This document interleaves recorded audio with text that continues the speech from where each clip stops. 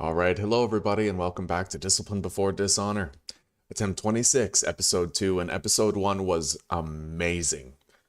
It is just about June 6th, I think, 6th or 7th, and we could not have made more progress in the first 12 hours of the stream. It has been just about 12 hours, just under, maybe like 11 hours, 40 minutes, but we have 3 crop plots, all of them in appropriate dimensions to later be converted into greenhouses. And we have also fired 16 ceramic beehives with 16 honeypots for them. It was a lot of work, but we got it done. We're also in the Bronze Age with a hefty sum of cassiterite and copper. So things are looking up. In this episode right away, pretty much the first thing I'm going to want to do is try to manufacture, some bronze tools and build our beekeeping area. We need that. Now, I'm still on the fence about whether or not I want to bother using the red hives. I don't like the inconsistency. Every ceramic product that I make is black, right? So to have red beehives just seems kind of weird. So I might use the creative menu now that I've done the work to create them. To just sort of, because the default I think is supposed to be black ceramic hives, but for some reason, like see? Dark brown ceramic storage vessel, but for some reason the ceramic beehives don't turn out the same way. Alright, let's see here. Our farm is beautiful and fully functional. Every plot is full except for this one right here. We have about 10 available crop plots, like 10 available pieces of land left for more K crops, preferably flax, but carrots would do. Yeah, buddy, we've done well. I might be able to get 2 harvests before the turn of the season. I'm not sure yet, but for now, we need some pine wood in order to make some planks. So we're gonna go get some pine. I don't know if one axe is gonna cut it, but we're also gonna need some sticks.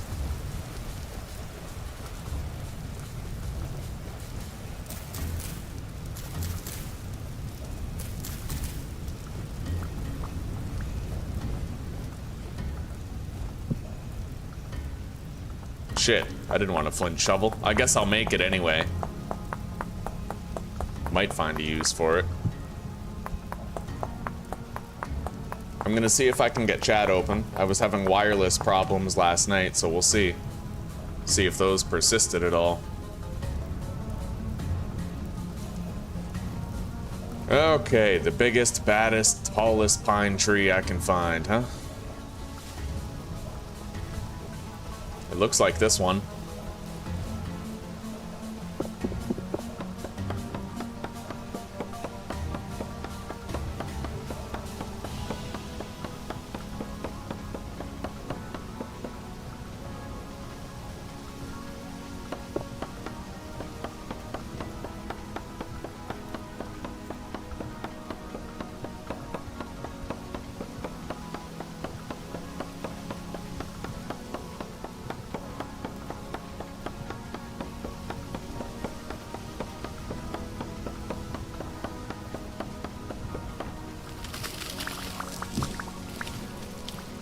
Alright, well, that's definitely enough pine planks to get started.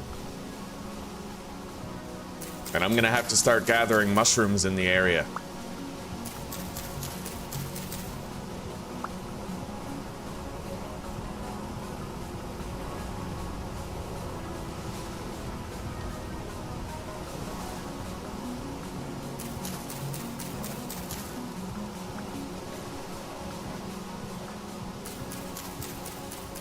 We've managed to get quite low on food, so, you know, if I can make some vegetable stews to offset that, then terrific.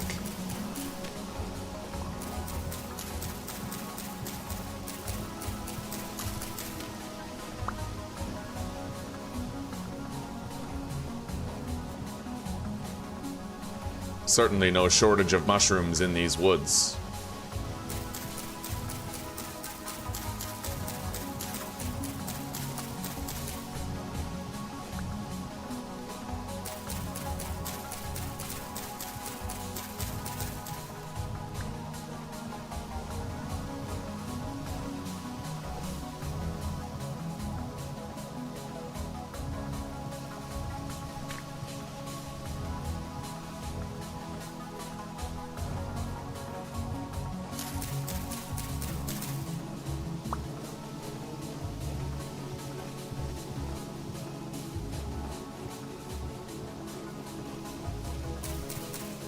The gold drop milk cap is not edible.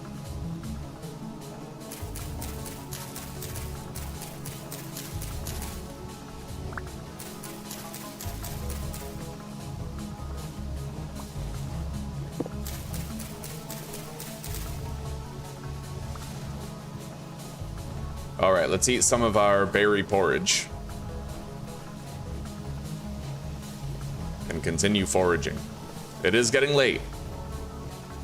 But this is my home field territory. I don't think I'm going to be getting lost around here.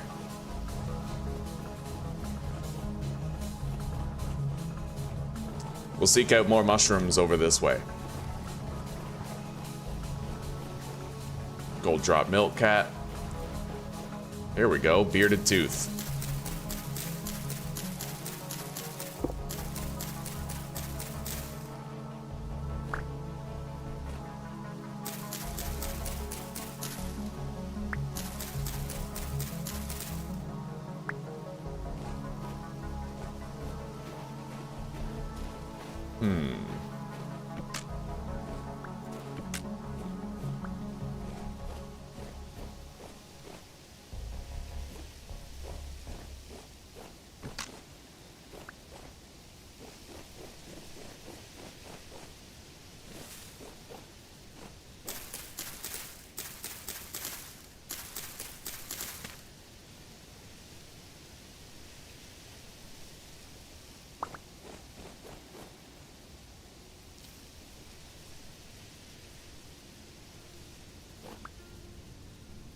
Alright, let's go home. I was able to forage a little bit. We'll keep foraging, but I have a full inventory right now. Can't leave it that way.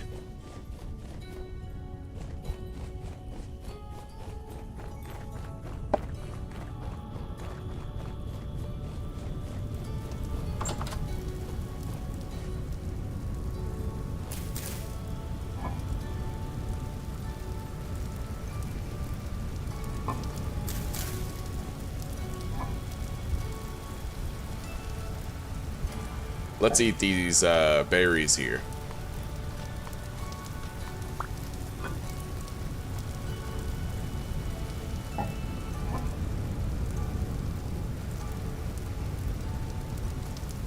Okay.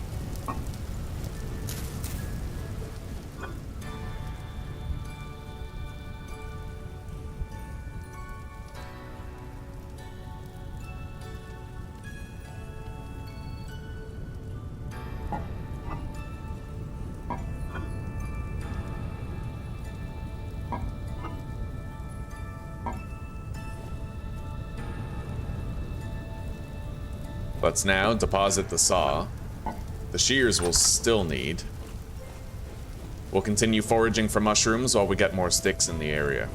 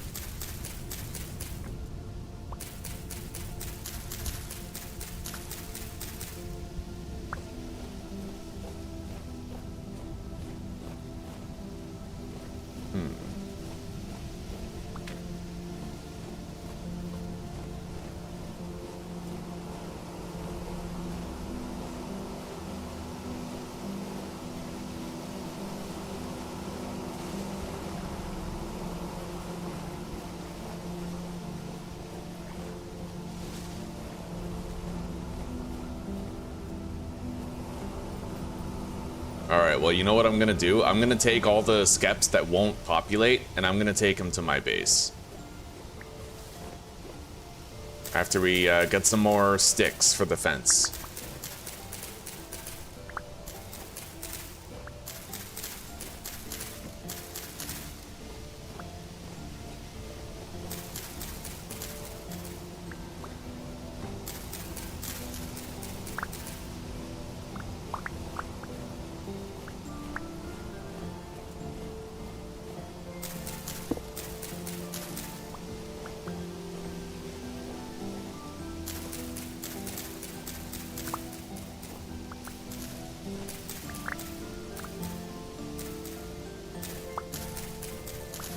I hear a portal nearby. I could be attacked at random anytime.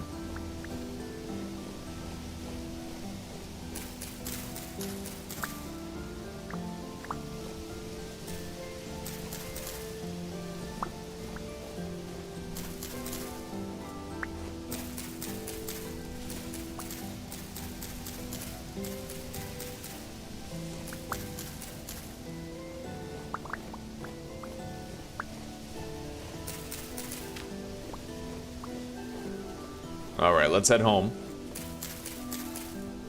Build an enclosure for the bees. And then all the bee skeps that won't currently populate, we're gonna move there. But I'm also gonna need to grab a bunch of heather flowers.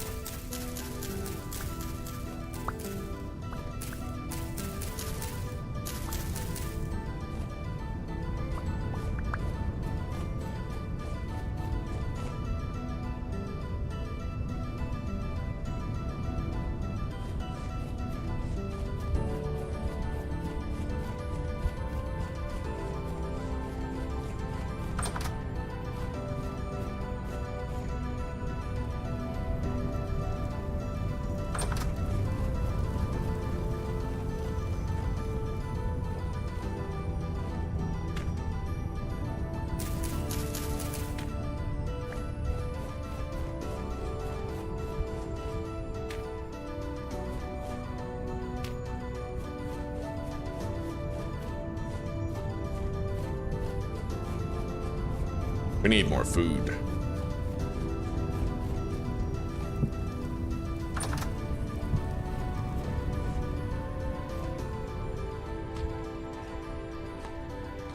All right.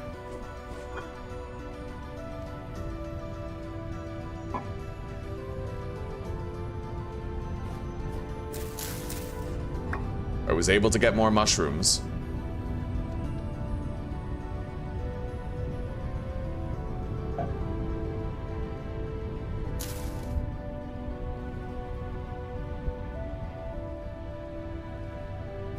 And sticks for the fencing.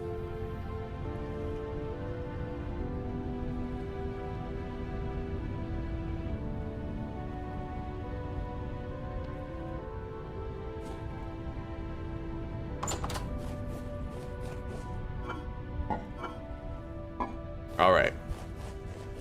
Yeah, let's set up the beekeeping area.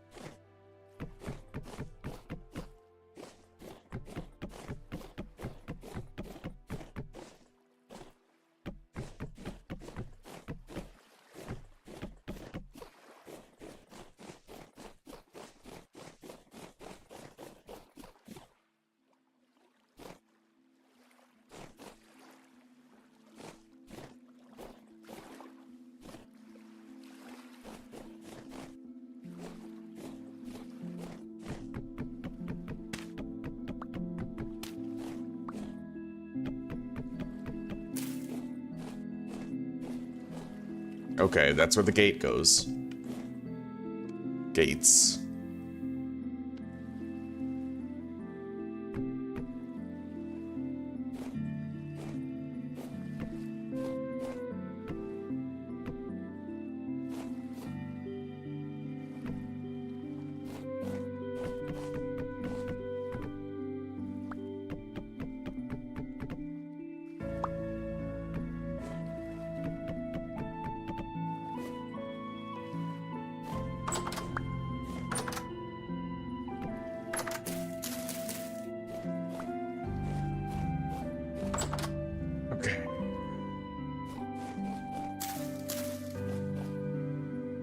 Let's grab the flowers that we'll need for the bees now.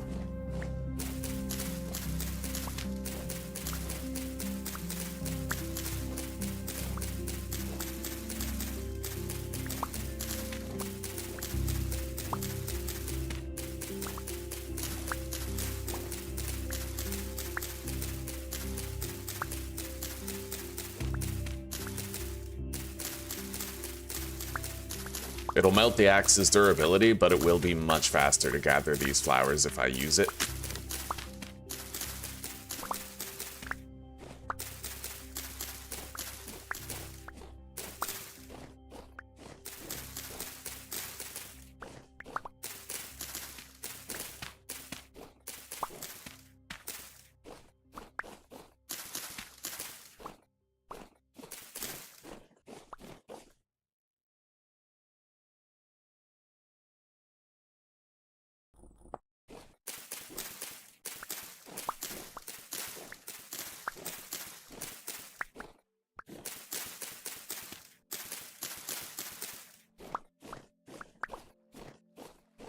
Alright, let's go start by placing these and see how much more we need.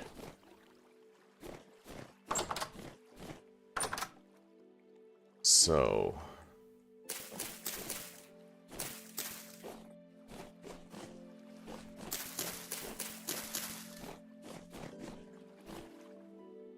we are going to start having the bees here.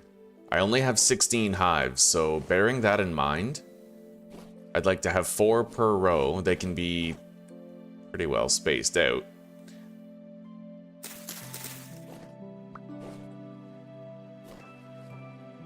Four rows of 4, which I guess the best thing I can do is put them exactly where the water would be for the crop plots, right? So, one right there.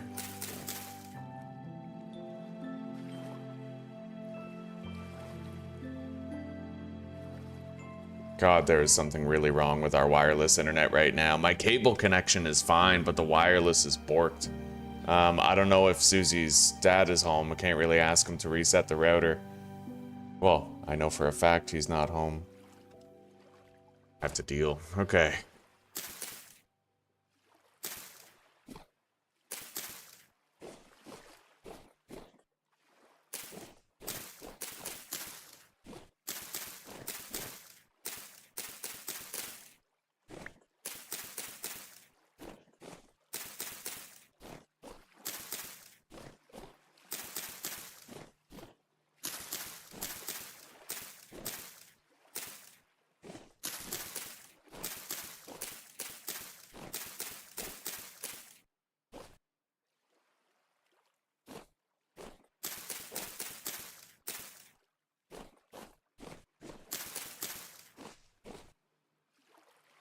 Alright, that's all we got for now.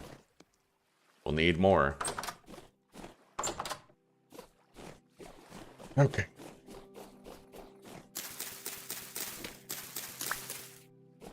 We'll leave these. They're a nice little set piece. We'll get the ones down the hill here.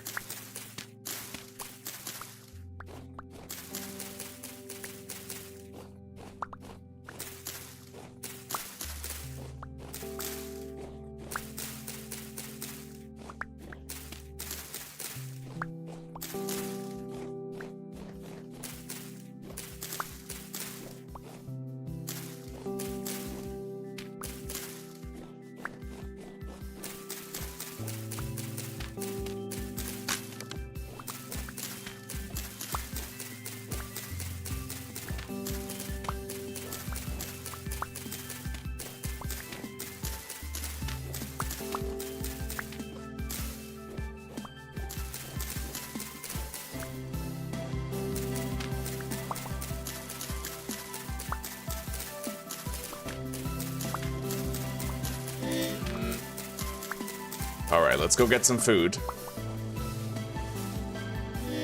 I'm gonna have to cook another batch soon. We can't do fruit porridge anymore. We're all out of good grain.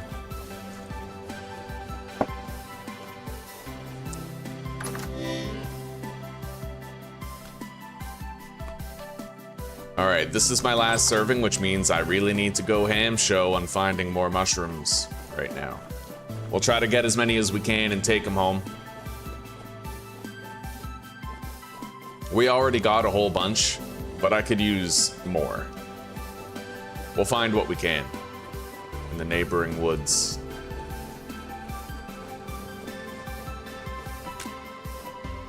And I need more of this horsetail, actually. I forgot about that.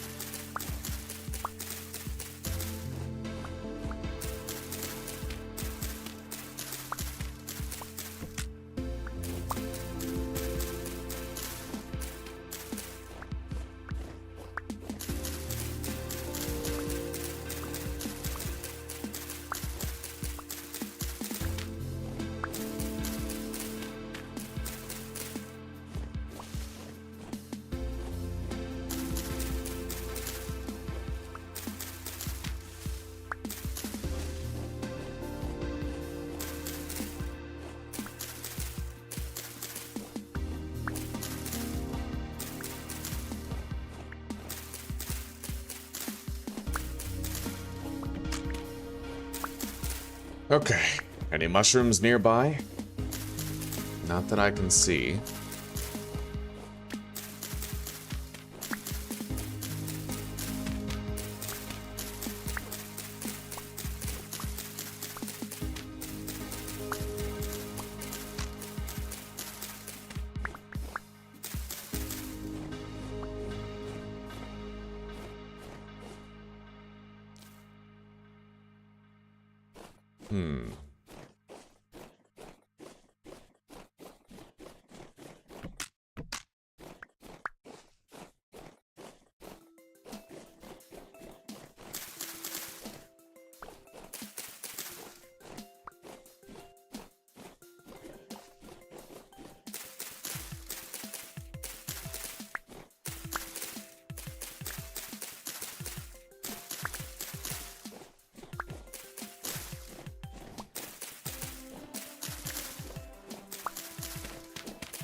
Alright, I see some almond mushrooms here. We'll start to gather them.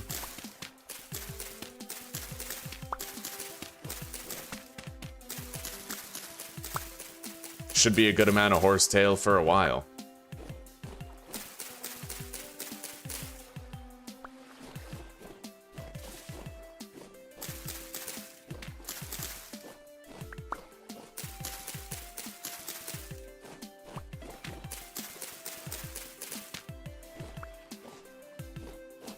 Alright, let's eat the final serving of our meal.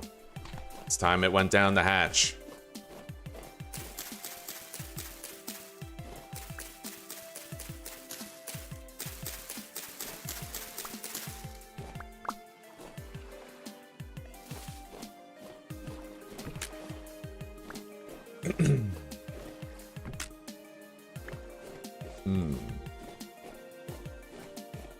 Here we go.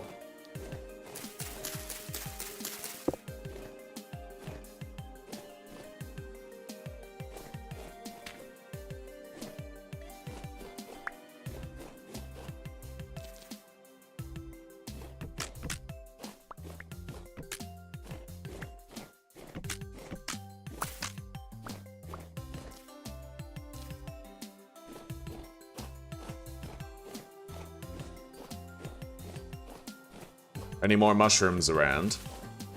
Or have I tapped it out?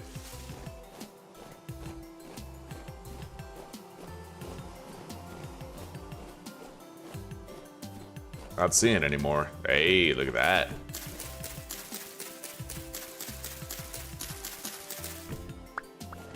Oh, beautiful.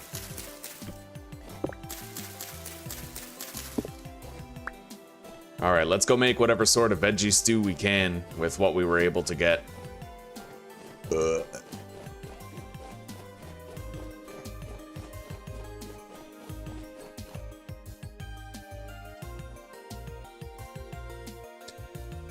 You were so tired you accidentally harvested 128 flax plants early and then didn't Oh my god, dude.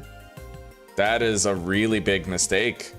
That's horrible. That affects everybody, bro. That's rough. Oh my god. That is really, really bad. The important lesson, don't neglect your sleep, right? Like, yeah. At least you're owning it, buddy. You're owning the mistake. Big as it is. Anyway, I hope you have a decent sleep. Catch up on sleep. Like, don't play tired. That's why sleep is paramount for me. I know that as a streamer, I need to play in such a way where I'm not making mistakes and getting myself killed, right? The same is true for you, streamer or not. You got to worry about the same things that I do in that regard, so don't neglect your sleep. All right. 5, 5, 5. And then another 5.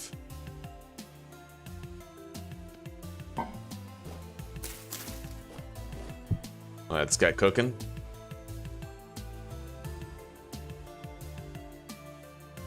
Here we go. Not bad. I don't know how long it's gonna take to cook. I never make vegetable stews, but we'll see.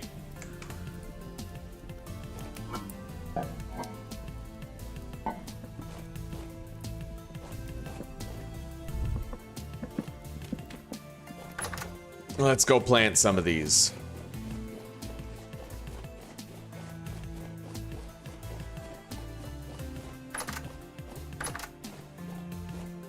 You could have had enough flax fibers to make tailored gambeson for everybody, though, right? Like, I mean, most likely. At least a few sets of tailored gambeson. Okay. God, if... I can't lie, dude. If I was playing on a multiplayer server with you and you did that, I would be so cheesed. I would be so upset. Oh... Yeah, I'll be having my own farm in multiplayer for sure.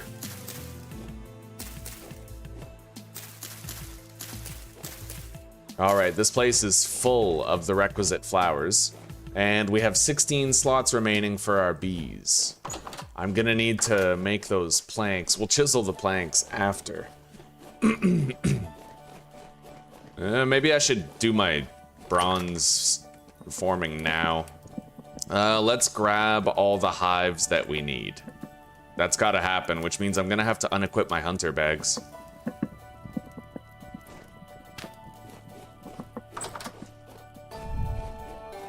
Okay, let's go plant these. True enough de facto, I get it. It's just, you know, the fact remains, don't neglect your sleep. You've seen now what the consequences of that can be. And if you're doing 80% of the work, that means that people are depending on 80% of you, right? So don't be so tired that you can only offer them 50%.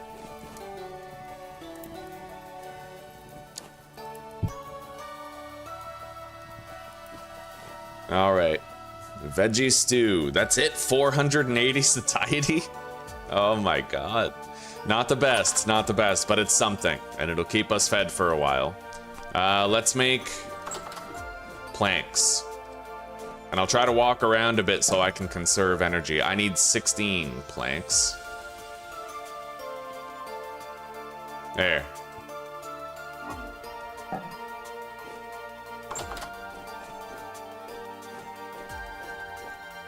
It may be more wise to do like oak. I don't really know. We'll see. I can always switch it out later.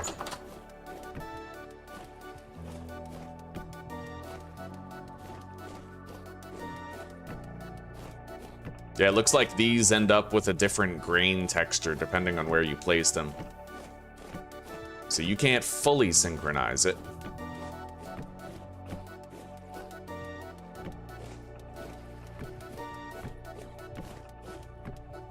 All right.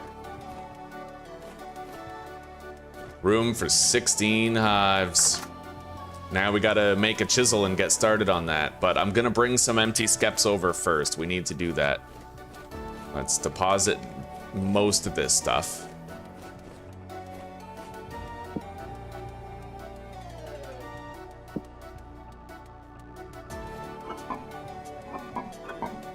Barely have any storage for depositing it, but I can use this. Okay.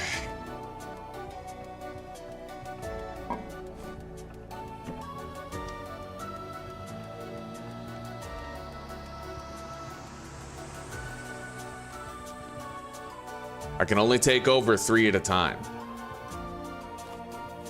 Fair enough.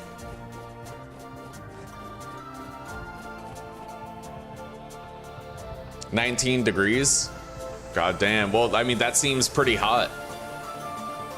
I mean, 19 degrees in Canadian weather is like tropical. Are we using a different system?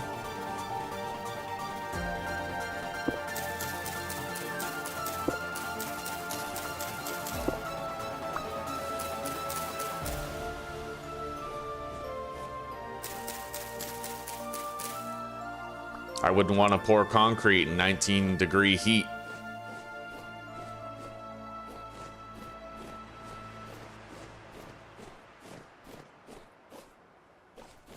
Where's my bees? Right over here.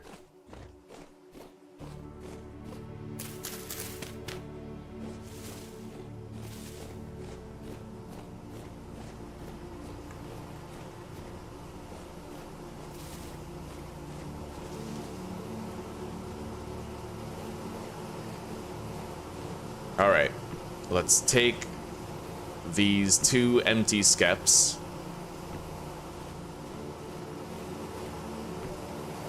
And then these 3 full ones.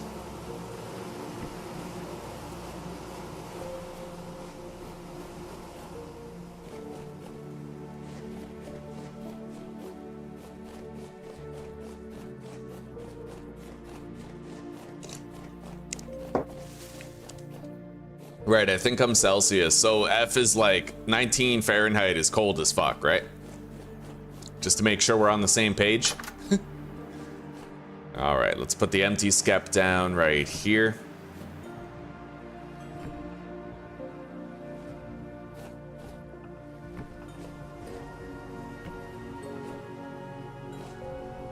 Yeah, we're gonna need to leave these behind for a bit.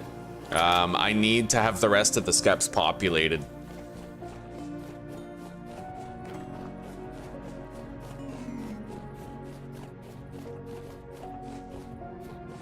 Maybe, you know what, let's just do the chisel work now. Maybe because I removed a bunch of the bees from over there, they'll finally populate the empty skeps. I don't know, they just weren't populating. Yeah, let's do some forging. Put the crucible into the fire. Preheat with peat, as usual. Grab charcoal. Let's equip our bags.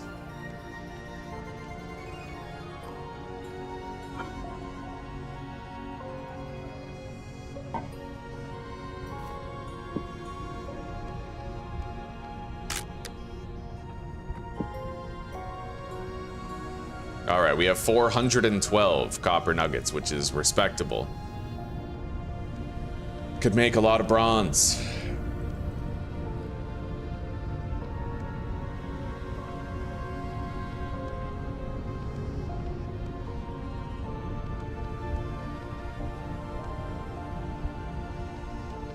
Okay, let's deposit this shit. And then I need 24 cassiterite.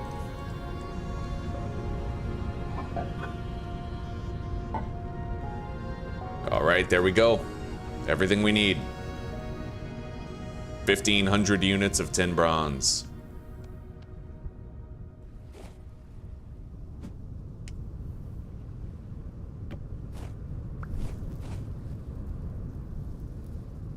.32 is freezing, so you're going in like sub-zero temperatures to pour concrete all day. Holy shit, buddy. Now that I understand fully, you have my sympathies.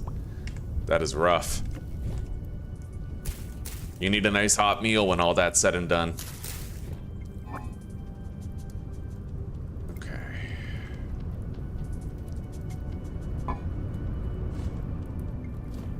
I can eat these, the berries that we have.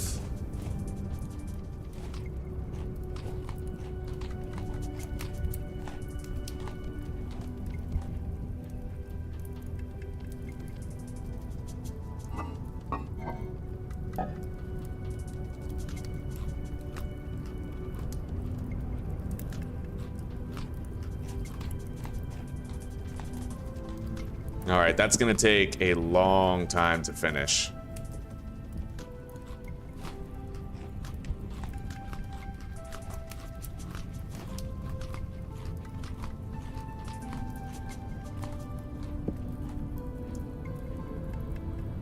So we can pretty much leave it unattended for a time. Let's deposit the saw.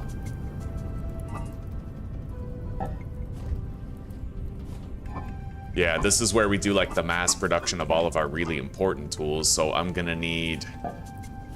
I have 2 hammers remaining. Usually a good idea to stock up on those if I know I'm gonna be doing a lot of ingot shaping. The Falk's blade is fine for a while. Pickaxe for sure.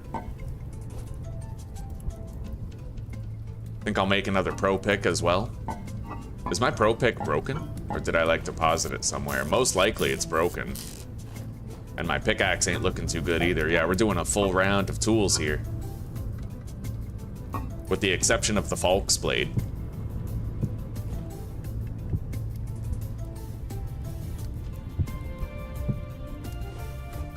So that's 5, and then I need 10 ingots.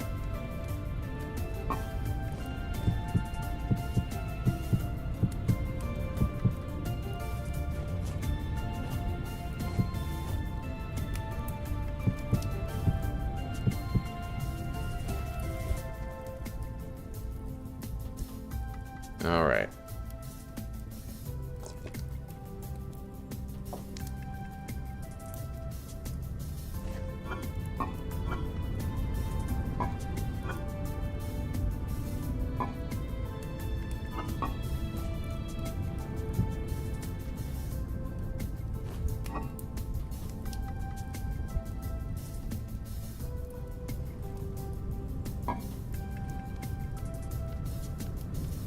Empty reed skep. We have to go place that.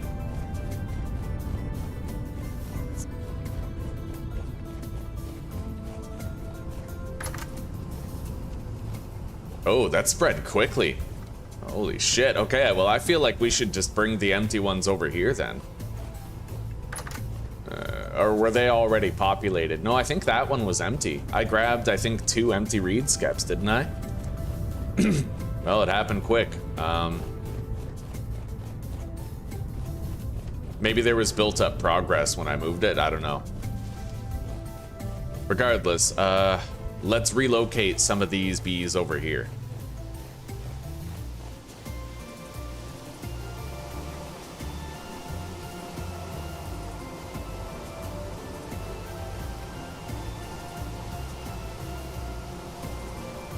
Yeah, we'll take these 2 empty ones. The rest are all full of bees, so we can put those into the ceramic hives anytime.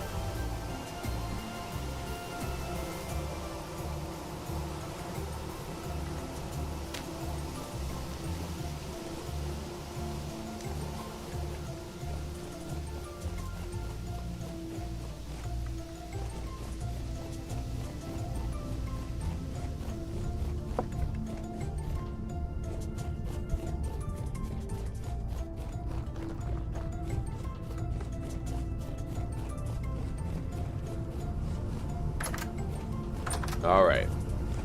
Yeah. Put these right here and the bees will spread over time.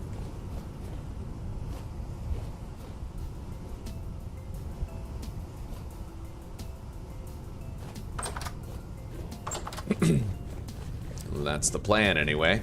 I was surprised when the bees kind of stopped spreading. It was confusing to me. I didn't know why it was happening. They did stop spreading over there by the wild hive.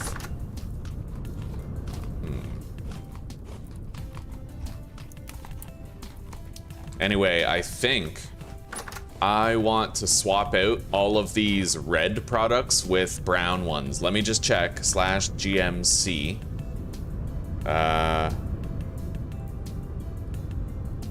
What? Where's... Shouldn't there be like a section for of golden combs here? That's weird. Oh, it extends this way. Okay, fair enough. Good, because other, like, if I search up these names, I don't get to see them, so having this means I could do it. Yeah, isn't there like a dark brown one that matches the rest of the other ones?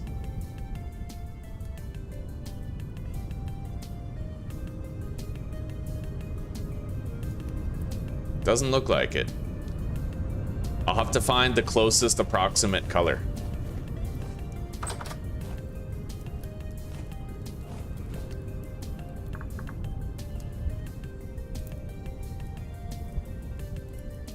It's just inconsistent, right? I don't want to have random fucking miscolored stuff. That is the closest I can get, but it looks like there is no dark brown option. I might have to just stick with the red ones. I'll try to find a type of flower that matches the red ones well. Right now I have like purple. So, let's try this blue one. The blue one's a pretty close match, actually. That's not blue at all. That's like the dark brown texture that I need. Okay, well, I think I'll swap them out for the blue ones then. Yeah, because that's like a very close match, right? So we're gonna get rid of these. And then I'm gonna exit creative. And basically what we're gonna do is a 1-for-1 conversion. For every red one that I have, we're gonna generate a black one, right? Yeah. Because these are the only products that default in red appearance. These ones, everything I make defaults to black or like dark brown, right? So, and I think it's because the mod was made at a time when the clay that you used determined the color of the outputted product, so it would have been lore accurate before. I think if you used red clay, you would get red clay products, same as that, but now red clay products default to dark brown, but the mod hasn't been updated to reflect that. I think that's the case.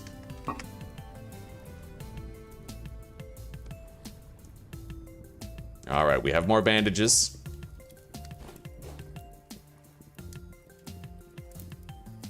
$1,500 units of tin bronze. Oh. Oh. And I feel like I may as well prepare my next batch of food right now. Those large hides aren't going to be fresh for much longer. Problem is, I haven't been finding any fat. I literally have 0 fat right now. The hunting around these lands is god-awful, right? We have nothing to hunt here. Best I could do with those is make another set of clothing for winter or something. In fact, I think I'll delete these old clothes and I'll wear these new clothes, and then I can justify making a change of clothing.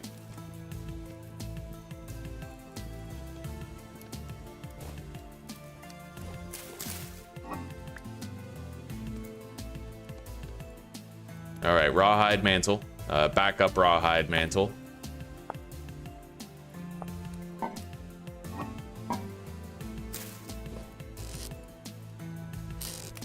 Grab the tongs, equip them, and let's create our first full round of tin bronze tools and products.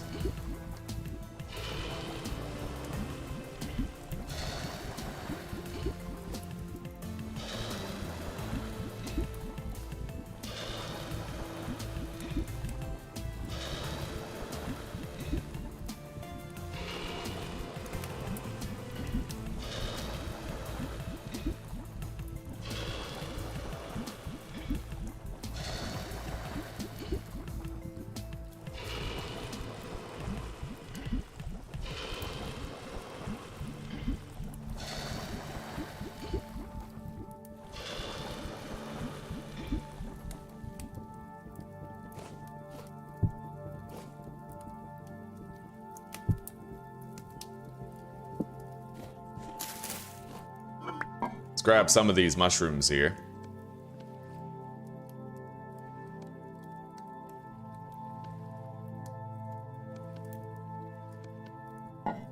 And make a fresh batch of food while we have that fuel in there.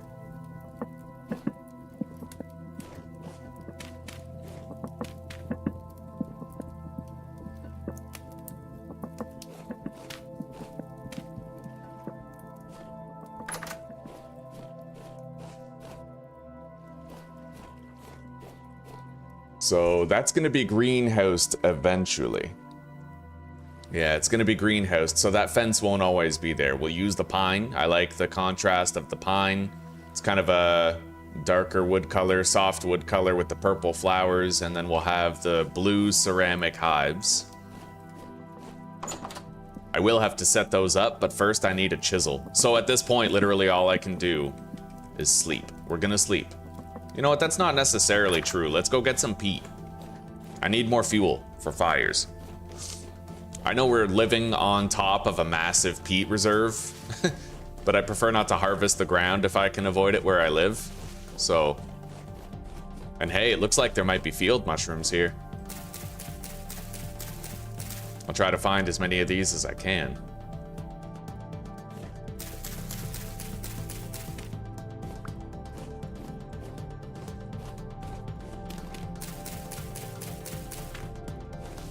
And I think I saw some white berries nearby. Ripened ones. Oh wow, there's ripened white berries right here. Hell yeah. We'll eat those. And there's other ones out in the field.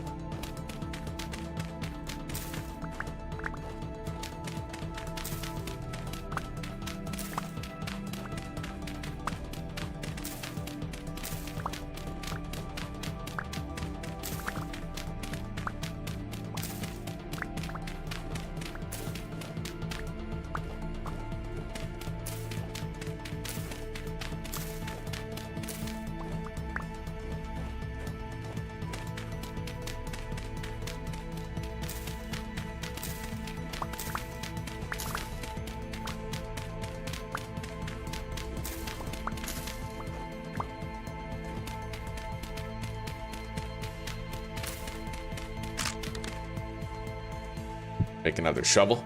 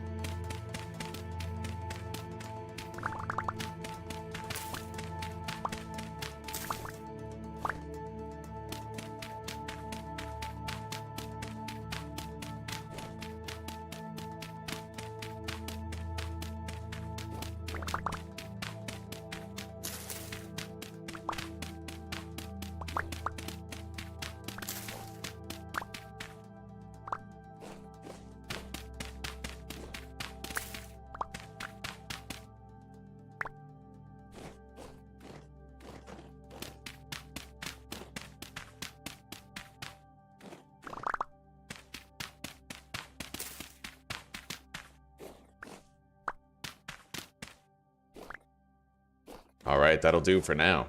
Let's head back with all of our fire fuel.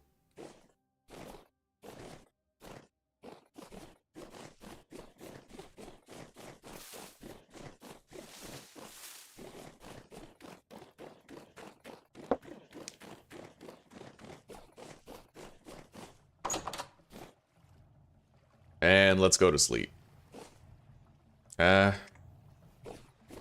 I better preserve this food, just in case, just to be sure. We'll put it in the cellar.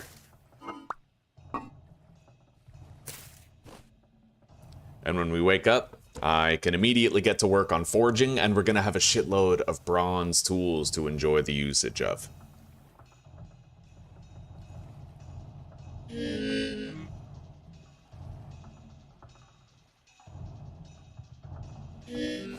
Let's eat.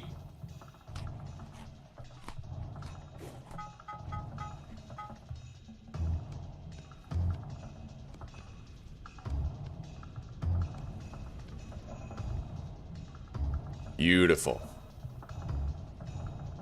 And let's eat these white currant berries.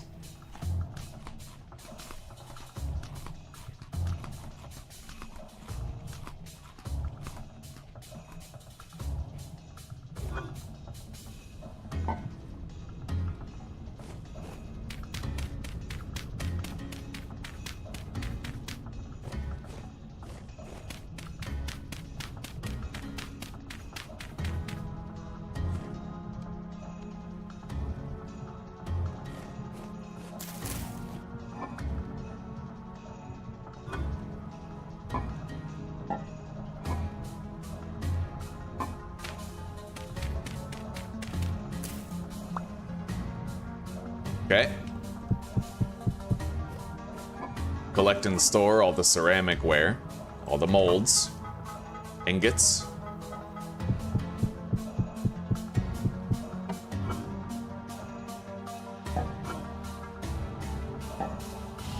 And let's get forging. I need a chisel, most importantly. We now have a backup hammer that we can use. Well, several. Yeah, we have a pretty much a mint condition copper hammer with 2 mint condition bronze ones. I'll make myself a new knife. Probably a spearhead. Maybe. I might want to continue throwing stone spears to keep on hunting animals that are hard to catch up with, you know? I don't need to keep these torches on me anymore. We'll deposit those for now.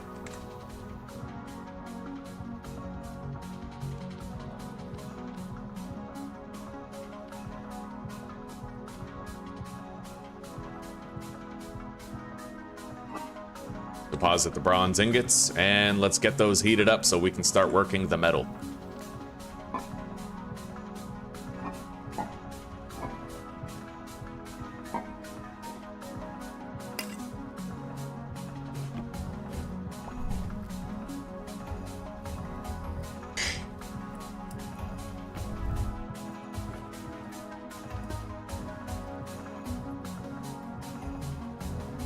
So, I need a knife, a chisel, maybe like a rod, because I think I need a rod for a fruit press. But then I need barrels and stuff, so maybe not. Maybe not with the rod. I will need a fruit press for the bees, though, eventually.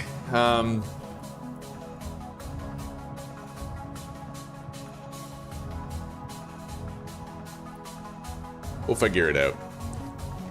Scythe durability is pretty low. I'll make another scythe.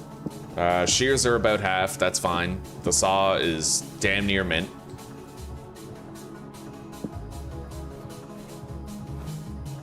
So definitely chisel and knife.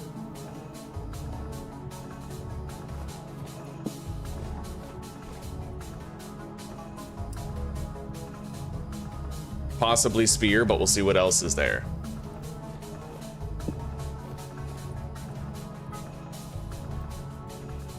Knife blade. Easiest first.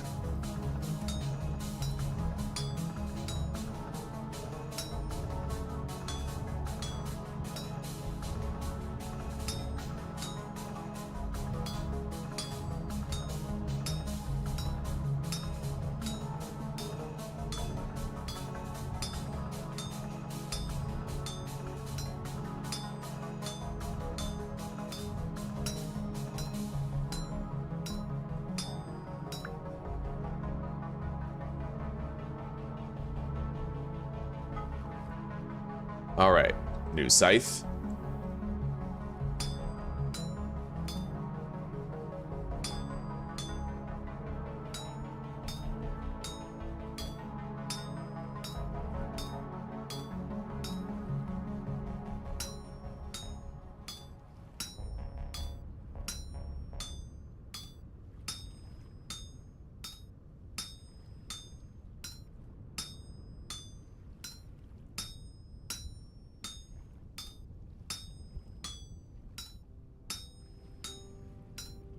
Now this is smithing. This is so much better than Napster's, dude. It feels more real.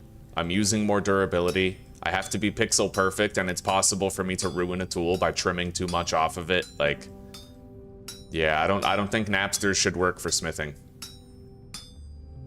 I'm really glad I was able to disable it. It's good that you have the option. Really good.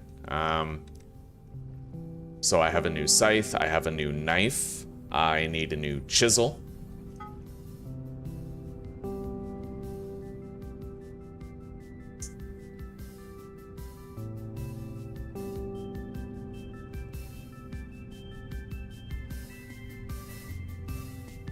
And I will need a pantograph as well.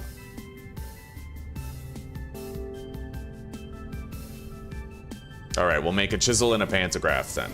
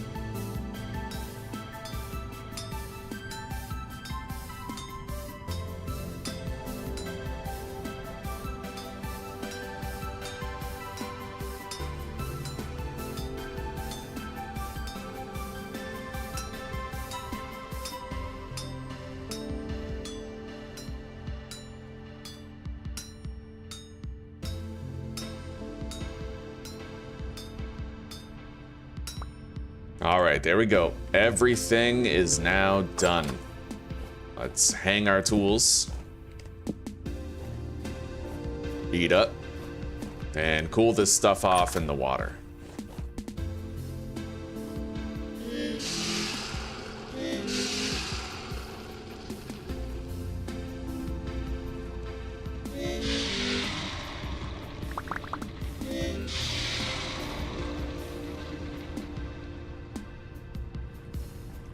All right, got it all.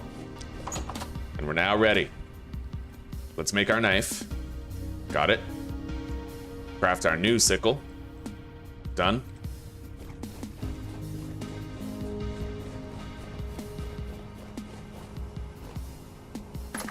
They haven't begun to populate these skeps yet, but I mean, they gotta be spreading soon, right? I'd imagine.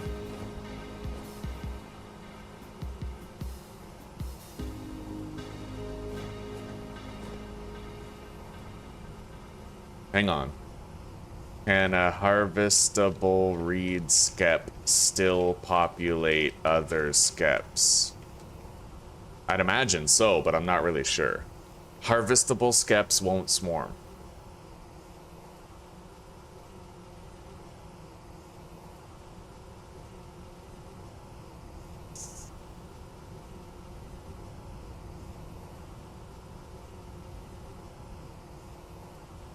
Hmm.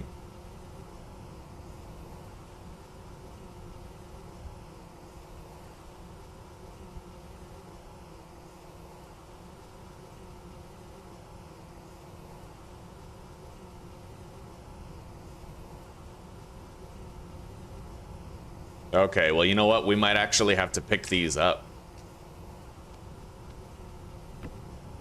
And apparently if we do, yeah, it's no longer harvestable. It's a populated skep. It might, like, scout for flowers and then spread. I don't know. We'll see. I've been having trouble with the bees for a while. It might even have to do with the Of Golden Combs mod kind of breaking it, but we'll see. Let's start chiseling. I need a hammer.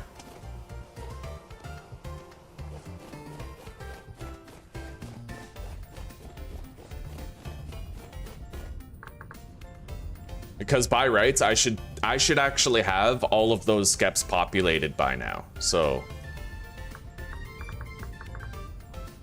oh, well, fuck. I can just get a populated reed skep like that, and then the bug doesn't matter. So I'll do that if I have to. Yeah, okay. Creative can save us if the other shit doesn't work the way it's intended to. No harm, no foul. Let's get chiseling.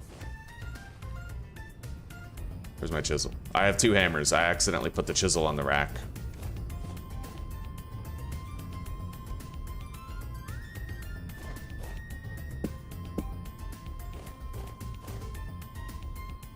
What the hell is going on with my user interface right now? Normally if I press like 1 or something, it's supposed to move stuff to my belt, but it's not doing it. I have to close the game. Something's wrong. Yeah, when you press a button like 1 to 5 or whatever, it's supposed to, and you're mousing over something, it's supposed to move the item to that slot in your belt. It's not happening for me right now. For the first time ever in my entire history with the game, it's not happening.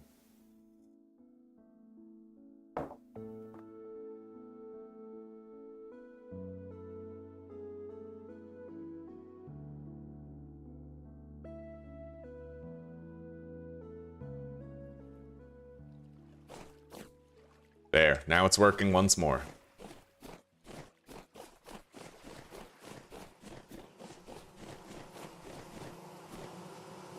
All right. Time to chisel. Now, I don't quite remember how I made it, but I'll try to figure it out.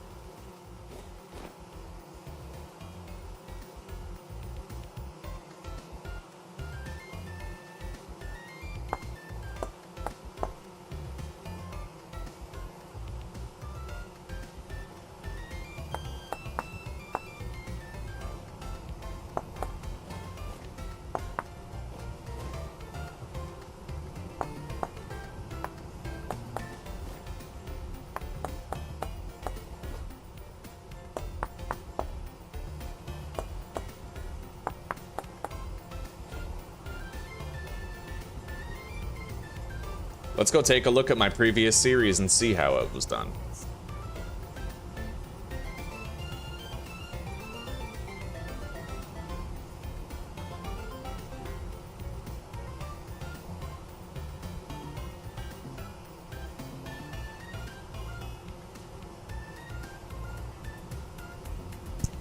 At look of the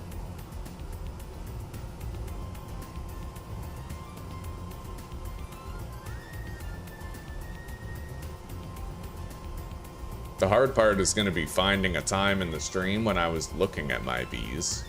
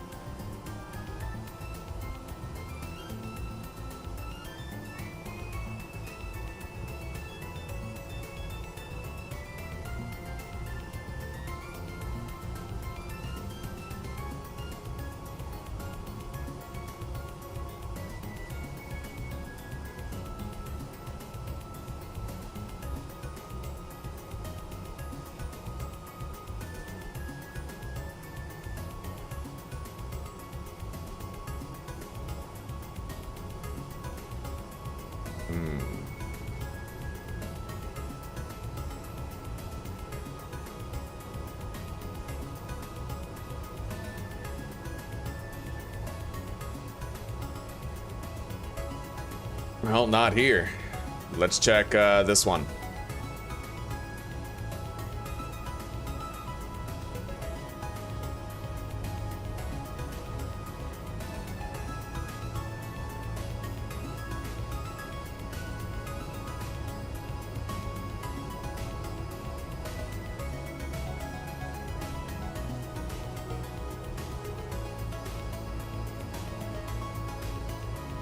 Well, this was when I was building it, so chances are I'll be able to get a glimpse of it over here.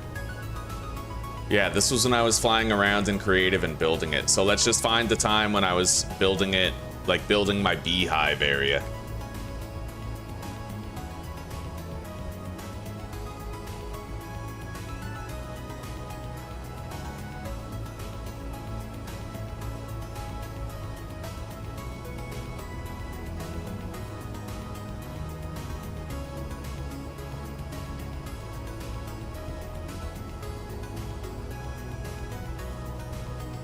Oh my god, I wish I could just see it. This is so annoying.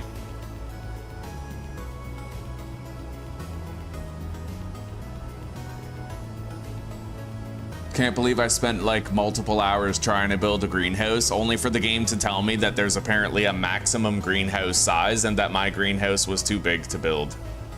That shit was annoying. That was so annoying.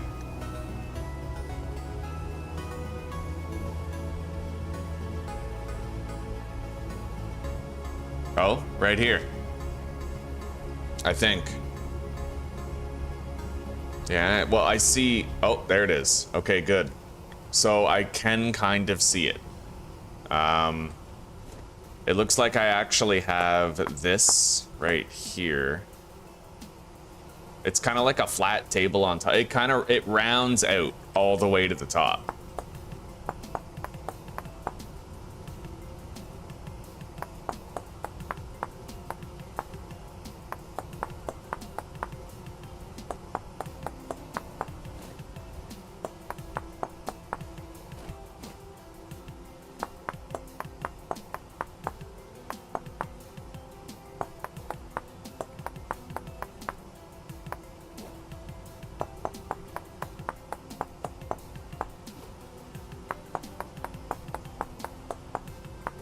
I just have to make sure I can actually put the other one there. And yeah, the Of Golden Combs mod, it's oh yeah, it's broken. I just picked those up. They were fresh skeps. So the Of Golden Combs mod has definitely broken things. With that in mind, I have to intentionally fix things now. /GMC. Populated.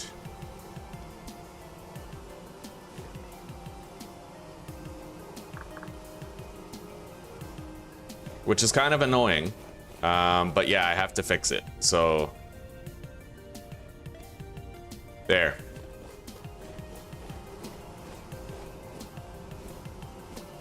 Where is it? I don't know. Let's just grab another, I guess. Populated reed skep. Oh yeah. Well, I mean, I'll need more, but that's fine.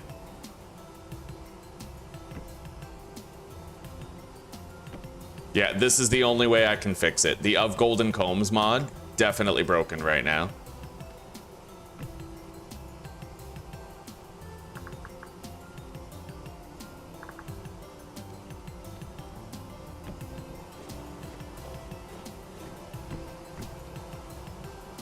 All right.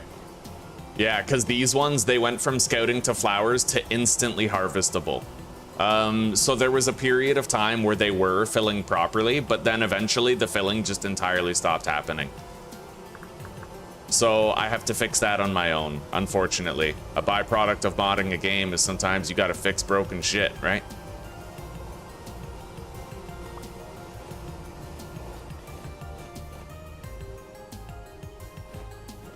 I want to delete this, but I can't.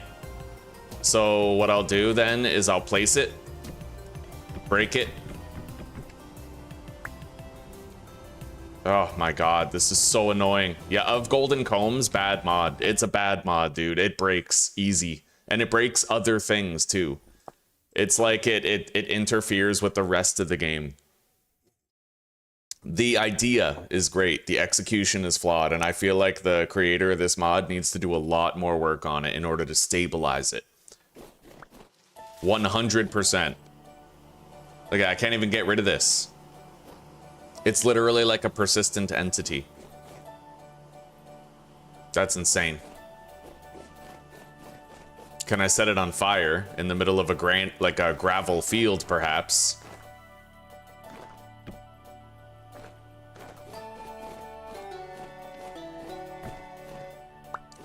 Major problem mod.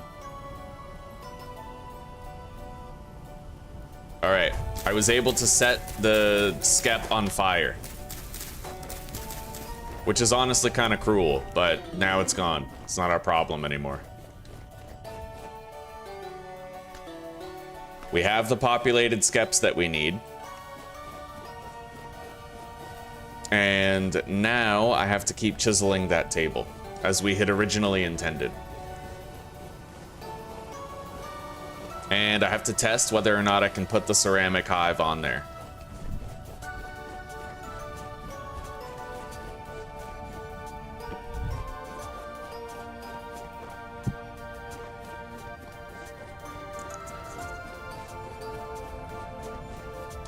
I have to keep using the Of Golden Combs mod because it's the best of all alternatives, pretty much. Requires a solid face, but that's okay because I'm actually planning on extending this outward.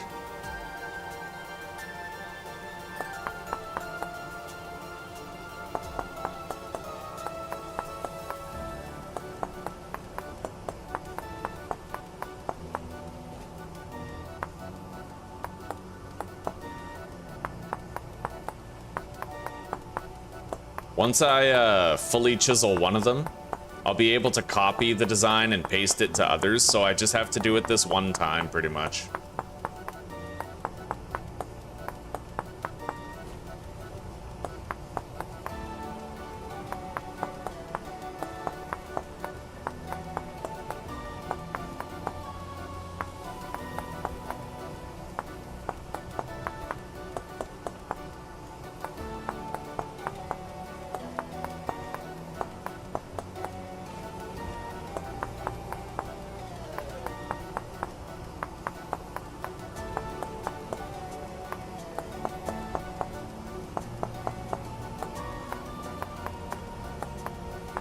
Yeah, if I want infinitely renewable honey without having to replace the skeps over and over again, then this mod is my only option. I just wish it wasn't so immersion-breakingly glitchy. That's the problem, right? You always hope that your immersion will be safeguarded while you do this stuff.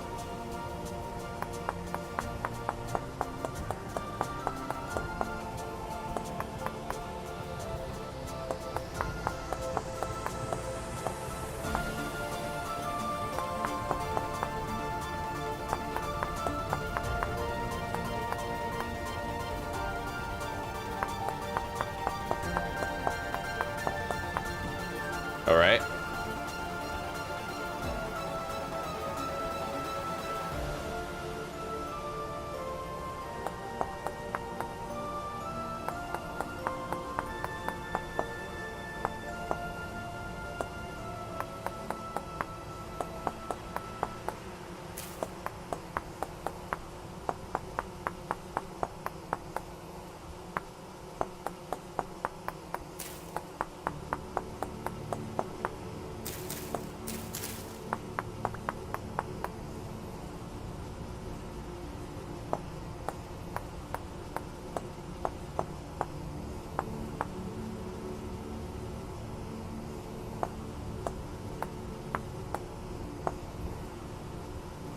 I gotta fix this now.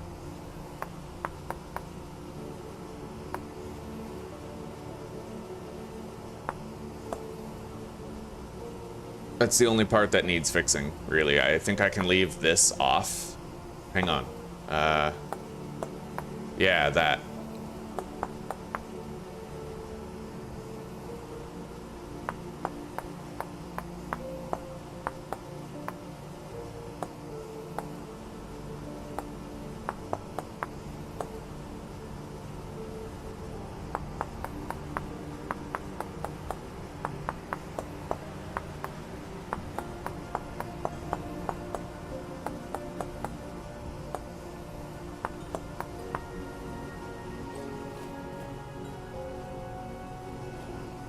All right. So it's a very thin tabletop with kind of like a pyramid going down, but the pyramid goes down more narrowly, it seems.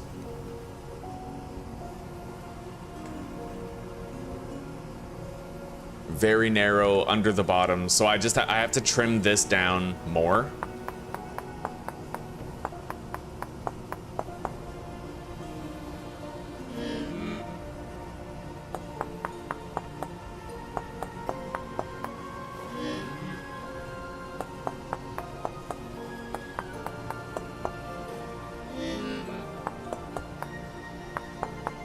I don't know how much is too much, though. I better go get some food. Oh, fucking wireless is driving me crazy. All right. Let's get our other meals. We really don't have that much food security right now, unfortunately. I was counting on the bees for that, but they're kind of fucked up and glitchy. You know? I would have had them set up earlier if not for these issues. Anyway, our cellar's not even sealed, but I guess I'm cool with it for now. I want to focus on getting this done.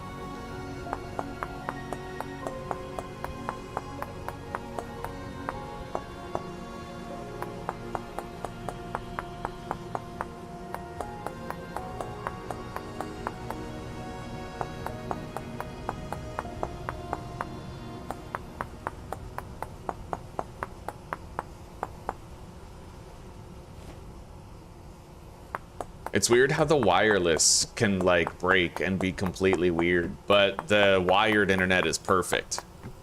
It's very strange. I don't know. I don't think it has anything to do with the fact that we're in a stone building, because otherwise, like, why would it work properly sometimes and not others, right? The inconsistency is the weird part. It's like you'd expect that my wired internet would break too.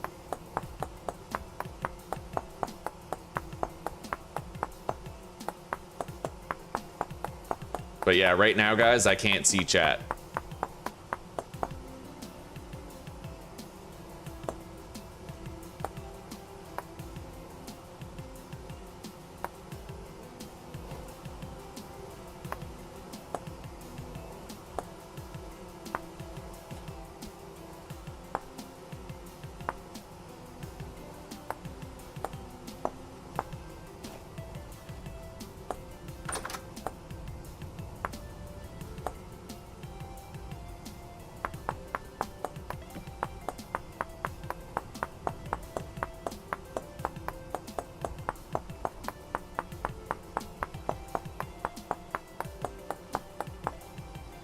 All right. And then I have to trim down the rest of this.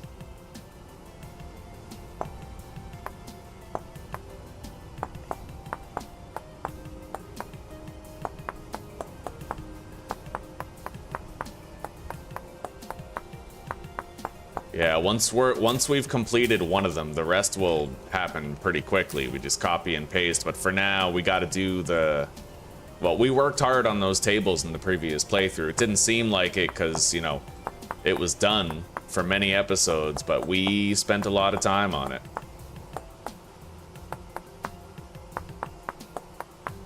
All right, I think I'm gonna go ahead and set up the bees. Just to make sure that they start producing. I gotta prepare for that though. I have some stuff I have to deposit real quick.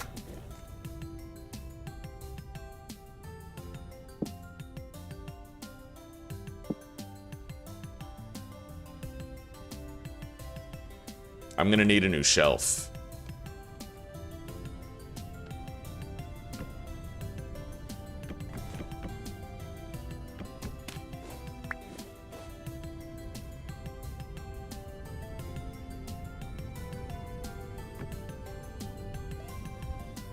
All right.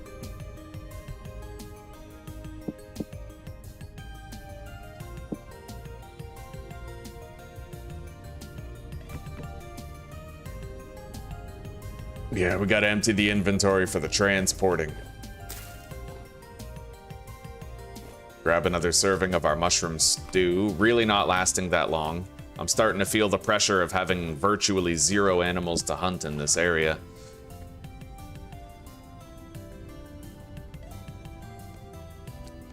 All right, so I need to deposit in here. And then I need to remove some bags.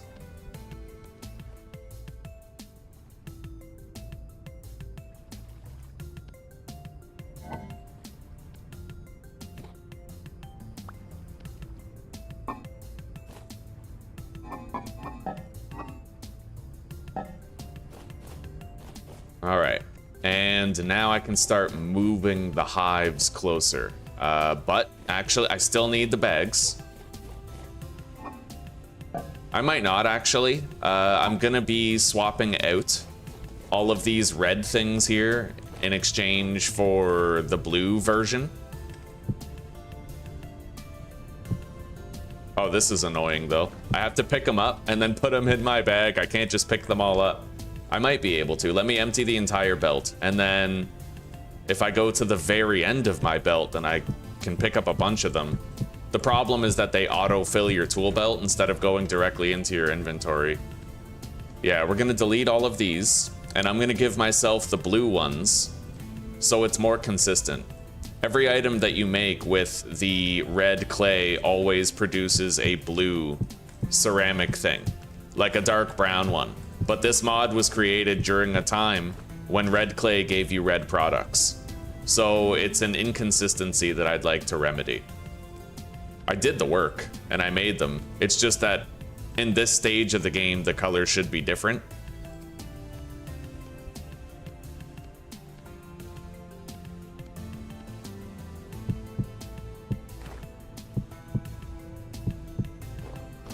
All right, we got them all.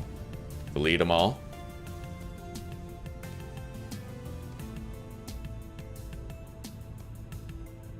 Really wish my fucking wireless was working. And I could, like, talk to you guys. Fucking be involved. I might have to go reset the router. Yeah, it might fix it. It might. These could be the same problems I was having yesterday, right? Like an extension of them type thing. Increased solar flare activity, huh? De facto, weren't you, like, crazy tired? Aren't you going to sleep? Hang on. Oh, my chat hasn't been updating since 9/27. Okay, I'm resetting the fucking router. I'll be right back.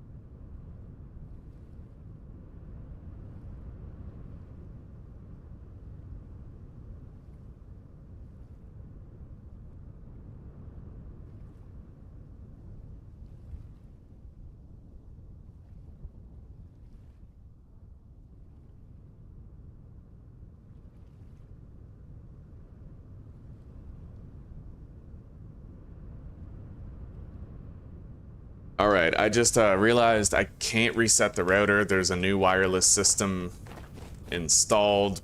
Like, it's a new thing her dad's experimenting with. It's separate from the router. Oh my god, but my fucking tablet keeps disconnecting. It's definitely the internet itself causing the issue. It's infuriating. I can't fix it. Let's try connecting to this one.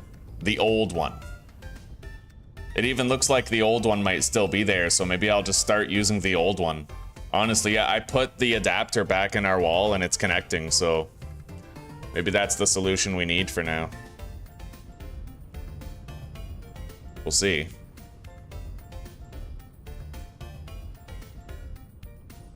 I lost an hour of chat involvement. Anyway, I'm happy to say right now YouTube opened instantly. I have my chat open, and as long as this works, then yeah. I'm really sorry, guys. I wasn't ignoring anybody. I feel like shit. It was the fucking yeah, it's the wireless internet.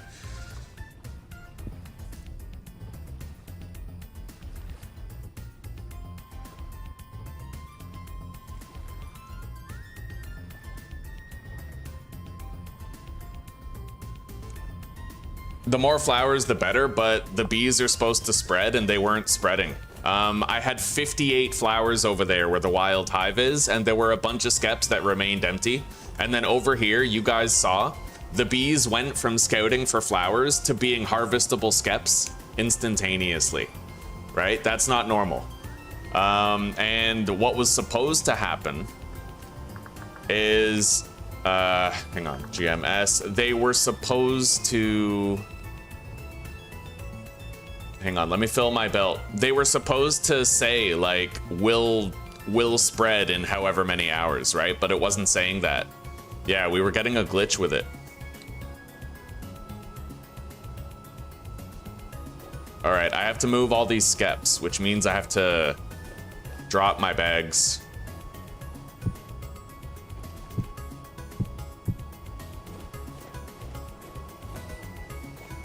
I'm also gonna have to put this on the ground.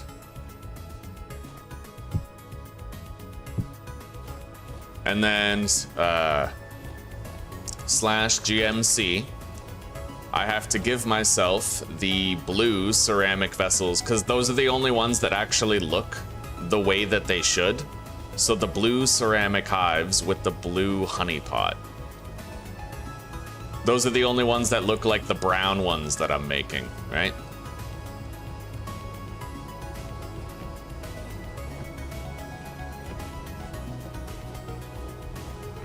And thankfully, if I'm in creative, I can just sort of place them, even if I only have one. Now, let's grab these.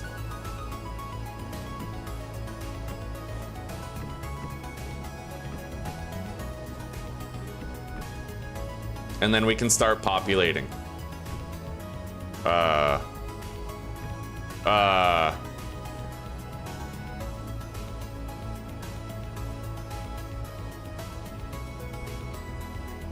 Oh, okay, I have to just, okay, I right click. I don't crouch and right click, I just right click.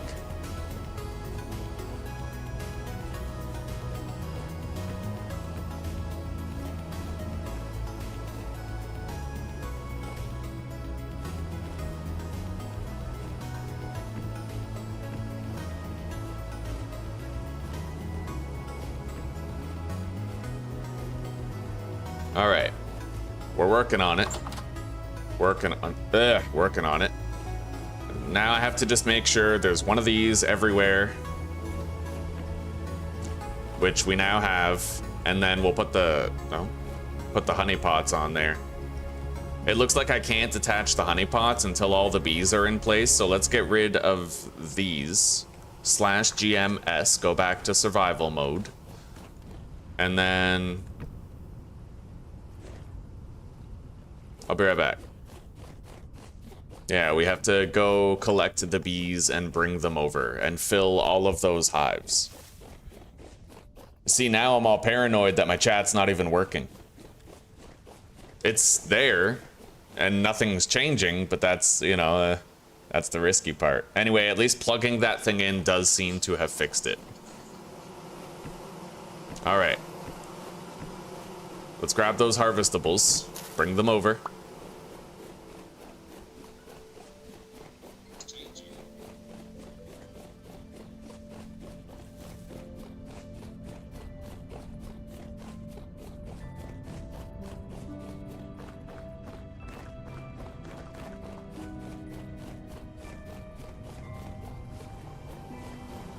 All right.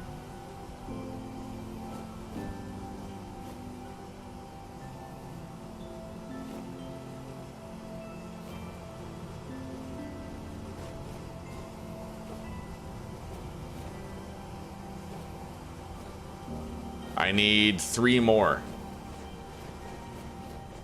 And I need to get some food.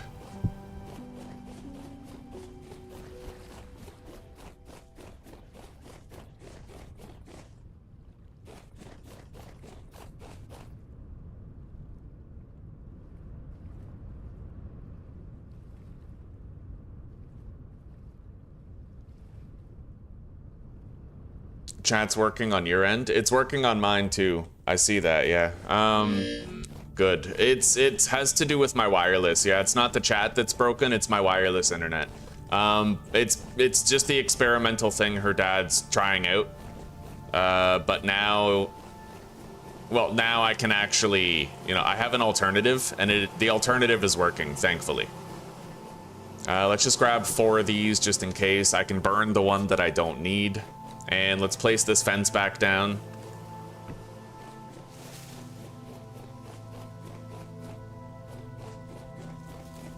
I've been okay, oh snap, I've been okay. The From Golden Combs mod and my wireless internet have both been giving me a little bit of trouble today. But all things considered, we're good. How are you doing? Every day above ground is a blessing, even the harder ones. Oh, grab that. Okay, now we have to attach the honey pots. And as I said previously, for those of you who are not aware, we're using the blue variants of the honey pots and hives.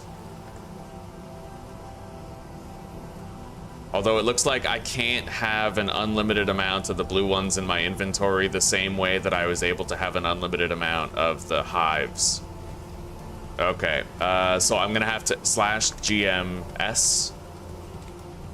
I need to get rid of this. I no longer require it. Let's go to our gravel pit, set it on fire. Yeah, the red hives, we don't want the red ones.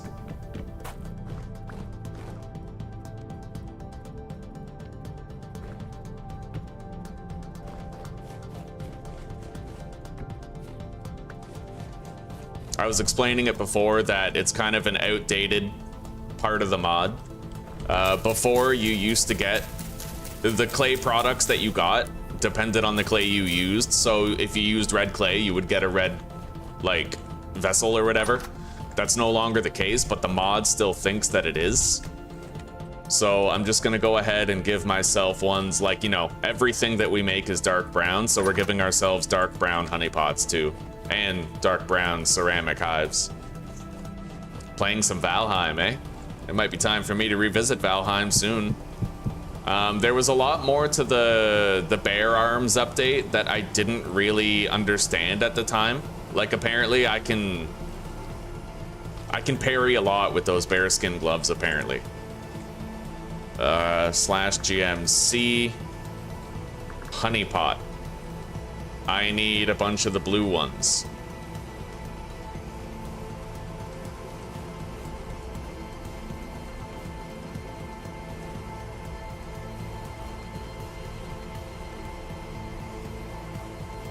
I now need 3.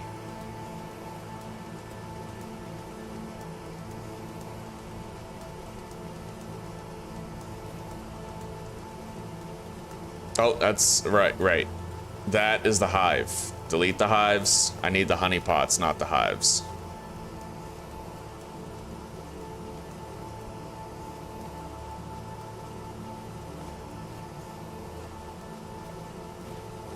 Anyway, despite the added headache, we had some technical difficulties, but the result is the same, and we did all the hard work required to set this up. I crafted 16 skeps, I hand molded 16 clay hives, I hand molded and fired those and 16 clay honeypots. All we did was change the color of the hives to match our other ceramics, and I had to, in order to fix a problem with the bees being unable to spread, I had to create populated skeps to fill in the gaps. But we're now done with the creative necessity, and we go back to normal. Hopefully in the future, the dev kind of fixes that. The less stuff you need creative to fix, the better, right? But they're gonna scout for flowers for a little while, and then when they're done, they'll start producing honey, and we'll have constant honey. That's our food security in a nutshell right there. Other than in winter. But we'll actually be able to stockpile honeycombs for winter as well, which I'm very excited about.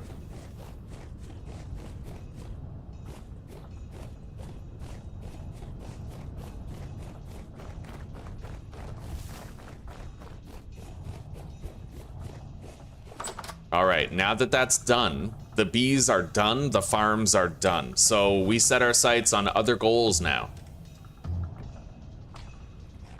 And thank God the technical difficulties are over. Let's assess our food situation. It's pretty dire. This is what I have, is like some mushrooms. I have flax grain, but as you guys know, flax grain is pretty shitty food.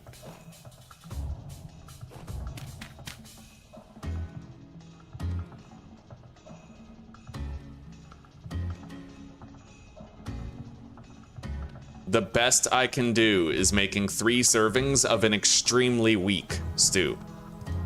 That's rough, but that's what we have to do. I'm gonna need to try to go foraging for some food, which we will do tomorrow. At least I have those 3 servings to tide me over in the hopes that I can, you know, scrounge up some berries and shit. And I'm happy to say it looks like my chat is remaining functional. Plugging that thing into the wall fixed it. So I mean, I'll ask Susie's dad about it later.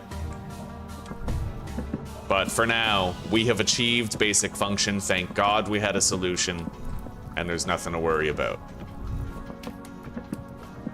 I wonder when my next Temporal Storm is. Let's find out with the next Temp Storm command. I have to keep doing this until I get that hay block. There we go. Okay.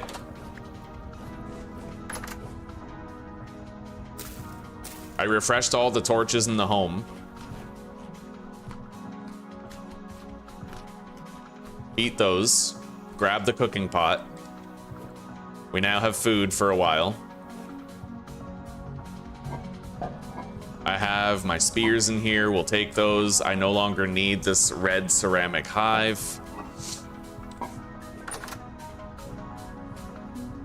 I have 4 spears. Let's hang this. Did I just hear an animal? I thought I did. Like the huffing of an animal, you know? Either way, we have to set out in search of different lands and go hunting. It is 5 in the morning. I'm gonna be seeking out berries, mushrooms, and especially meat and fat. I have no meat and fat. I'm never finding meat and fat. So all of today is about trying to hunt as many of everything as we can. And we can't pass up a single animal. Like, we need to try to kill them all, whether it's a wolf or a raccoon, right? Maybe like a rabbit even, like... The problem, we settled down in a place where wildlife is almost non-existent. A stark contrast to prior places lived in. And we're gonna have to compensate for it. Fortunately, there is a very verdant plain that might offer us more wildlife nearby. That's a baby.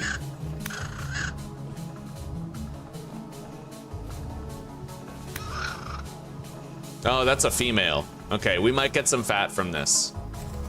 Yep, thank God. We need all the fat we can get. No hunt too small. And also all the mushrooms we can find. Food is critical until our bees start producing honey for us. And even then, I want to stockpile a lot of the honeycombs for winter, right? So...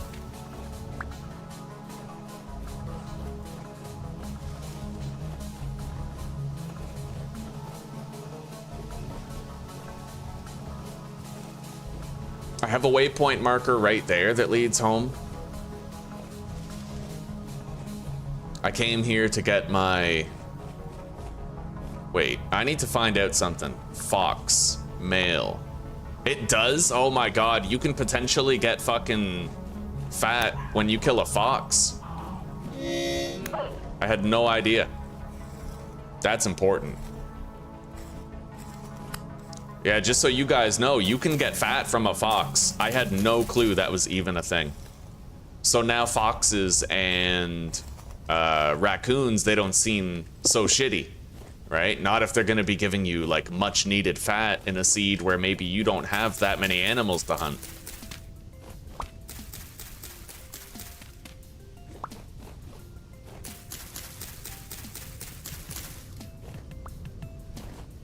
Yeah, we'll have a good day hunting today. We spent many days fully constructing our farm and getting our bees up and running.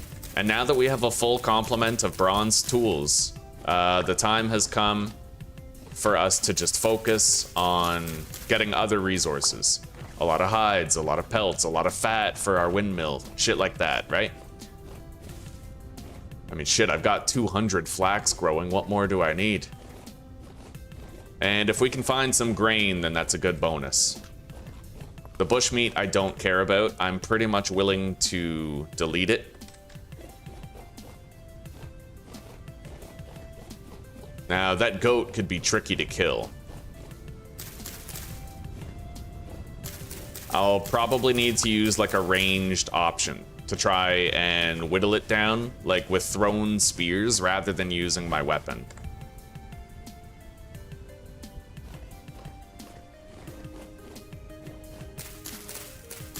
Although I suppose a thrown spear is a weapon, but you know what I mean. My Falk's blade.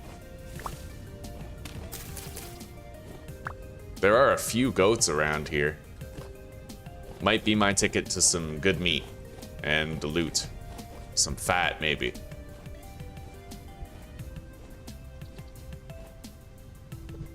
Hopefully we can instigate some aggression. Holy shit.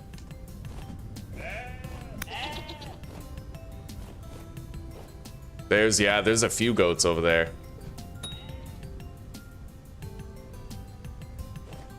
This one's gotta be almost dead with the melee that we did. Got it. Let's go grab our spears and let's try to aggress upon the others. My primitive armor did not take that hit. Currently we're okay.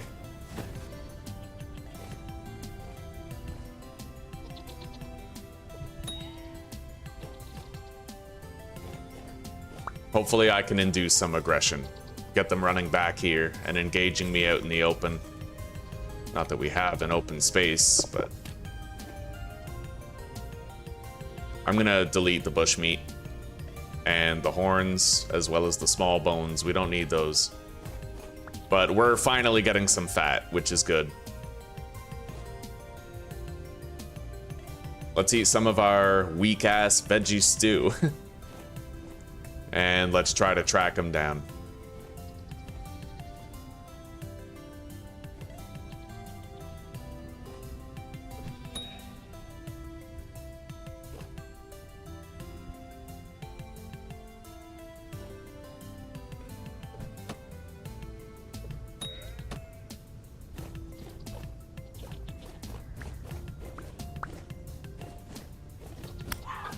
These foxes may yield me some fat. So we gotta bring them down.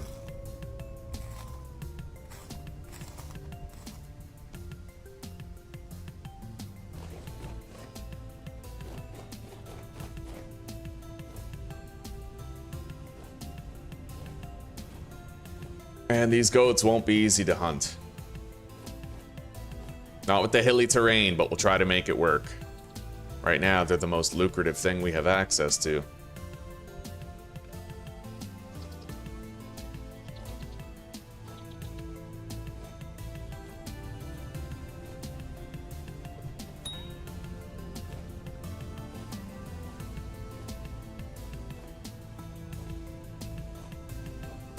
The females will continue gravitating toward the male in perpetuity.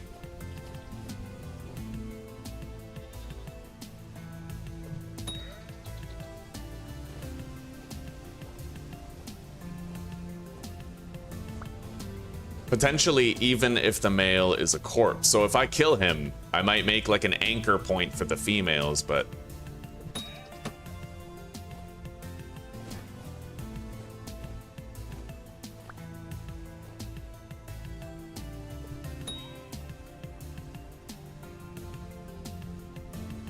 we'll be patient. Right now, this is the best source of meat, fat, and indeed hides that we have ever even found.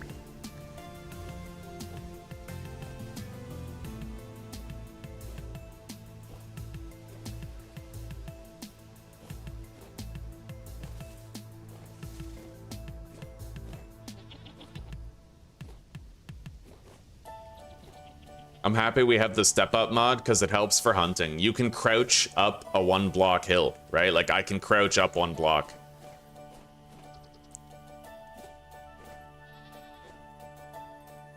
This is a really hard hunt though. The terrain is so vastly unfavorable to our success.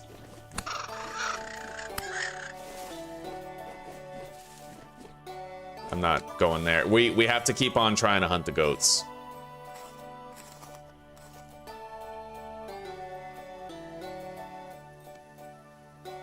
And I think maybe I will keep the bones, get rid of the bushmeat.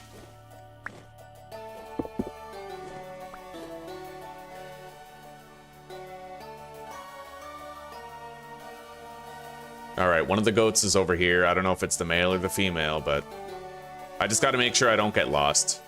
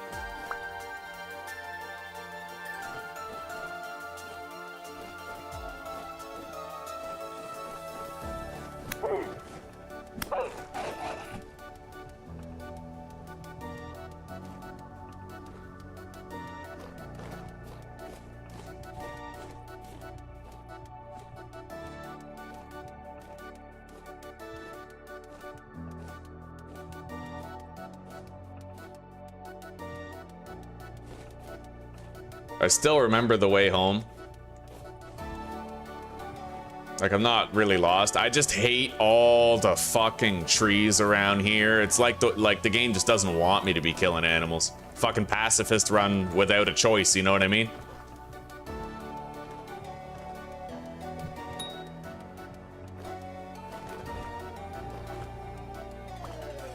What's that over there?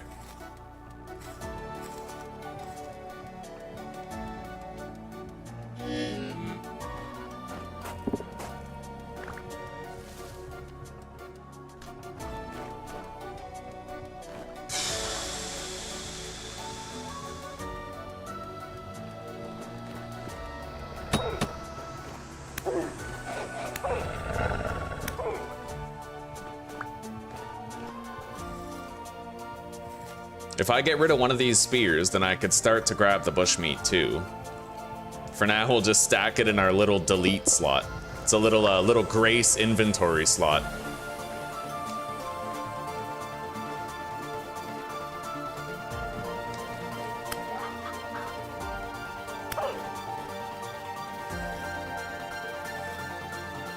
Hope I can find those goats again.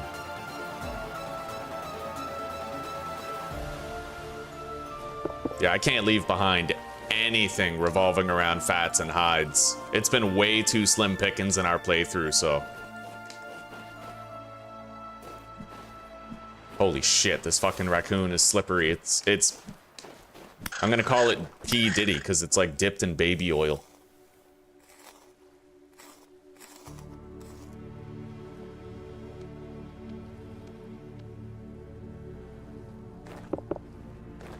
Okay. Yeah, we gotta start heading back.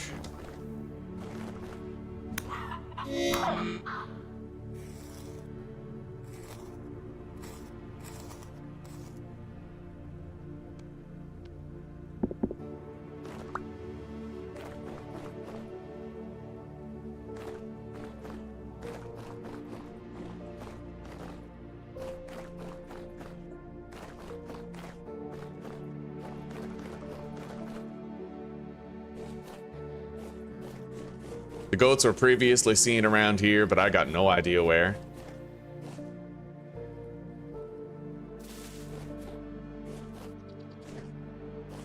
There we go.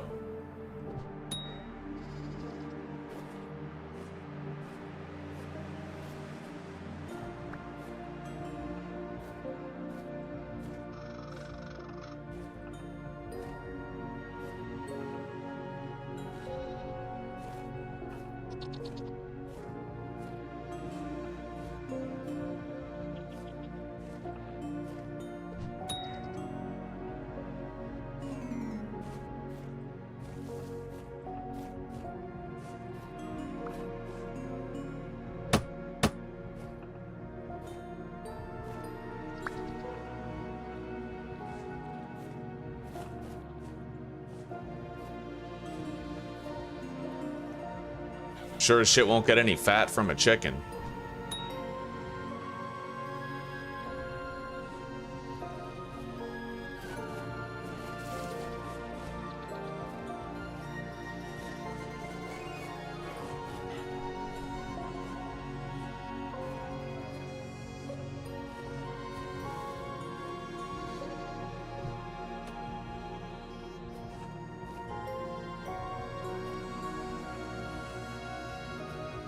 This is the densest brush ever. This is like the worst place to hunt. Anyway, one of my spears broke, so at this point, I'll grab some of these blueberries as a supplementary filler.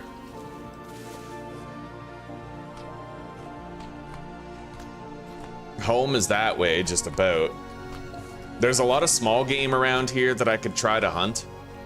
But I don't want to chase after the small game when I'm trying to track the goats. There's a wolf over there.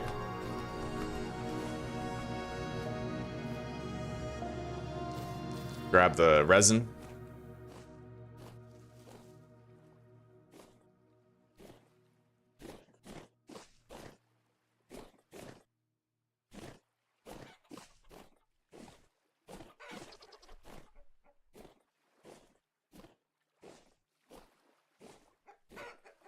Love to take the mushrooms, but I just don't have the room for them.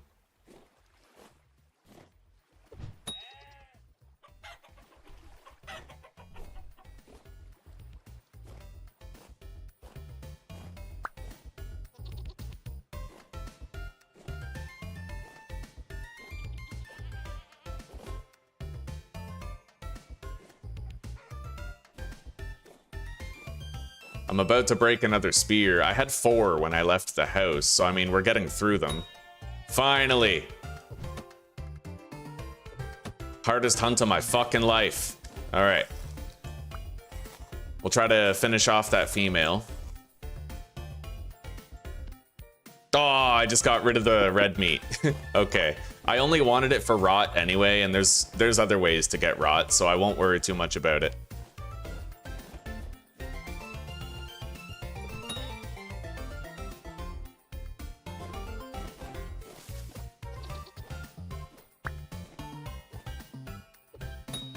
Finally. All right. And we broke that spear too at the same time, so maybe I grab more mushrooms or berries on the way back home.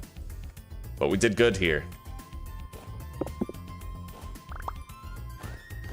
So far, we have 8 small hides, 8 mediums, with an extra inventory slot now bought for use. I will try to hunt as much small game as I can, and I think I saw a wolf back there. And we can actually amalgamate the meat stacks in order to save more space. So we have more inventory than I thought. Let's keep going. We got some mushrooms here, which are totally edible.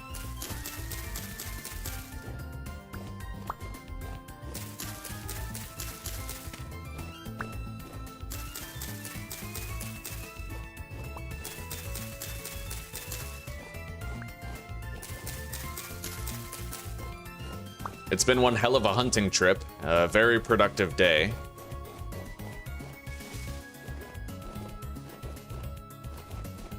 There was a wolf over here. There was tons of animals here. I'm kind of hoping I can find the dense concentration of raccoons and foxes and all that we were seeing.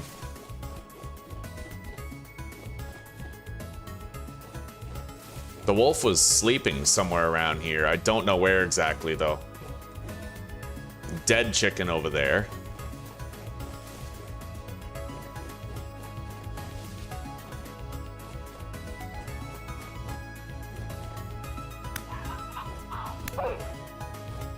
Foxes are an easy kill because they aggress upon you immediately once you attack them.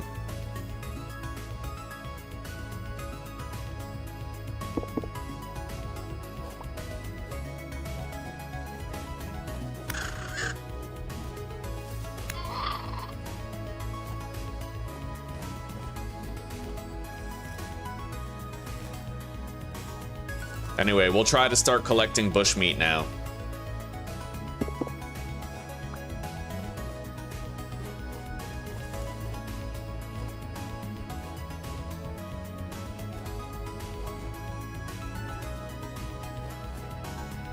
Don't really know where the other raccoon went. Base is that way, around this beautiful mountain right here. Our base is basically on the other side of that mountain, so we're not really getting lost at all. I found 10 fat. That's huge. Yeah, and now that I know I can get fat from small game like this fucking fox, I'm always gonna be going after it. Like, and raccoons, right? Like, in that sense, a raccoon is no different than a fucking wolf for, like, building your windmill. It's all good.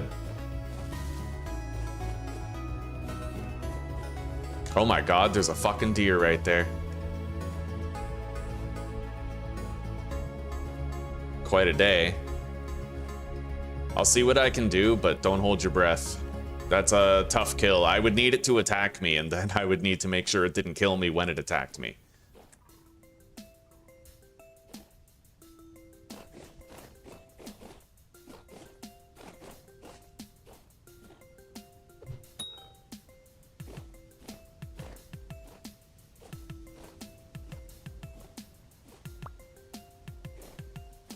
If I could run it toward the plains where I live, that would be most optimal. Oh, it's coming. Run. Holy shit, I'm surprised I didn't get hit. There is almost no flat ground around here. So, I mean, it's got to be like a hit and run. Thankfully, though, I have the step up mod, which allows me to walk over ledges instead of having to jump over them. That helps a lot with hunting on uneven terrain. I feel like step up should just be vanilla. If this game wants to set itself apart from Minecraft, then you shouldn't have to jump over each of these blocks. It just makes, like, walking a tedious endeavor, a labor, right? Okay. Well, our food situation is permanently redeemed. We're good. It was getting pretty tight there for a while. Here we go. We got a wolf. Why are you running? Got it. Just in time, too.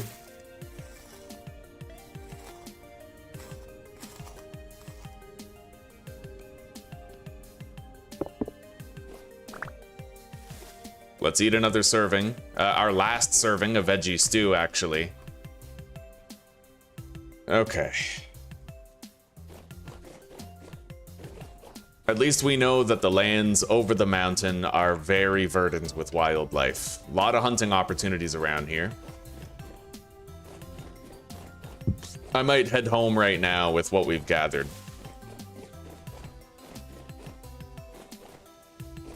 Raccoon.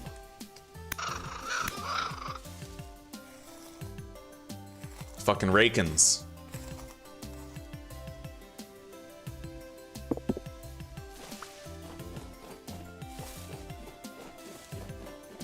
Can't really chase after that raccoon, not with the woods this dense. No idea where it went to.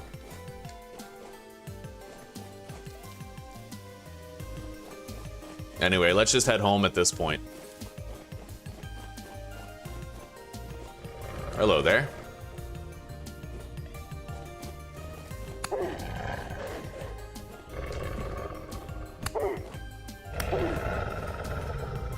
Try to finish it off. We're gonna be really hard again through the brush, but fucking so dense. Like, the forests are too realistic. Well, no, honestly, it's kind of unrealistic. It's not this hard to see through woods, like through a forest, you know what I mean? Not in real life.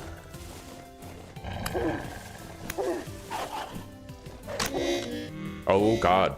He broke my armor. So the next bite would really hurt. Let's heal up.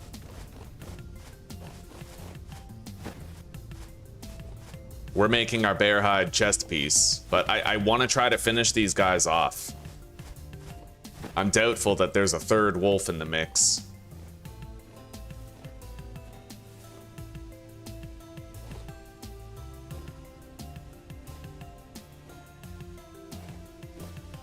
I'm hoping to get eyes on one of them.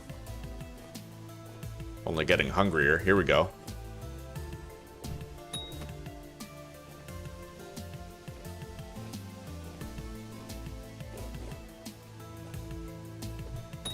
Got him. And they conclude our hunting trip. Oh, 2 fat from that wolf. That's sick.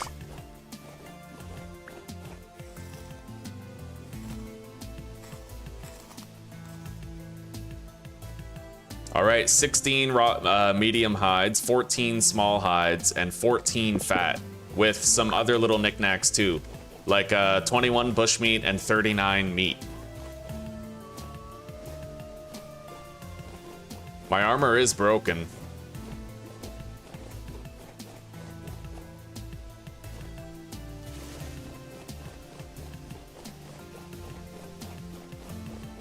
All right, I think I'm just gonna head home. Yeah.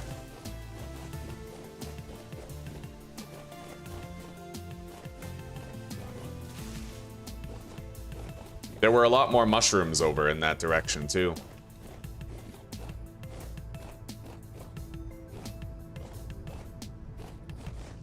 So just over that mountain is, oh, the best hunting opportunities we could ask for. We go there again, we'll be set.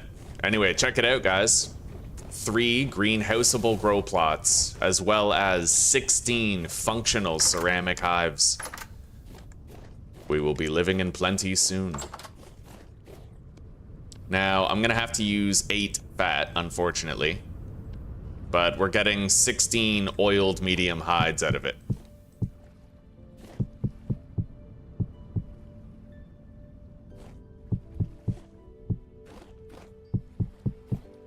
So, like, pelt-wise, we're pretty much good now.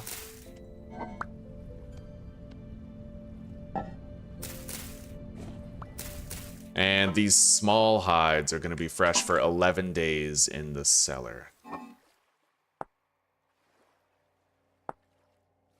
It looks like every lump of fat works for 3 small hides. But I don't want to spend all my fat on pelt. I think we're doing good on pelt now. Now that we had that massive gain, right? So, where's our rot? There it is. It might be time I made more storage. It is definitely time I made better armor. We need to cook.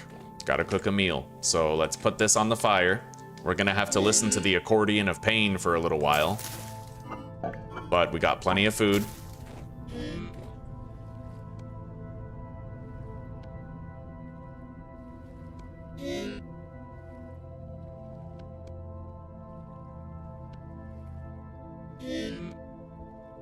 All right, 6 servings of hefty red meat stew to start.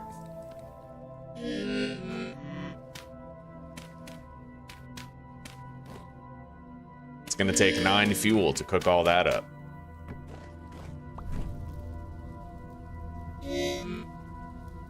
And maybe I'll just eat these mushrooms as is. I'll at least eat these 2 right here. And then we can make a hefty mushroom stew, possibly.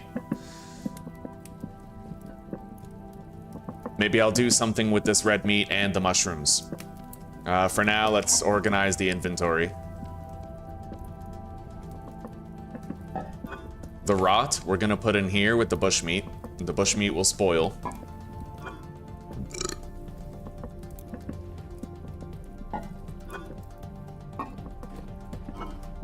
I'm gonna walk over to the garden so that we burn less calories on the trip, and we're gonna plant these couple of flax seeds that we got inside our second plot. Okay. And we have to continue working, like we have to chisel the table and then copy and paste that everywhere. That is amazing. All the bees are getting ready to produce too. We didn't have that glitch where it took multiple days like last time. This is incredible. Yeah, we're gonna have a lot of honey soon, guys. This was my dream. We're gonna be able to produce enough honeycombs to subsist on and restore our fruit nutrition throughout winter, right? So no more getting drunk on wine during temporal storms or trying to chisel a window when we're hammered, like none of that. We don't need to worry about wine anymore. It is no longer requisite. Let's make a second stew simultaneously to this one.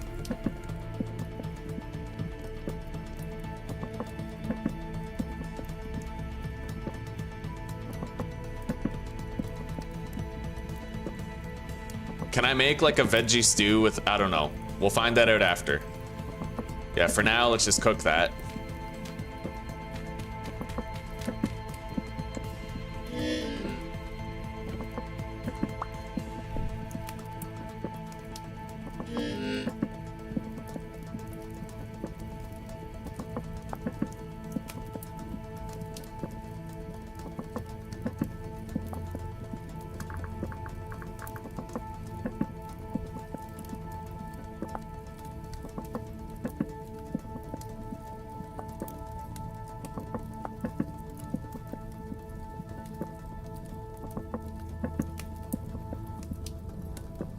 It's weird how you can put veggies in a meat stew, but you can't put meat into a veggie stew. You know what I mean?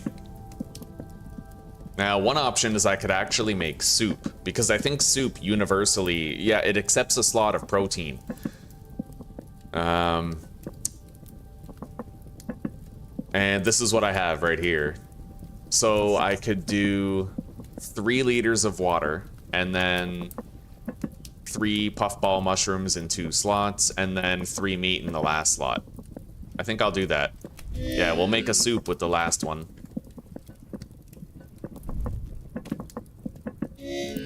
Anyway, those are gonna take a while to cook. We're gonna have to listen to the accordion of pain. It is what it is.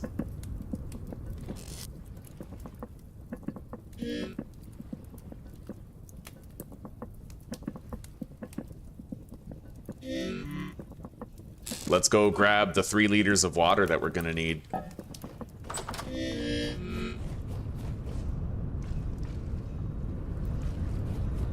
There we go.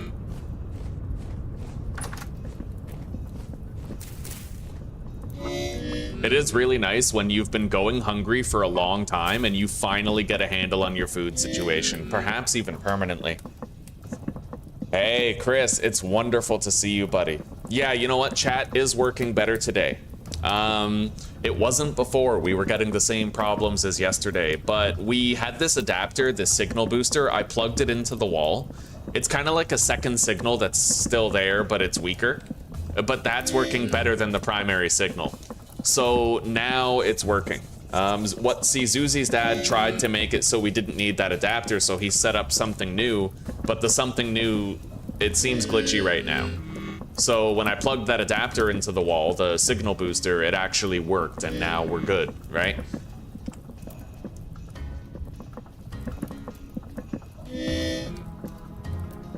We're making 6 servings. I think I'll empty one of these into like bowls. And then we'll store the bowls, and then I'll have another cooking pot for making the soup that we want to make. I never make soup. It's interesting that I'm going to be making a soup.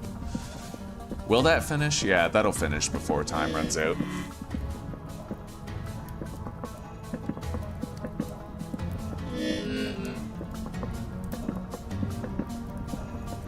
I think. Yep. All right, now let's empty this. I can eat. Beautiful. Kind of. I can almost empty it. I need to finish this serving of meat stew, or just dump it in water, which is another option. Spill it out, right? It's 0.1 servings. Am I wasting food? Yes, but I can cook my soup if I get rid of it, so. Yeah, if you drop a serving of food into water, eventually it just washes away into the water. Now I can empty that cooking pot. Wait. Oh, it became a bowl of water. Okay, empty it. We now have a clear cooking pot, and I can make a soup.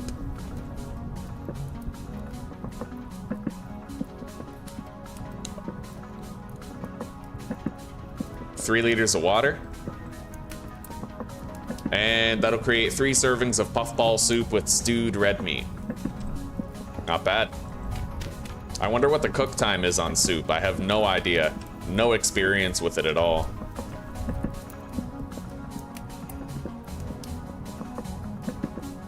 Six servings of green cracked risala almond mushroom stew with stewed red meat. How are you doing today, Chris? It's wonderful to see you, buddy. You're not working today, eh? You got your weekend, right? If memory serves. All right, we are swimming in good food right now.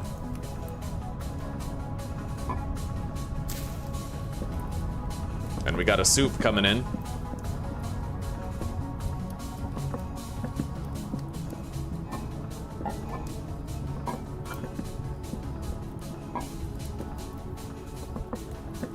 And at this point, we're good to start sleeping every night if we want to. He made us some wine. He didn't know. What De Facto told me, oh God, was that he harvested a shitload of flax too early because he was really tired. He was really tired, so he harvested like 128 flax too early, wasted it, and then he only got like 56 seeds back. Really rough. Right on, Chris, right on. I'm glad to hear that.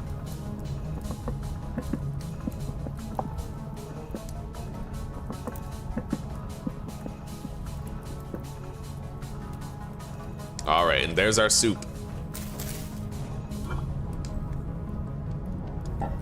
We are so good on food now.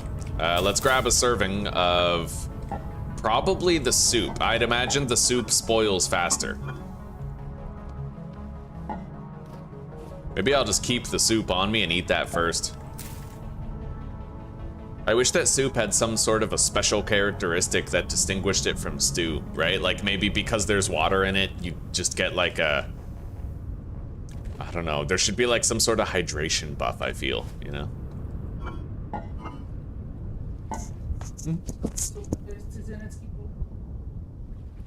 Okay, I'll be right back.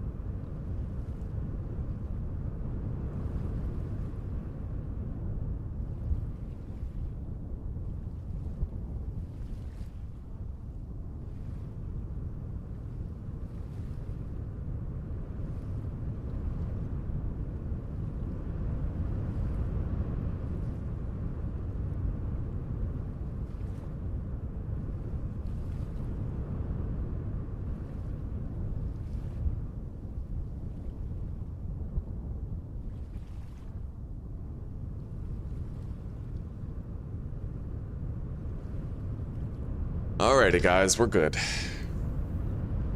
Yeah, it was just the police at the door. They wanted to verify who I was staying with, you know, a little identity check. Almost felt the jailhouse doors clink behind me, fellas. Alright.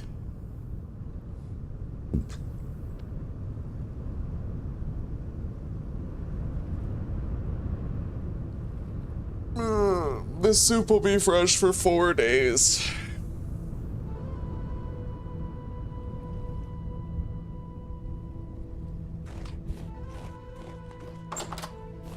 It's a hearty soup, though.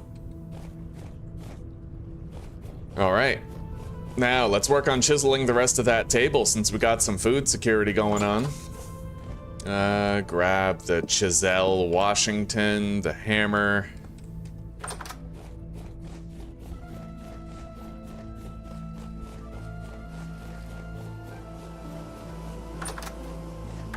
Alright, here we go.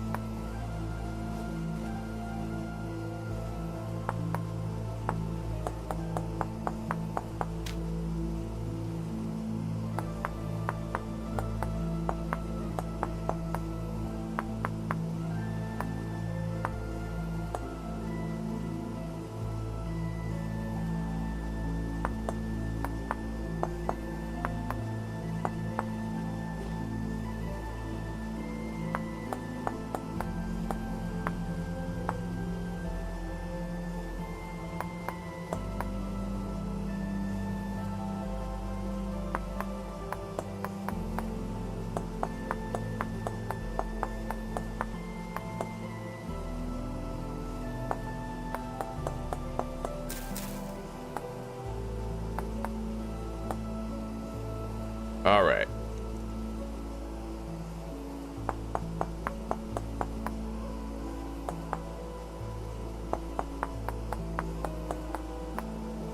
We'll figure out what to do with that portion of the table.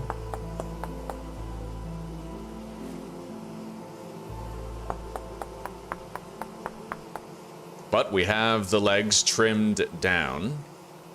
Now, I think what has to happen is I remove all of this.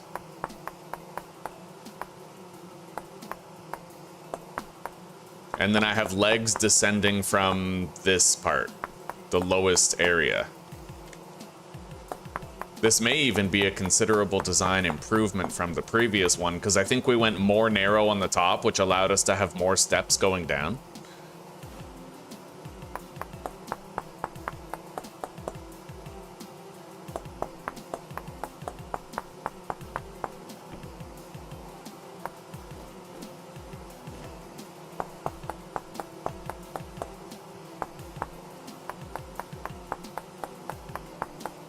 All right. We got to restore this edge.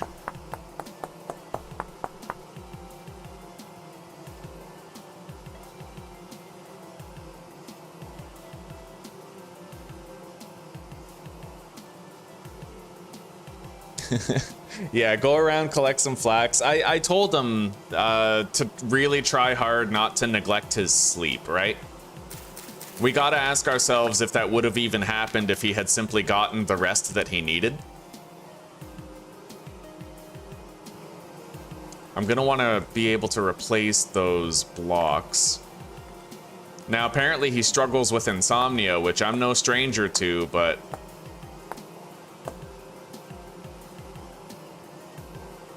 if I get rid of that, it'll stay. Okay, yeah, we can go underneath.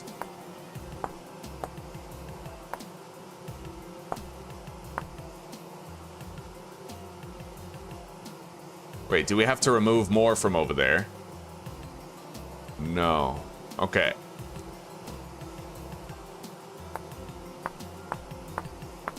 Yeah, I know firsthand, a lot of people don't think about it, but really, think about how easy it is to make a mistake or to do things worse when you're tired. And then imagine if your job depended on your reflexes. right? If I have like a long series going in a permadeath game and I die, all of a sudden I just lost my ability to make money until I start a new series, and the viewership's gonna get worse because I died, because I'll be in the early game again, right? So it's like,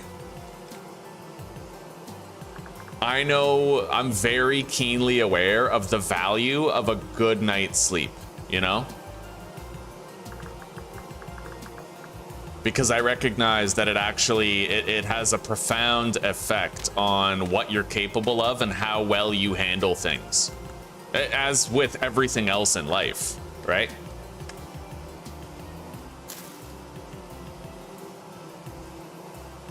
All right. Now, that looks good. We're gonna grab the pentagram, we're gonna copy and paste that design pretty much on every other one.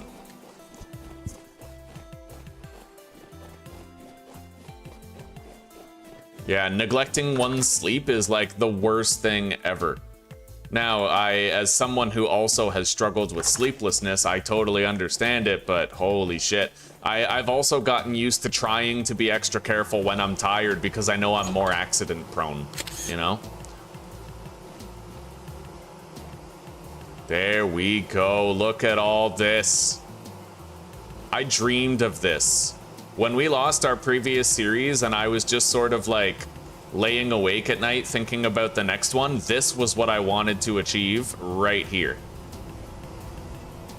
Now, it looks like the grass stops growing on the blocks underneath. I'm not really sure. Like, if I put new grassy blocks there, will there be grass there, is what I'm wondering. Like, will the grass come back, right? I'll try.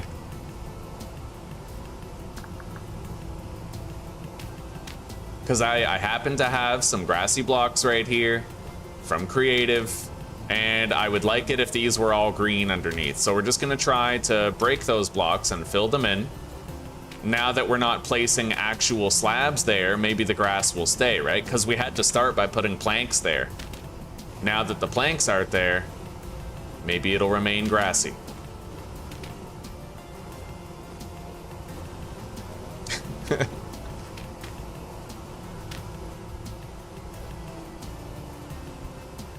What about this, by the way? Hang on, /GMS. I thought that there might have been meteoric iron down here, but it doesn't look like it. It's a false positive, so we're gonna just seal this up. But I can at least use like normal dirt to seal this that I have in storage rather than doing anything with Creative. Let's put that down and delete it. Howdy, Brian. Good job, buddy.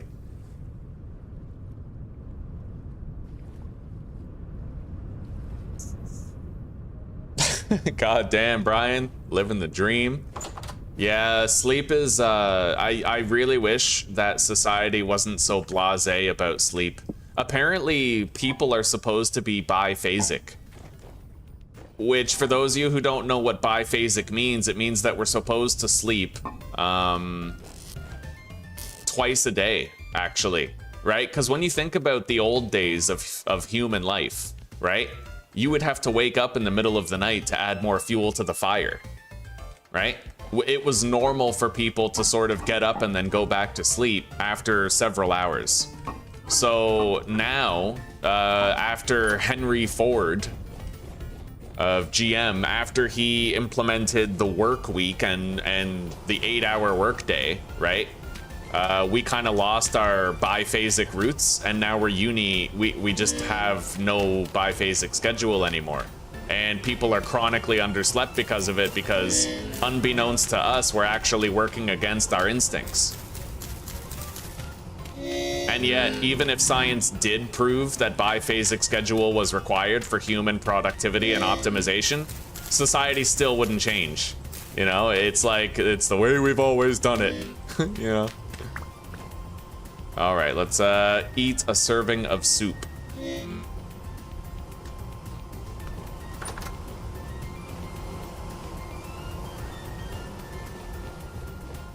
That is the most beautiful beekeeping area I've ever done, like for sure. And I love that look. I love that look. I love the dark brown pots with the pine tables. I think that looks really nice. I'm a fan.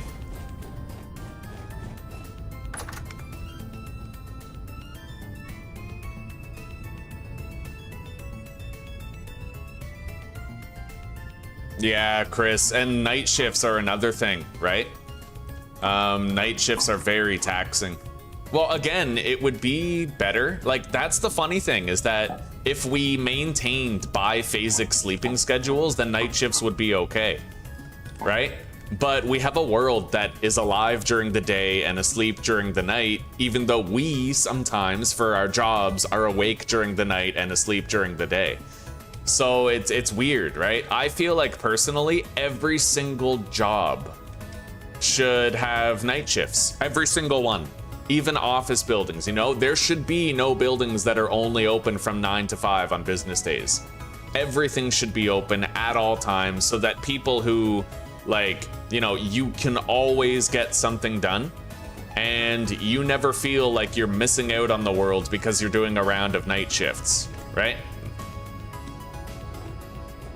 Because if you go to a night shift and then you have to sleep during the day and then the post office is closed by the time you wake up, that's a problem, right? And people would actually stay up late after their night shift so that they could make it to the post office before going to sleep, thereby making themselves underslept and chronically tired for their next night shift. Like, the world is just, it was designed by retards for sure. Like, it doesn't work.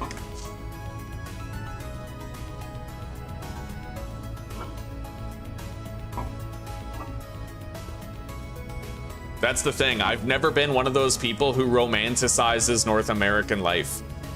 And I look down on people who do that because, like, it's kind of like, I think Churchill said it, capitalism is the best system. Capitalism is the worst system. It's just better than all the alternatives, right? It's like, what we have is far from ideal. It's extraordinarily destructive to the human condition. You don't need to look any further than social media, processed food, and fluoride in the water to figure it out, right?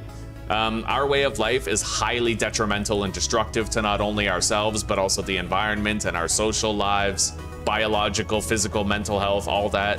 Like, and I wish that it was more commonplace to acknowledge that without being labeled like a socialist or some shit, right? All right, let's, now that we're decked out in furs, there's a deer over there. Kind of want it. It's a tiny deer, but it's still a deer.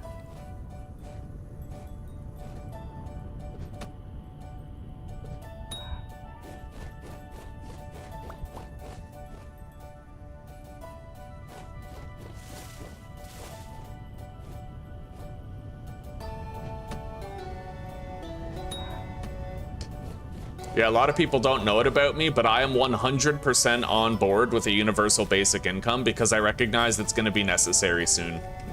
AI is going to put so many people out of work, dude. And we have two options, right? We can either give those people enough to live on or we can kill them.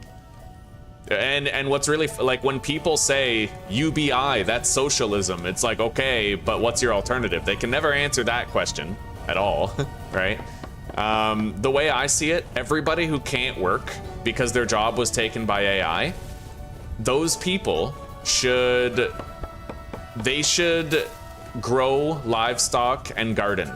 They should farm and raise livestock to provide everybody else's food needs who still has to work, and they should be paid a universal basic income for that service. Everybody has unused front yards and backyards at their houses, which are just lawns, fucking grass. Like, why go out and touch grass when you can touch farmland or like a fucking chicken coop or something, right? It makes sense. If they can't be productive in a grocery store putting things in bags because a fucking conveyor belt and AI system is doing it, then they should at least be able to grow food and be respected as a worker for it, you know? And be paid like a livable, comfortable wage for it too. Yeah, life's not complicated. It's not like, none of these problems are hard to solve. It's just that there's a lot of corporate red tape because corporations are unflinching entities that don't like evolving, right?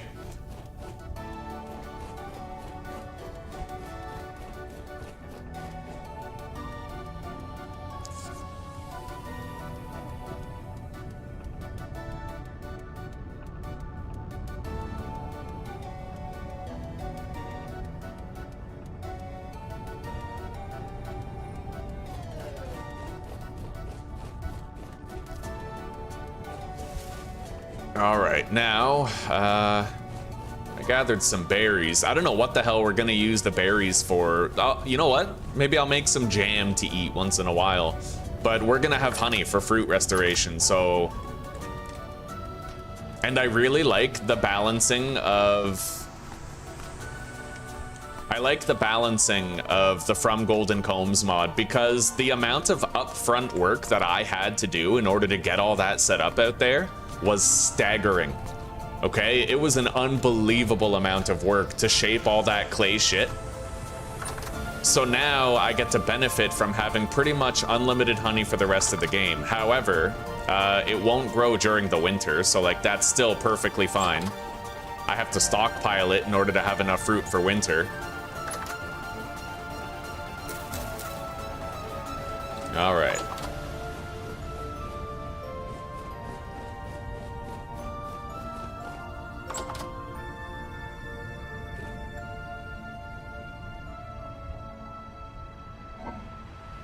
Let's deposit this stuff. I'm gonna make more firewood out of this.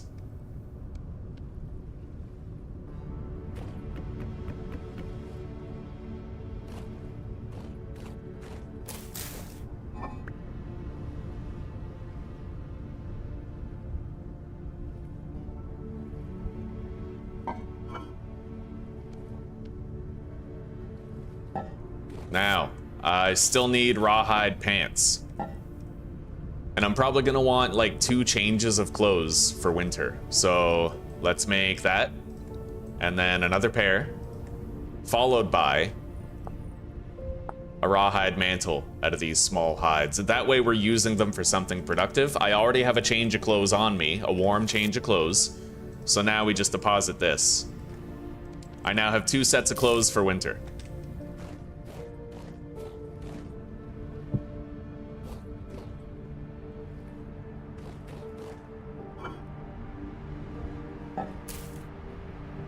All right, deposit the rye seeds.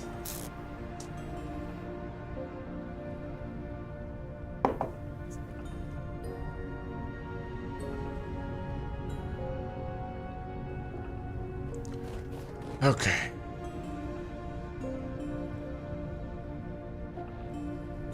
Deposit the chisel. Do I have a slot on the rack? Yes, I do. Very good, but I'd like to group like with like if I can, so... chiseling stuff over there. At this point, guys, we can actually get started on potentially making our house. I need to figure out how the quarry mod works so that I can start getting stones. Now, I do have a startup amount of stone available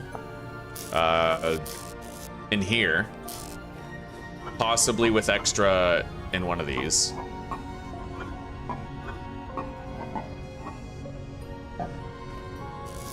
I usually do my base out of granite cobblestone, but I was wondering, like, should I do, like, polished granite this time or something?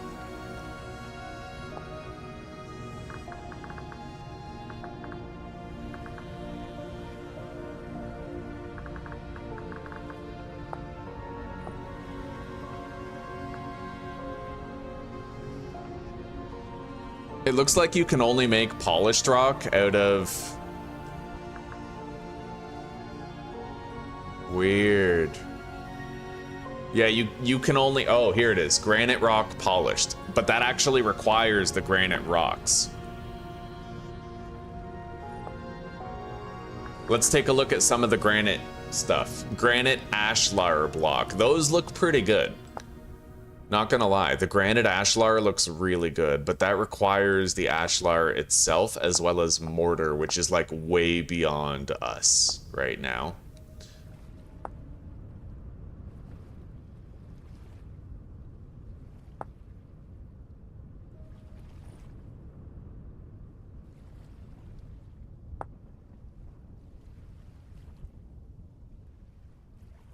And we would need a lot of granite rock. But, you know, it is possible that we could have the granite ashlar.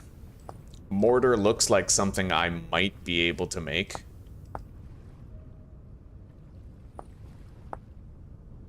Slaked lime. which is water, and quicklime, which is lime roasted. So theoretically, yes, I could do the ashlar. That would add a lot of extra effort to building my house, though, so I'm kind of, you know, I'm ambivalent about it. But in this playthrough, I definitely want to do more trims on my home.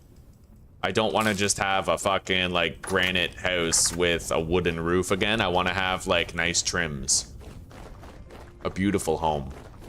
But, you know, the previous one was really beautiful, but I could have done better. I totally could have done better. Let's gather some clay. I need more clay right now. And I don't really think I need this clay firing zone anymore. I also need to figure out where the sun rises and where it subsequently sets.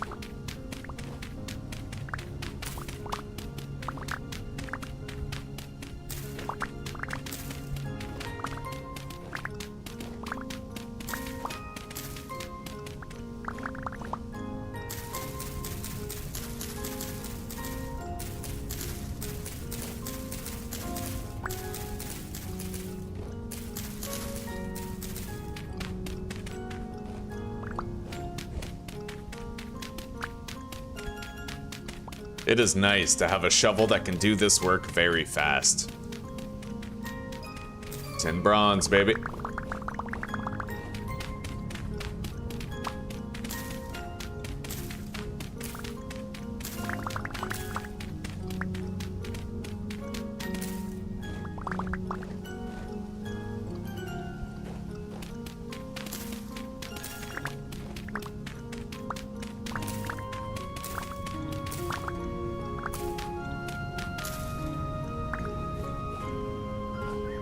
There is a lot of granite in the area.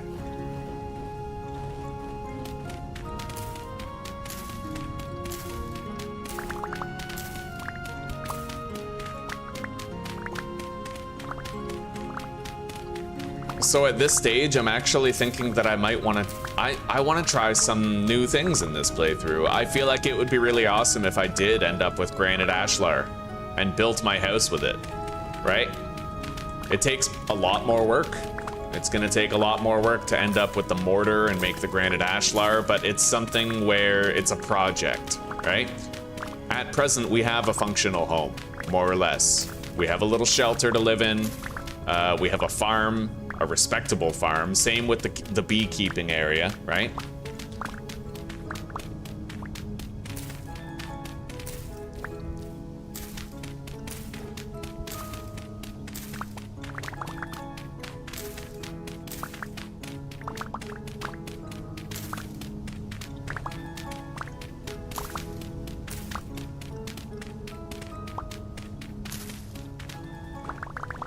Oh man, can you imagine? This would be 8 stacks of clay if I didn't have improved stack sizes.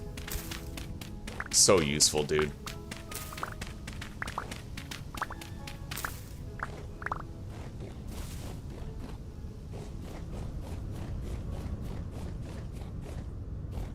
And honestly, one school of thought is like, why would you invest so much time and energy building all this and aspiring to have a granite ashlar house if you might simply end up dying and losing it anyway? But that's exactly why.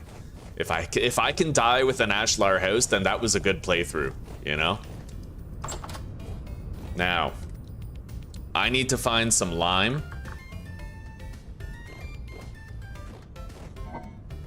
And I'll have to make some barrels. I might want some better storage too. I should probably make some nails, and then I can make some actual storage trunks, right?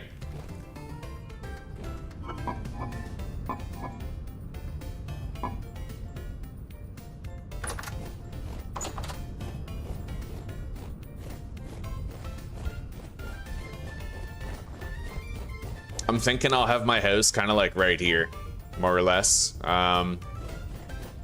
Possibly even with a double door that goes straight that way. As long as I can't hear the bees from the house, because they're quite loud. Yeah, that seems like a good place to put it. Anyway, I could do improvised walls out of granite in the meantime until I figure out the granite ashlar production. Hell, I could do dirt walls, really. It would, as long as it functions the same until I can get it replaced.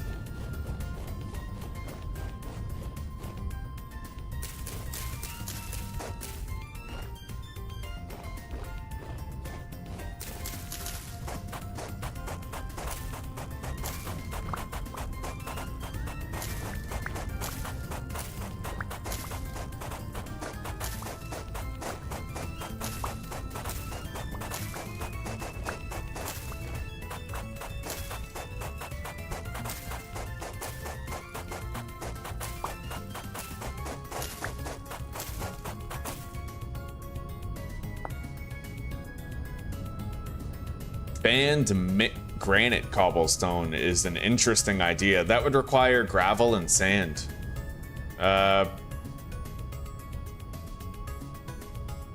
However, not any, it looks like. It has to be like specifically the soft types.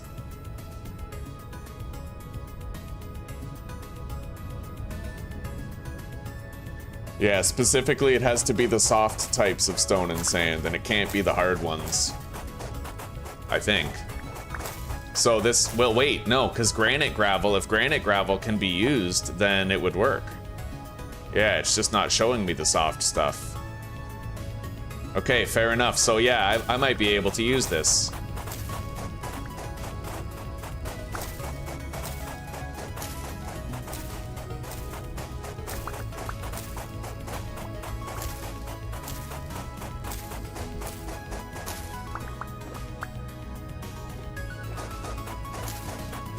Maybe I'll do a fanned cobblestone floor with an ashlar, with ashlar brick walls. Huh? That could be nice, dude. That could be really nice.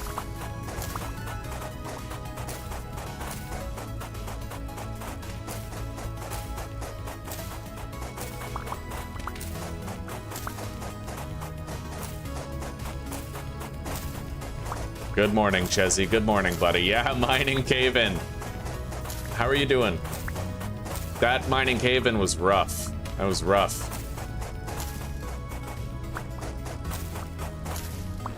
All right, we're gonna temporarily replace all of this with dirt.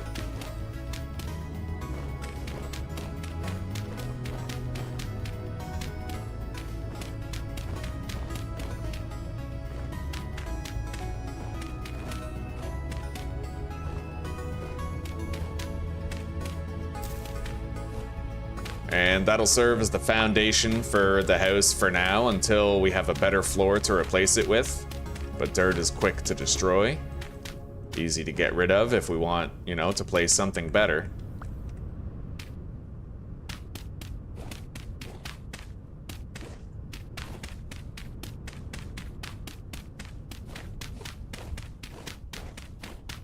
All right. So we're gonna put it right here. This is where the door is gonna have to go. Hang on. I want a single door right here.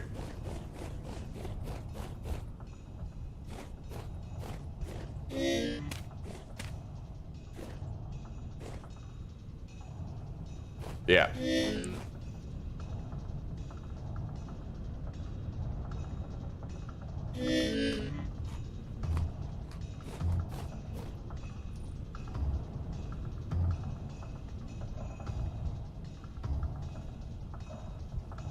Maybe I could even just move it over here so that I could have a double door. I don't know. Double doors are nicer, right? Or aren't there like gates?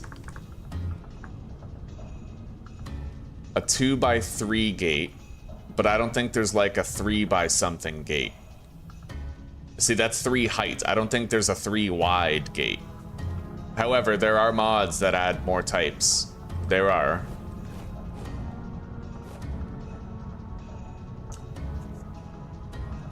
Right on, Chezzy, right on. Oh, it's almost time for my second coffee, buddy. Oh, we've been working so...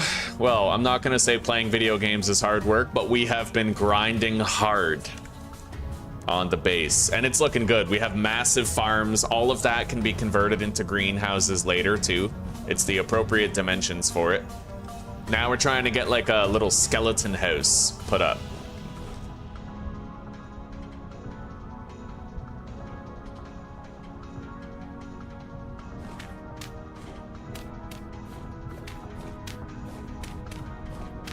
Maybe I will just have a single entrance door like that.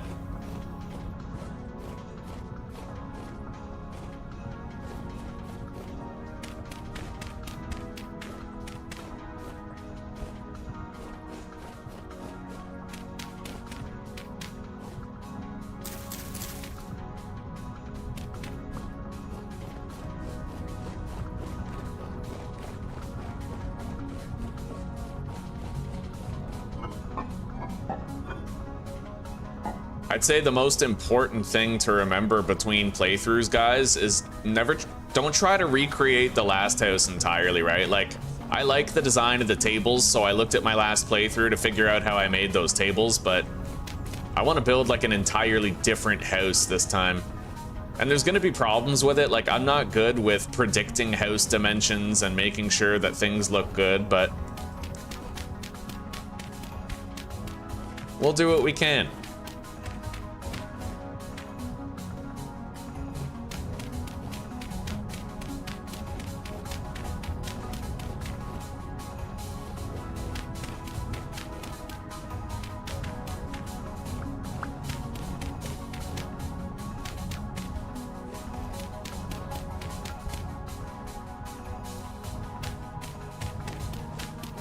So where is the setting sun, huh? It seems like it's probably over there. We need to take a look at where the rising sun is. Anyway, a base in here will give us much more room than our base over there. We'll do like a little improvised base here.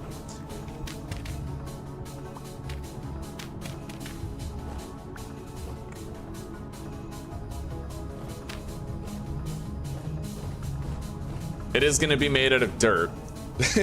I thought about the possibility of making it out of rammed earth, but rammed earth is just more work to take apart when it comes time to, like, replace the walls with the ashlar blocks, right?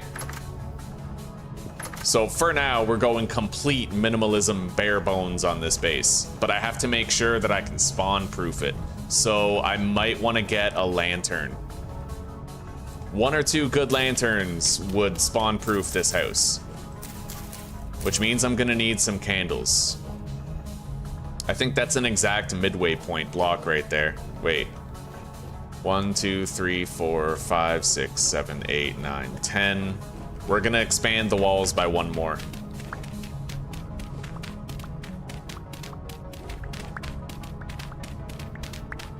Which is gonna involve taking apart and replanting that bush over there, which will unfortunately ruin the berries that it's produced. But that's fine.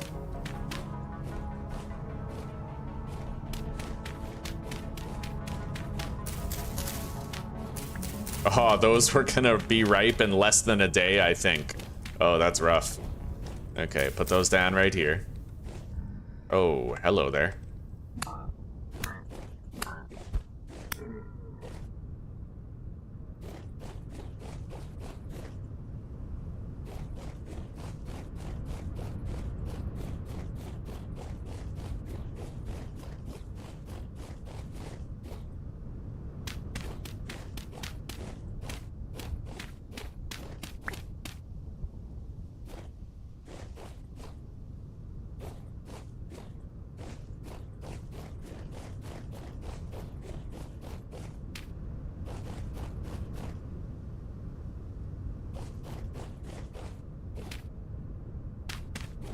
All right, let's construct like an improvised, weak-ass little roof. Doesn't have to be much. Just gotta cover the interior space.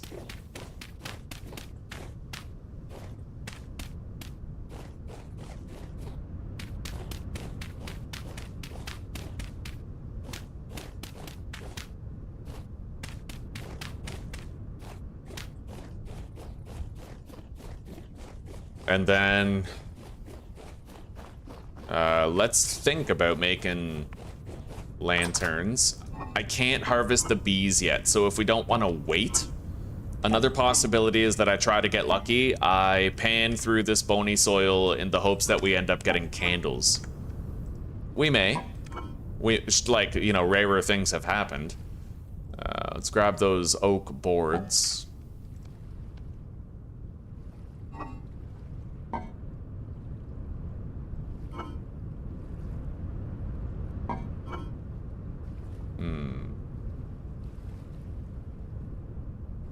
I'm gonna store those pelts on the ground for now.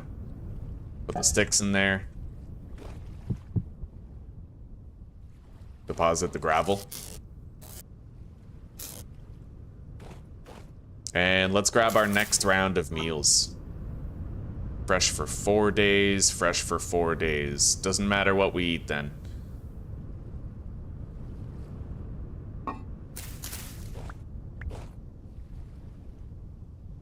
The torches still have plenty of life left.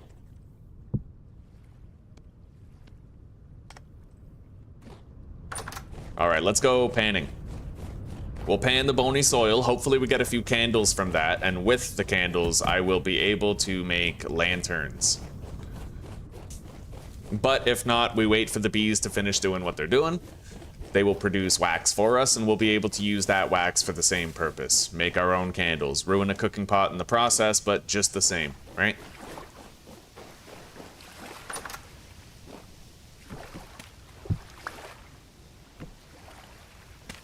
Close ourselves in here. All right, let's begin.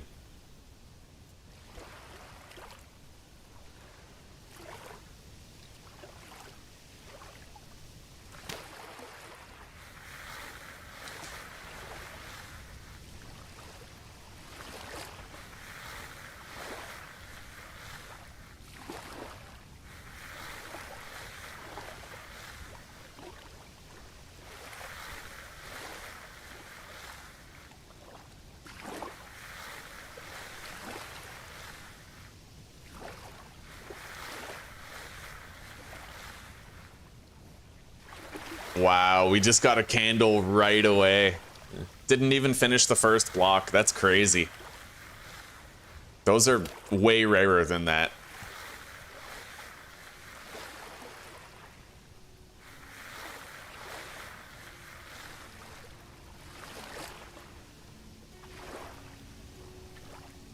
I want to know just how rare they are. A candle is 1 in 67. That's insane that we got a candle that fast. Fucking 1 in 67 chance. Unreal, dude.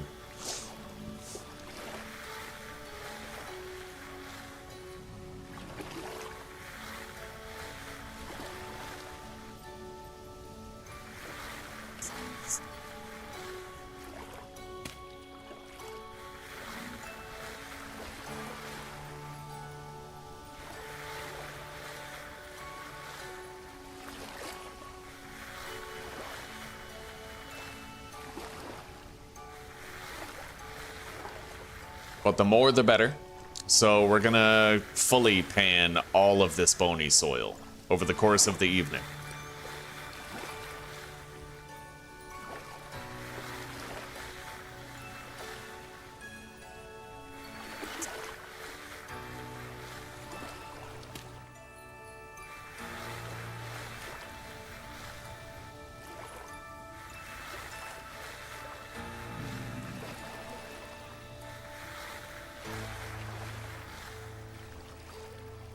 Another candle. Beautiful. That's 2 lanterns right there.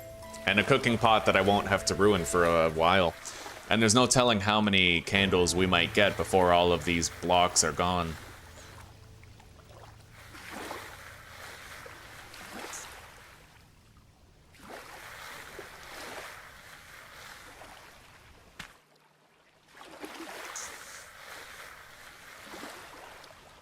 Definitely digging the amount of copper arrowheads that we're getting from the bony soil.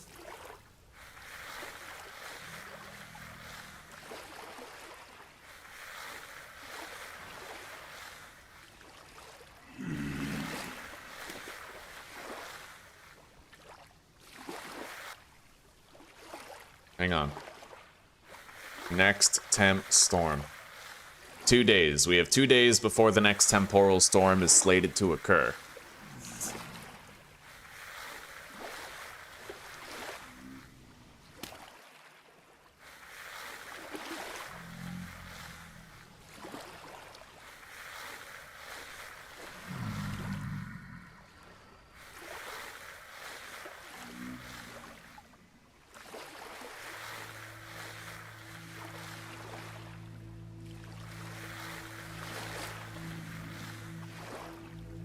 Two lanterns can definitely provide, like, full-fledged illumination to that base. So we already met our quota. Now we're just hoping for, like, more candles while we get rid of this bony soil here.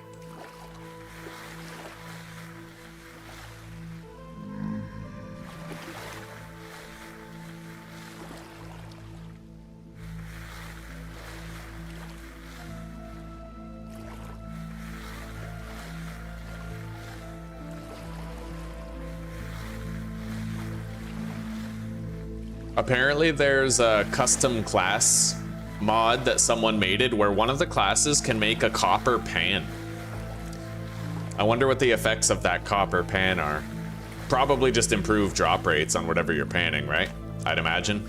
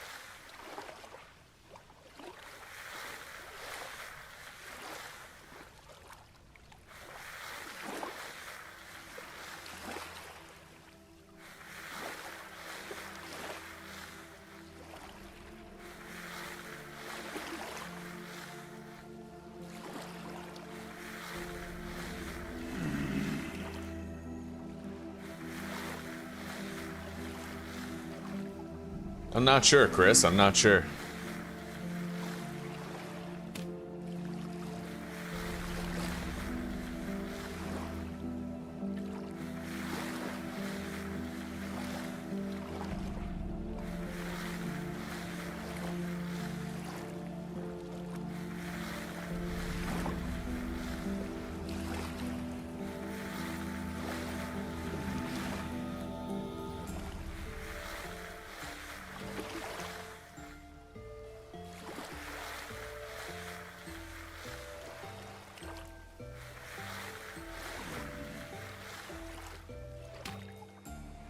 That's how rare the candles are. We were lucky enough to get 2, but then we did like 8 blocks where we just didn't get another one, you know? I'm really happy we got those 2 candles though. It's perfect. Oh, boom. We just got 3. That's even more perfect.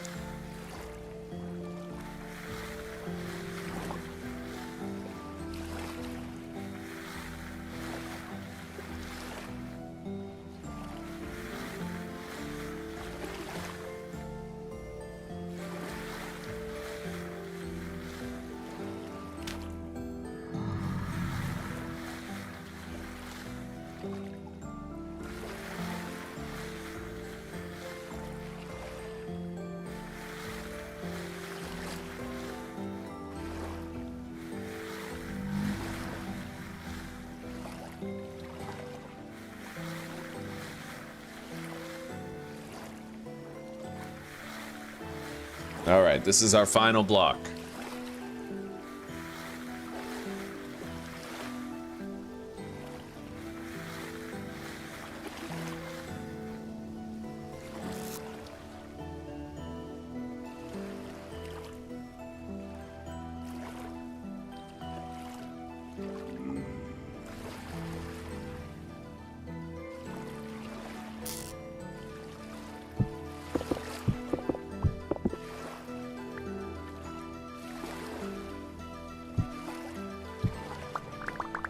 All right, let's head home.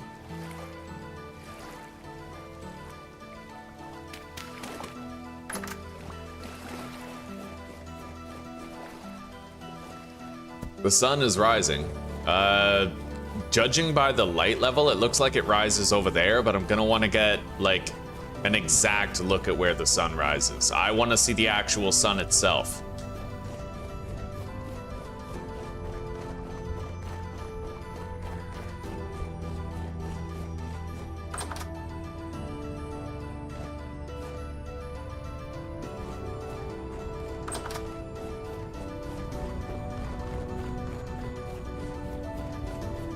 Because then I'll know where east is, right? I have a theory that rather, you know, the world is blocky, but rather than like east, north, south, and west being straight along the flat sides of the blocks, I have a theory that east and west might actually be more diagonally oriented.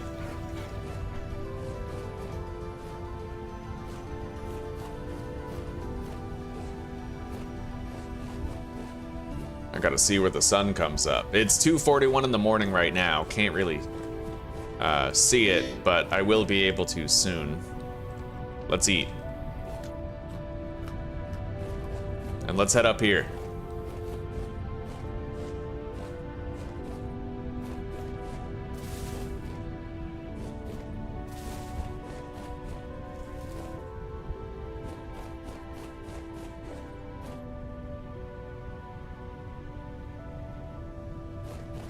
The highest altitude we can achieve right now, the better, because, you know, I want to see exactly where the sun comes from. Get a feel for where east must be.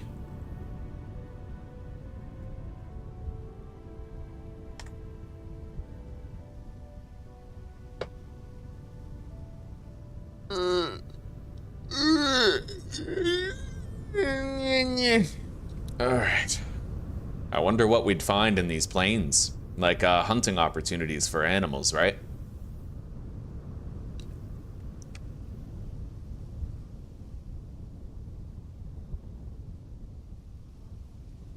I hope the cloud doesn't obstruct the view of the sun. I'm hoping to get an accurate idea. I think it's right there. Like, I'm pretty sure the sun is right over there. But with this mass here, that looks like just a massive cloud. Can I, like, disable the clouds temporarily? Clouds off. Yes, I can.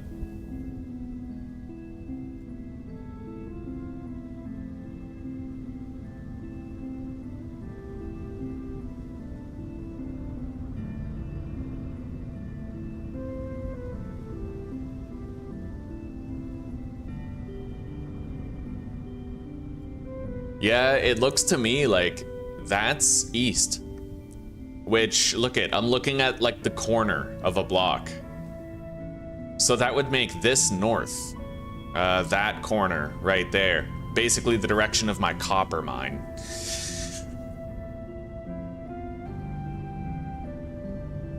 Thank you, Chris.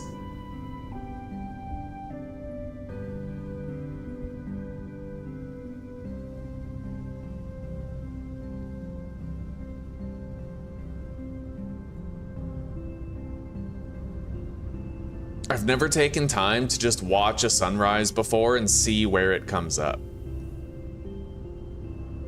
The sun is coming up over the horizon now. It's 4 in the morning.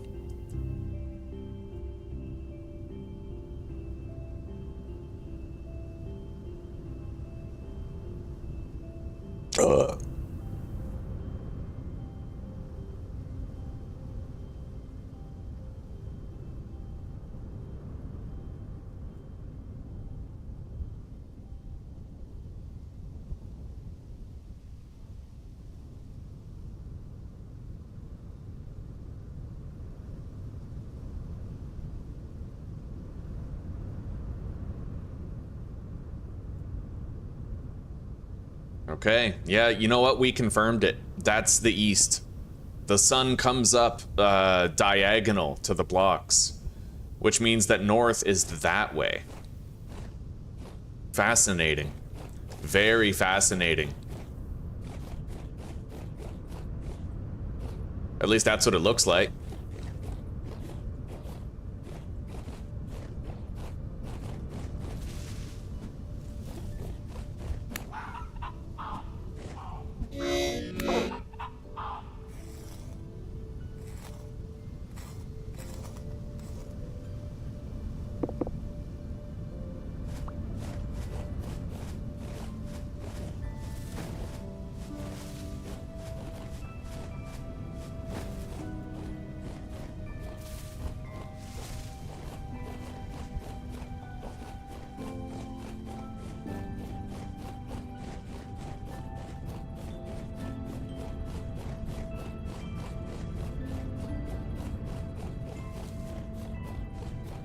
All right, and with these 3 candles, oh, our first honeys are ready. Nice, I'll wait till they're all done and we'll synchronize them.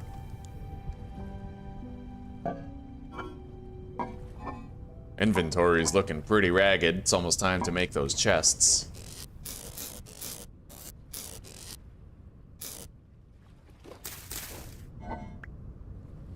I must have forgot to replace that torch earlier. Oh, wow, what? Wow, I must have forgot to replace like a few torches, it looks like. Anyway.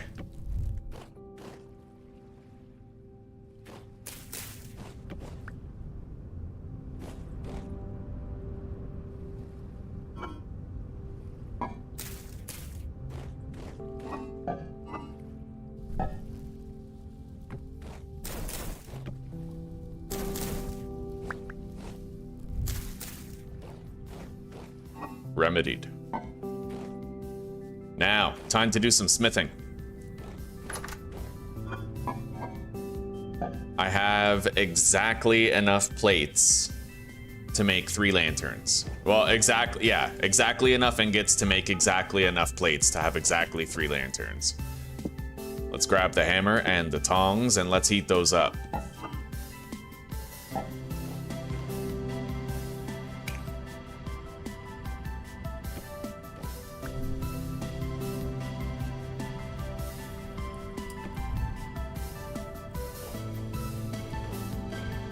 I might be able to start with just 2. We'll see.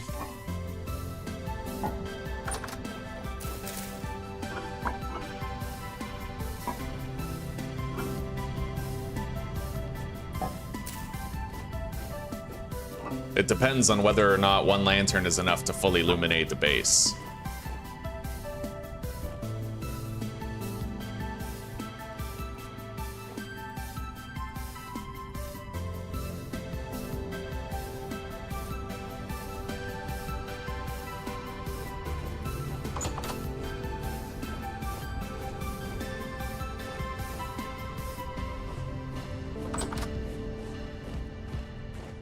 I looked up those other hives, by the way. The other hives are better. I don't remember what they're called, but there's like a tier 3 hive. Basically, they keep on accumulating honey over time and you don't have to harvest them to empty them. Like, you can wait a long time before you harvest them and you'll get like a lump sum. Unlike these ones where you have to empty them each production.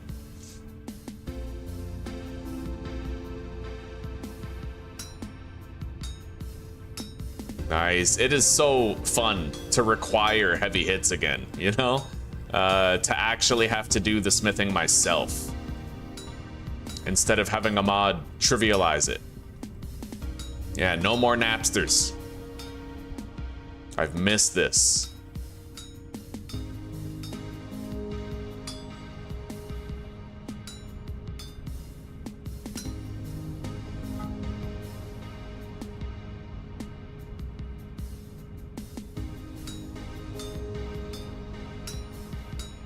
I can prepare some heavy hits here. Got it. Prepare some here too.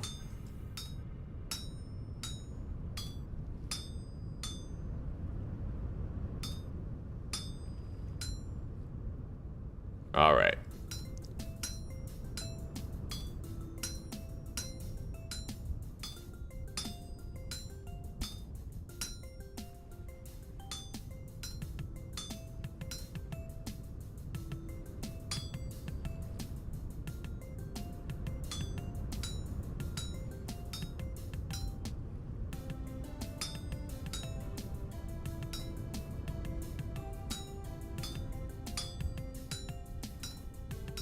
I actually have to work on the plates. This is nice. I've missed it. I've missed it. You know, I have really missed it.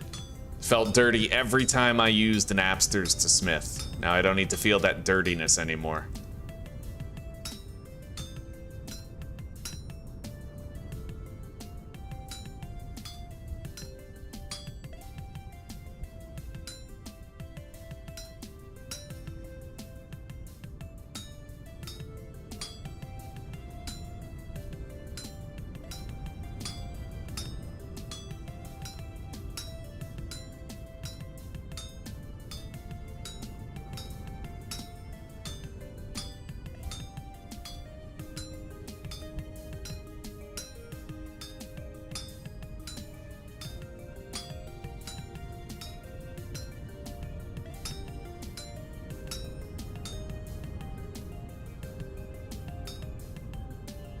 All right, that's one plate done.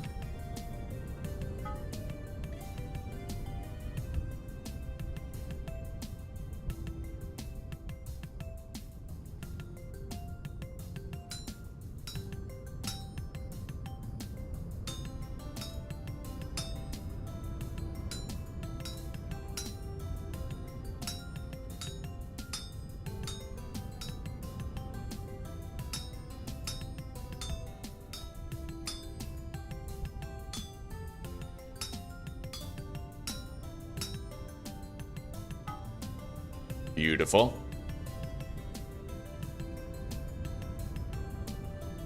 Oh, wow. Okay, so you can actually change the work based on how, like, which rotation it has before you put the plate down. That's fascinating. Holy shit. Like, there's intricacies and nuances to the smithing that you just don't realize most of the time. There's a real sense of mastery to the smithing mechanic that I want to unpack.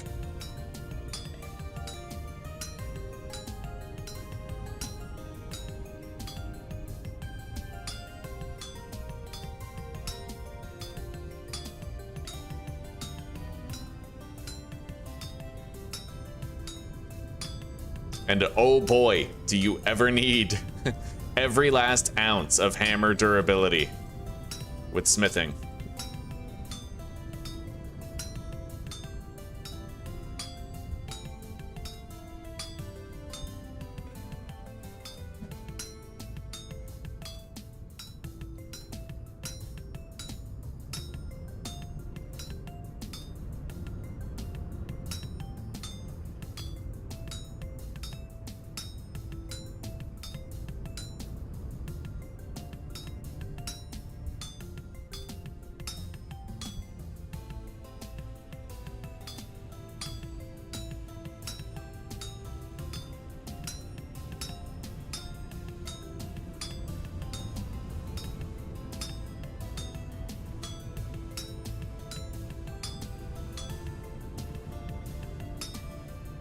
All right, now we just move all that over and we're done.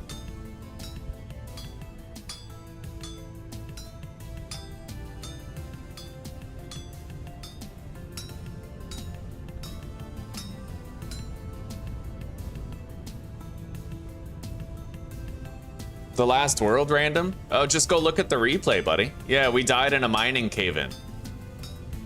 You didn't notice yesterday that we were playing in a new world?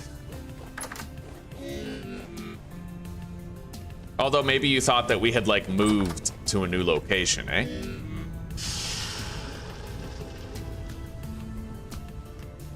All right, let's grab those. And I can now make 2 lanterns. They'll have a nice golden hue to them as well.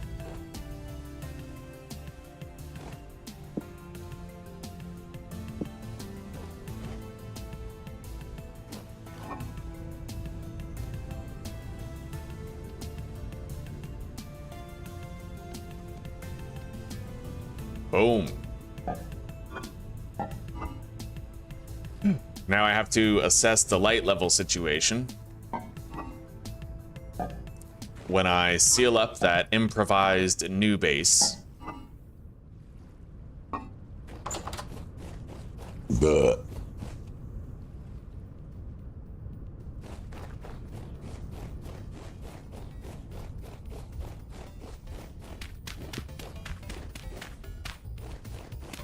I highly doubt that one lantern is going to be enough to cover this whole space, but we'll see.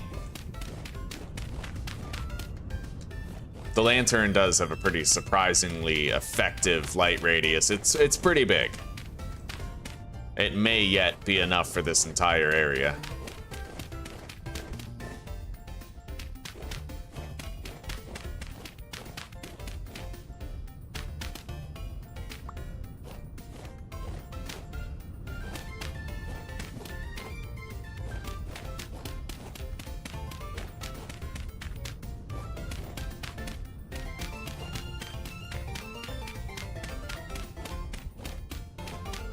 I need more dirt, but we're on the last row. Anyway, let's place this down in the exact center of the house, which is right here.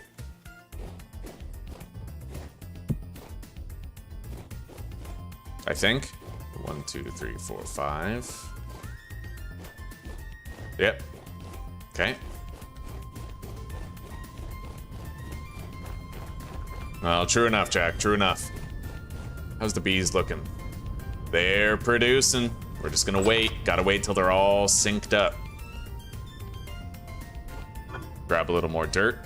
And let's go finish. This is our new and improved dirt hut. Kind of the midway point between our first dirt hut and our actual house. All right, so. Yeah, we're gonna need 2 lanterns in here in order to spawn-proof the whole thing.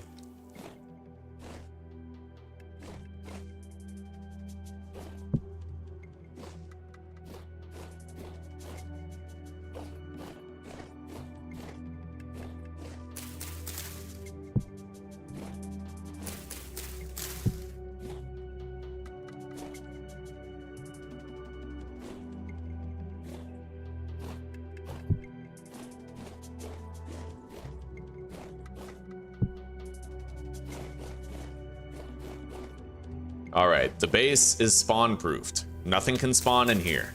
Thanks to those 2 lanterns, we got sufficient lighting.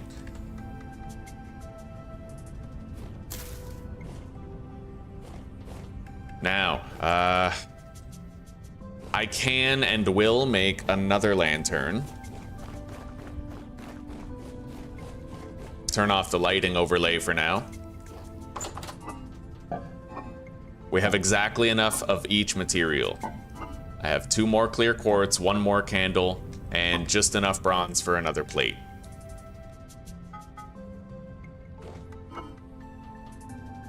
And then we'll also have to just make a little walk-in cellar over there.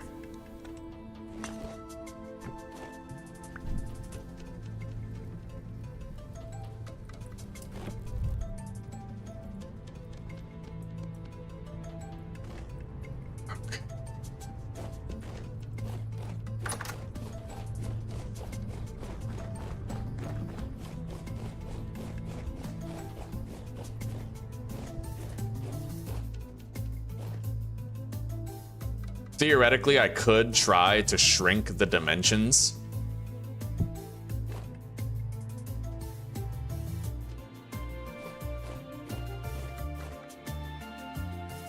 Or place things there so that the spawns can't happen. But I would need to shrink it too much, so I don't think I'm gonna bother. We're just gonna do this. Make sure it's all spawn-proofed, and then I might have my cellar just like right here at the entrance foyer. Wouldn't take much.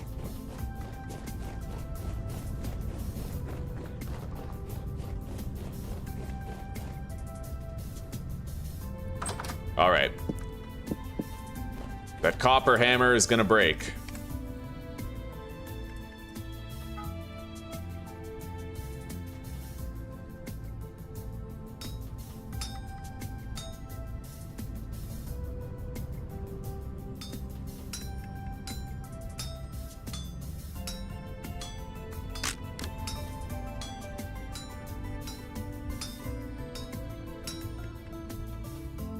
Now, if I put it there, it's gonna go like...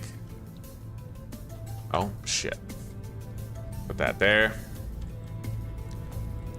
Yeah, I can rotate it and put it a different way if I want to. Like this. Yeah. I want to learn that more. The placement changes quite a bit.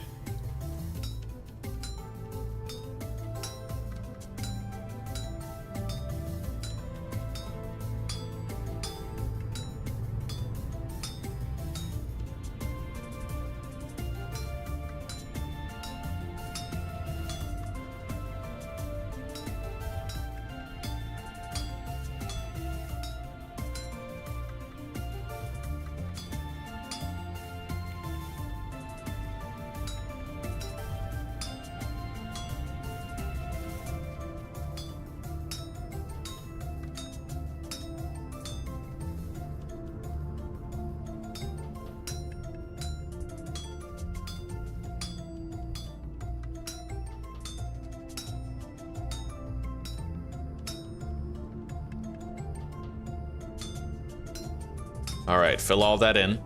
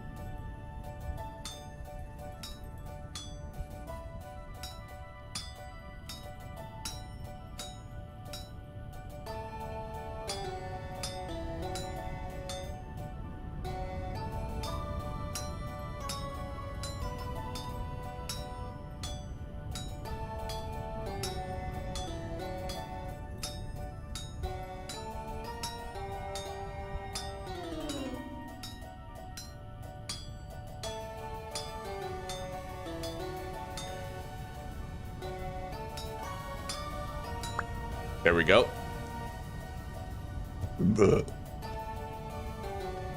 Boom. My own personal use lantern now.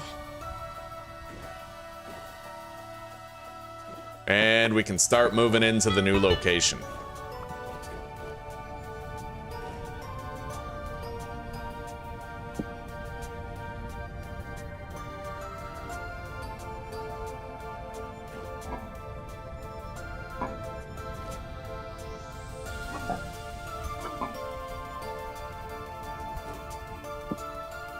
All right.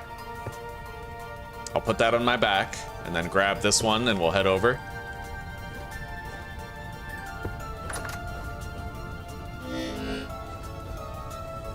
Whoa. Oh, I took it off my back. Okay, fair enough.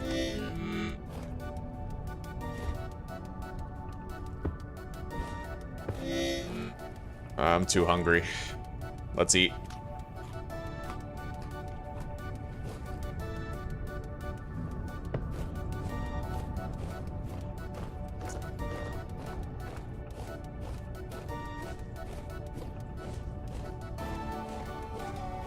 We're upgrading, guys. We're going from a dirt house to a dirt house.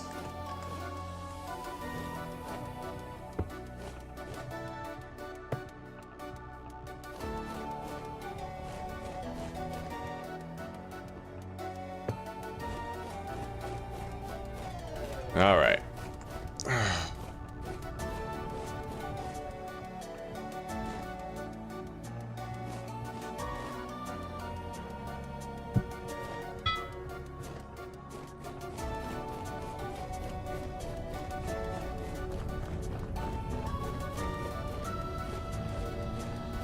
More of the bees have produced.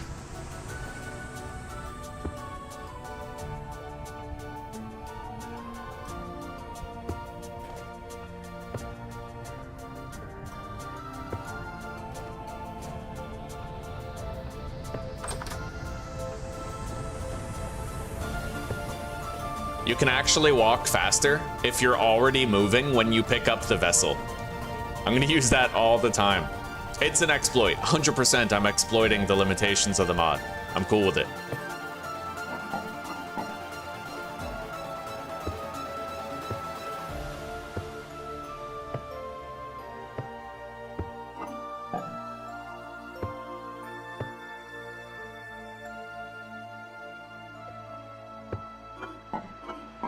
All right.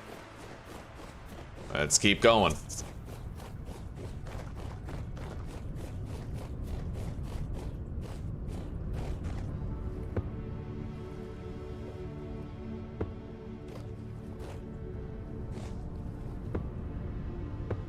Yeah, I have the power.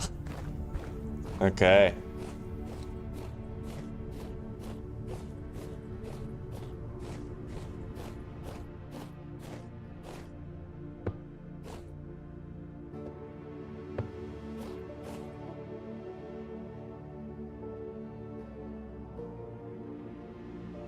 All right.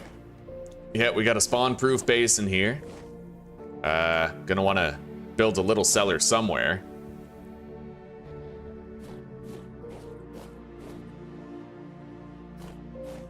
God, I really don't like the look of these walls. It feels more depressing, doesn't it? Having, like, just regular dirt walls. I might honestly just bite the bullet and do fucking rammed earth conversion. You know, even after all this.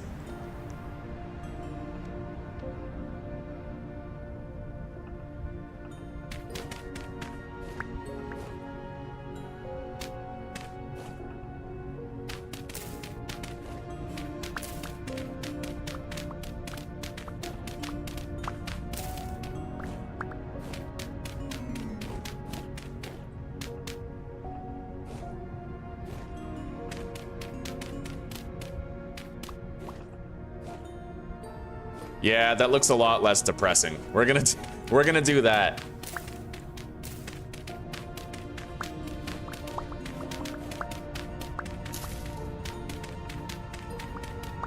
I just wish there was like a learn by doing, you know? Like I could be increasing my mining skill right now.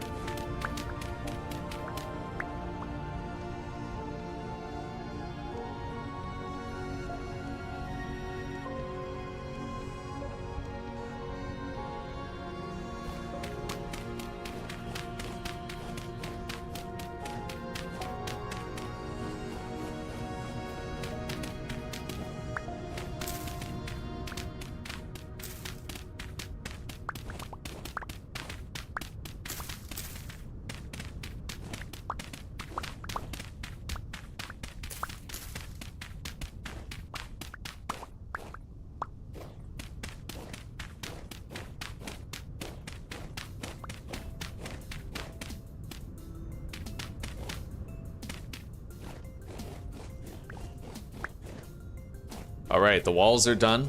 Do I want to bother changing the ceiling, or does it look less depressing now?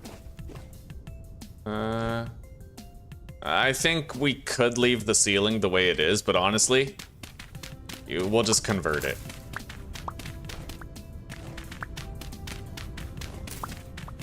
Kind of a waste of a shovel, but at least we have a tin bronze shovel that can do all of this and then some, right?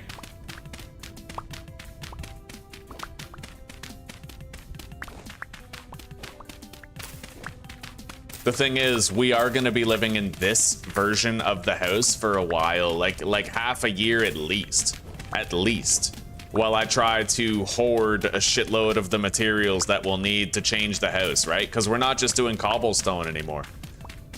I'm doing granite ashlar blocks, and I want to do a fanned cobblestone floor, so it's like, this is going to be so much harder. I'm gonna require brand new materials. I need to learn a brand new mod in the form of the query mod. So considering all of that, I want to make sure that this is a base I don't mind living in.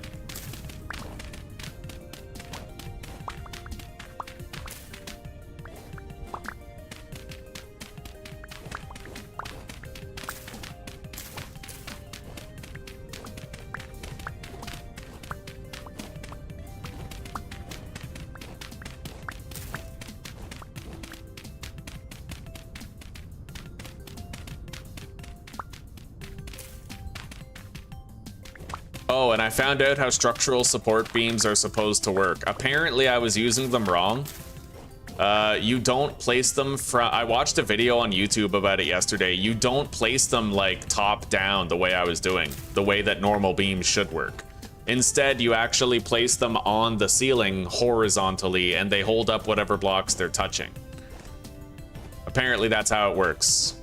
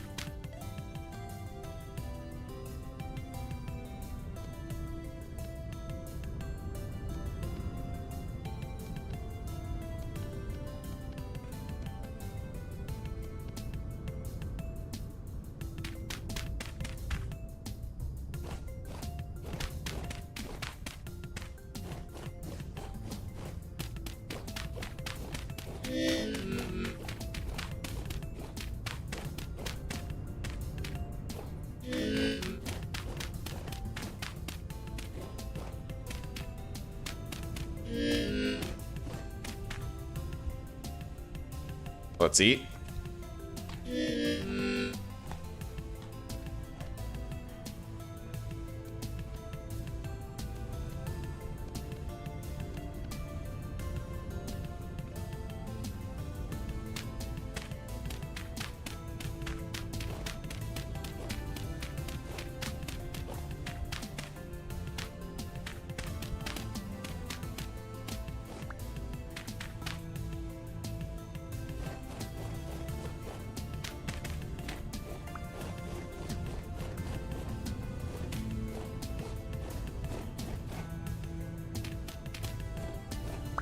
All right, there we go. I have a house that looks like absolute shit, but like, it's ours. And it's not as bad as it looked before.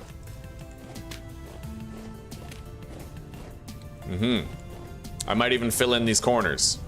Just a little extra exuberance, right? It's gonna be a quality box. That's right.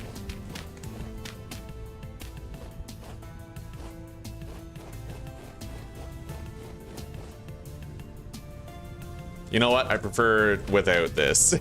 We'll leave that archway solid. I like that, but then having this be kind of ramped, it just feels better. We decimated this shovel, though, in the process of all of this. We had our shovel at like half condition. Now it's nearly broken, but that's okay.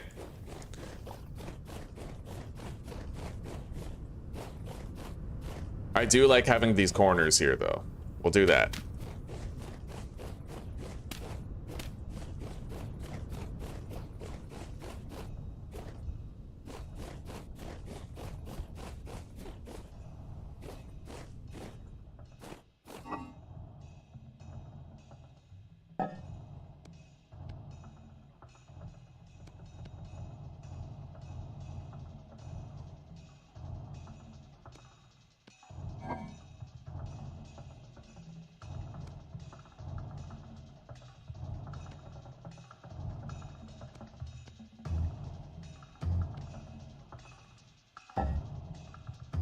Okay.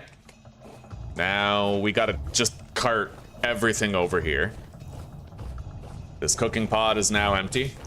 Our hives are almost... Oh god, they are all done. Okay, it's time for our first bulk honey harvest, guys. Damn straight.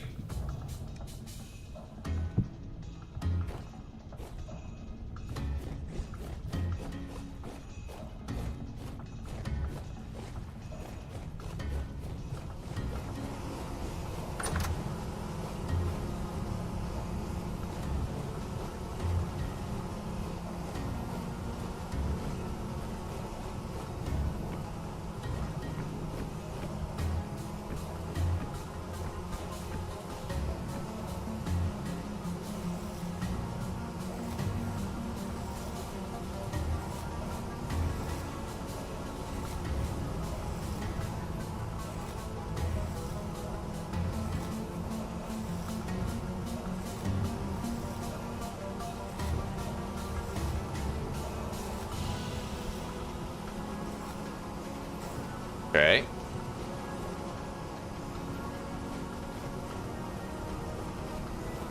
It's gonna be work, but I mean, that's the homesteading lifestyle, right? I'm cool with it.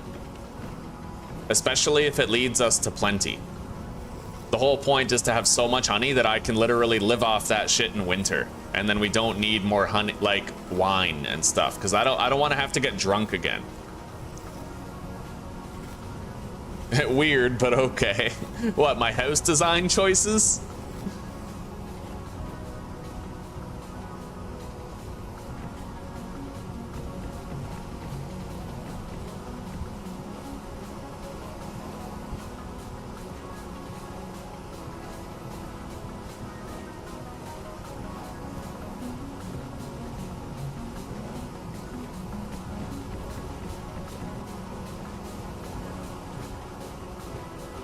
And now all the bees are on a synchronized production schedule. I like it.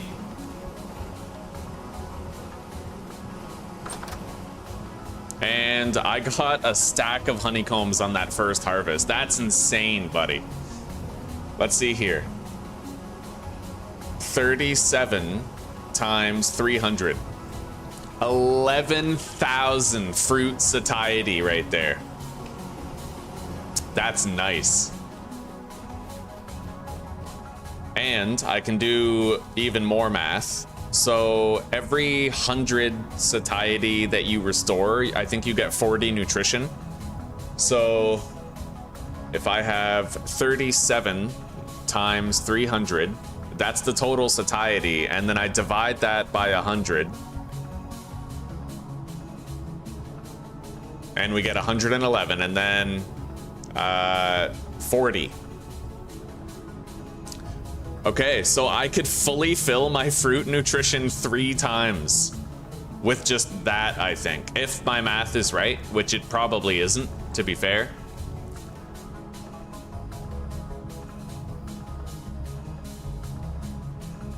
But it might be. That's like 3 refills on my fruit nutrition bar, if I'm right. That's insane. Yeah, because every single honey gives me 300, which that would give me 120 per honey nutrition, right? And then I have 37. Yeah, the math is right.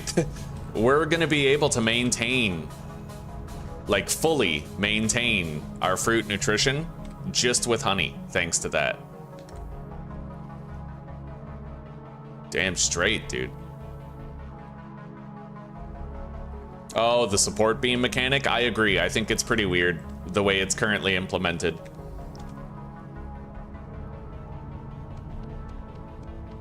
It needs TLC for sure. Let's transport our tools over there first. There we go. We got it all. And then...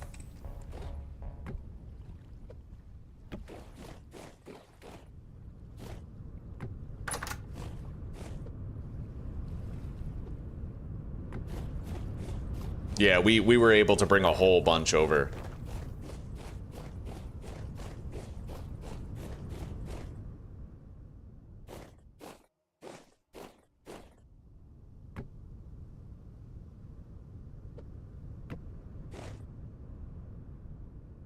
We're gonna have to make some storage chests pretty damn soon, though.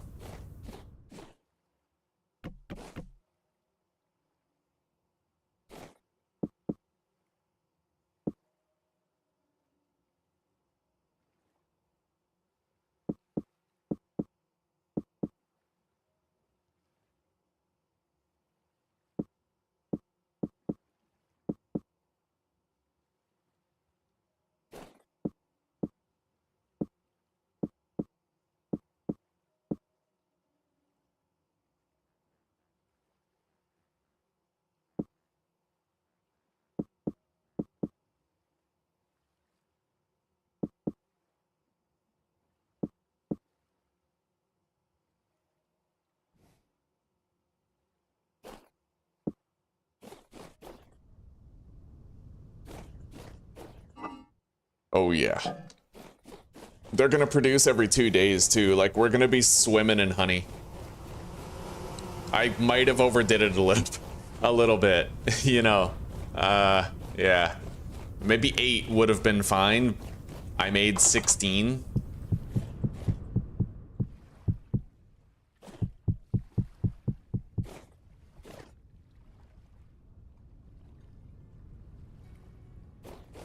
All right, now I need. I'll craft a door for the base. We can put this on our back, and then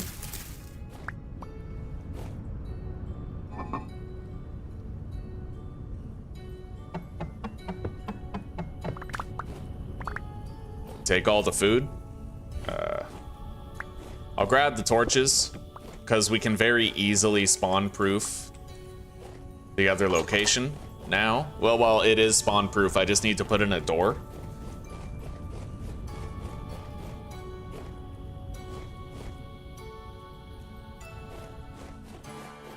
And I think we'll just have a little pantry right here.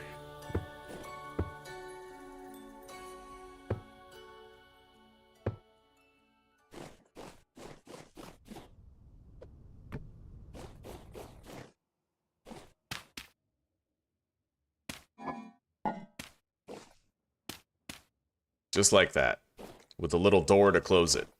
Speaking of which, we're gonna craft those doors. I can do better than that. We'll make quality doors, but for now I have to eat something.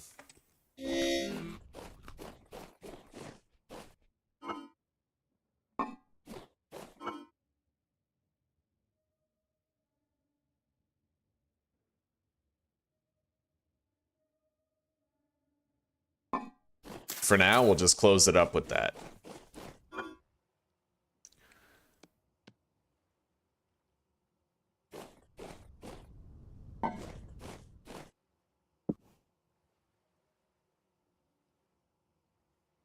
Heavy wooden door.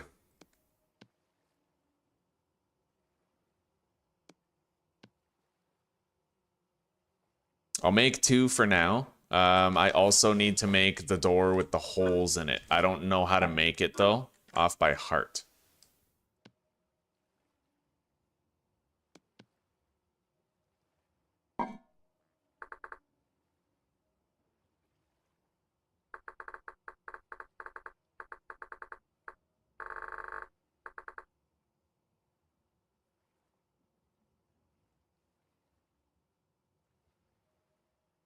Here we go.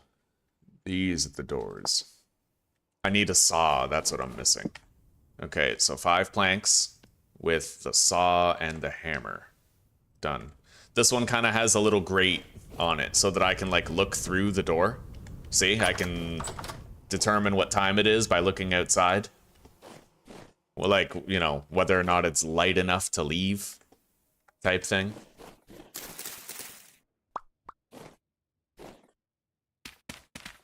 Since I can, I think I'll just do a double pantry. Like I'll have a double door for the pantry. I made 2 doors by accident, so.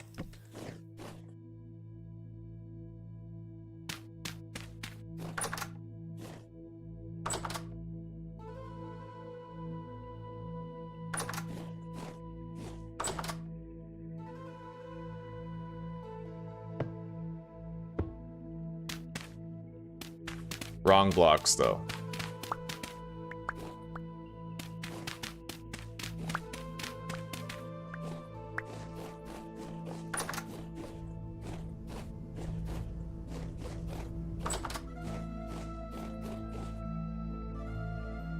One, two, three, four, 8. I need 8 of them.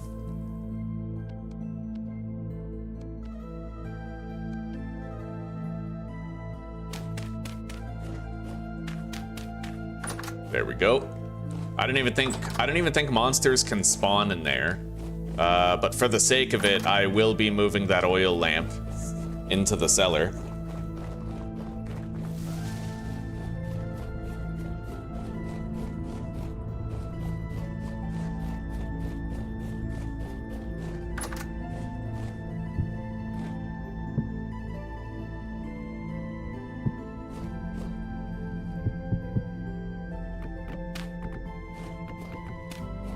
Alright, we're just about moved into the new place.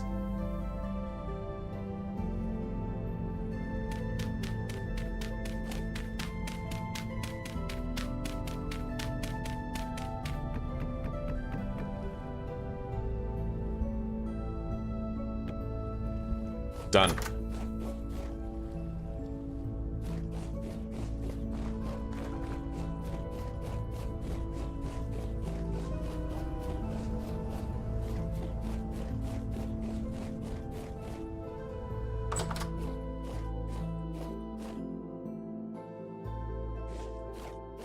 Now, let's grab our old, depleted scythe. Hang on, let's ditch the fuel somewhere. Just like right here.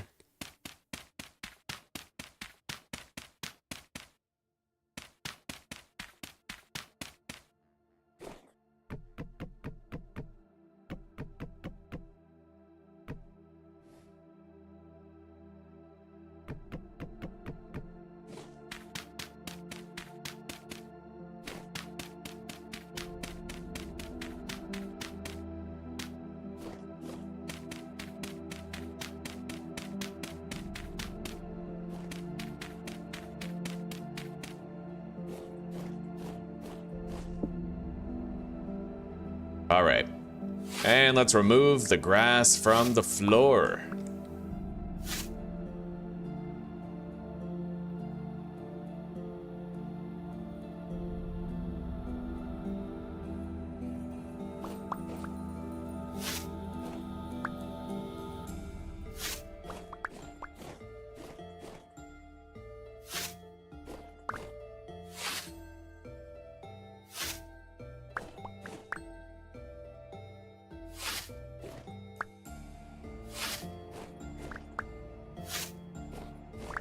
All right, we now have a higher quality dirt shack that is more conducive to our needs.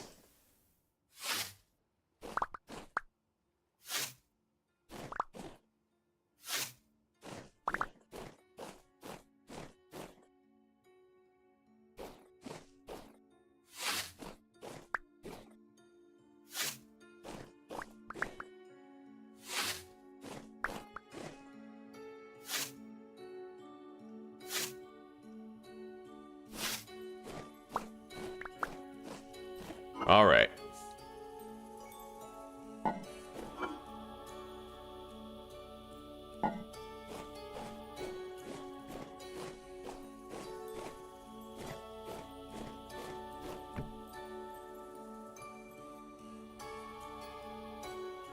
I honestly love the aesthetic of rammed earth and grassy ground. I love it. I love looking at it. This is so pleasing to the eye, you know? At least to mine.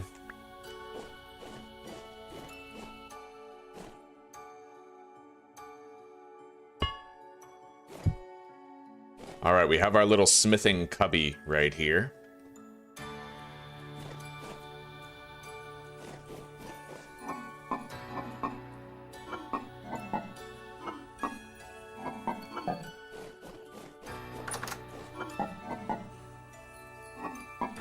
Technically, I'm not even using that vessel. I could repurpose it. We're gonna want to make some storage chests now at this stage.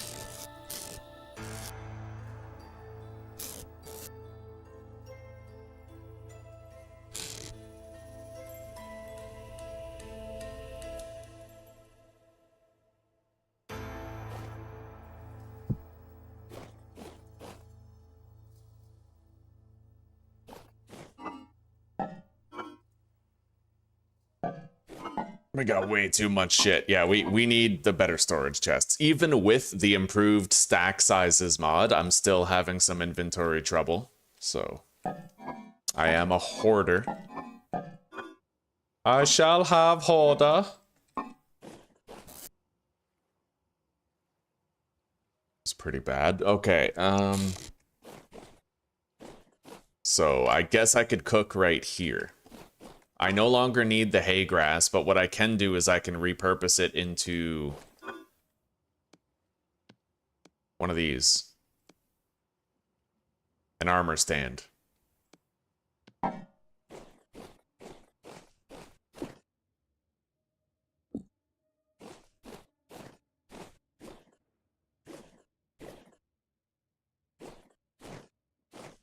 Yeah, he'll just sort of keep us company.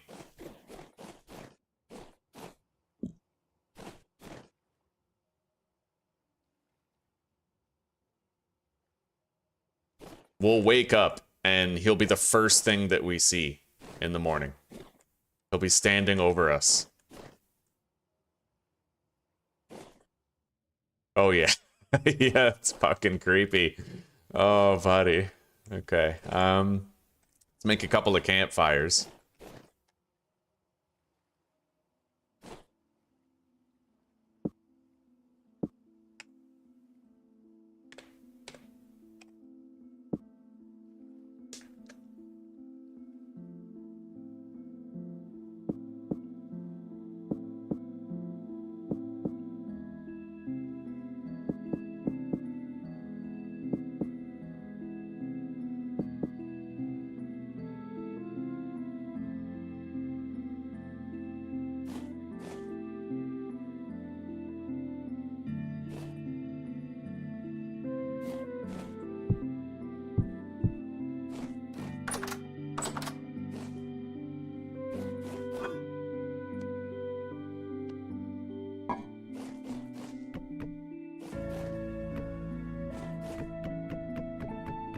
All right, we have our 2 fireplaces ready for cooking. Tucked away.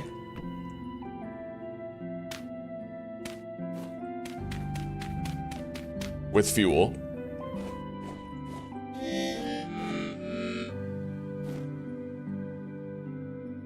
Let's eat.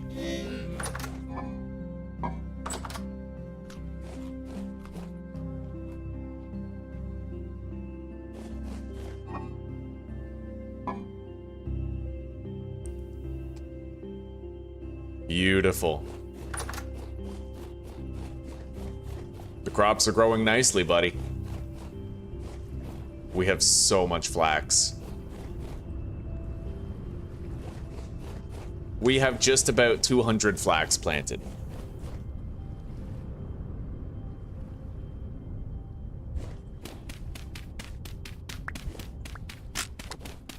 I need a new shovel.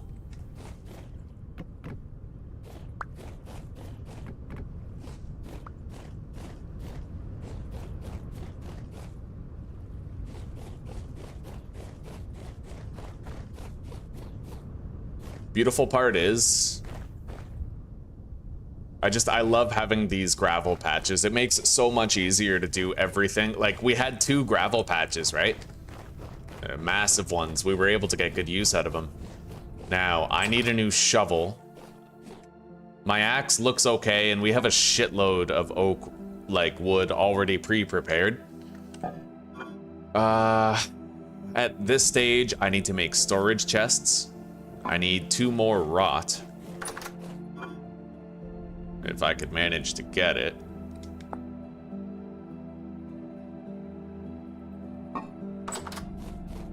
We don't need compost until, like, much later, though, really. Much, much later. I can rotate my crops for the first growing season if I have to, and then after that, we're good.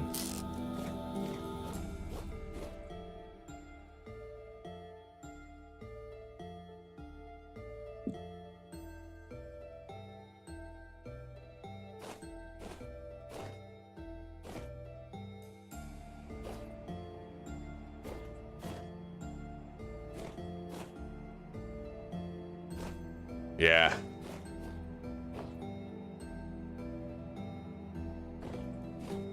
There we go.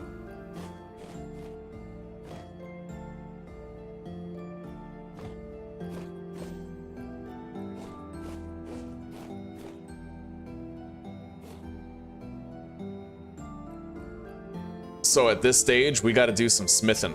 I no longer have any tin bronze ingots, so we're going to have to make some more.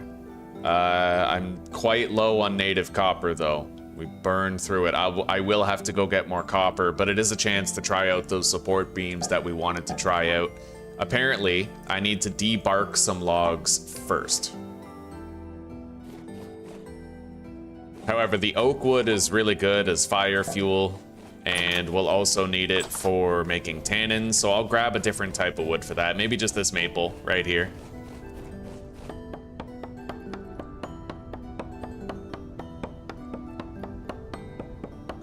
Don't tell de facto about the flax. Oh, that's cold, man. That's cold. Yeah.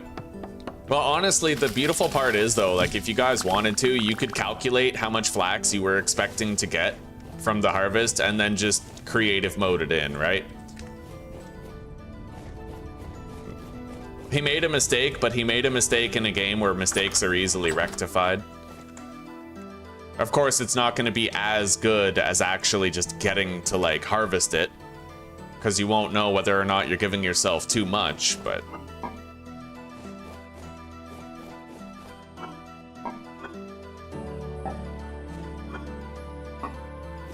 Alright, we need the saw. And then... I think the hammer for the debarked log? No. Axe and hammer. And then the debarked log is going to allow me to make support beams.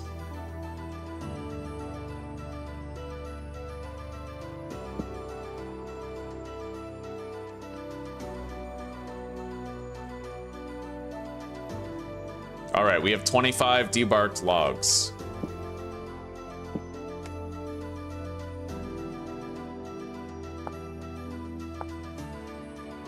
And those I do need the saw for.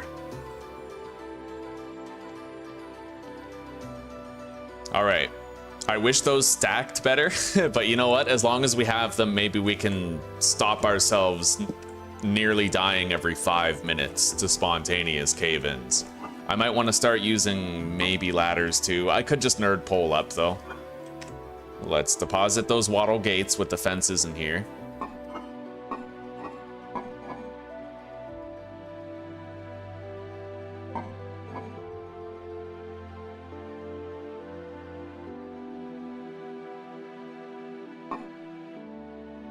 Let's make a new shovel. Doesn't have to be fancy. It can even, you know, it can be like a stone one.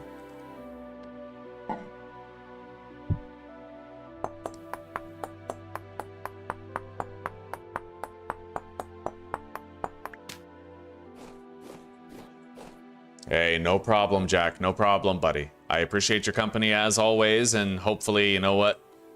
We'll get to chill more later in chat. But I'm just happy you're playing Vintage Story and happy that you're vibing with the adventure, buddy. All right, let's put this... Yeah, we'll see you in a little bit. Let's put this in here. May as well have at least some ambient lighting in there. I don't know if something could spawn in there, but that should stop it from being an issue entirely.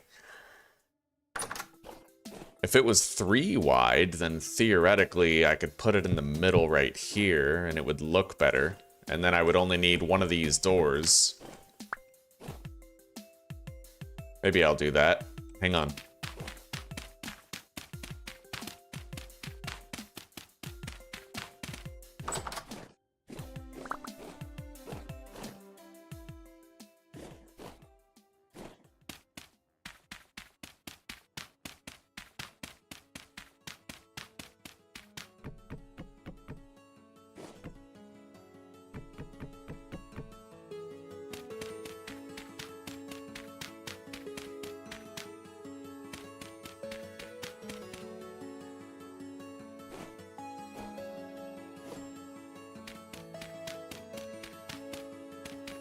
Gotta move it over even more. Okay. So we need the wall right there. With this central door.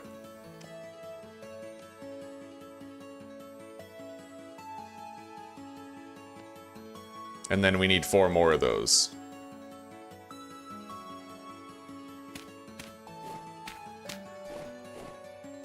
All right.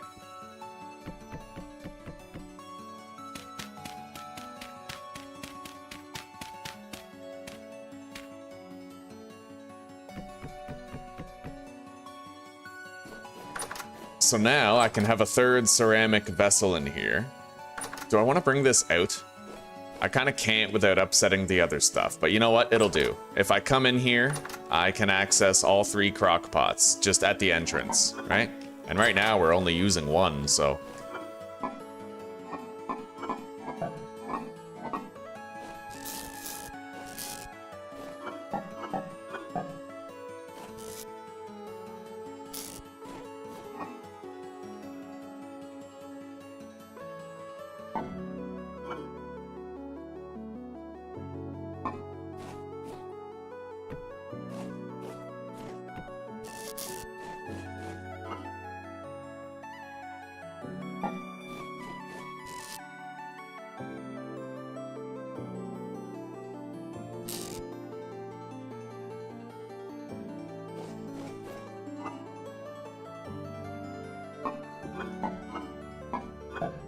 I'm trying to give myself 1 more storage container by working some magic. It's proving very hard, though. Very hard to accomplish it.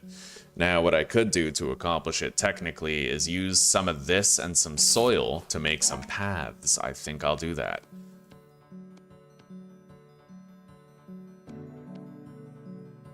Oof. You can fucking mass produce the paths now because the stone stacks to like 256.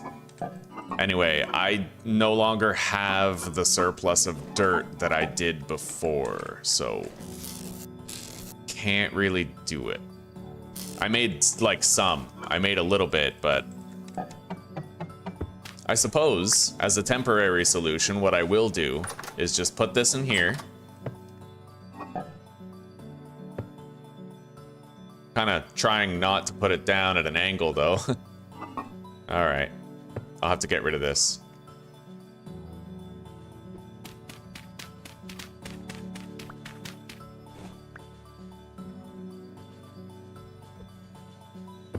There.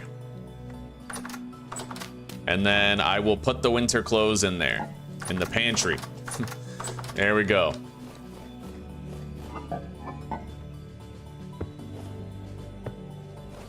All right.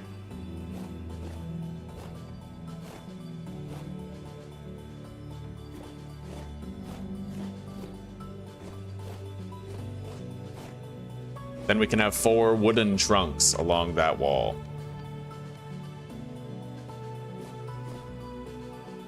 We got a lot of room in here. A lot of room for whatever.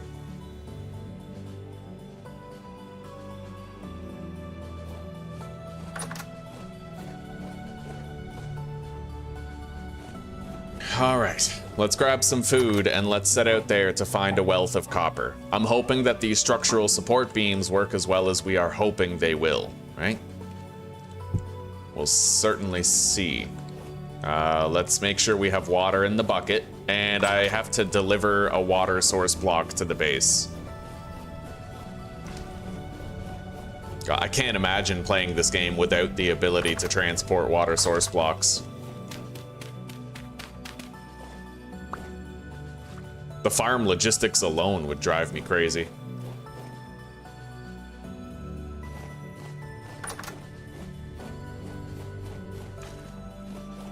All right, let's grab our mining gear.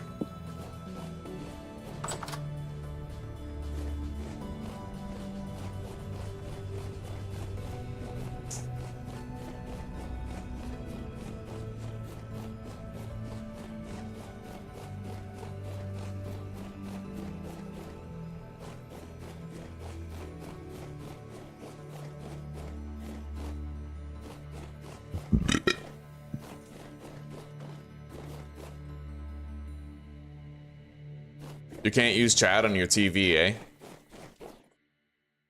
Well, don't you worry about a thing, buddy. I'm just happy you're part of the crew. Happy we get to chill. There's several foxes here. I'm gonna have to check all of them for potential fat. I know that we kind of set out to go mining, but any opportunity to potentially get fat is way too important to pass up. Way too important. What was that to my left? I heard the panting of an animal.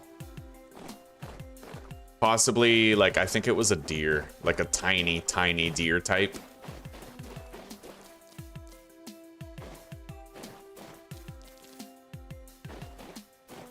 I feel conflicted about the resin on all sides mod because it does seem to make it so that getting enough resin is like a complete non-issue. It trivializes the resin gathering. I don't use that word lightly. It trivializes it. Like, you always find resin without even looking. It's a tricky rub. I'm not going down there for that wolf. I guess he just lives down there now. Yeah. Enjoy your new home.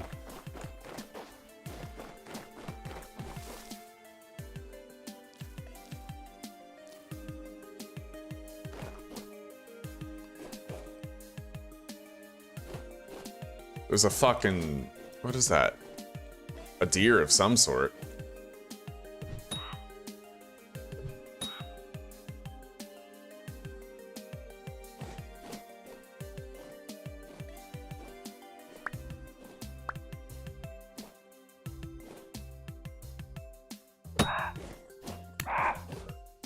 Damn. Dead pampas deer. That was a tiny one too, really small. He had heart. Inventory's getting pretty ragged already.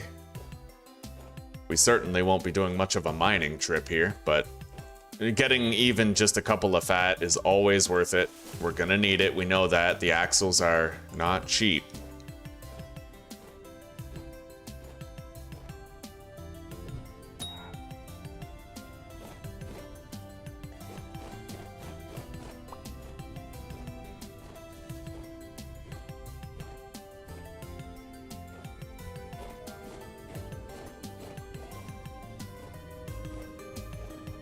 Fuck, he's like crouched in the heather somewhere.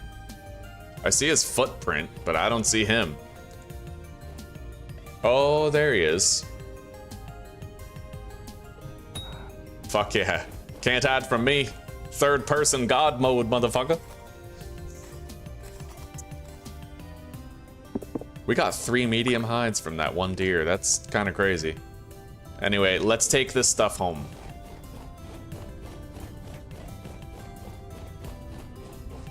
Right, our home is over here now. Oh god, they're gonna produce again. Okay, it's like another 2 days on each. It's like, holy shit, where are we gonna put all of our honey? Oh man.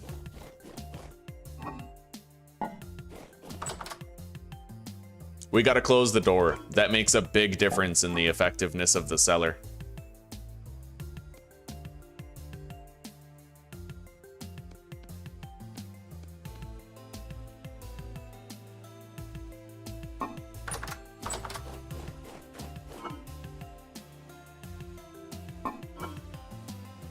Yeah, even just getting 1 fat is totally worth it. Where's our rot?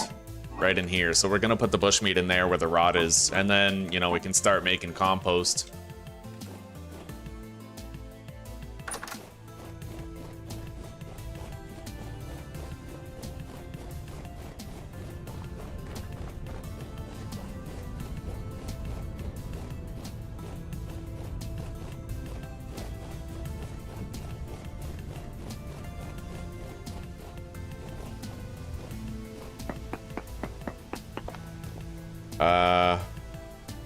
Native copper is apparently 55 blocks away.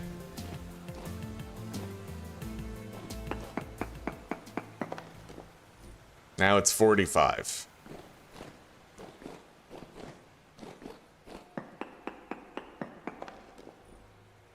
$32 blocks away.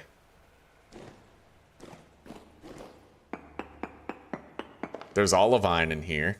16 blocks away. Okay, we got a lot closer to the copper. We just gotta try to track it down from this location.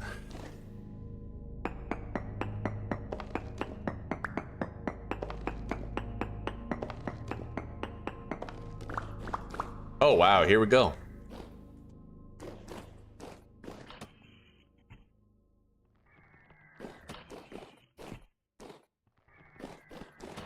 Well, as long as he can't hit us, I don't care, right?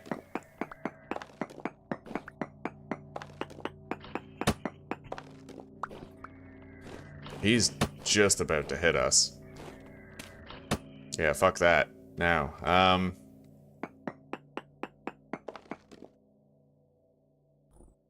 there's no more native copper. That was a tiny, tiny vein.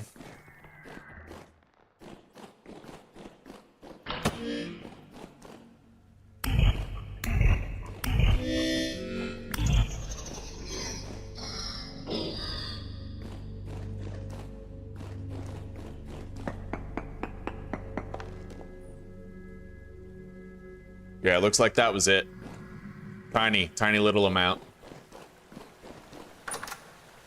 Anything good in here? Oh, wow, you could fucking live in here. There's a fucking ruined claymore just sitting there. A globe, several beds. Yeah, there's fucking just claymores and shit. Ruined arming sword, ruined claymore, ruined candles. Oh, wow. There's some bone meal, a ruined lantern, unusable clutter, Jonas sub-assembly, and a dark brown... Oh, wow. There's even some fucking carpet right here.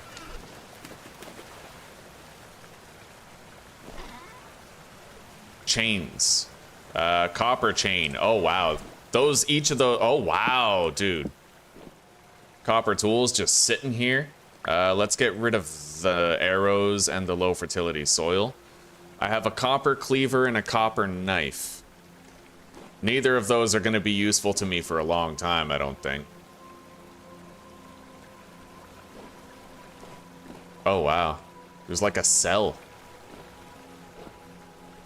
Cool ruin. Not gonna lie, that's pretty dope.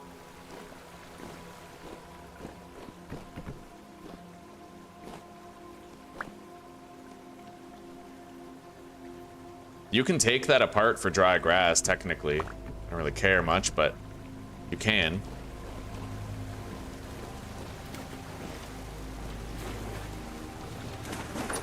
There's more. This ruin is crazy. Really good ruin, man. Cracked food vessel. Oh, look at that ceramic. Look at that vase right there. That is insane. I could literally take that home. I kind of want to.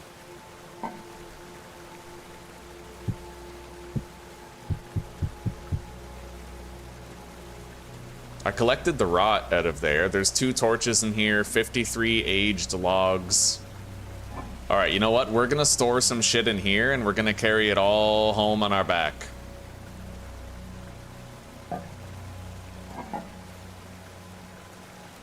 It will be kind of dark while we travel, though.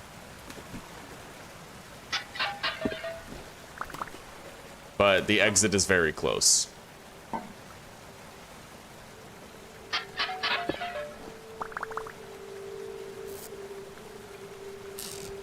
Man, this was 1 zinc ingot. Interesting.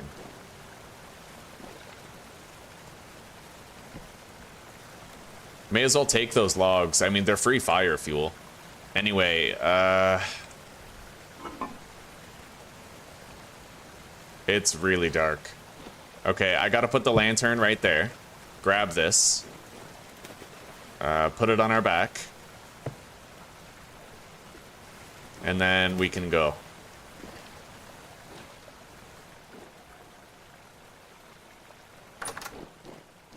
That was insane. We got one hell of a nice vase out of that. And we got a tiny amount of copper. But, yeah, that's probably the best ruin I've ever seen. There's also a really hefty sum of good decorations down there that we can try to grab later.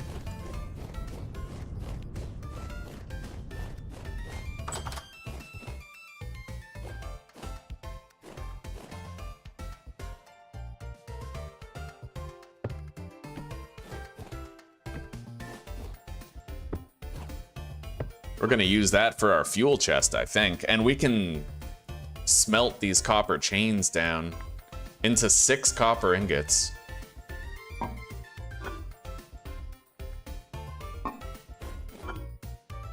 Okay.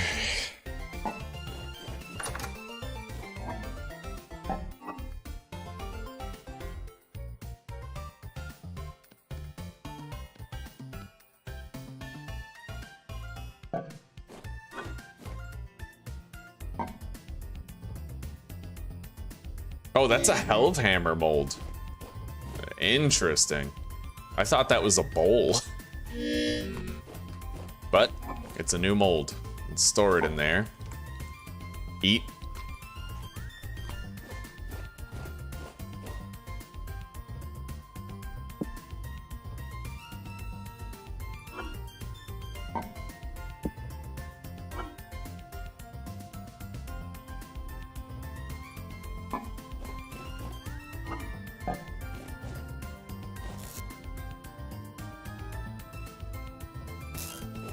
We got some fucking Jonas parts.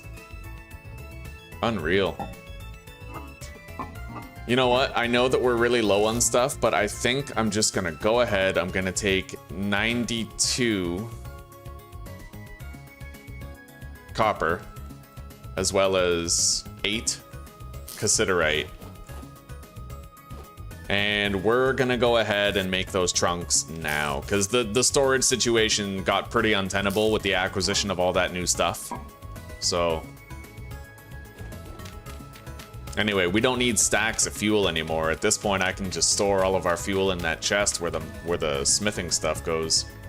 A medium temporal storm is now on approach.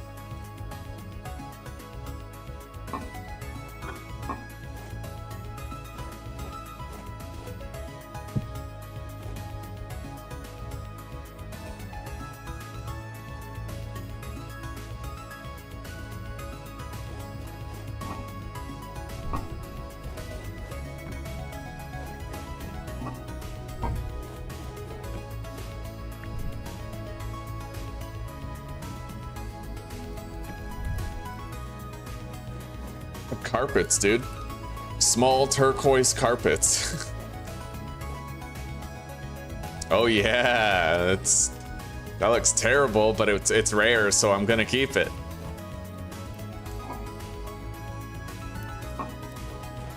Let's go plant these couple of carrots.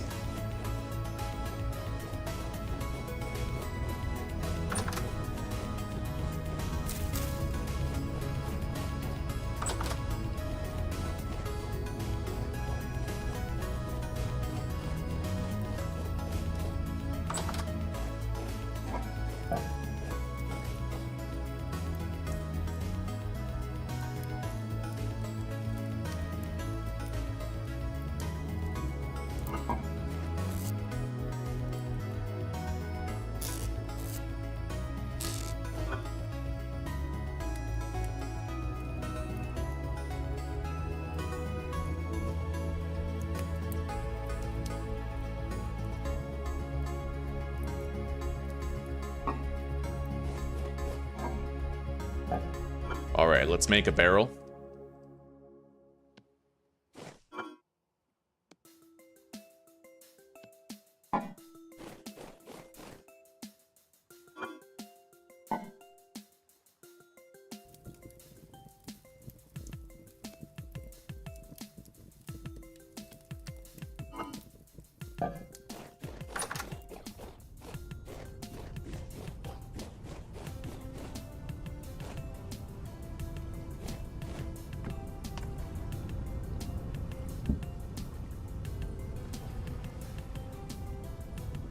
Boom. First compost batch is underway.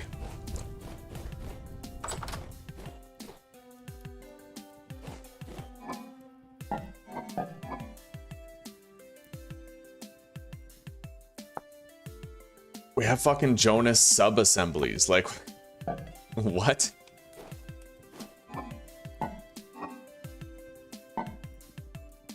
And I might be able to actually buy the map to the treasure hunter trader from the nearby trader soon.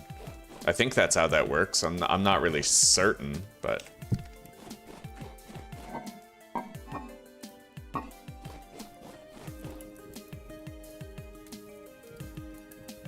So, with those 500 units of tin bronze, what am I making? I could use a new shovel. And a new pickaxe. And a new prospecting pick. And then the last 2 will be ingots for making 8 nails. Like 2 batches of nails.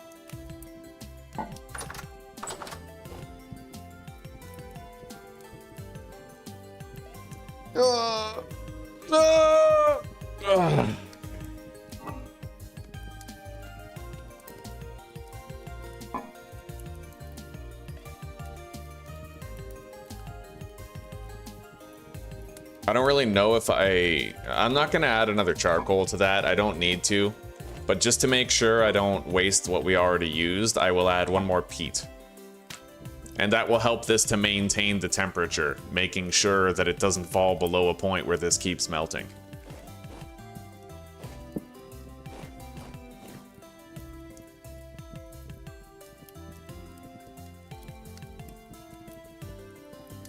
This game is so fun that it like stops me from making coffee for hours.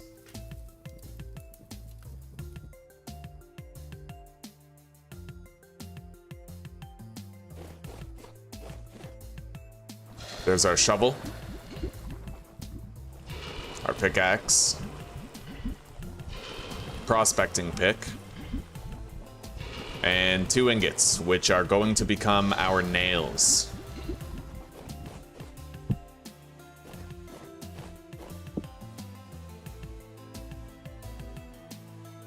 Anyway, we can't really go mining right now, only because of the pending Temporal Storm. But I can at least try to locate some potential copper to be gathered.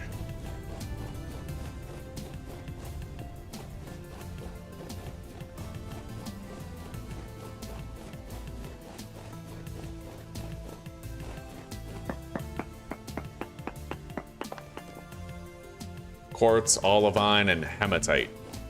I'm only doing short range searches for now.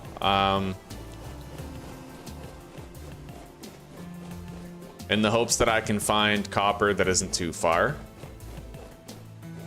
Like underground, I mean.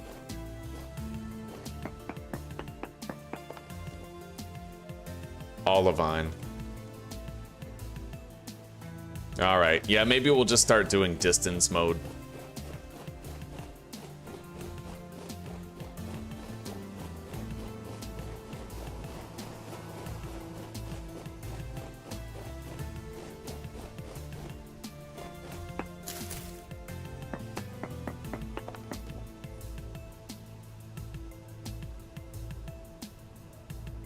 Native copper is apparently 109 blocks away. I don't know if that's depth or whatever, but...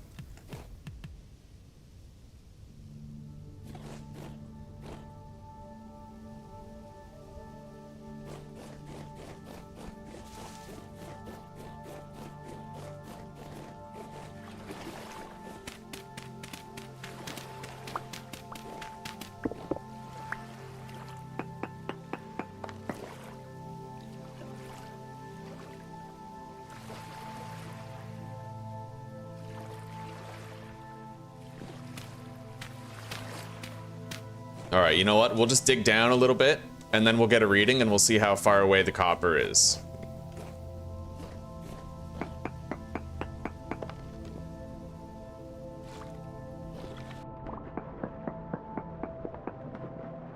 But we're not fully officially mining right now. We're just trying to figure out if it's under us or not.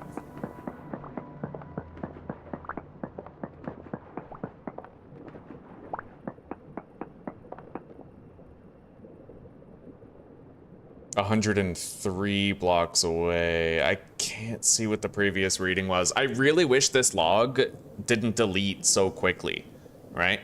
It deletes the data like way too fast.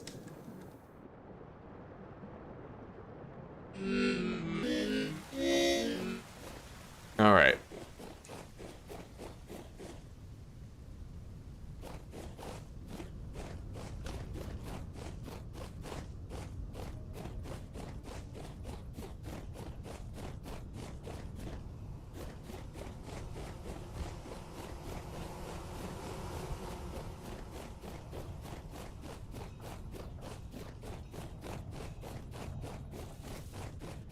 Let's get a reading right here.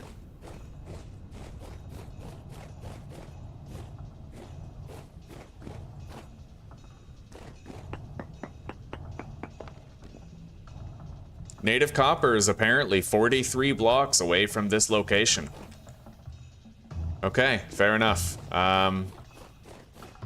We'll mark this, and then we'll go look for it after the storm.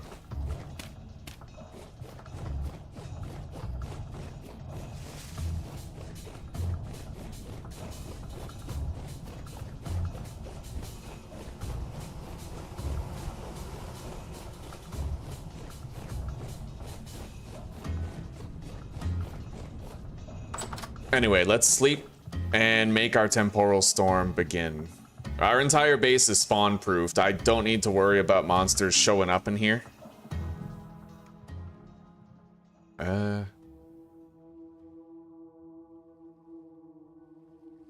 think.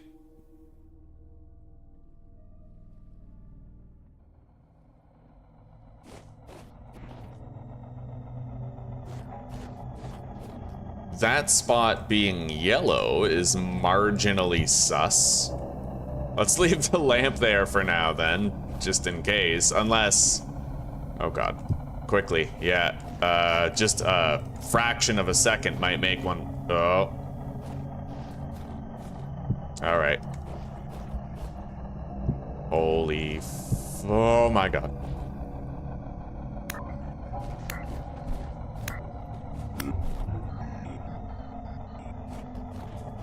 All right.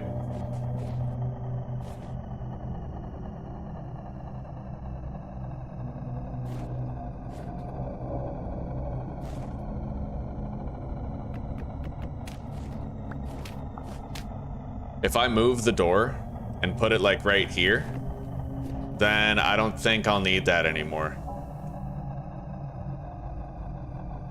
I don't know. That still says it's yellow. Fuck it. I'm just gonna leave that there for now. We're not gonna keep moving around the light sources. That's a good way to die.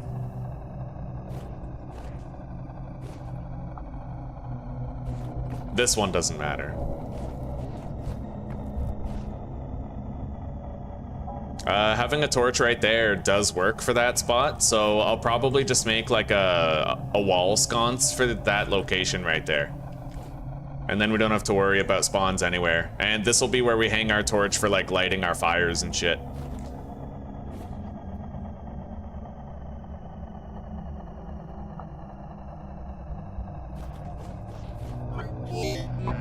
Anyway, with everything cooled, I can now make our nails and thus our storage chests right after.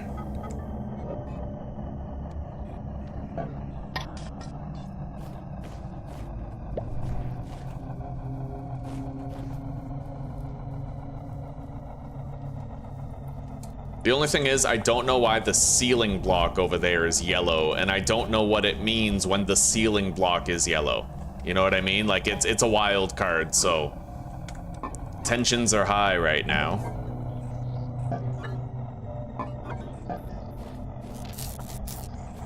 I have an entire storage chest that's not even in use right now because of the vase that we found. We'll put all of our stone in there.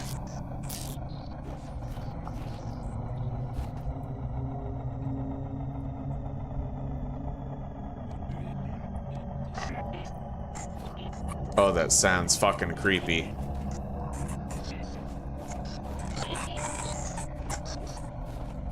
And theoretically, if I get rid of that nice ornate entrance and just sort of pull this wall back, then it stops being an issue entirely, right?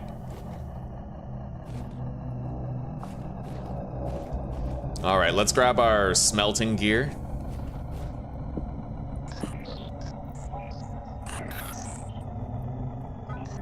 And let's make 2 helpings of strips and nails.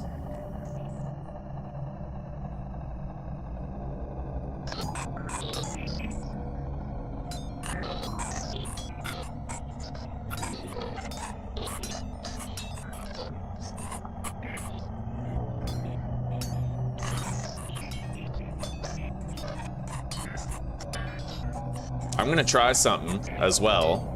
I might be able to save myself on some of the work.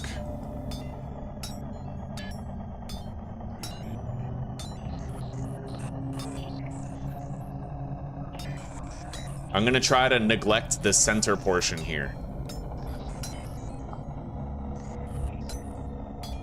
Because when I place the ingot down right there, it might actually, you know, it would make it easier to fill in the middle.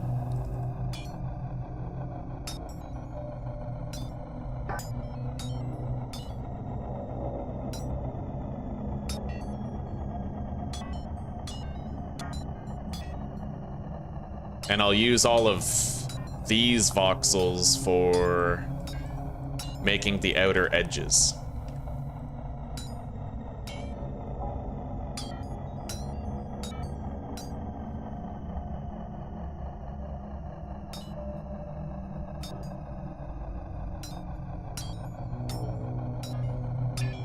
All right, so now I take a look at that. It's gonna place it sideways, so if I grab this and place it, oh, it placed it vertically. Shit, yeah, that was the exact opposite. Well, I'm learning, right?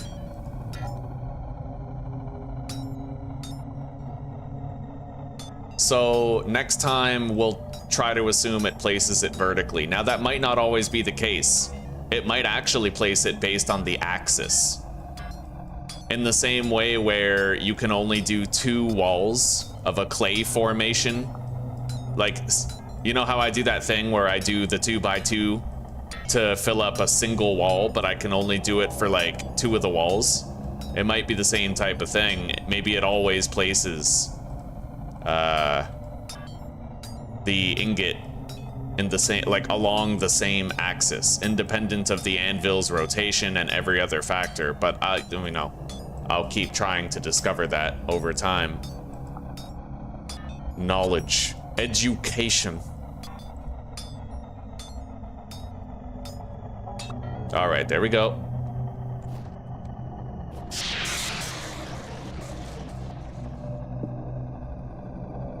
I would highly recommend that you guys go to your options menus in the game.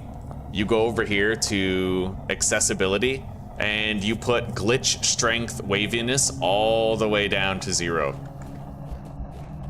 There's gonna come a time where you're smithing during a temporal storm and the glitch causes you to like fuck up something and you will be annoyed, really annoyed. All right, we now have 8 chests. There we go. We're gonna combine them into 4 trunks.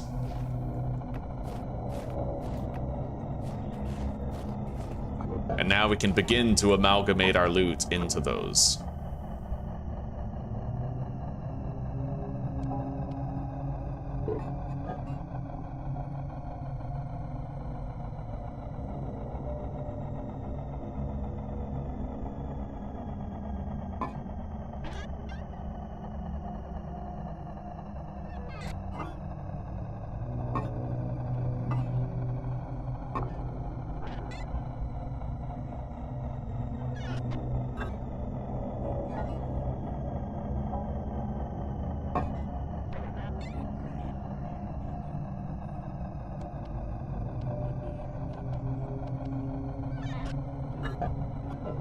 Okay.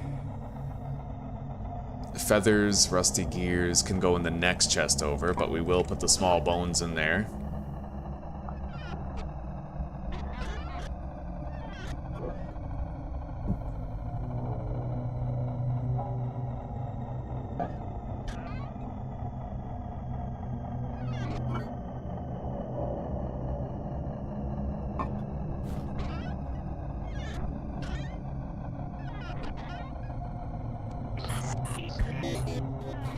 What the fuck?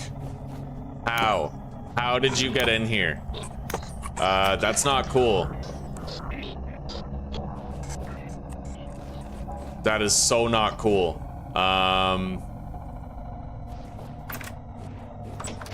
That is fucked. If that thing was like a nightmare shiver, that could have been a one-hit kill, dude. Everything here is green. Everything. I have no... Okay. What the fuck? As long as the only thing that spawns are surface creatures, that's fine. God forbid it's anything worse.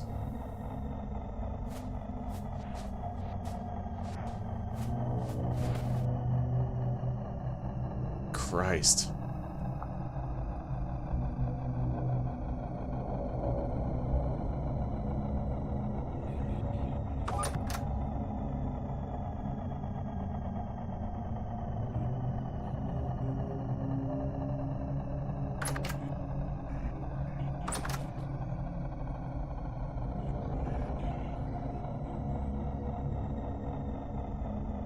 They look like surface ones to me.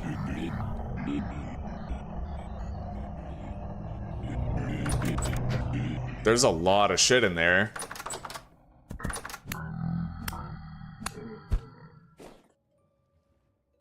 But they all looked like surface ones. So hopefully it's just like, you know, surface ones are slipping through the cracks type thing. That's still extremely suspect.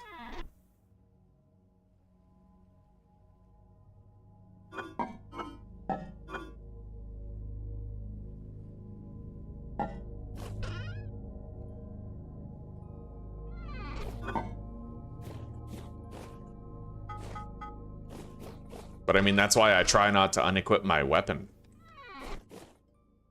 Like, ever.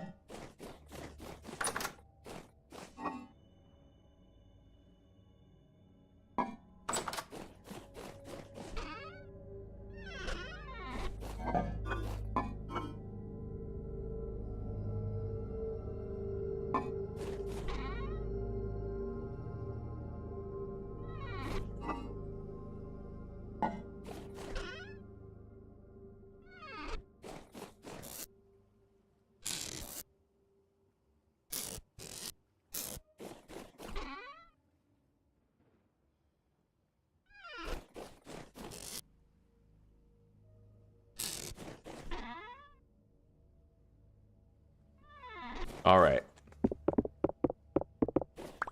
Inventory situation is significantly improved. So improved that these aren't even in use right now.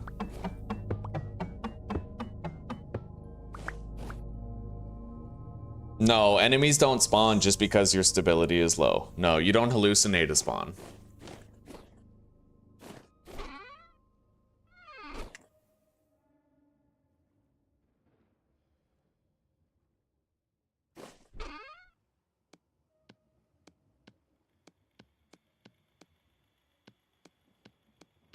Okay. We have some spare tools now. I'm gonna make an additional tool rack.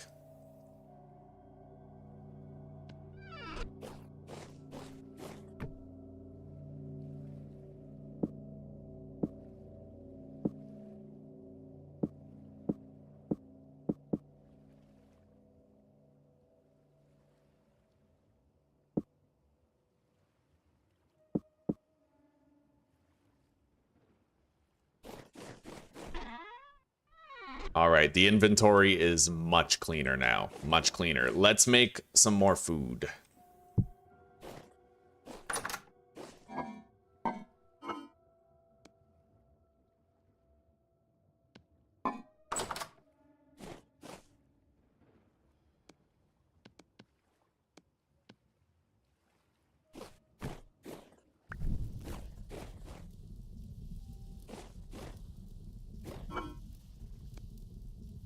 One thing I'm noticing, though, that's really weird is the cave ambience continues to play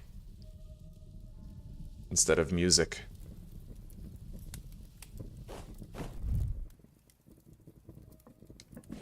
All right. We'll take that food with us when we go mining.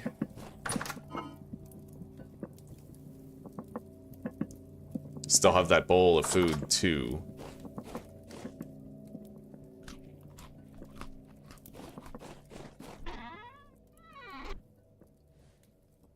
This base is clean.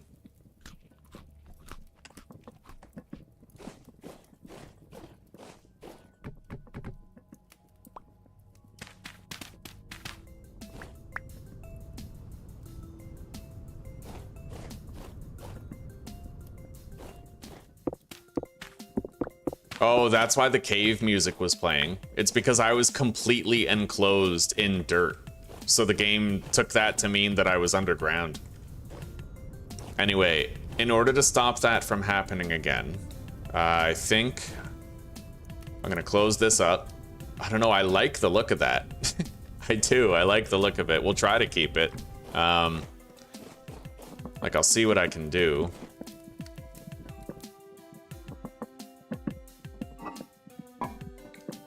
I think that'll finish cooking.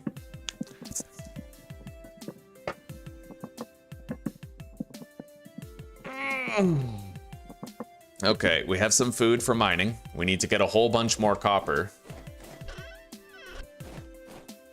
Certainly won't pass up cassiterite either if we can locate some.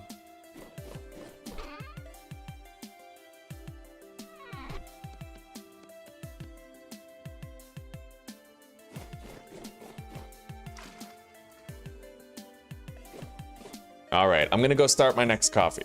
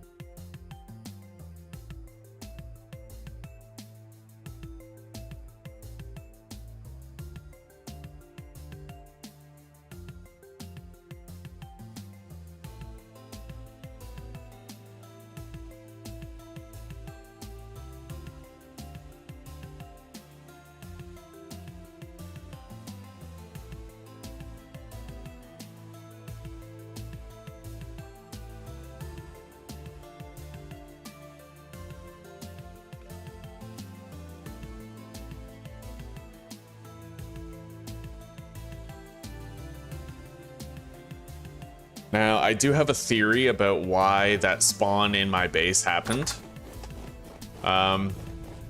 I don't know. There's a portal right there. And the portal might have caused them to override the light setting. That could explain why we only saw surface level creatures rather than anything more dangerous. Anyway, let's go mining. I have a backup pickaxe. We have a mint condition pro pick, so no need to worry about that. Oh man, I am so proud of our honey setup. I hope we get to enjoy that for a good long time.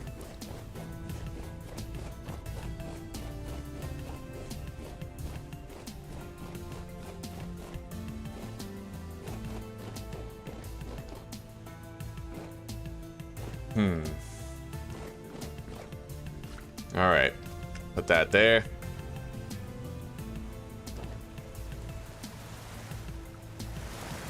Oh my God. I gotta be careful with the water.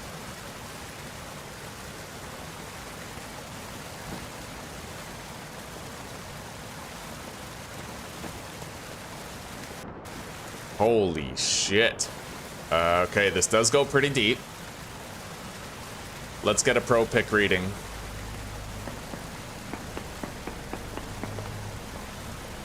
Native copper is apparently 27 blocks away from this location, but I don't know exactly where.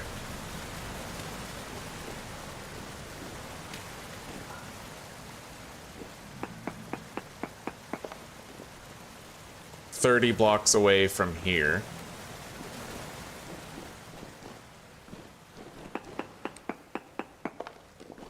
$44. So we're getting further as we go.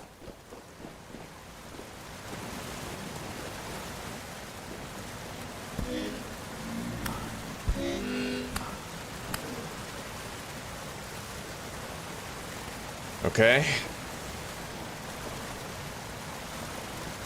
Oh, I don't like that. I just need a complete wall to keep my back against so that I can go up that easily.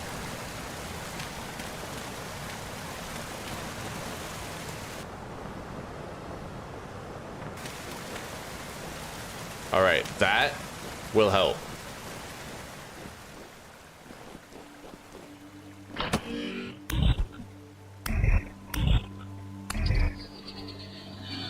I didn't bring any fucking... Hang on. Any torches. Native copper is 19 blocks away from here.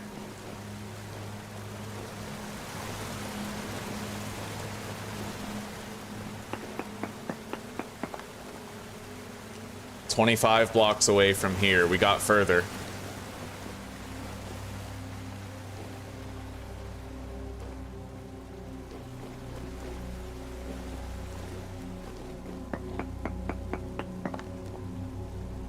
$21 blocks away.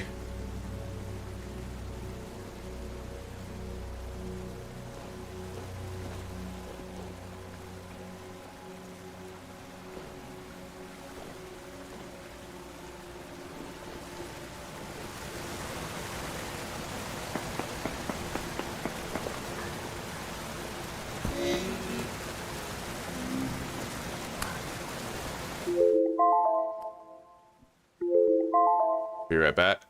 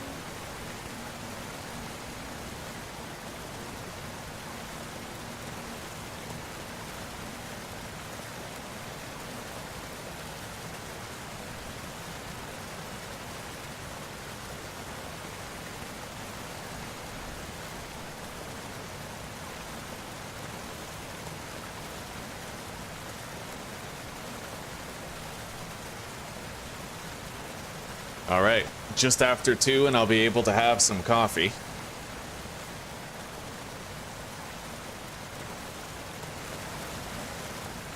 The water does continue going down.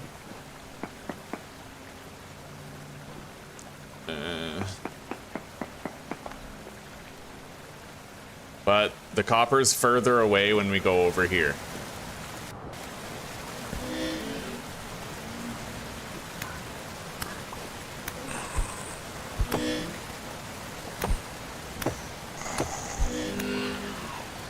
I hate this, actually. This feels really dangerous. All right,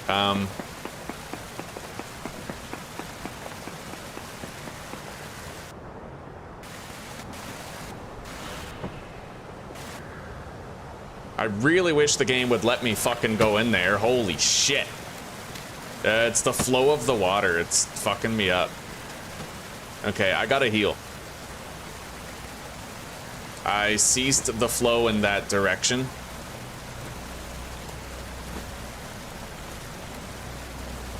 So we got a reading of roughly 19 here. I need to see what that reading becomes when I go deeper underground.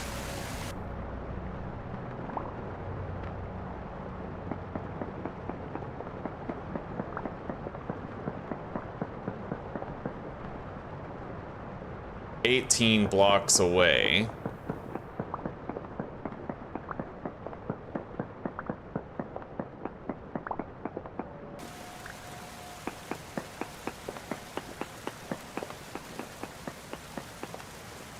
$17. It doesn't seem right.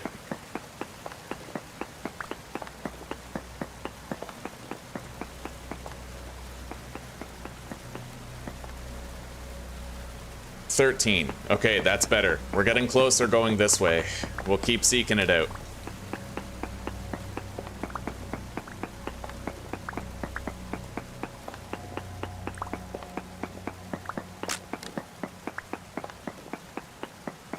I brought a stack of support beams.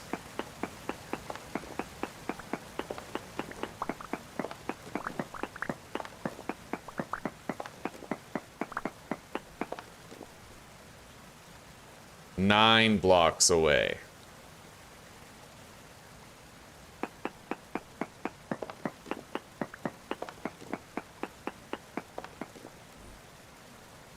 $8 blocks. So now it's a matter of our height. I either need to go lower or higher. Probably lower.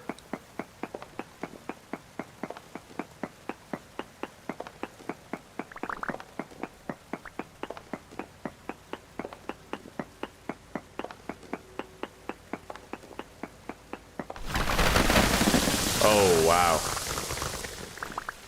Well, there's iron right there.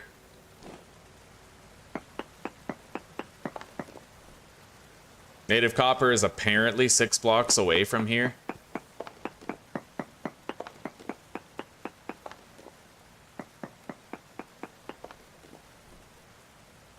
Three blocks away from over there, so we are getting closer.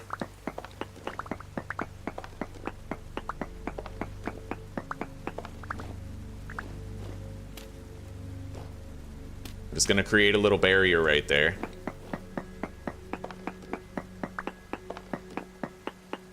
Yeah, I don't like starting mining near an existing cave system because then you're likely to go down like on top of an existing cave. Native copper is 1 block away. It looks like we finally found some sort of pay dirt. Let's do a short range area sample. Native copper, large amounts. Not bad.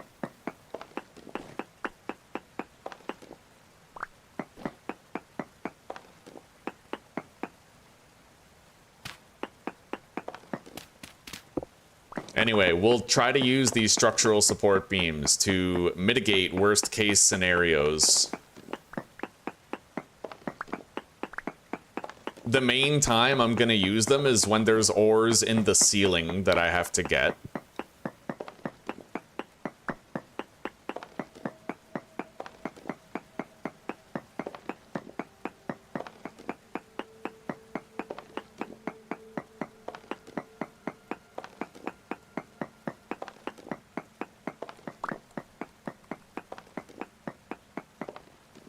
Certainly seems like a good node.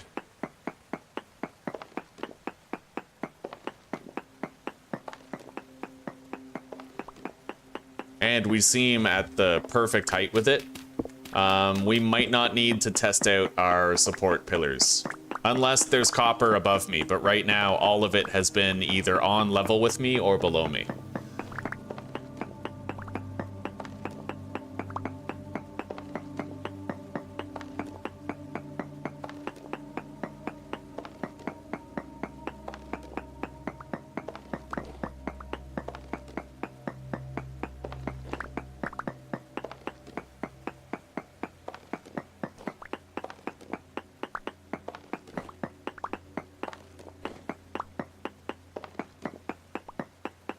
Might not be a bad idea to attempt the collection of some of that hematite as well.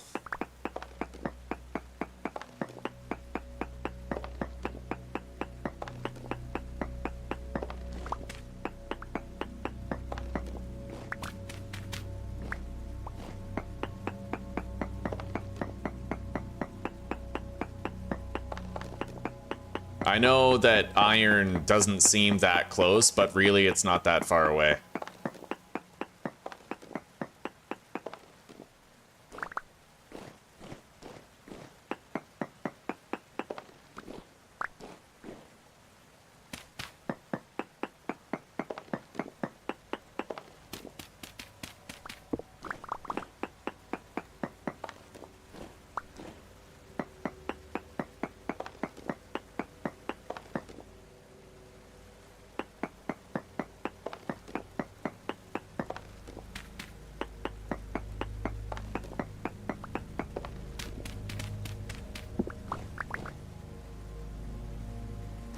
All right.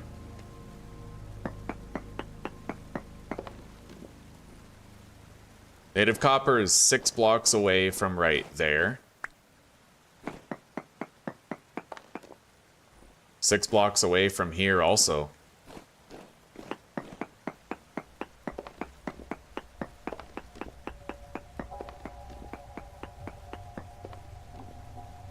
Eight blocks away from there.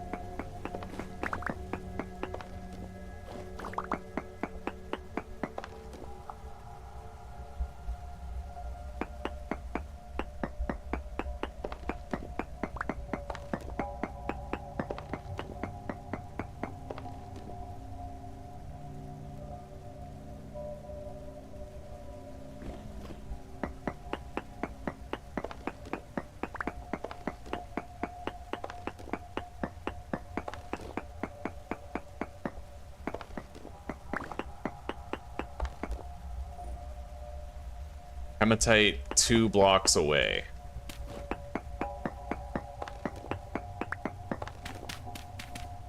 I'm not gonna mine it, but I'm gonna uncover the vein.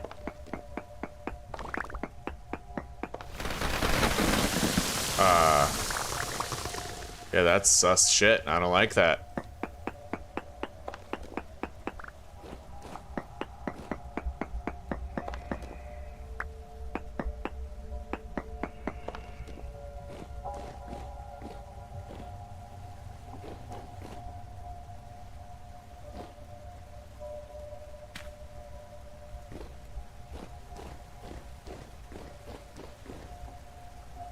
We did find some copper here, just not as much as I was hoping to find.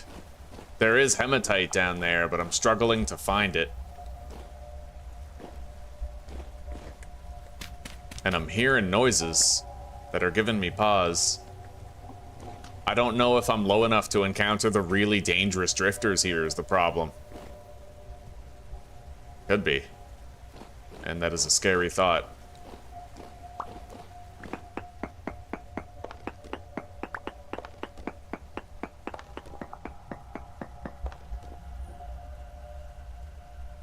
Hematite's 4 blocks away from there. Yeah, you know what? That's a dangerous drifter. We're getting out of here. Probably lucky to be alive right now.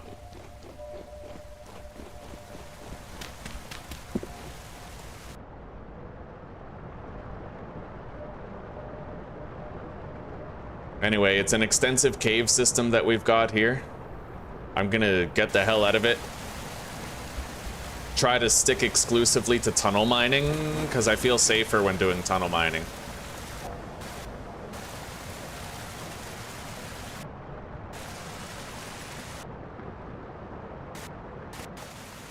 Yeah, but you know what? We did get some stuff. We certainly got some stuff. And I'm gonna grab some of this granite so I can make my quern.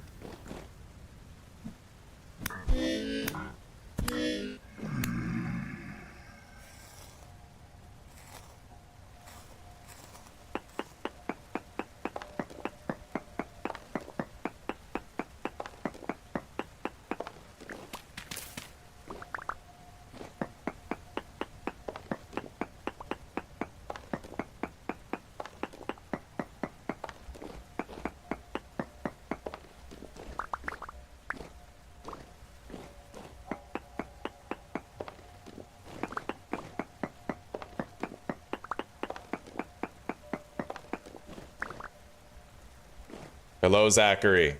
Not too much, buddy. You know how it is. Fucking mo money, mo problems. Fuck bitches, get money, that whole thing. Living the pimp life. How are you doing, Zachary? I guess I should just call you Zach.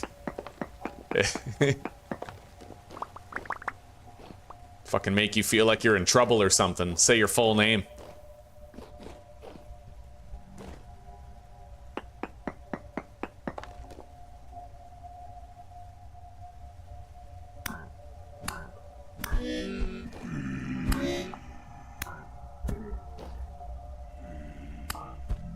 Hey, temporal gear, look at that.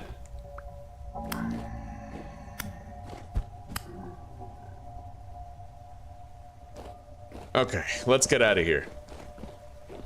I can make my quern and begin to grind things. Now, we did find hematite down there, but it was in a real dangerous place. I'll leave the marker, but I don't know. I typically kind of... Can I density search still? I can. Theoretically, I could get some density searches. The bees are about to produce again. Payday 2 stealth runs, huh? You see my bee? Have you seen my shit, Zachary? Have you seen all this? It's nice, huh?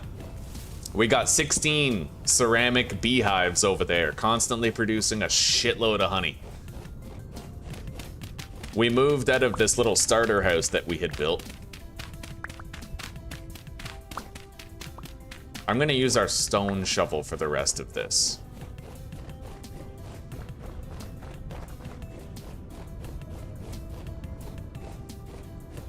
But mission successful. We did manage to get more copper, which is what we really wanted. Rich chunk of hematite.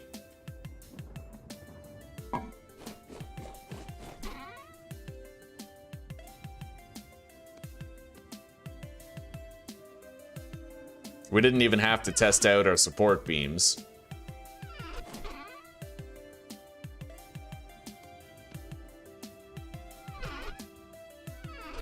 All right.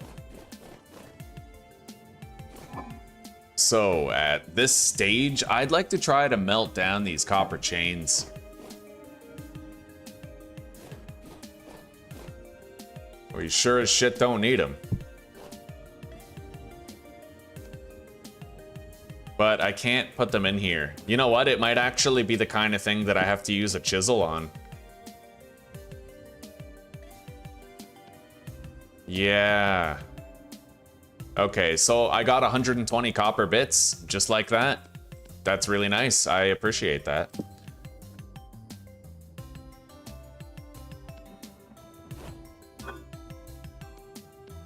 We got a lot more copper to go around, especially with these copper bits right here. All right.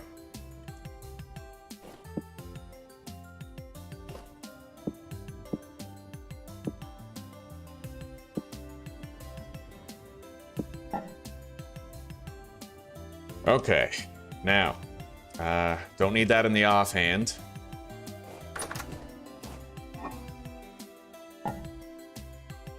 My fruit score is getting low, so I'm just gonna fucking mow some of these honeycombs. Oh, that's beautiful. For every single honeycomb that we eat, I get like a full bar of my nutrition meter. That's crazy.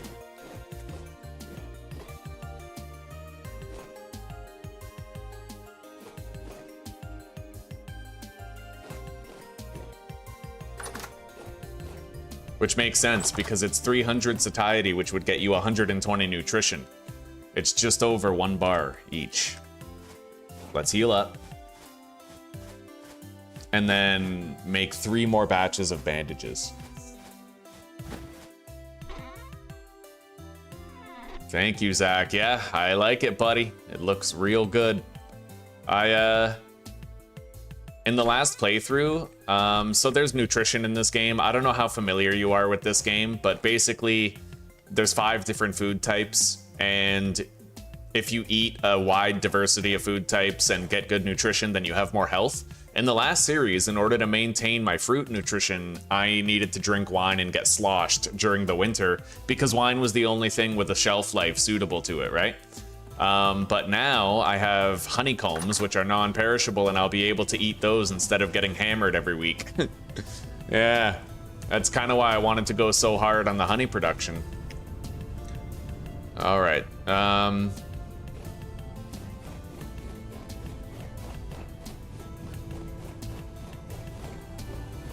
Density search still has value. I might continue using density search to at least some capacity to try and find areas that are rich in resources, and then I can dig down.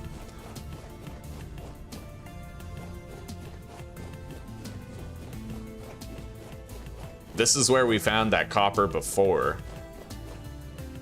Yeah, the old mine.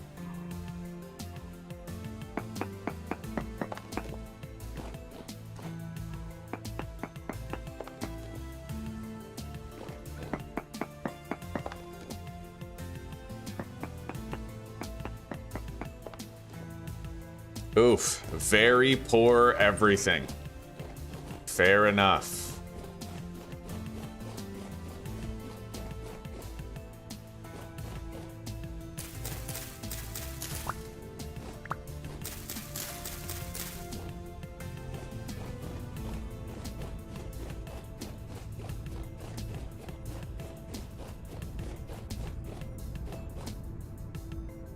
I'm gonna need more water.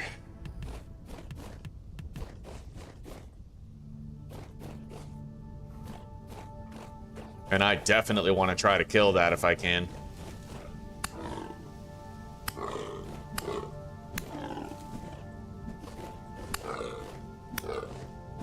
Nice.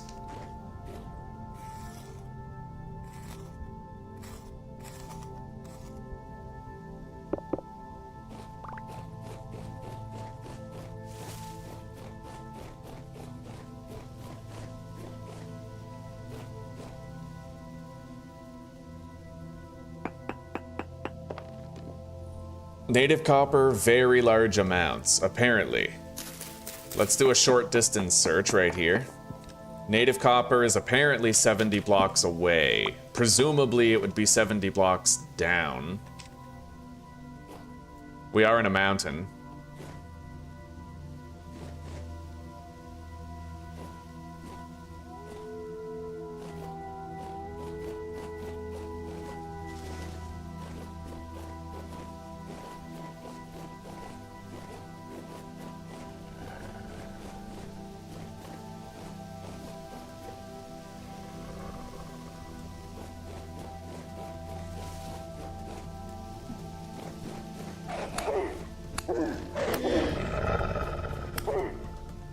Okay.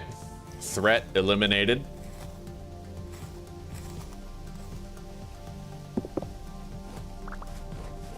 Let's find some water.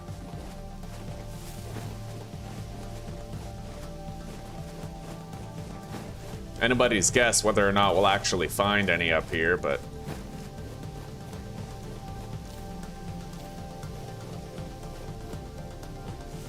There we go.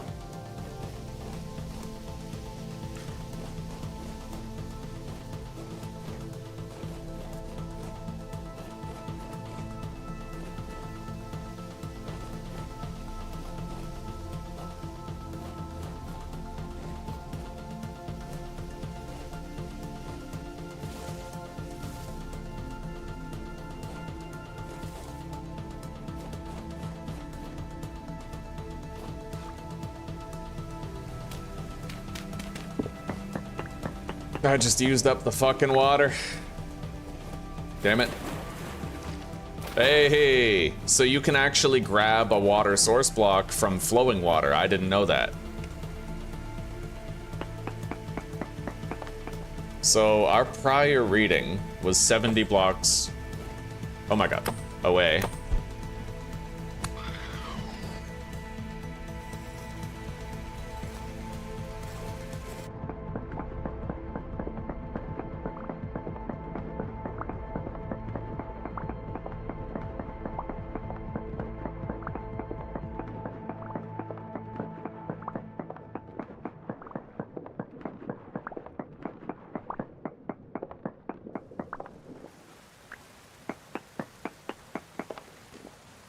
Now it's 58.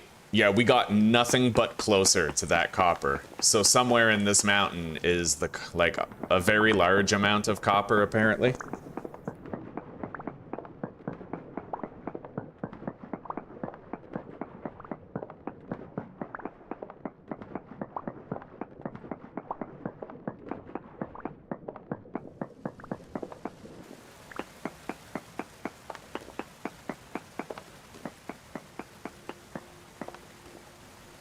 .44 blocks away. Previous reading was 58. Very good.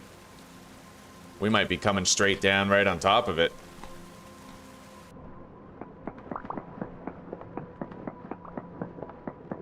It's enough to find it now. I don't need to mine it now, but if we find it, that'd be useful.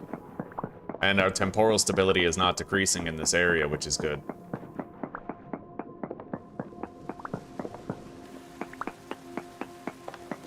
I believe our previous reading was 44. Now 33.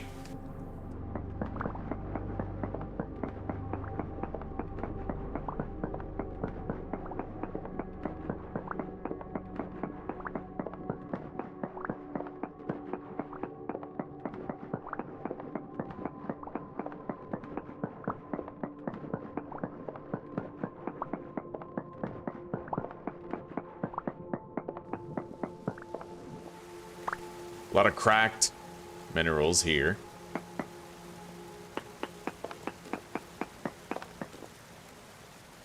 The hematite readings were 64, 53. We've been getting closer to the hematite as well. Yeah, 36 blocks from hematite. This might be a double service mine where it provides us with native copper and iron later.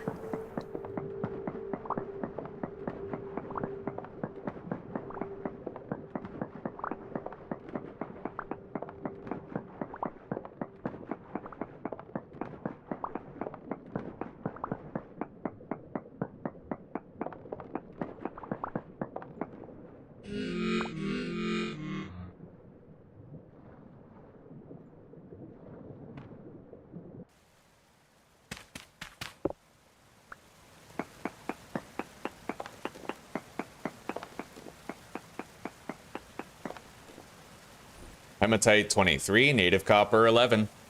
Damn straight, buddy. So let's start getting horizontal readings in pursuit of that copper.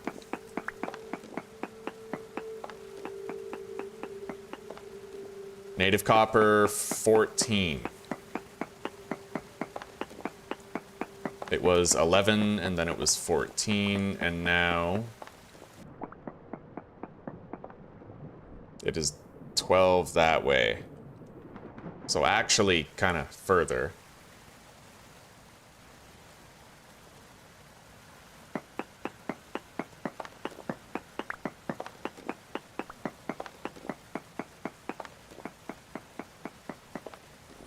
Native copper 8. So we got closer going that way. I'm gonna start a staircase going down that way.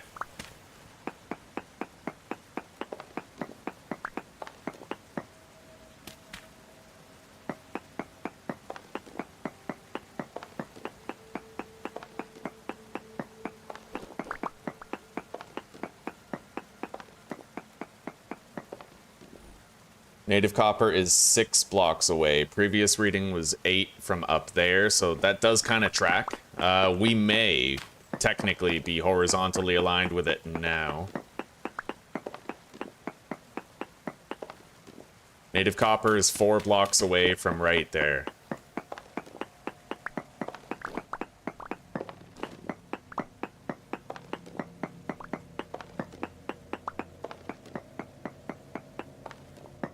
Four blocks away right there too means most likely a little bit lower.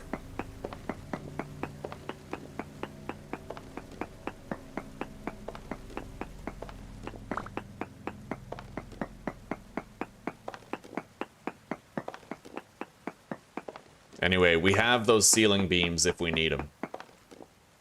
Native copper 4 blocks away.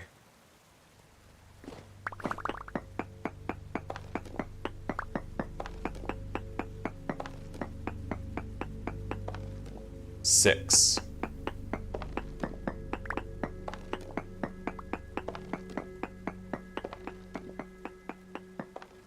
Two. All right, that's the money right there.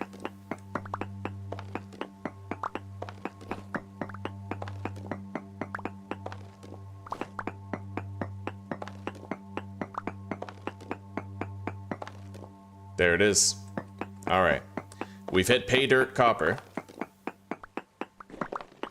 And we might get a chance. Oh, right. We don't want to do mining yet. We have to deposit some stuff. Okay, fair enough. I'm going to delete this 40 granite so we can take at least that one chunk we grabbed, and let's get out of here. We'll deposit and then return. And this may very well be an iron mine, too. Let's bear that in mind moving forward. I'm going to have to mark it. We'll do that when we get up. Oh, I'm long overdue to pour my coffee, so I'm going to do that once I reach the top.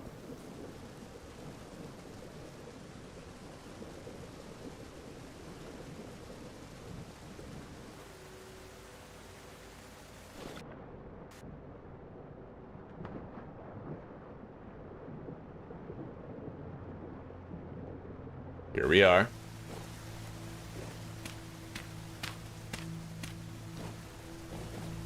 Yeah, that might be a fucking double mine. Might have copper and iron in there. Let's head back to base.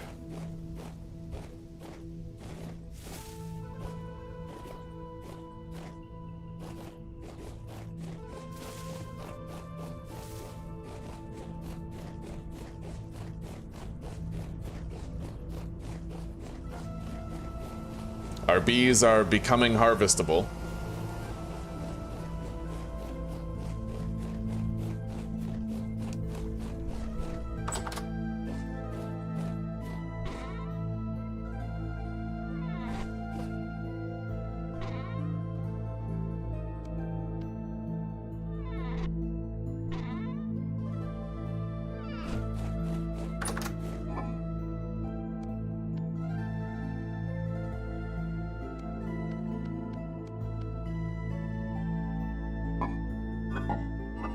All right.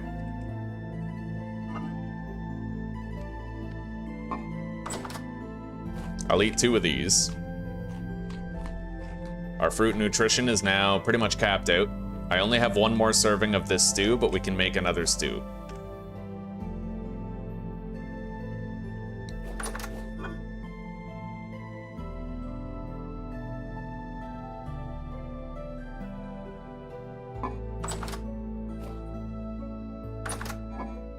I can make some porridge.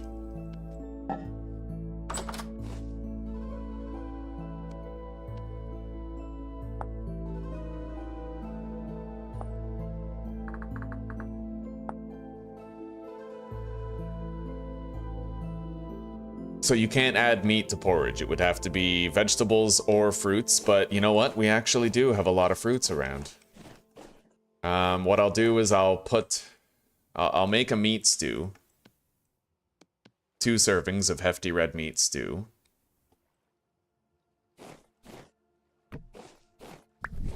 And then we'll also do some, like, veggie berry porridge. Shouldn't be too hard to find some berries with my fancy pants new lantern here. It's a bullseye lantern, so it actually magnifies the light outward considerably, which is really nice. There we go, we're all set. Berries on our door.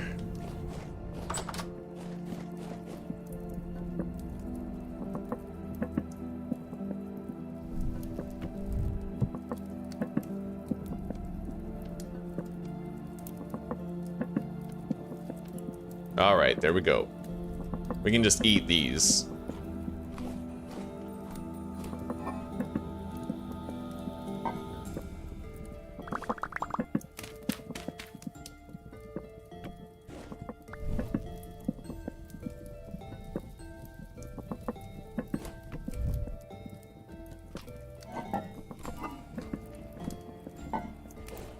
And let's go plant these carrots.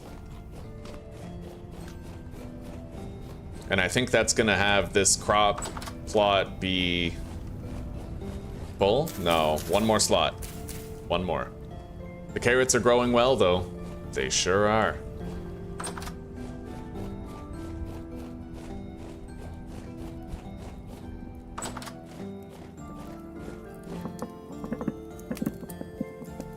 There we go.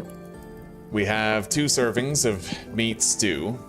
We can go underground with that and eat just fine for the duration of our explorations down there.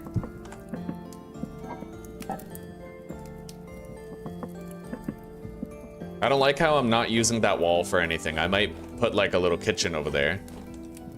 Temporary though it may be, as a setup.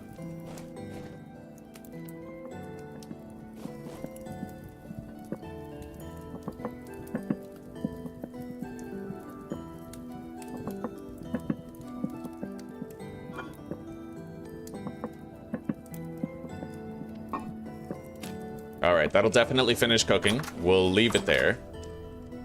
And I will head up to the mine. I yearn for the mines. I have a spare pickaxe right there. We're gonna grab it. And when we get back, it's probably gonna be time to harvest all the bees. Get another stack of honeycomb. I might need to try and find a mod that makes honeycomb stack higher. I could theoretically convert it to honey, but you're just sort of wasting satiety at that point. Probably what I'll try to do is I'll make a large trunk, one of those double chests, and then I'll try to completely fill that fucker with honey. I don't know if that would be enough to get me through winter, but it just might be. If maintaining fruit nutrition is my only goal, right? Anyway, let's head down there. The descent is always much faster than the ascent. And I have to go grab my coffee. I can't keep putting it off. It's only getting later, right?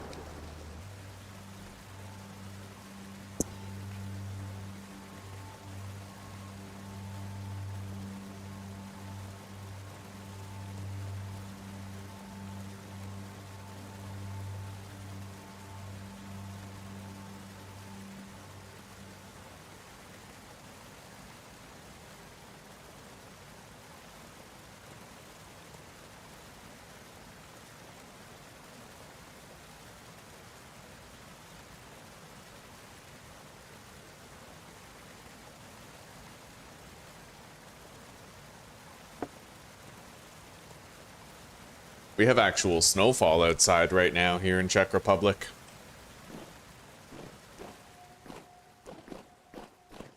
All right, let's begin.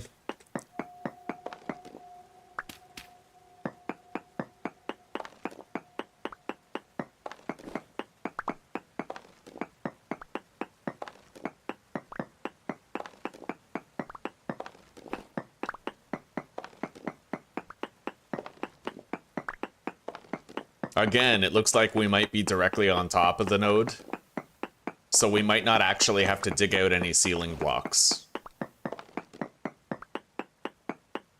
Which means we might not have a chance to test out these pillars, but I'd still rather have them and not need them. At least now I know how they work.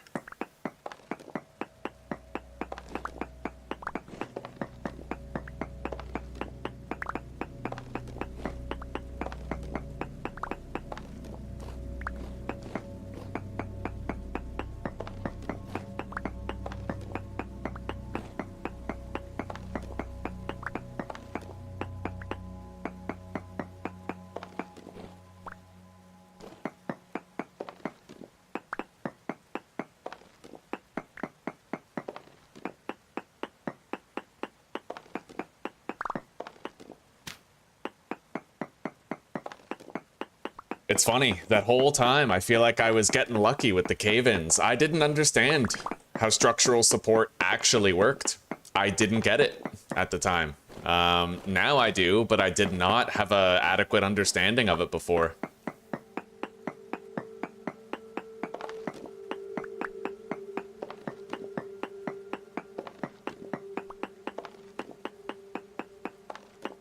Now, if the support pillars work the way that I think they do, then I should be all right. As long as, you know, it'll be a skill check whether or not I die to a cave-in rather than some random ass thing that happens. Although there is always the possibility that wherever I'm digging for ore, there just so happens to be a cave above me or below me and crazy shit could happen, right? But by and large, I can now temporarily, like, more or less mitigate the severe risk associated with these activities, mining.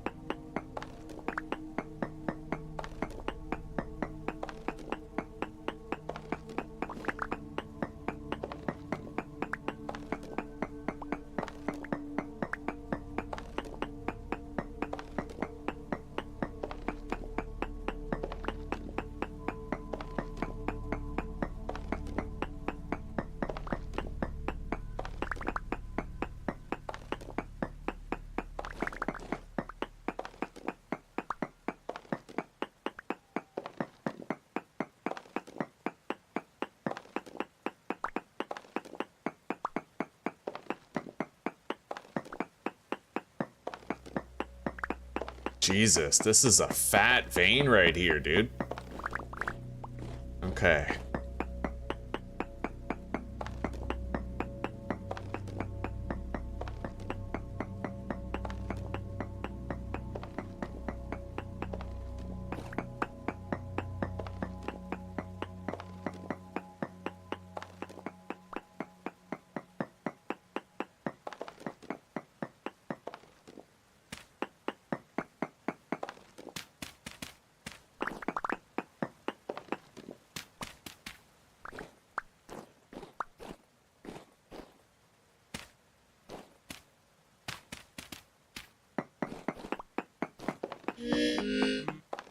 All right, let's eat. There's actually some olivine down here. I may want to collect that.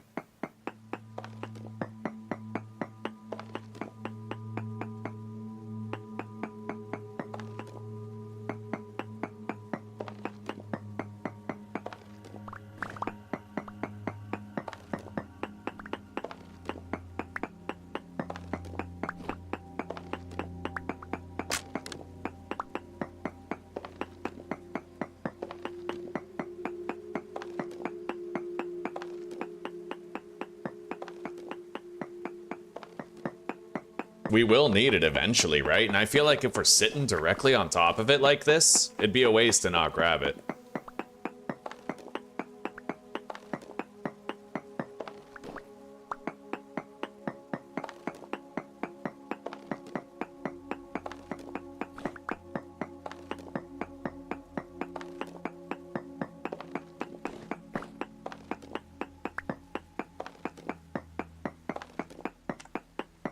I gotta make sure my weapon is equipped, though, just in case we get attacked. Deep drifters, when all you have is bare armor, they're no joke, buddy.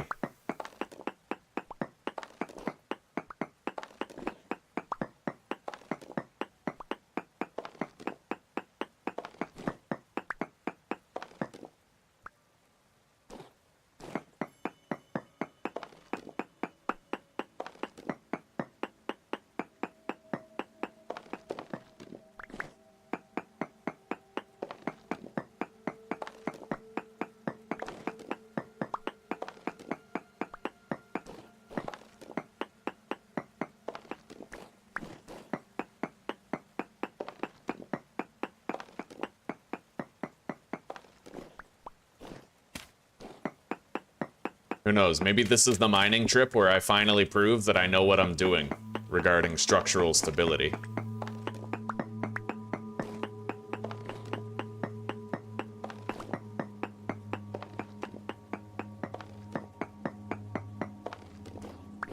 Notice I haven't caused a cave-in yet. Alright, let's keep on gathering the copper for now and then come back for this stuff.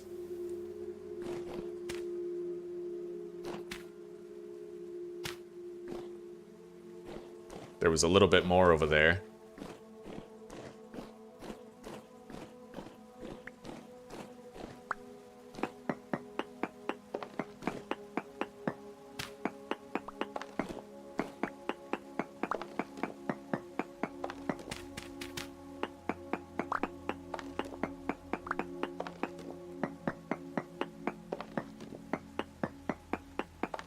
Alright, now let's do a area sample mode. Native copper, large amounts. Yeah, well, we're not done here. But let's get more olivine.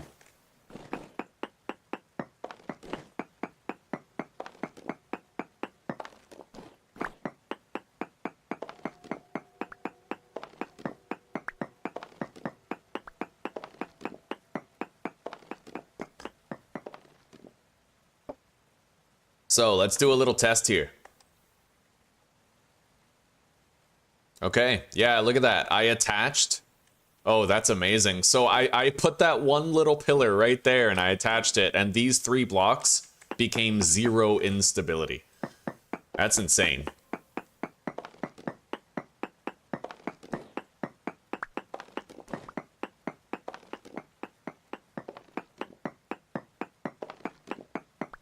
It almost seems overpowered. I kind of wish that you had to do a floor to ceiling type thing with the beams instead of just sticking it on the roof, you know?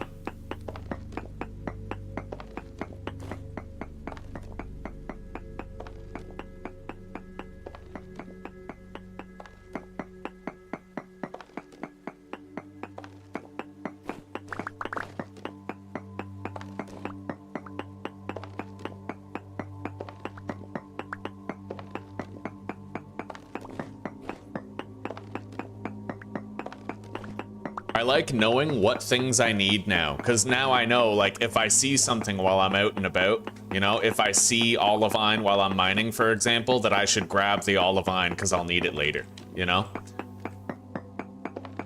We won't end up passing by valuable resources that I ought to be collecting. This is a massive olivine vein, which is funny because I'm pretty sure there's hematite directly beneath me too. And right there is a piece of copper. All right, guys, so check it out. You see how all of this, I'm going to attach that pillar to the roof. Now, all of this should be stable. And it becomes unstable once I grab that copper. Hang on. Let me dig in here, because there might be more where that came from.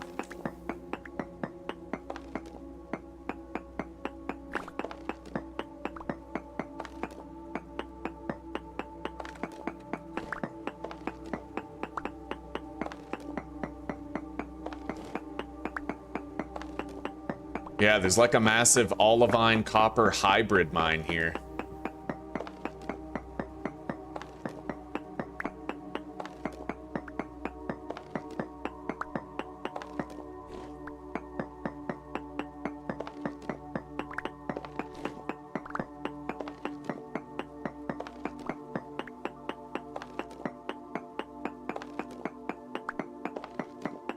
So what you should do then, if there's copper on the ceiling above you, you want to attach a pillar to the block adjacent to the copper. Perhaps even both blocks adjacent to it.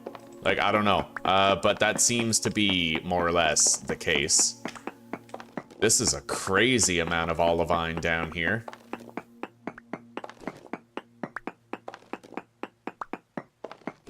Fucking unreal, dude. Alright, that's enough olivine for now, but I will be marking that this is an olivine mine. We need to find more copper. Native copper, very large amounts. Native copper 9 blocks away.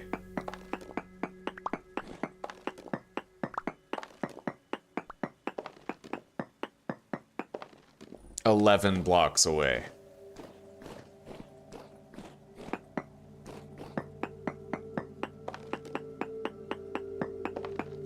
$12 blocks away.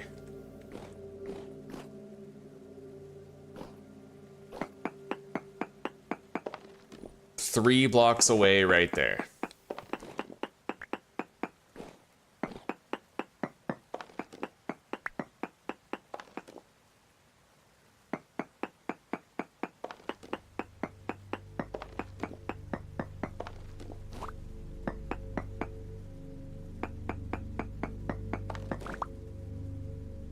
$5 blocks away.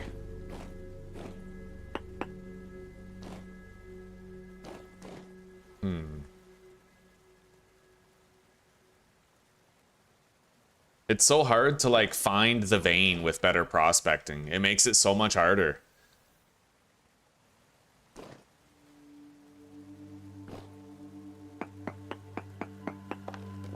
$3 blocks away over there.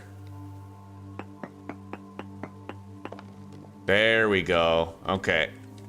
I'm getting better with it, kind of. I'm noticing that what you want to do is you want to get a reading right here and then go 1 block up and also get a reading there, because the difference there will tell you where, like, whether or not it's above you, right?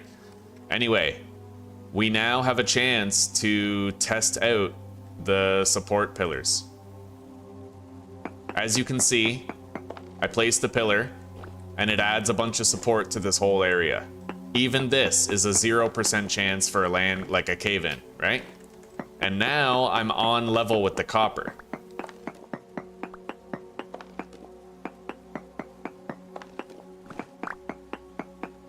Didn't really amount to much, but 15 blocks away now. So that was kind of like a little micro vein.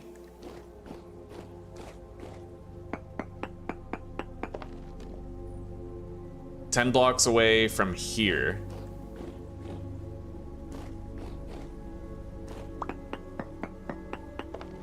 $12 from there. So this was the closest reading that we got, was over here.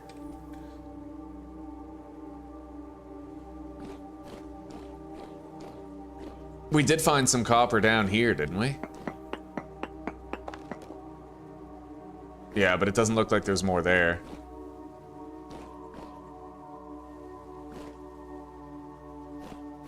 Closest reading was right here. Let's continue this way, I guess.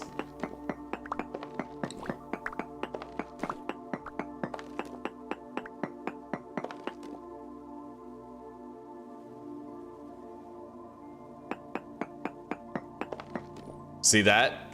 It was 11 blocks up here, 10 right there, so I know it must be lower than me at this point. Okay, I'm starting to get it.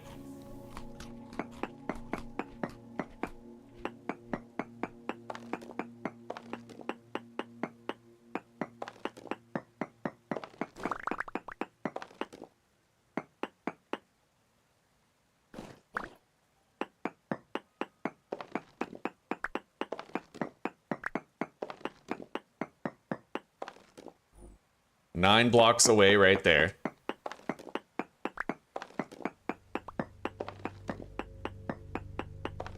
Seven right there.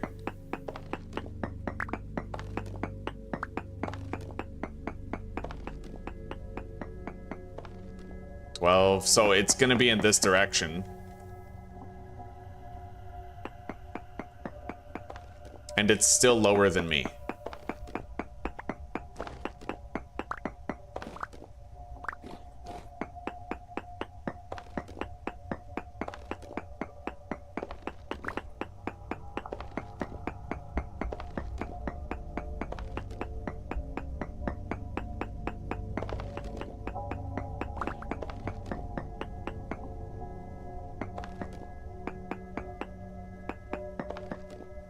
Three blocks away right there. 2 blocks away right there. It's still lower. I love that. Okay, that's a huge trick to learn. That is an enormous, crazy useful trick that I have now learned.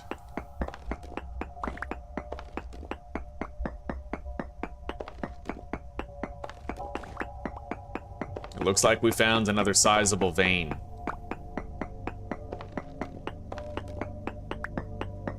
And so far, I still haven't had a single cave-in. I've been trying to apply some principles that I've learned, and it seems to be working.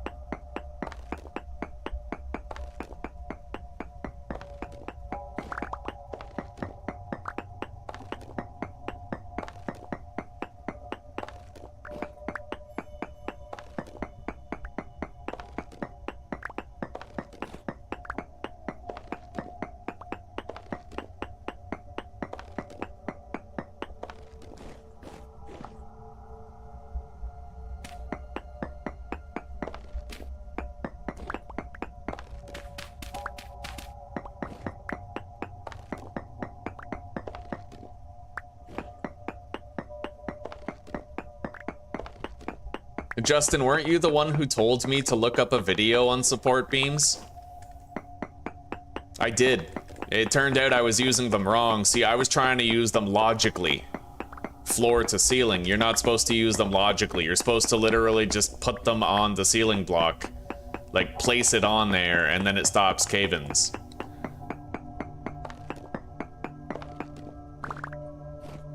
But, thank you for being a fucking douchebag about it. Briefly. Usually pretty chill. Don't know who pissed in your cornflakes.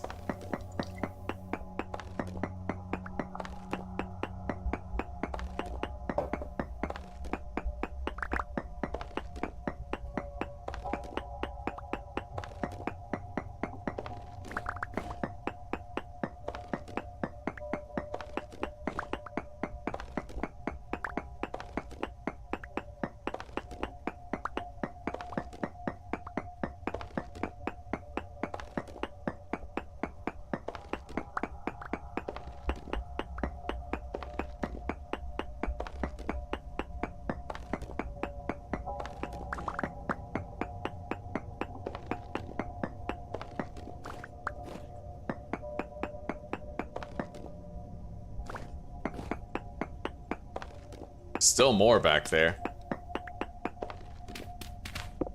How far will it reach?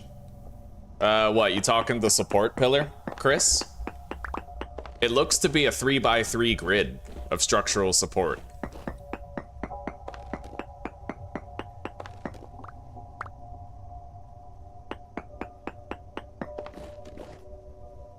Native copper's apparently 3 blocks away.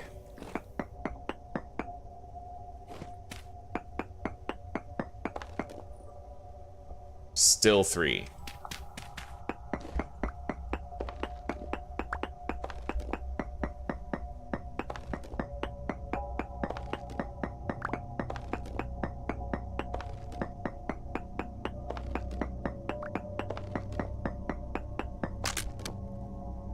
Two blocks away over there.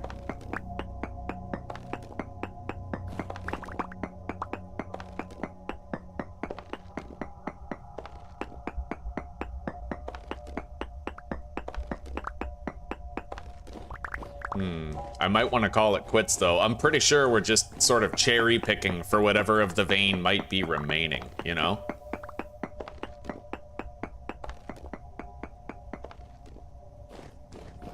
We got pretty much, I think, the lion's share of it.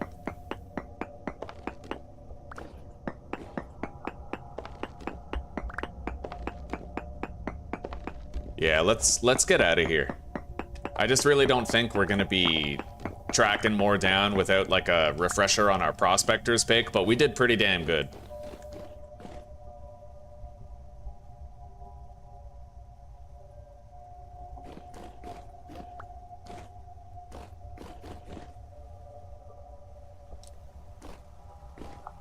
Just remember, Justin, that when you say things in a text format, it can be hard to discern things like sarcasm or anything like that, right? So you might say something that is not at all intended to be disrespectful, but it might end up coming across that way.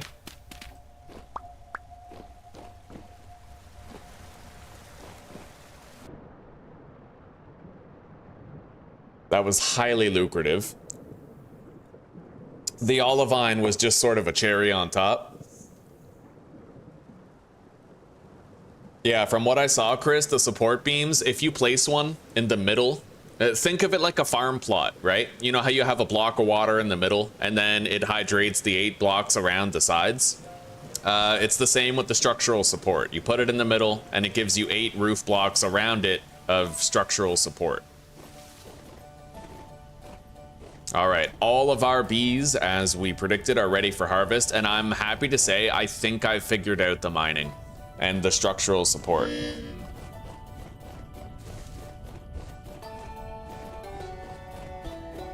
I'm sorry for calling you a douche, Justin. Most likely you meant it as a joke and you didn't mean it to be rude, but it was just really easy to interpret the text that way.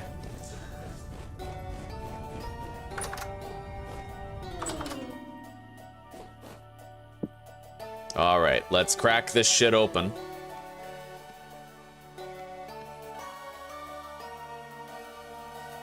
Oh, yeah.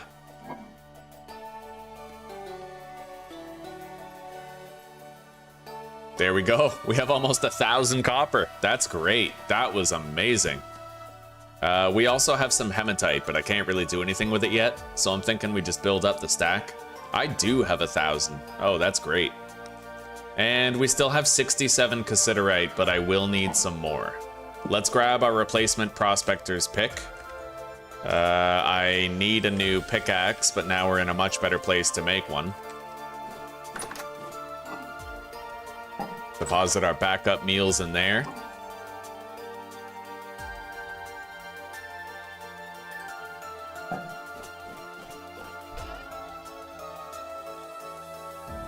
I need more dirt. I need to find a way to get more dirt. I mean, I know I can just dig it, but I'm hoping I can like multitask it with something else. We need to use up a bunch of these stones.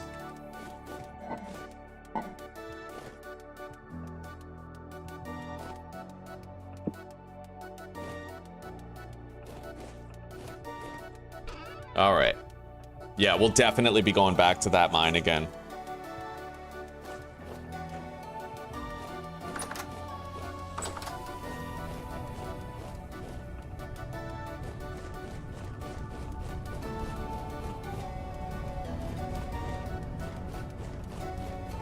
For now, I think it's about time, since we have like a surplus of ores, I want to figure out the quarry mod.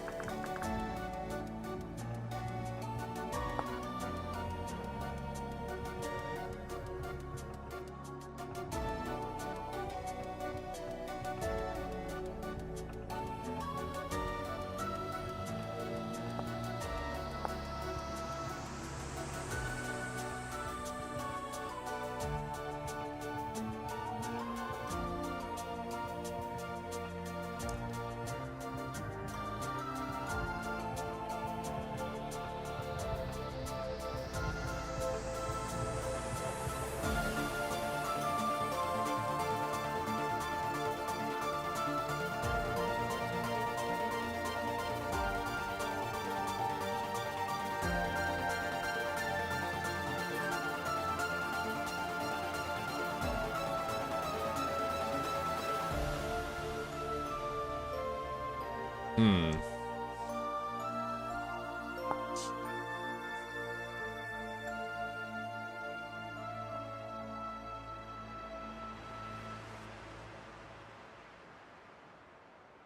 You can get bricks?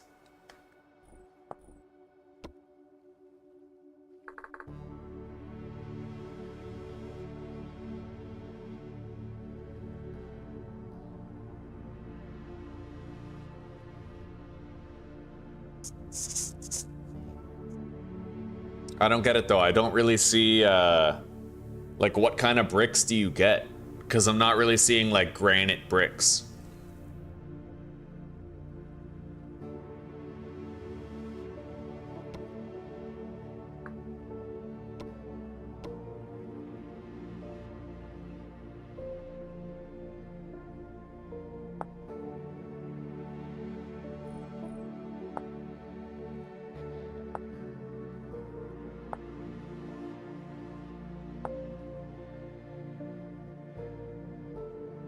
I don't know. I feel like I would need to watch like a full video on the Stone Quarry mod in order to understand it, rather than trying to learn it on my own. I could, through trial and error, sure, I could learn it, but that's, oh, God, I don't want to do that.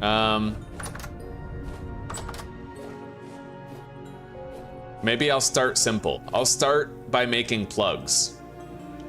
Yeah, let's make some plugs. That's gonna require melting down some bronze, which we can now do.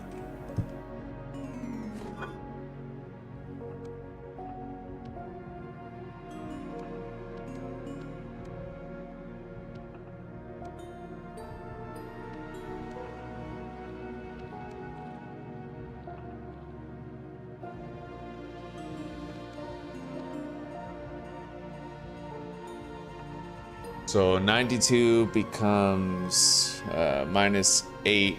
That would be 84, 74, 64.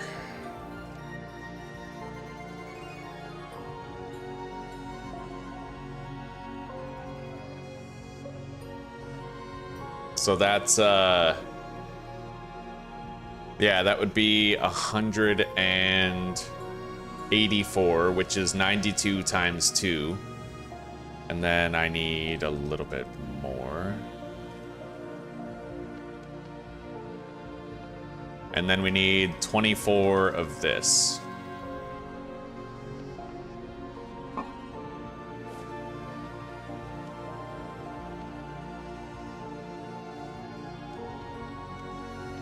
All right, 1,500 units of tin bronze. It's definitely all I need for now. Let's get that started. Let's get it started. We'll preheat with peat, and then I need 13 charcoal, I think.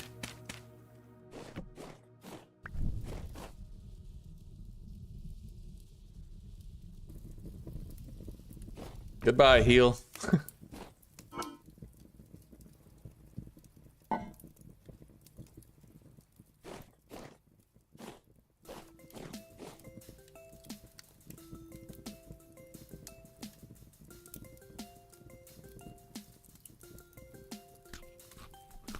And to be fair, like, you are 100% too young for this, chat.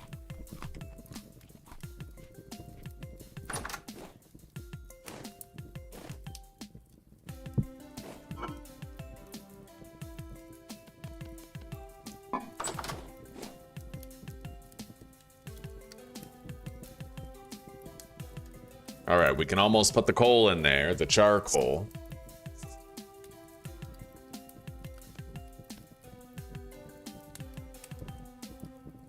Let's lay out everything that we're gonna need. I could make one of the Helve Hammer things now. How's my sword looking?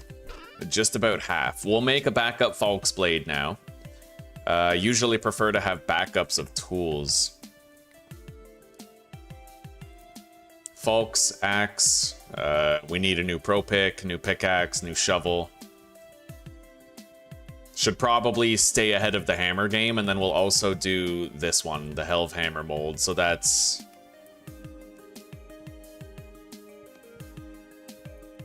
I can make 8 ingots after using all these molds.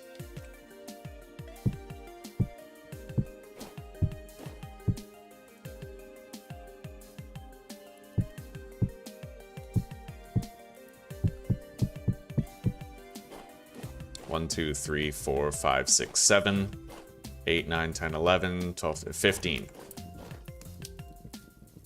Okay, pretty much ready to go. It's gonna take a while for all that to finish.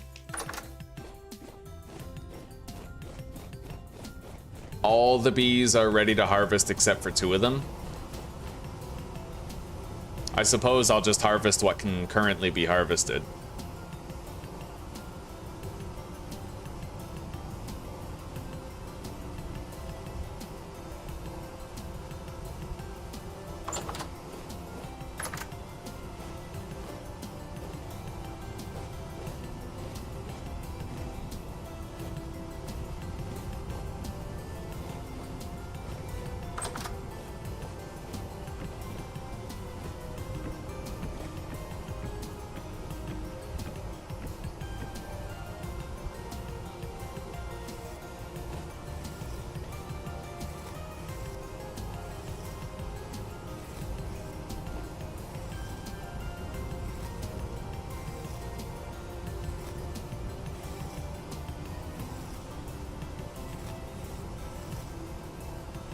It does require manual input to harvest these, but honestly, the fact that it's less work than it would be to replace the reed skeps every single time.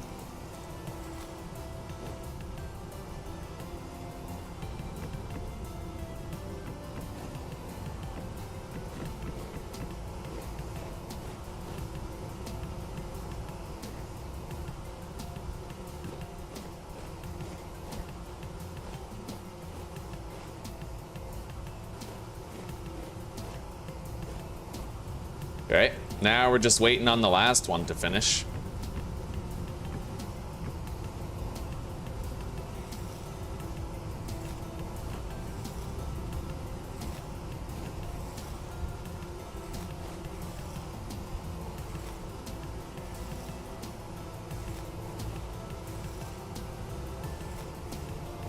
And it's done.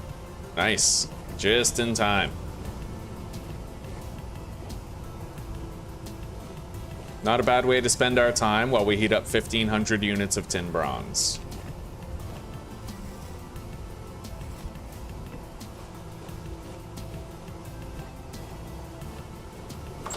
All right. And we got another 41 honeycombs. Beautiful. Stockpiling for winter way ahead of time.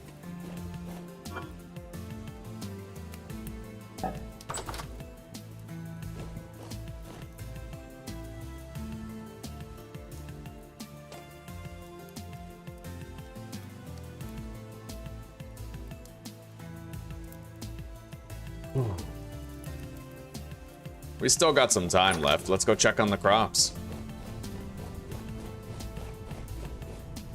I could be watering them to speed up their growth. I don't like watering them, right? It's a lot of effort, and you don't get much return on it, speed-wise, right?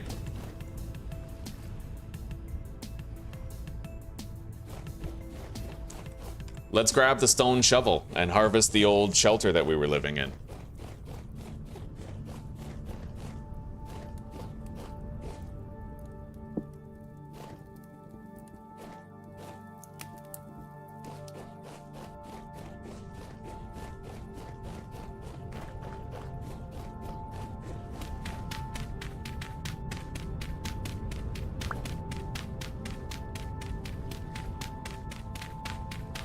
It'll take longer, but at least we're conserving the durability of our bronze pickaxe with this task using the stone one.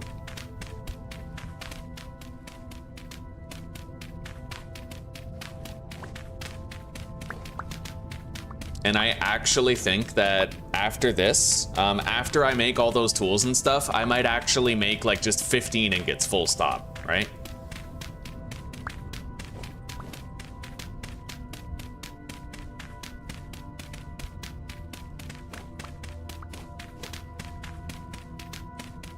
There's a Bowtorn over there. Hope he doesn't fuck with us while we dismantle our prior home. Oh god, there's more.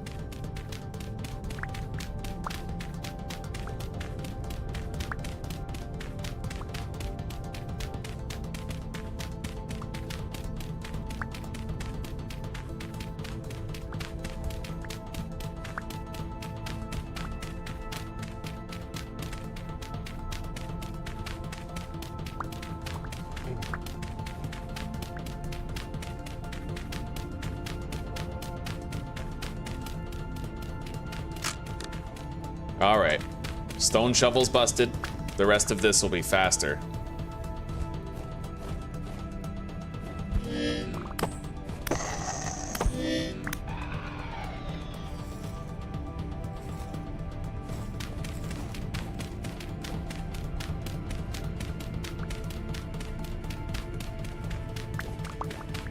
However, I might actually want to go back and check on the crucible just to assess its progress. Add or remove charcoal.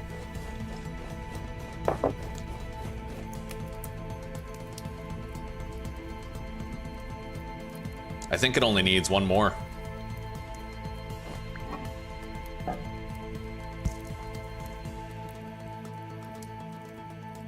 A lot of people don't know this, but if you just put in like peat, then you can preserve the temperature for smelting.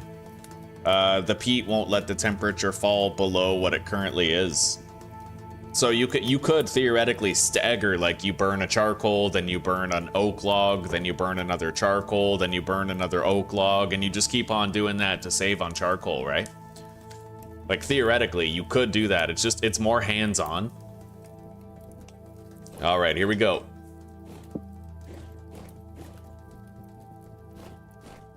Let's get pouring.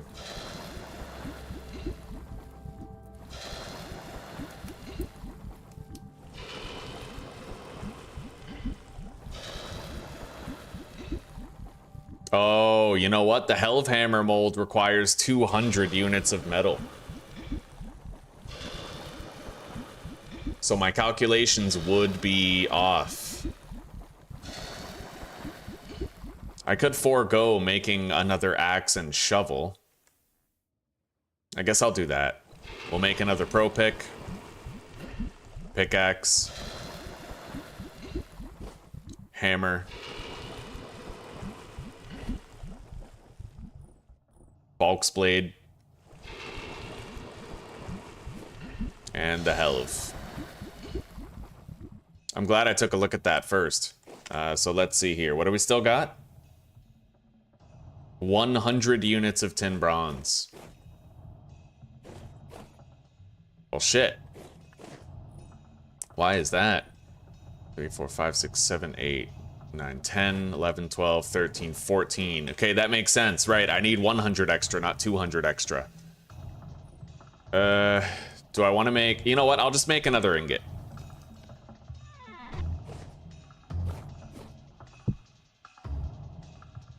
Yeah.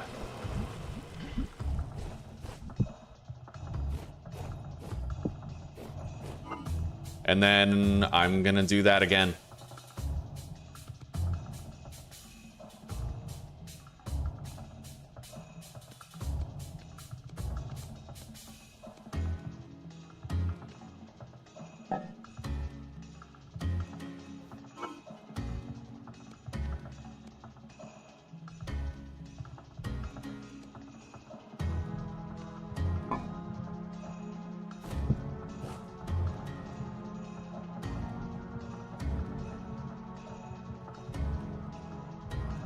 All right, 1,500 units of tin bronze again.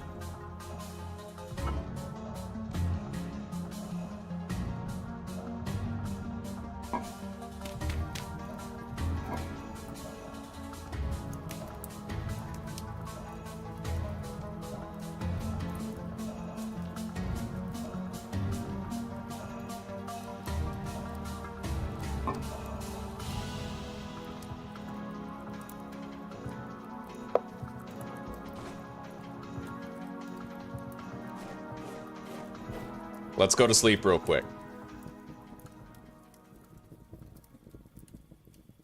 That way the metal stuff that we already made is gonna cool, and then we'll be able to use those molds for other stuff, right?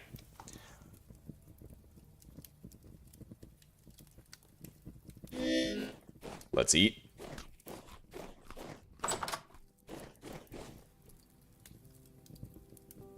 And put the coal in there.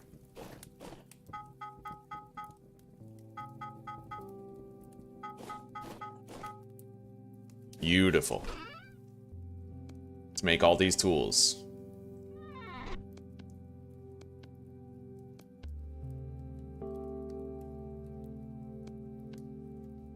The Helve Hammerhead, we just wait with crafting that. Okay.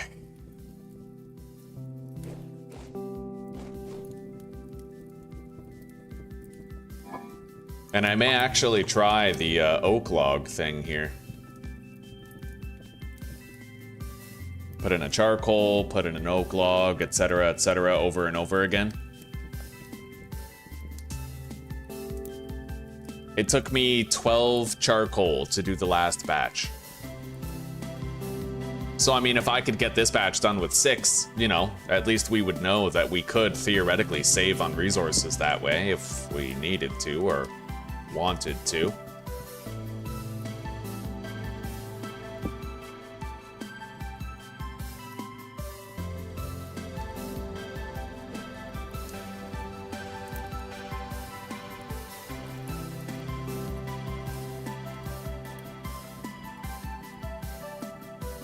The temperature does fall here, but the temperature does not fall up here.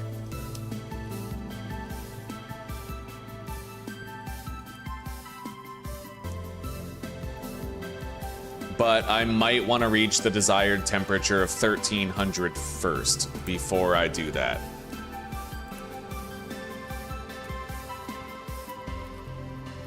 Yeah, well, you know, first time doing it. We'll try it out, though. Over time, we'll kind of experiment with this process and see if we can refine it. Now, I think...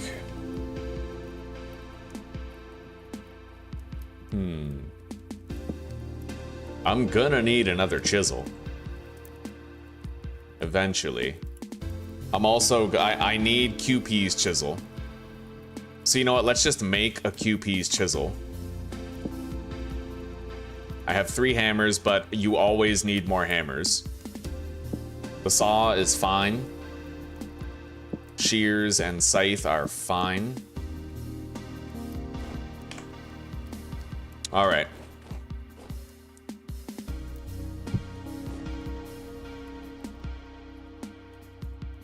And I'll make my axe and shovel on this round, as well as all of that smithing stuff. I need a second Helve Hammer done as well, so...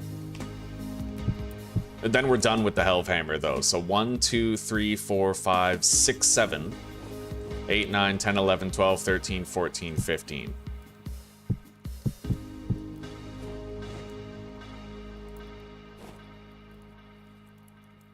That's it.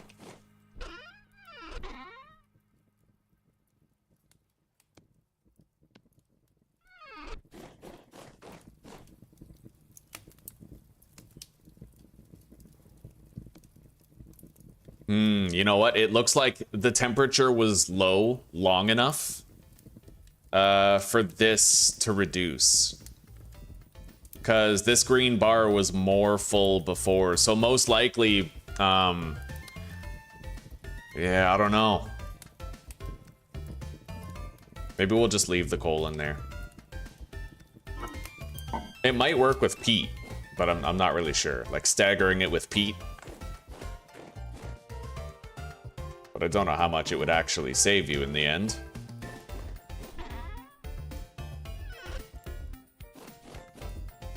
Let's keep on harvesting this over here.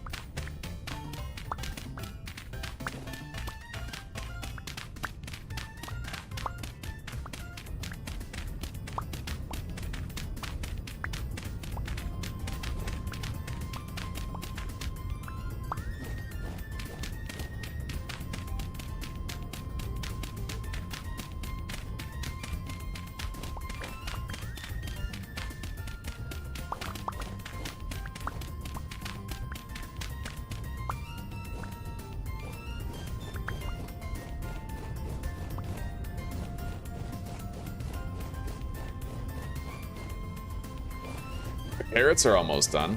Didn't take long. We'll have to rotate them with a different crop. Whatever we got the seeds for.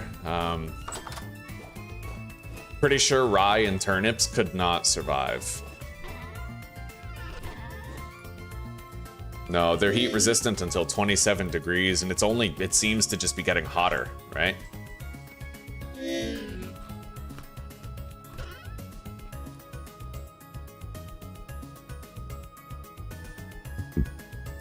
Best I can do is maybe parsnips. Can't plant these.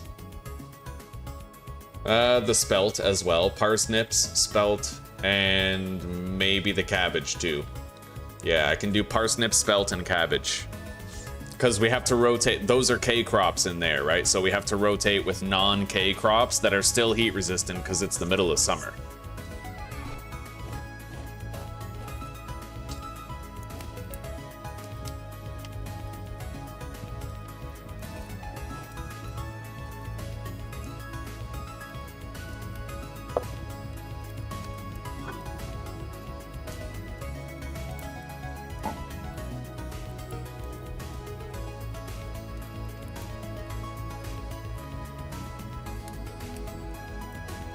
Yeah, honestly, I don't even want to risk it. We'll just use the charcoal for the purpose it's intended.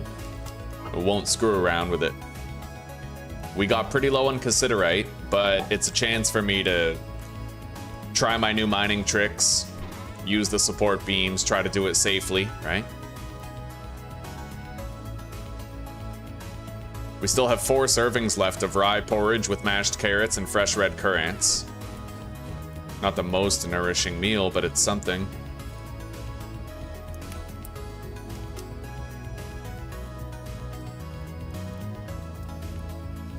It's honestly got pretty good satiety.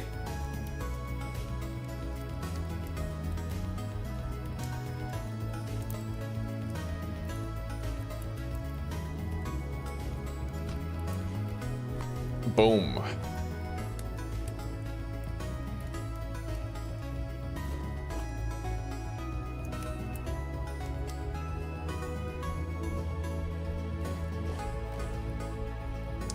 Maybe I should be doing some smelting right now, too.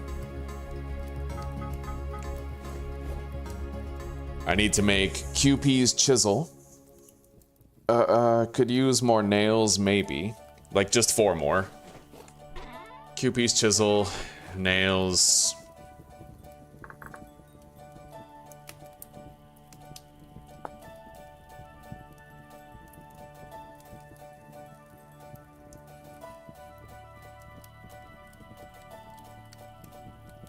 And the plugs. I need the plugs for the quarry, right?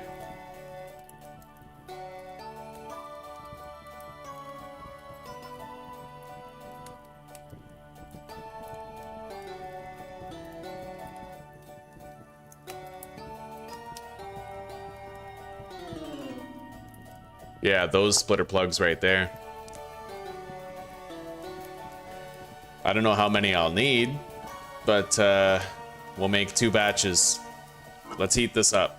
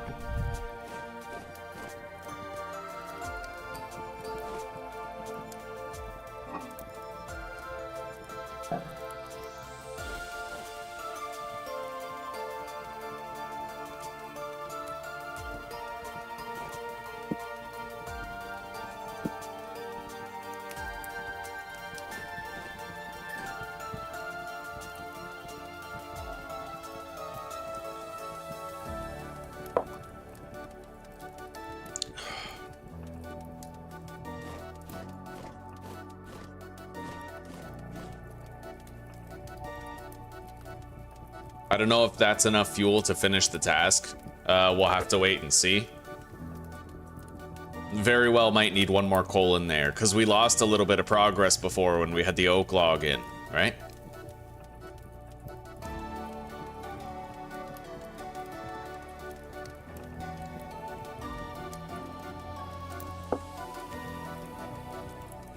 Anyway.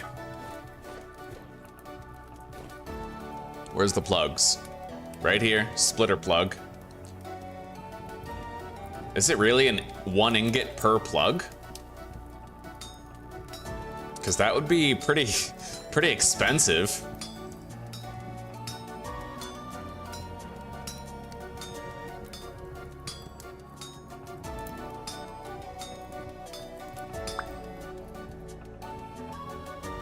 Range 4x4.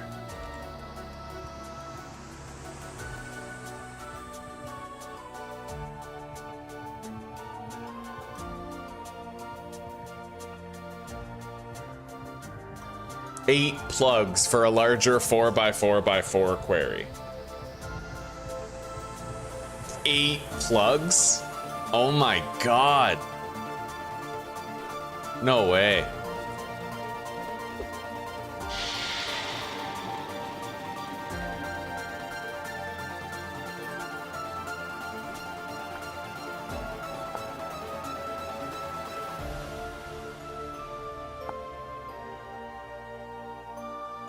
Hang on.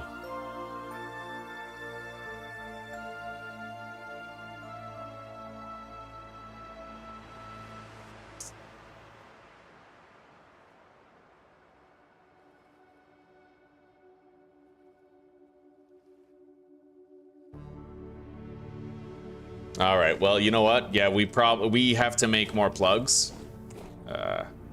That's gonna finish. 100%. That's gonna finish, right?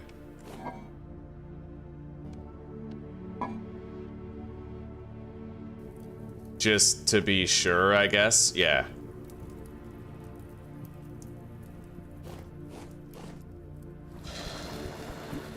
All right, we already have our 2 tin bronze Helvhammer heads, and we have a shitload of olivine already, with a place to get more, if we want more.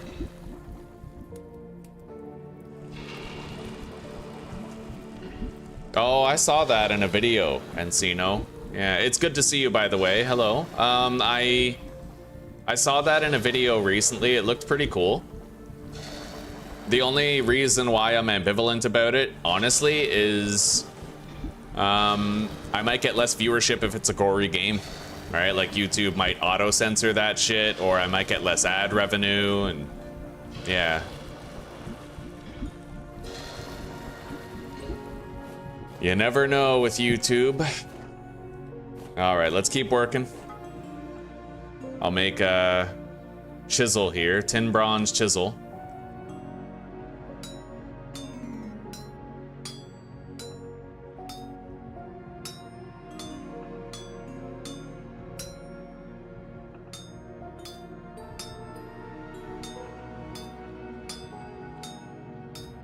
I can't believe how expensive it is for the stone quarry mod, right? But I mean, we need to try it and we need to learn it and we need to see if the amount of investment required is worth what you get. I think it will be.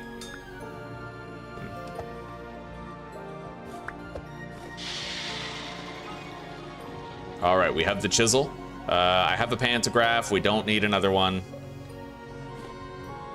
I'll make more nails.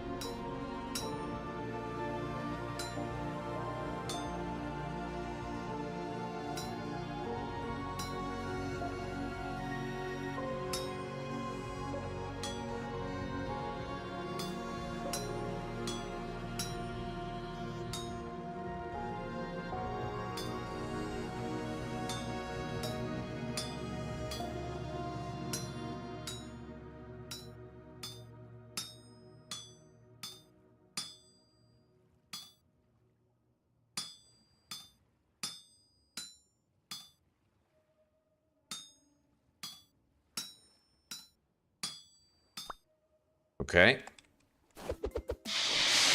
There's the nails. And then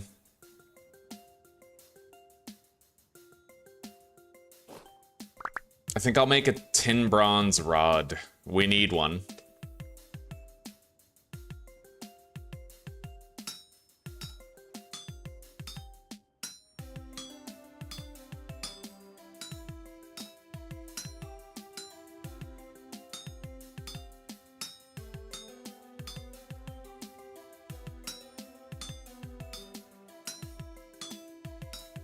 Yeah, we need one in order to make a fruit press, which we'll want for doing like bulk honey processing.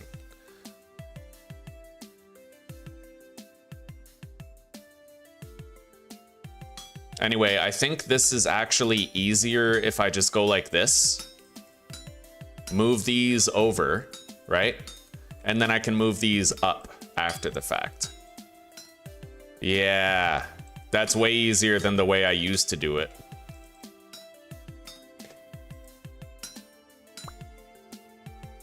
And since we have a surplus of ingots, we are gonna make all those plugs that we need, but apparently I need 8 plugs, so... I think.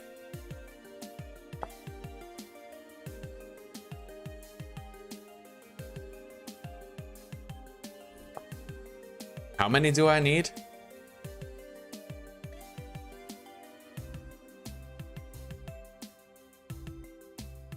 You need 8 tin bronze splitter plugs to query a 4x4x4 stone cube, which is the maximum size bronze allows. And I'm hoping you get to keep these plugs.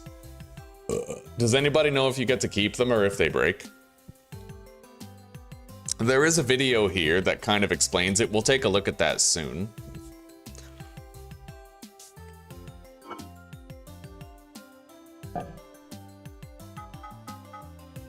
All right, let's heat this up.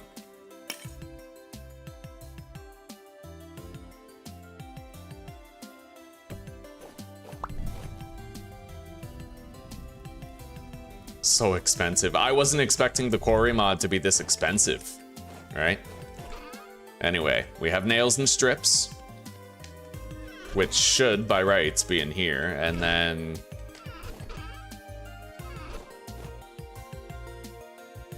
Yeah. You keep them? Oh, thank God. Thank you, Richard. Right on. Nil hero, damn straight. Yeah, I was wondering where I saw it from. Right on, right on. Yeah, I went on a nil hero binge the other night, Encino. Fucking binge. Watched him for like 3 hours. Fucking guy had a house better than anything I'd ever built, with like walls, tons of decorations. He's like, this is a starter house, we're moving. I was like, what? He goes hard, buddy. He goes really hard. Yeah, we're gonna need more cassiterite at this point. But we are definitely living in a time of plenty right now. The carrots are looking damn fine. Let's check on those. Yeah, growth stage 6 out of 7 on all of them. Which means I need to start thinking about having an oven to make bread, like pie and shit. All right, let's make more of these butt plugs.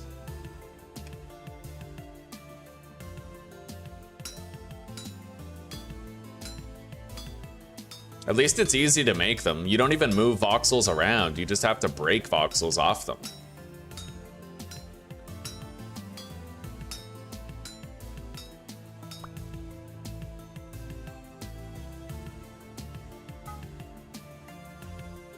I wonder.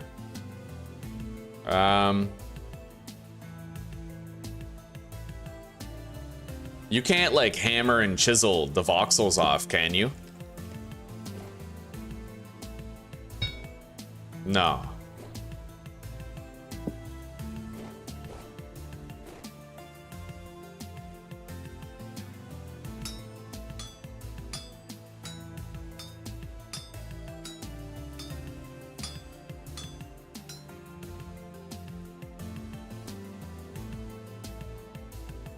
Two sets, 8x8? No way. No way. 8x8 is the maximum size for steel. Being stuck in tin bronze, I can only do a 4x4.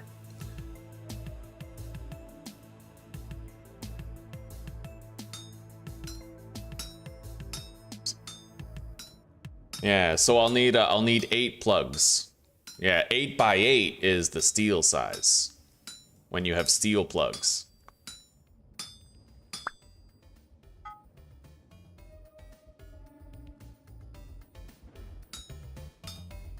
Nil Hero is the best for motivation. Honestly, he is. Like, he inspires you to go further and do more and build better. You know? He's got, and I love how he has the RuneScape music in there. Because you just know this guy grinded the living shit out of RuneScape when he was younger. He was one of those, probably one of those like 99 woodcutting guys. Maybe like 99 fire making, walking around with his capes, you know? And hard work just became him. Like, he's totally cool with it now. All right. Now I need 3 more splitter plugs.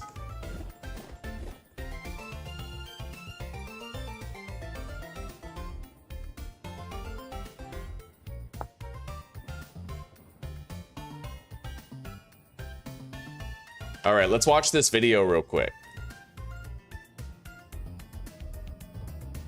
Things that kind of confuses people, that confused me.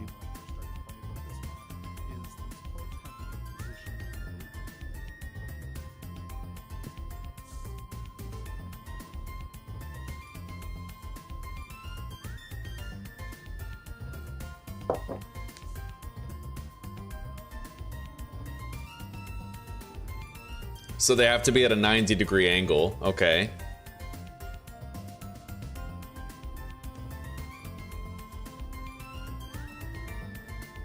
If you select your hammer and then right-click, the plugs go in.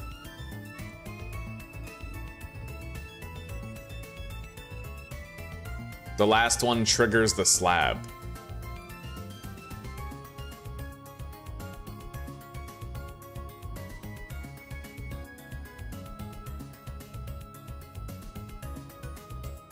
And in its place, we receive a slab, and depending on what you use on it, you get various things. One of them is the smasher that gives you the small stones. I'm wondering about the bricks. What the hell does it mean for bricks? Because I looked over here. Oh, hang on, I shouldn't have that open. If a download started, that would fuck up my frame rate. When I look for like granite bricks, there's nothing, right? And I tried to look up just the word brick, and I couldn't really find anything that, you know, it's all fucking, yeah, I don't know. So like, what are the bricks? You know, if I wanted to look at a block made by them, where would I find it? Excuse me. Because a main reason I want to have a lot of stone is for making a nice house, right? Like, I'm thinking we'll do ashlar blocks, granite ashlar blocks. That's what I want. And I want to do like ashlar walls. So in order to get granite ashlar blocks, we need, apparently we need slabs. Granite rock slab polished. Oh, so I just need the polished stone then. If we have the polished stone, then I can make the slabs, and with that, I can make the ashlar blocks. Yeah. And then with the ashlar blocks, I can make this. That might be a very expensive wall, but it's a project for sure. Is this the brick wall that you get? Because if I could get ashlar blocks, that would be huge.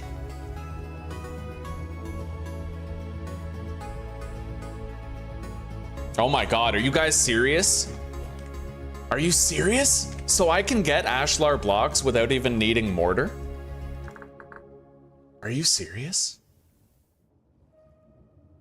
Because ashlar blocks are the ones that I wanted, these granite ashlar. Is this what I get when I do the stone quarry thing?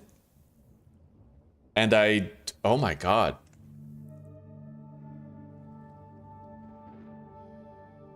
Daniel, Justin, thank you. And if you guys tell me that I get ashlar blocks, I will be so hyped.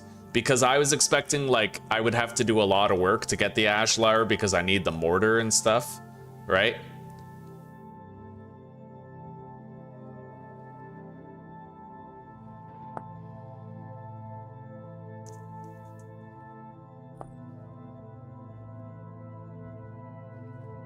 Welcome, Mike. Howdy, buddy. It's good to see you.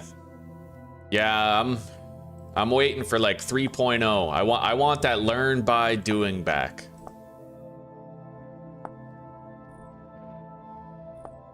That limestone ashlar looks beautiful.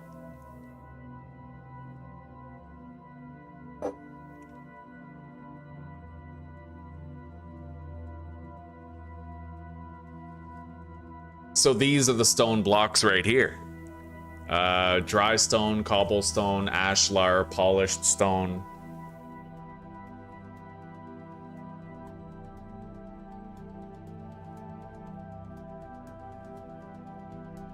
Okay, so that gets you the ashlar bricks.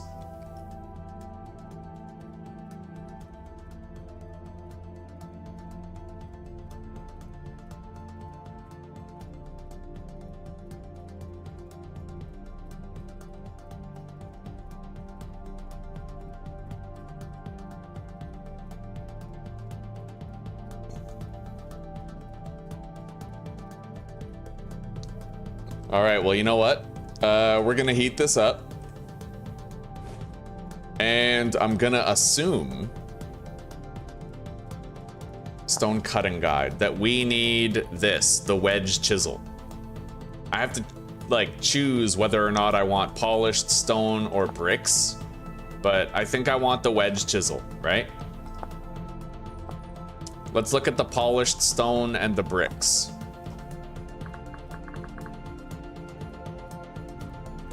Granite rock, polished.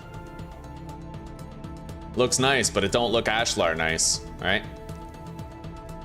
However, the polished rock gets you, well, with durability exchange. Yeah, so I think I'll go with the bricks. Yeah, we're gonna go with the bricks.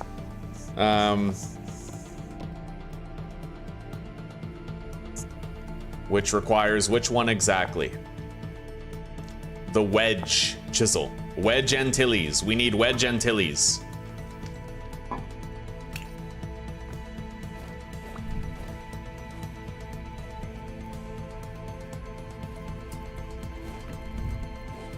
And 3 more butt plugs. Let's eat.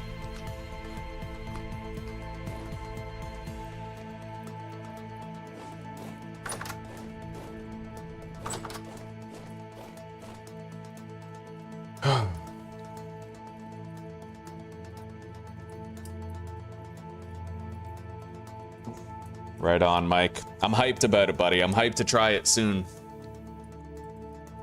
I just gotta get bored of this first.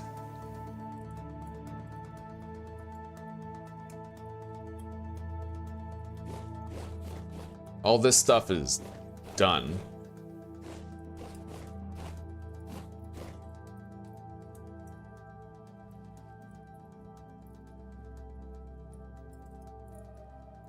All right, let's begin. Wedge Chiselhead. Wedge Antilles, that's the one.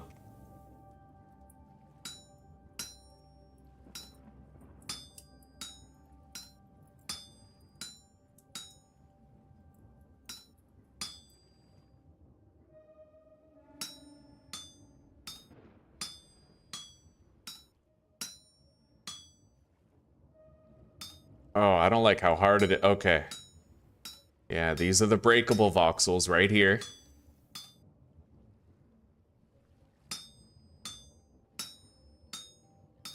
There. We have the wedge head. Now I need 3 more butt plugs.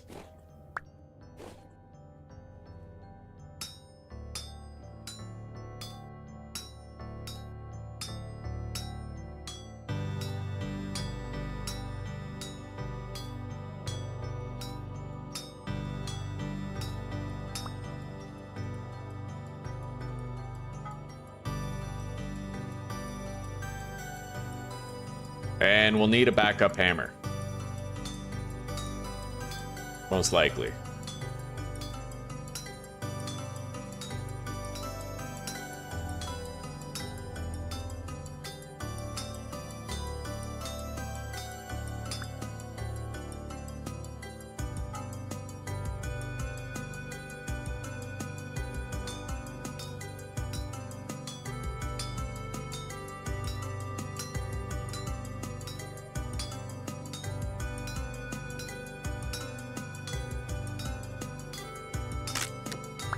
All right. We now have all the plugs that are required. I also should now have the proper wedge chisel head. Presumably, I have to add, like, yeah, tin bronze wedge chisel. Okay.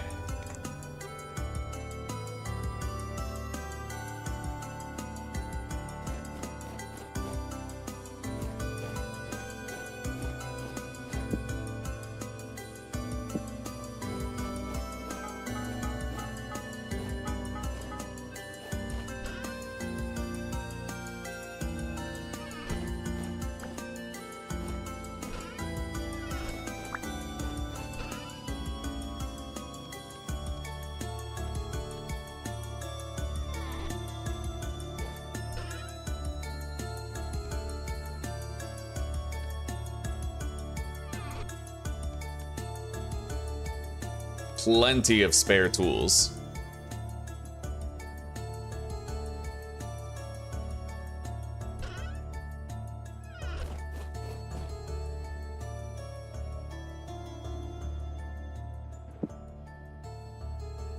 Hell yeah, buddy. Okay, I have 2 spare full condition pickaxes with one that's almost broken. I have just about 3 full prospecting picks, a spare Falk's blade.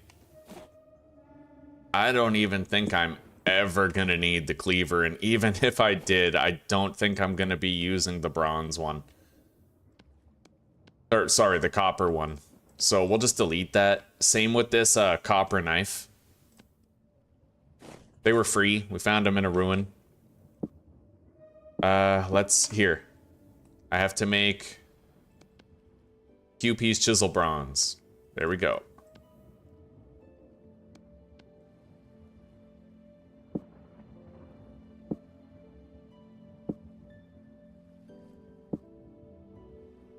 Got another hammer right there.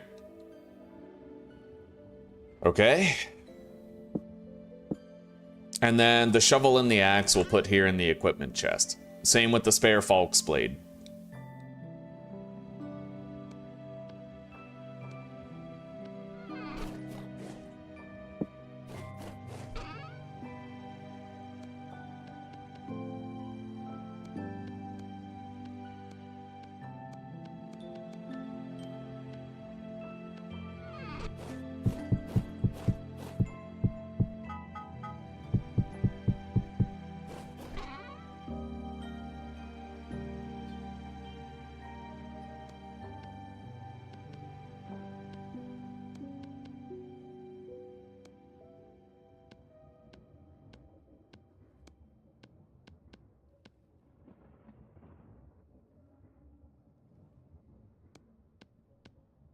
Okay.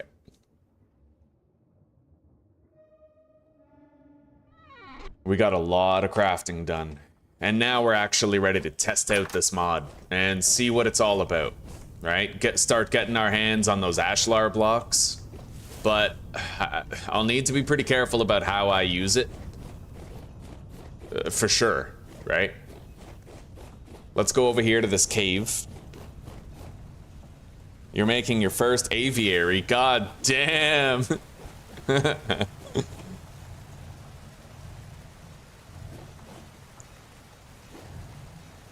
All right. I think we need like a flat rock face.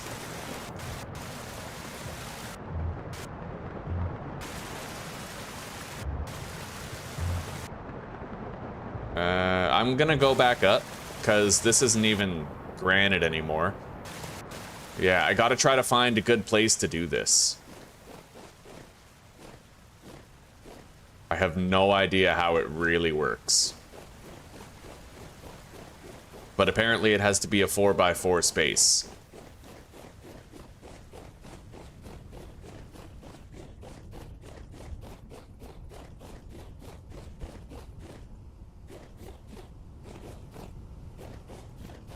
You know what? There is the shallow cave over here. Maybe I'll go check out the shallow cave and see if we can make something work there.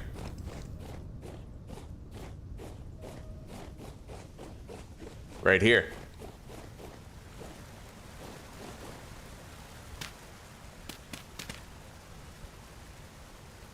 That goes far down.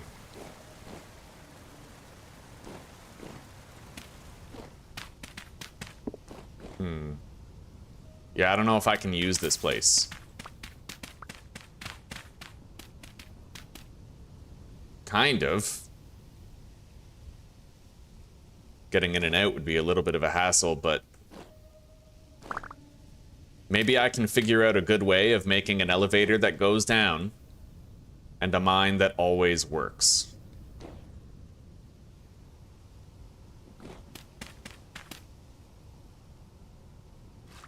However, I think I'm gonna fill this in completely. Like, as much as I can. Yeah.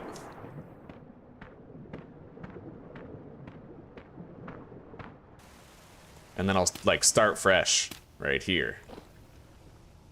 Except now I have no water, but there is a nearby body of water. Right over here.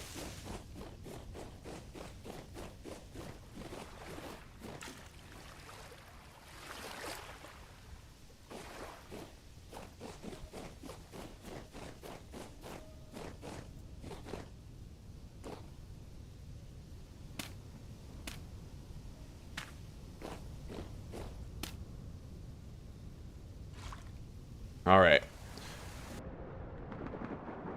Now I basically just need to dig down for a while until I'm surrounded by granite. Well, that didn't fucking last long. It's becoming peridotite. What the hell? Damn it. Alright, this place won't work.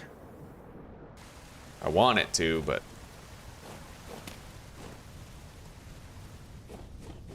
maybe I need to use this mountain.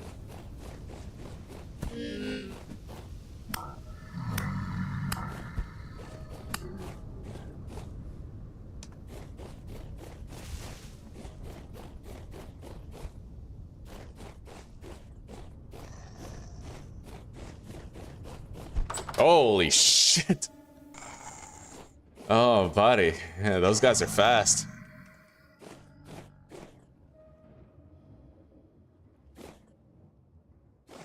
Let's get some sleep.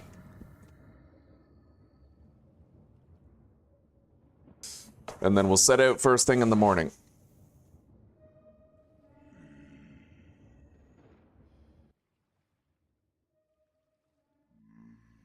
Telling Butter how to fix the Temporal Storm glitches through settings? Oh, right, you're talking about the accessibility setting here. No problem, buddy, no problem.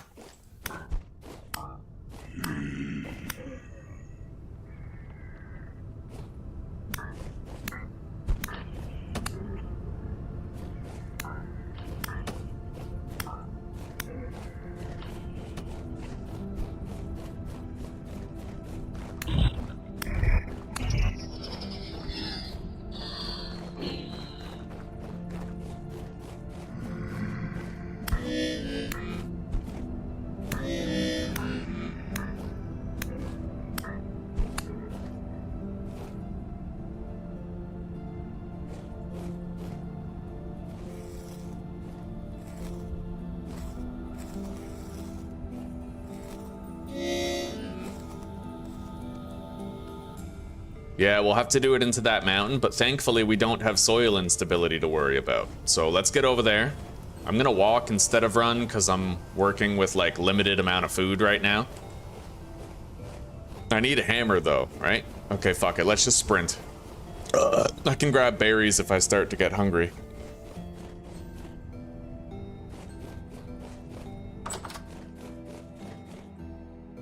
Fucking shea butter over here. Alright, we got a hammer. Let's go. Yeah, there's nothing but granite over here in this mountain, so we'll try to, like, create a quarry here. Quarry. Q-uery. We need the appropriate height of granite.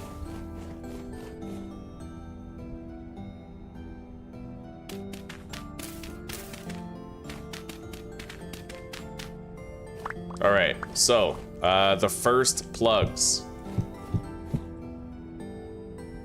And that's 4 blocks tall. So I need to get over it, I think.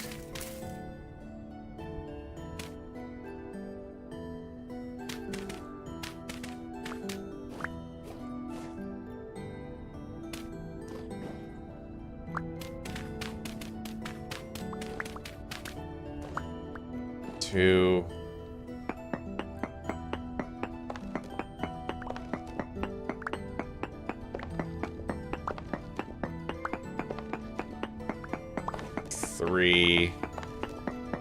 I've never done this before, okay? So I have no idea what to expect.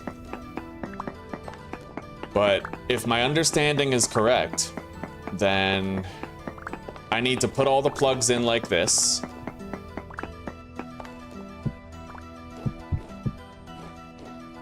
And then I need to hammer those suckers in.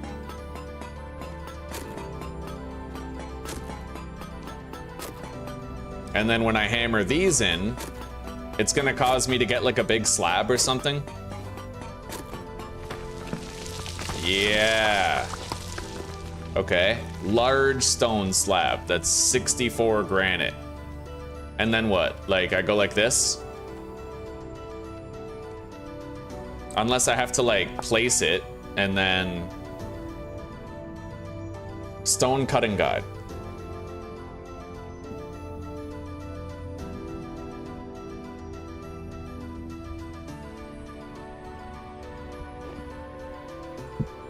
So, put that down.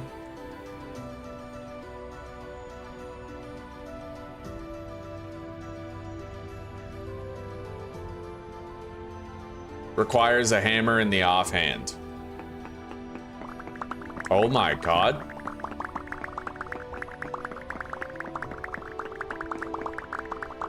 Holy shit.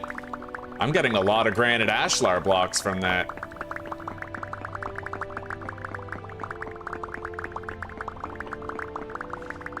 That was...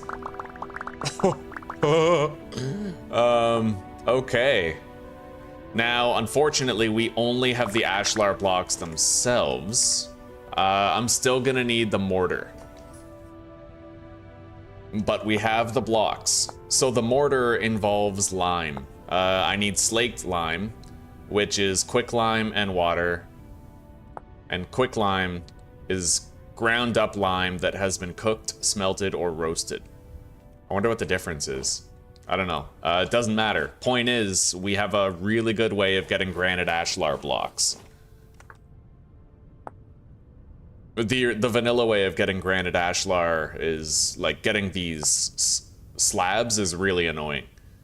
Yeah, really annoying. Because you need to actually get granite rock by excavating it, and then you have to, like, you have to polish it, and then you have to make slabs, and then those slabs have to become... It's way too much, right? But I like this system. We got a shitload of granite ashlar blocks. Like 400, I'm kind of surprised. We got 400. That's gonna be my quarry over there, but I think I want to cover it up. Kind of conceal it with dirt later.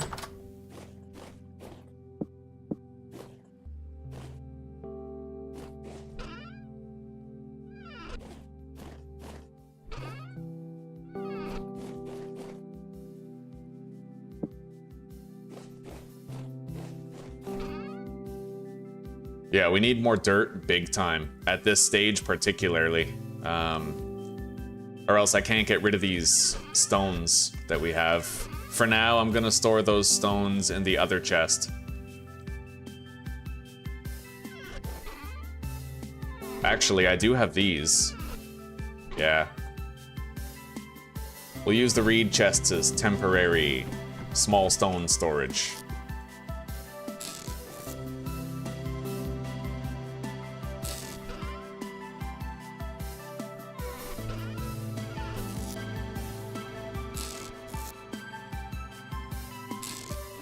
Dealt with for now. We need more food. But it might be time for a harvest. And there's always honey. I'll eat one of those right now just to top up my fruit nutrition.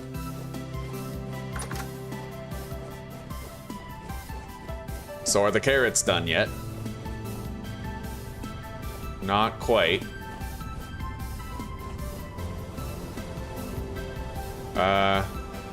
I'll grab some berries for now, and then we're gonna start working on our clay oven.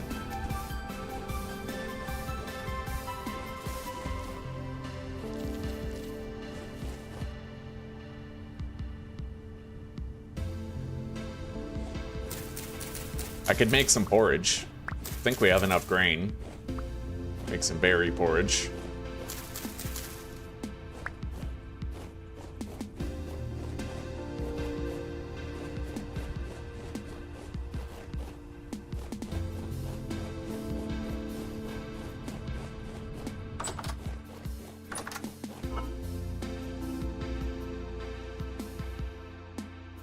I'll have to use the rice grain.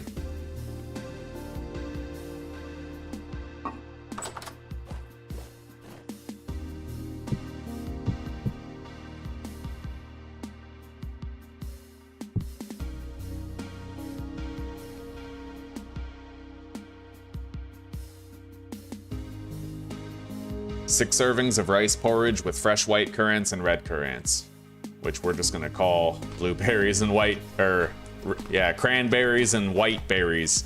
None of this currant bullshit. Nobody knows what the fuck a currant is. All right, let's grab some fuel and let's get that cooked.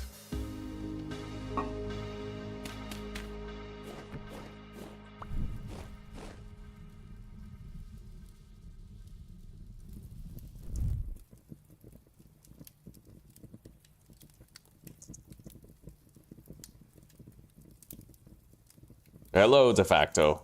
Woke up in time for the querying? Yes, that was my first querying ever, buddy. Damn straight. Welcome. And we were talking about it earlier. Fucking Chris told me you feel terrible about the flax thing. And we were talking about it, like, just generate a shitload, right? Creative's good for that. Just generate a whole bunch of flax. Give yourself a rough estimate of how much you would have harvested. Seeds too. And just give it back to yourself, you know? Okay. I got a lot better at tunneling, by the way, de facto. A lot better at tunneling and mining. I learned how to use the support beams. Yeah, we got way better at mining. Way better. There's far less risk involved now.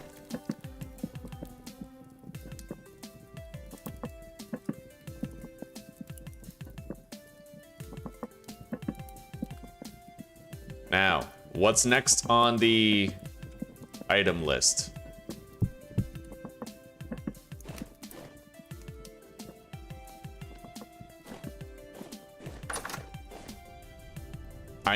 Right. Calcine flint and stuff like that. So I still have a lot. I don't have a lot of flint. We're gonna need to gather a whole bunch. Yeah. Okay. That's the next thing we do.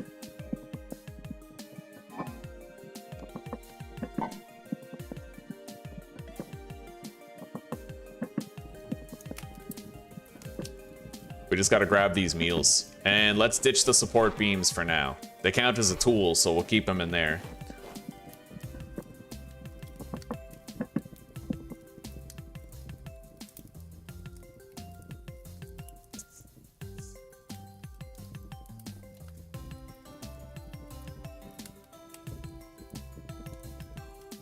Oh, buddy, we gotta get you a new laptop, Jack. Ugh.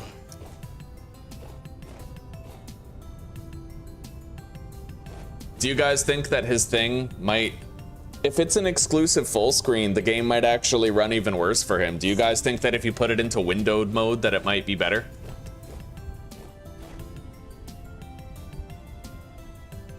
All right, now, flint. We need a whole bunch of flint.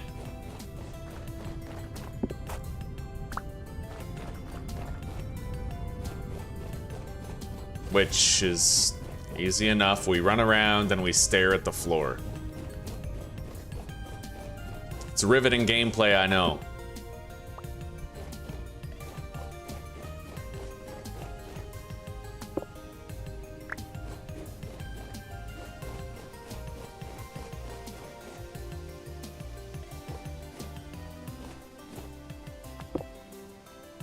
I'm just glad I know about third-person view, because I used to run around in first-person fucking carefully inspecting every rock that we saw. And that shit was grindy. Now I know I can just zoom out to see all the stones at once.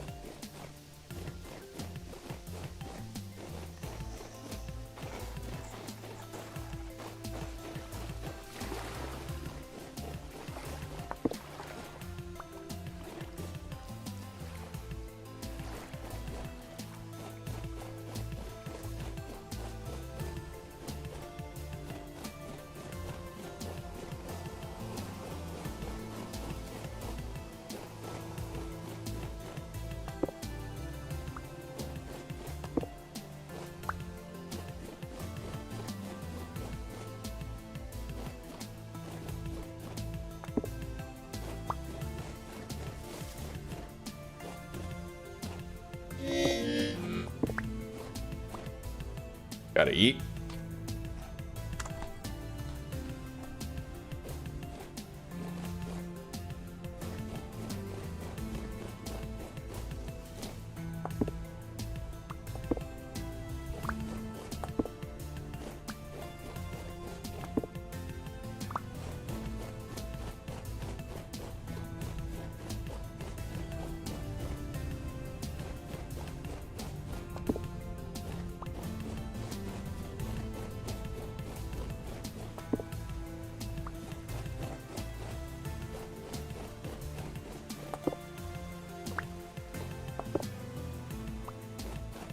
$55. I'm thinking we get a stack and then we just call it at that stack for a while, right?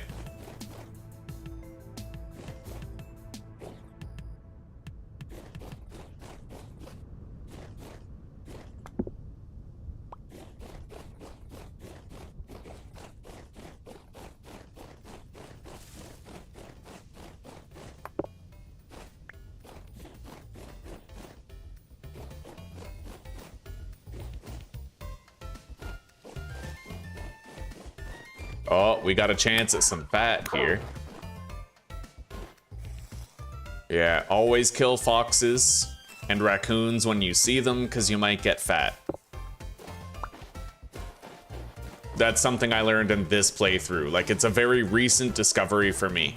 I used to rely on finding larger animals for fat, like boars and wolves and stuff, but you can totally count on these smaller ones to get some. 100% you can.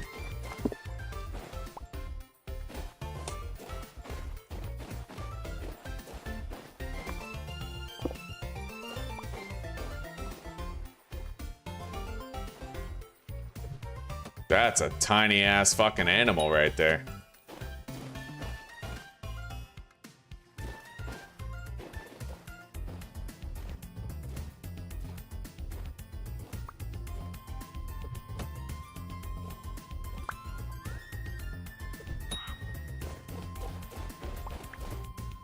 Dead poodoo deer.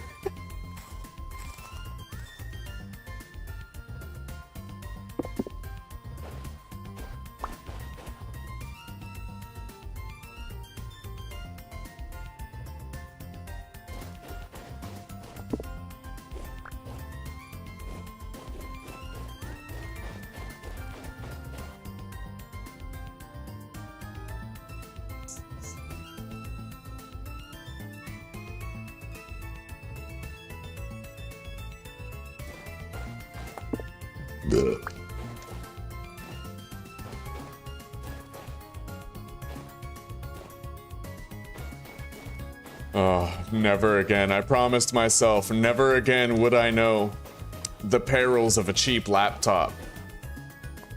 No way. It's desktop computer through and through. It's uninterrupted power supply, so nothing ever gets broken.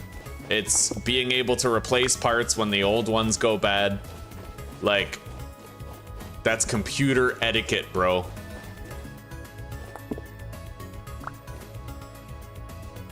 Yeah, laptops, they get obsolete.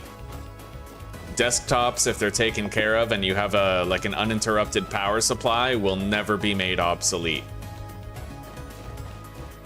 You can always swap out parts, and you never have to worry about a surge frying all your shit if you have the UPS.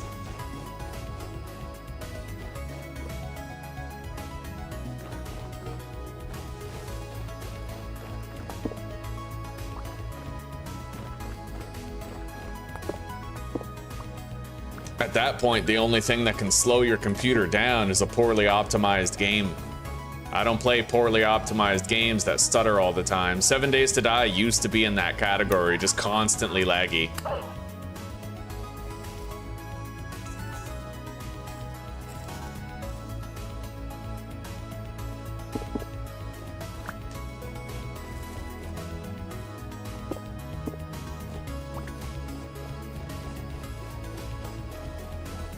All right, that should be enough flint. We need to get ready for pie.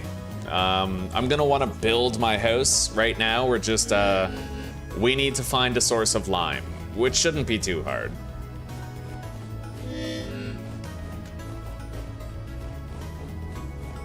Those carrots will be done soon, and we want to make sure that we can start making pie when they're done.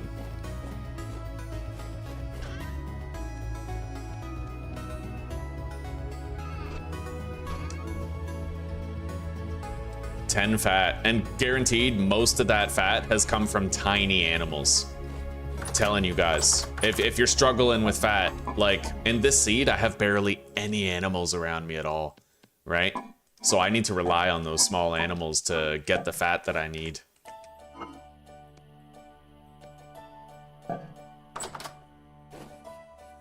All right, the red meat we'll just store in here for now.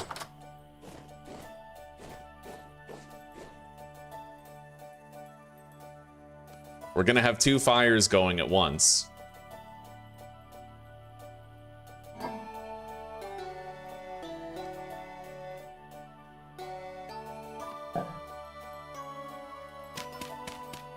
Preheat with peat. And I think I'm gonna start a new charcoal pit. Soon. Not right yet, because I'm gonna have to watch this like a hawk. I actually have to watch this. I don't get it. Why won't you light? Alright, there we go. Yeah, there is a trick to this. I'm gonna need the tongs in my hand. I'm also gonna need some of this charcoal.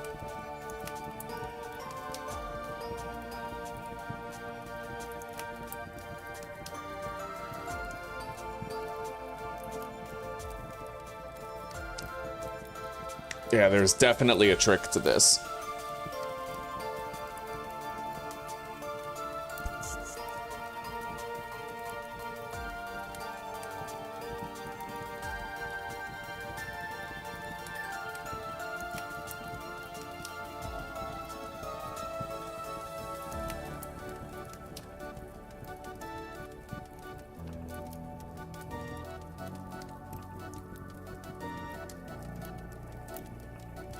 So what we're gonna do, this is the trick, all right? You put your tongs in your offhand, you heat up the flint. As a lot of you know, when you finish creating a calcined flint, the flint reverts to 0 degrees. But you can actually stop that. You can prevent it from happening and help yourself out in that way. The way that you do that, as you can see, it's now creating calcined flint. You pick it up, right?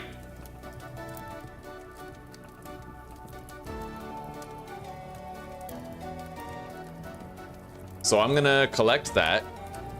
It's 1020 degrees. I'm gonna combine those. Let's just heat it up that little bit more.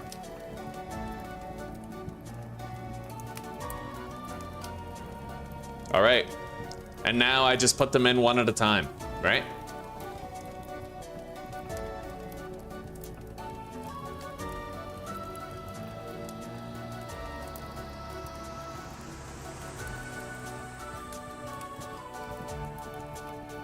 And that way I make sure that I'm constantly holding a searing hot stack and it never cools on me, right? You don't want it to cool down, otherwise it takes you like way fucking longer with far more fuel to accomplish the same damn task. All right, we got it all up to like 1040 degrees.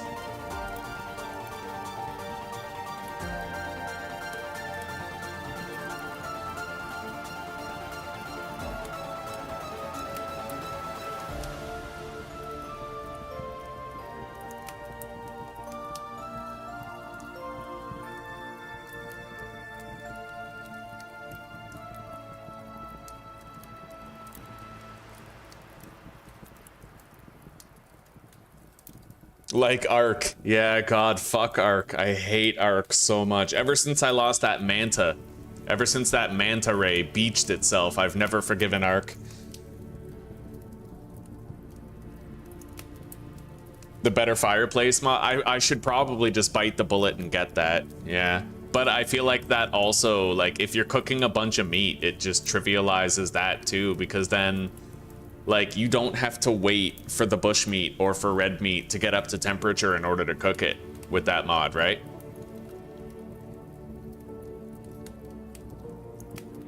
but I should probably just get it anyway. I mean, for real, just for the calcine flint alone.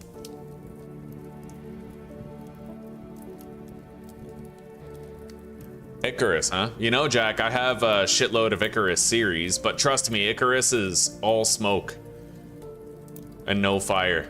Icarus looks good on the surface, but it plays like absolute dog shit, and you realize that as you play it. Like, it looks fun, I'm not gonna lie, it looks fun, but what Icarus is it's a hodgepodge of a whole bunch of features from other games. All of them half-baked, poorly implemented, and it's very badly optimized. Even on high-end systems, Icarus lags and stutters repeatedly. And all of the features implemented are janky. Like when you're riding on an animal, for example, like if you're riding a horse, your character goes like this the whole time, and you can't stop looking at it. It looks so stupid, right? Also, your animals get stuck. They can't even climb out of a river. Like, your character, if you fall into a river, you can actually like jump out of that river really high to get out. Your animals can't. You have to build them a ramp and walk out of it. It's ridiculous. There's just so many little things about Icarus that are infuriating, truly infuriating.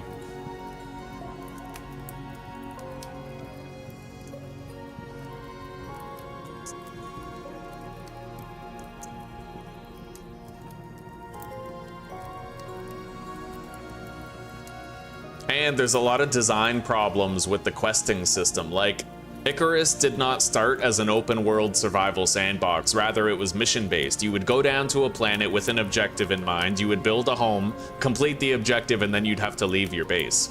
Persistent open worlds that you got to keep was something added in post, something added later, right? And the main issue is that in the open world, they still have missions that you can do. It's just you don't have to leave when you're done.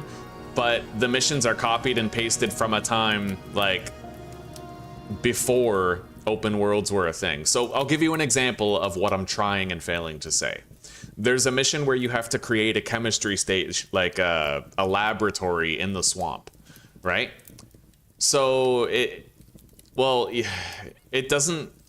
Okay, how do I explain this? Let's say at my base, I have 2 chemistry stations, I have all these different machines. The game will actually tell me that I have to build a laboratory, but it forces me to build a laboratory in the appropriate biome.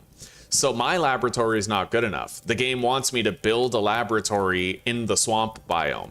So I have to pick up all my shit and pick up electrical power, and then move that stuff all to the swamp biome just so I can do the mission and make a little bit of money, and only so I can disassemble it and bring it back home when I'm done, right? And what's really stupid is that after you build the laboratory and that objective is complete, the next objective after that is to like craft stuff, but you can craft that stuff at your home. That's the stupid part, is like you build this entire laboratory out in the swamp for no reason, and then it lets you finish the rest of the objectives at your first house anyway, right? It's Icarus looks good on the surface. Like, I won't take it away from it. It does look good, but it plays like garbage, dude. It's so bad. So bad. And I feel like right now I'm trauma dumping on you guys because I tried so hard to enjoy Icarus, and I hated every second of it. Yeah, it's funny, dude. It was a bad fucking game. Like, I tried so hard to like it, and there were some people in chat who really loved it. I despised it. I guess my standards were just too high for it. You know, like, I couldn't handle it. I hated that game. Hated it. Fucking hated it, buddy.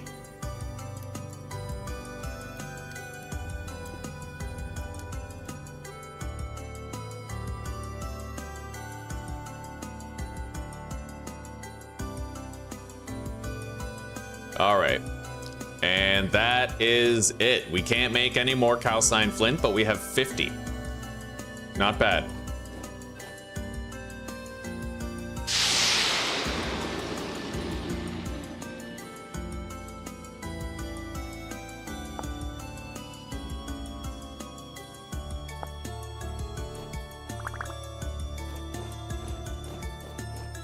All right. So with that, we need to grind it. I grabbed 4 stone so that we could now make a quern. I yearn for the quern. I need 2 sticks, hammer, and chisel.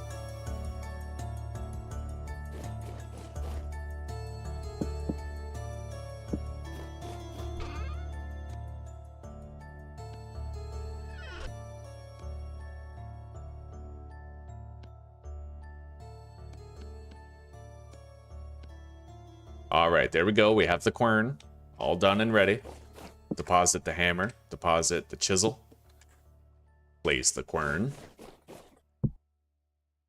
And we can autopilot this stuff. Now I have another top up of coffee. I'm gonna go grab it. Be right back.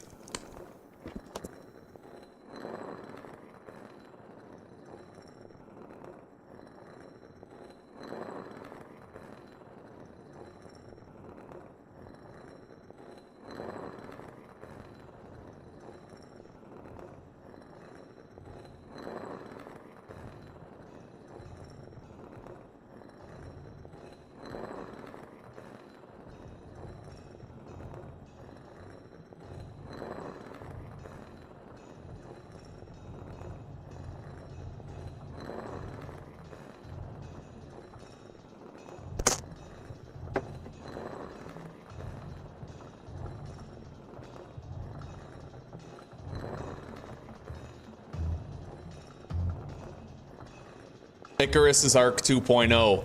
Yes, I compared Icarus to Arc in that same way. It's a cash grab game. I'm gonna show you guys something real quick, okay? Let's open Steam. We're gonna take a look right here. I'm gonna show you guys what's up with Icarus, all right? And then you'll see exactly why you should not play it. Icarus, right here.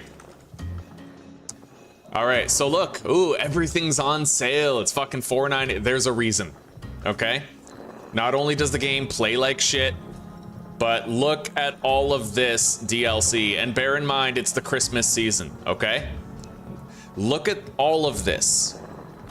So the base game is $45. And then look at this. Look at all of that shit that you have to get. These expansions, right? $37, $26, $21, $18, $18, $18, $11, 7, 7, 7, 7, 4, 4, 4, 4. Like, no. Right? No fucking way. This game is $160. Wait, is that after the sales? Here, let's find out. So, $32.50 plus $38.99. I'm just gonna start rounding. So 26 plus 21 plus 18. 3 18s plus 10 plus $13 for those 2 6s, and then that's plus $20 for all of that, plus the base price of the game, which is what was it? $45. So if you want everything about Icarus, you have to pay like $250 to $300 if there's not a sale going on. Isn't that fucking nuts? Like, can't get behind it. I can't get behind it, dude. That is, it's so fucked, right? Like, it truly is. And the shitty part is, you spend that much money, and it plays like shit. It plays like shit. It's poorly optimized, it lags and stutters, it has to use AI frame generation. Like, it's terrible, dude. Yeah, I'm glad that I got to talk to you, Jack, about Icarus. I am so glad I got to talk to you about it, because now knowing what I know, might not buy it. And I will feel like I'm saving you from major grief. You know what I mean?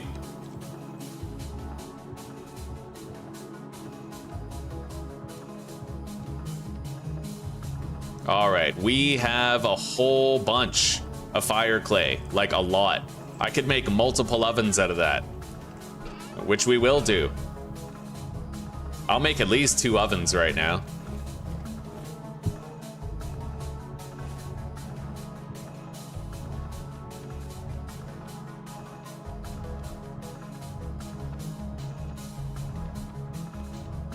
And bear in mind, Jack, the price wasn't even my problem with the game.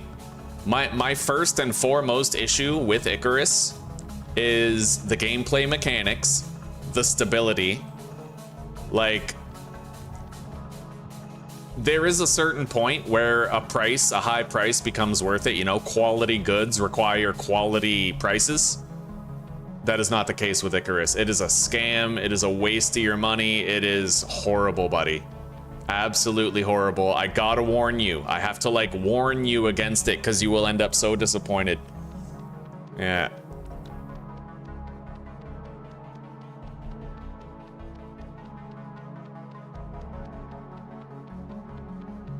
The last caretaker, eh? What's the download size of Icarus? Does it say somewhere here?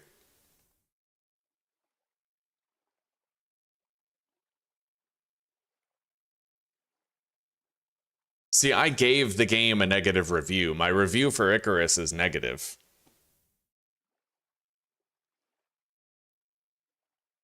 And it was well thought out. Like, 9 people liked my review. This is my review. You see how in-depth this is? And there's dumb shit that's probably still true with the game. Like, for example, if you turn on toggle sprint, you know how a lot of games have a toggle sprint option where you press shift and then you're done? If you turn on toggle sprint in Icarus and you run out of stamina, you're locked in sprinting. You can't press shift again to stop it when you're out of stamina. So literally you'll like, if you keep moving forward, you'll keep getting a little stamina and losing it, getting a little stamina and losing it. And if you press shift, it doesn't stop that from happening. What you have to do is stop moving completely until you have stamina, and then you have to move and press shift again to disable it. You can only disable sprinting while you have stamina. And if you don't stop and regain stamina, you remain locked in sprinting mode. Fucking infuriating. Takes you out of the experience over and over and over again. You feel like you're punishing yourself for daring to run out of stamina. Unreal, dude. And there's so much more in here. So much more in here. Yeah, this game is bunk, dude. Bunk garbage. So the space required is 45 gigabytes for the base game, it looks like.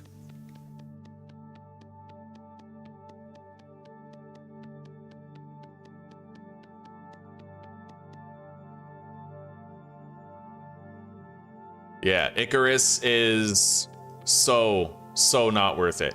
Now, I have enjoyed Ark Survival Evolved in the past. I have enjoyed it. But the problem with Ark is the devs are apathetic to their core. They don't care about it. They don't fix problems with it. They don't. All they ever cared about fixing was players meshing into the ground in multiplayer servers. They never in their life fixed single player glitches, right? I remember I tamed a level 150 Manta. I was super proud of it. And this thing ended up being like level 200 and something, right? It was a perfect tame on a level 150 Manta, the best you could get. I flew home on this fucking thing. It was so fast and I was so proud of myself for getting it. I wore the ghillie suit, I passive fed it, like I was happy to have it, and I got home. And then 2 minutes later, this Manta was dead, floating in the water because it beached itself. And I looked it up. 5 years before it happened to me, it had also already been happening to other people. And in 5 years, Studio Wildcard did not fix it, did not stop it from happening. And 10 years later, when Ark Survival Ascended came out, guess what? Let's look it up. Let's see here. Dino beached itself. Ark Survival Ascended. See, dinos can still beach themselves. Ark survival evolved. See, this is 2022. That's in 2015. Right there. That's in 2015. And look at that. 2015, this post was made. Let's see here.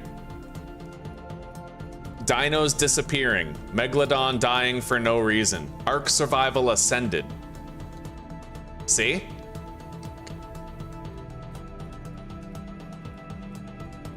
Instant death for water animals. Still happening, and Ark survival ascended 10 years later. Fucking pathetic. Pathetic, right? And I feel like if that's the quality of your work, then Studio Wildcard needs to be shut down. If a plumber was to do the same quality of work, contextually, that Studio Wildcard has done for Ark, or that the guys who made Icarus have done on that game, then a lot of people would have mold growth and leaks in their house.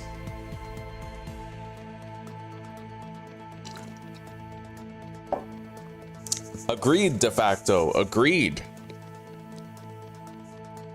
I might look it up, Zachary, but I got a lot on my plate, and I'm typically closed off to, like, new experiences. It takes a lot to convince me to try something new.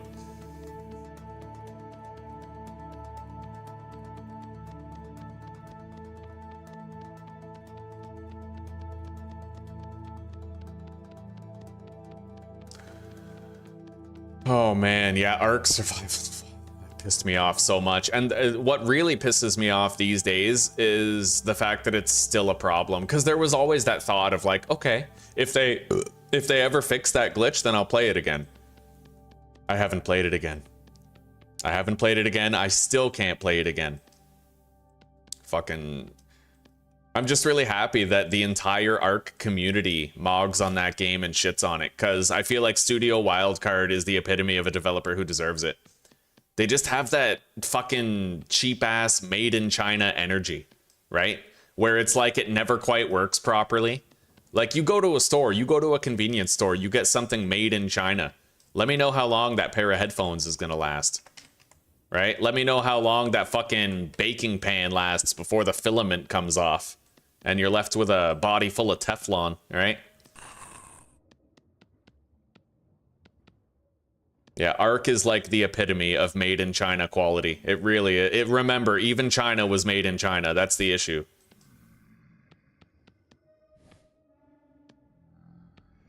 And that's why it has the reputation, right? That's why it has the reputation that it has. Okay, there we go. We have 2 ovens. Now we need a table to go with them.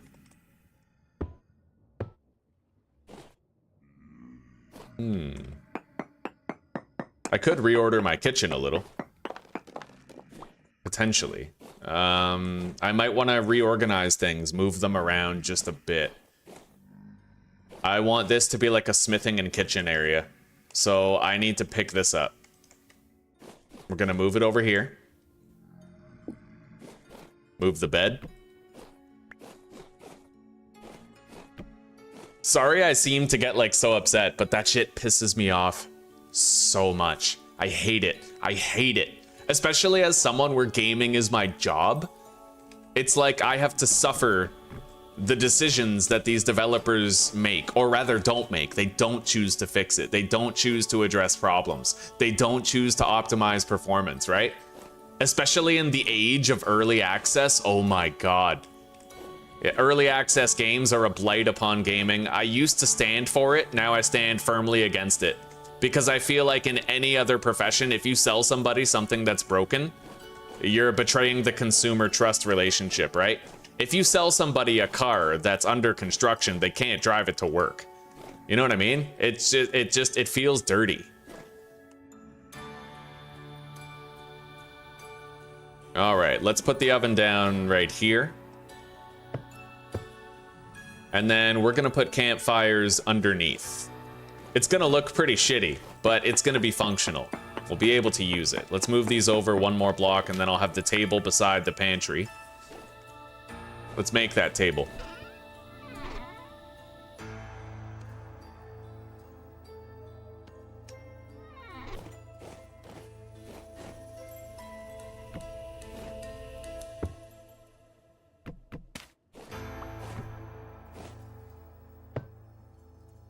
All right, now let's make a couple of campfires underneath. It won't look good. Warning you guys right now, it ain't gonna look good, but it'll have full function. It'll be functional, and that's what we really care about, you know? And this isn't my forever home. Everything gets moved, everything gets changed with time. We're going to make those ashlar blocks and get that going. But we are now able to finally do this here. If I really want to, I can chisel some cobblestone blocks just to make it look like a little fire pit, right? Anyway, let's deposit this fire clay. I no longer need it. We are officially ready to make pie. Let's get some sleep.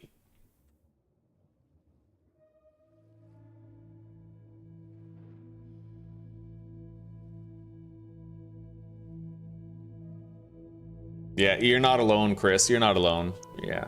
I had some good friends from back in the day. Mitch is still like my best friend. I still, talk to him once in a while, catch up with him.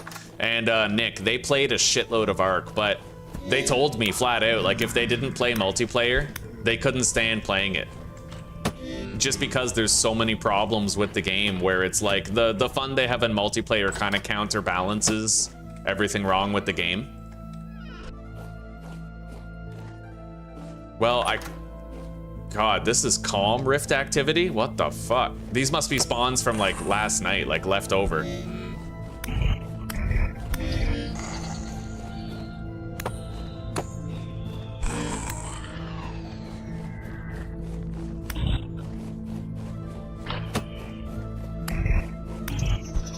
All right.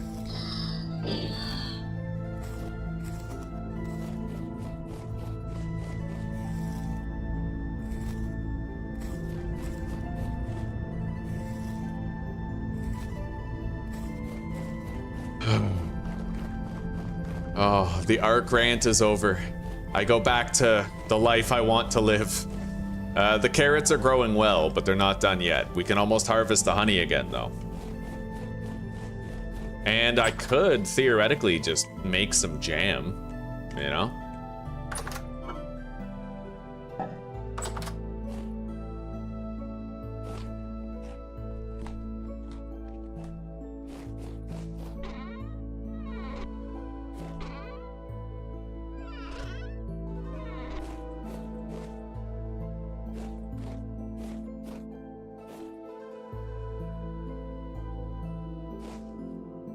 All right, so the task for right now is for me to get out there and try to find some lime.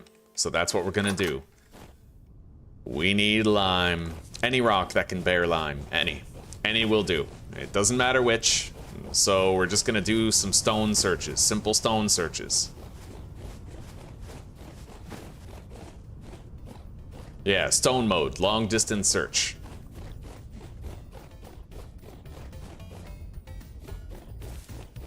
I want to cover all this up and make it so I can't see the granite here anymore. We'll do it later, though. Okay, andesite, basalt, granite, peridotite, and swavite. Nothing. And then long-range distance search. Any borax? No. All right, so we might have to go further than we want in order to find, like, a suitable type of stone.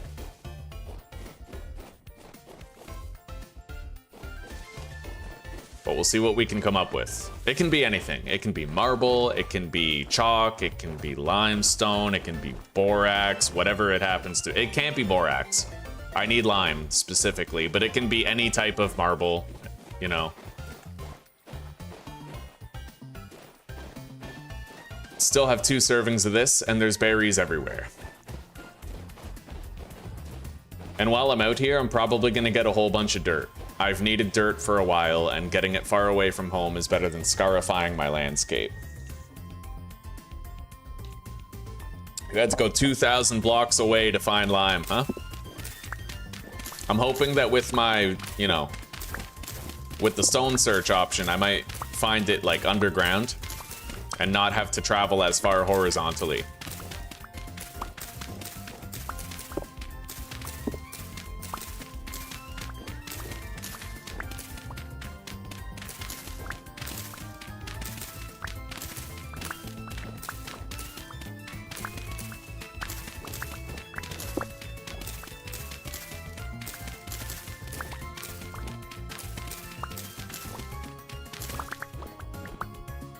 Good start. We got a stack. Let's get a reading around here.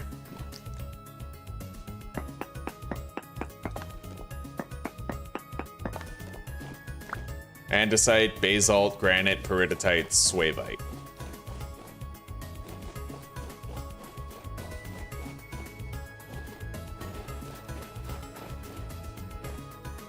I've had to go really like dangerously, potentially lethally deep in order to find it before. I'm hoping I don't have to do that again. I don't want to go like crazy deep.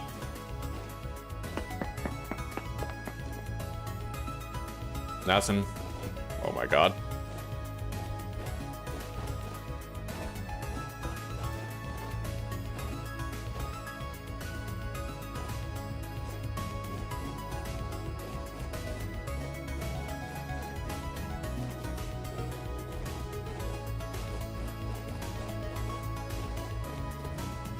I'm gonna grab these berries.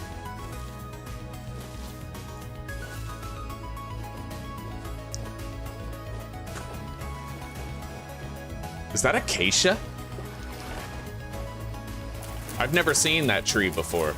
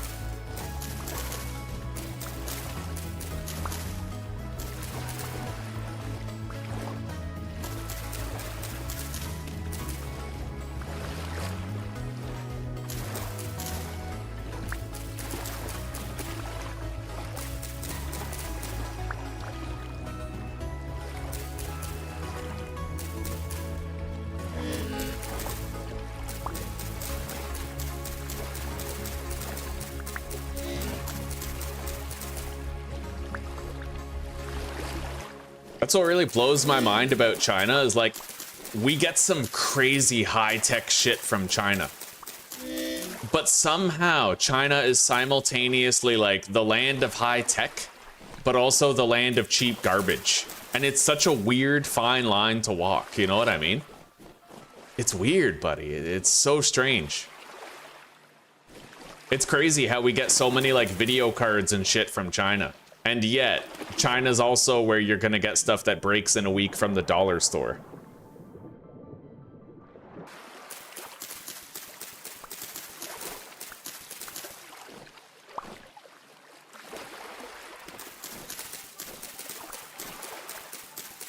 The one good thing to ever come from China was karate. A lot of people think that karate is Japanese, but karate, traditional karate, is from Okinawa, which belongs to Japan now, I think, but it used to belong to China when karate was created. And Chojun Miyagi was actually Chinese, not Japanese. He's considered by many to be the godfather of karate. He founded the style that I took, Goju Ryu.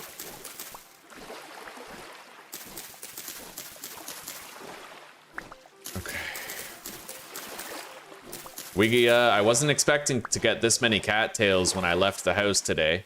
It was nice to get it.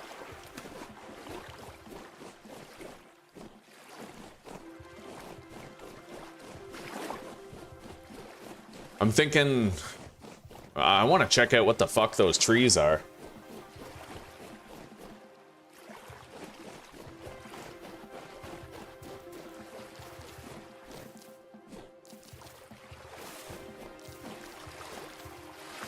I've never seen trees like this, not once in my fucking life.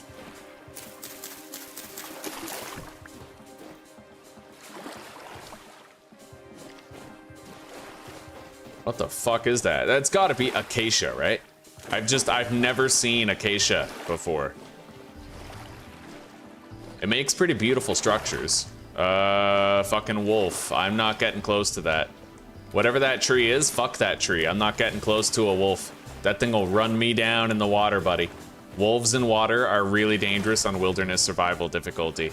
Because everything gets boosted speed in the water, everything except for you.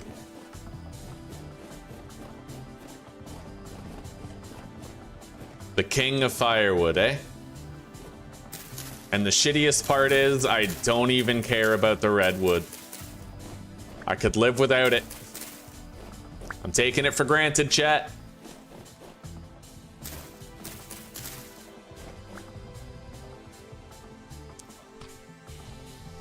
Let's get rid of those.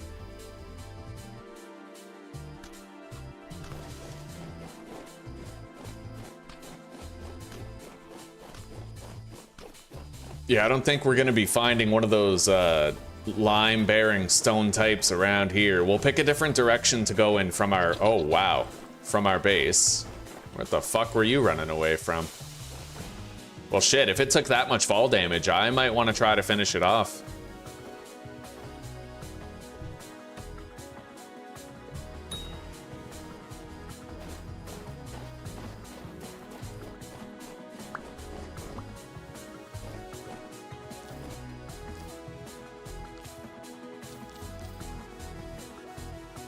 That guy's tripping. He's like running in place and everything.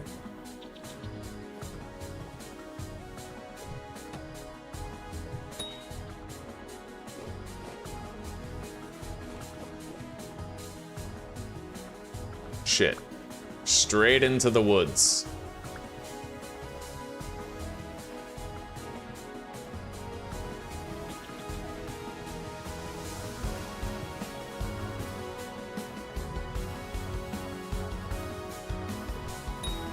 Yeah, that's right.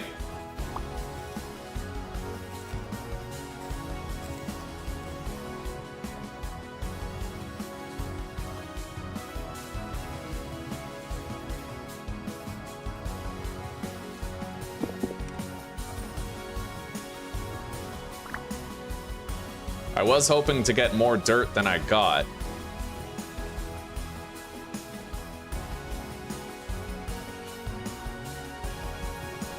I could put the lantern in my offhand and eat the berries.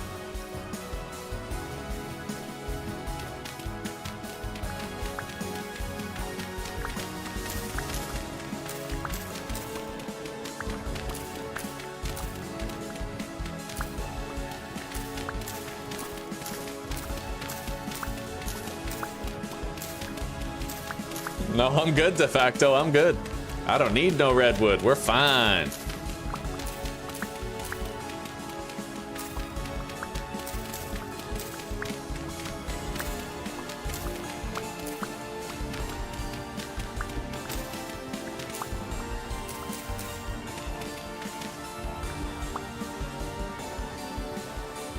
All right, let's try to eat these white currants.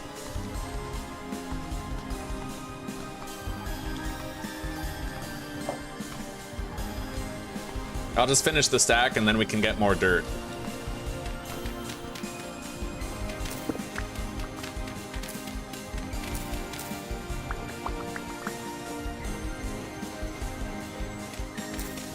Yeah, we've needed this dirt for a while. I want to make a shitload of path blocks.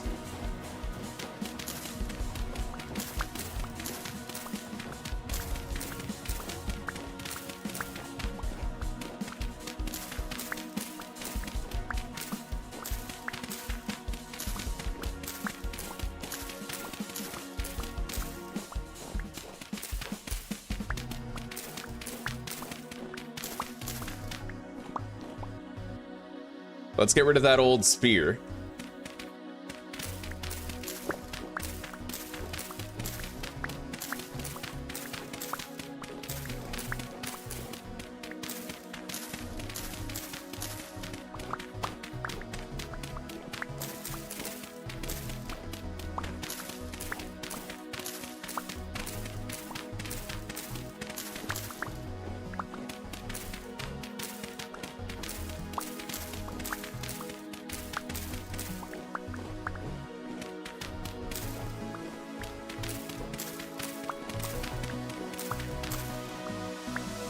Okay, that's a good amount of dirt so far. I could get rid of these bones too. I don't even need those.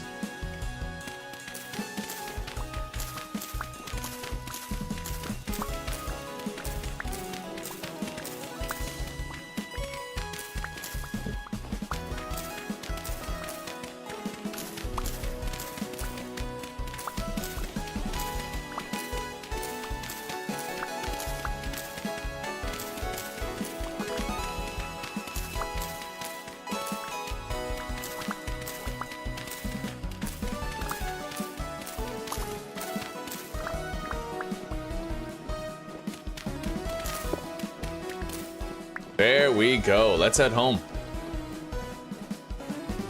I have 5 stacks of dirt, so we can make all kinds of pathing blocks. It wasn't a wasted trip. Not at all. Oh god, I completely forgot about the Temporal Storm timer too. I got lucky. Can you imagine I had to run home with a storm? Get run down by a nightmare shiver? Oh.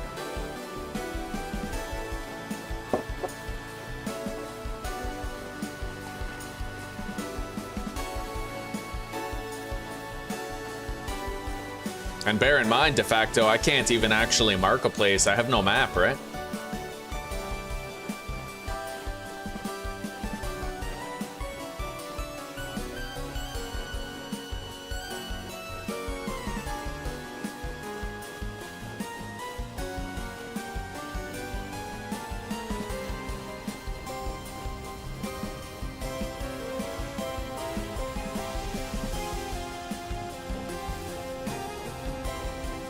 The bees are coming along nicely.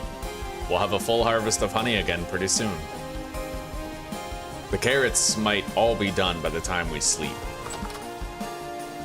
Wake up and endure that temporal storm. Okay. 88 cattails, 2 more fat. 3 wild vines makes a rope.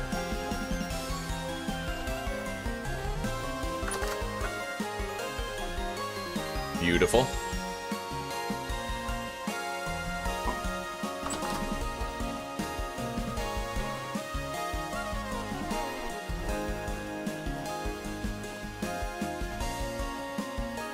I just hope we don't get that fucking glitch again where shit spawns in my base even though it shouldn't. Like, what about that? That's sus. I guess I'll put a tool rack there. Hang on. But we actually had shit spawning in our house during the last storm. It was all surface shit though, so I don't know if it's gonna happen again. I really have no idea. I'm worried about it. If the wrong thing spawns in here and hits us, we're fucked. We are like beyond fucked. Anyway, we're just gonna go to sleep. We'll wake up during the storm and we'll see what happens.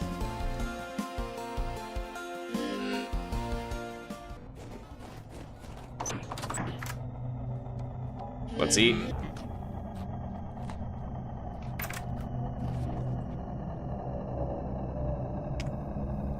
I had a theory that the surface drifters that spawned in my base were because of a nearby portal, which would explain why they were all surface drifters. The mod has worked for me the whole time. I don't know why it wouldn't work for me now, right? So the whole base should be spawn proof. Should be, provided everything is working as it should.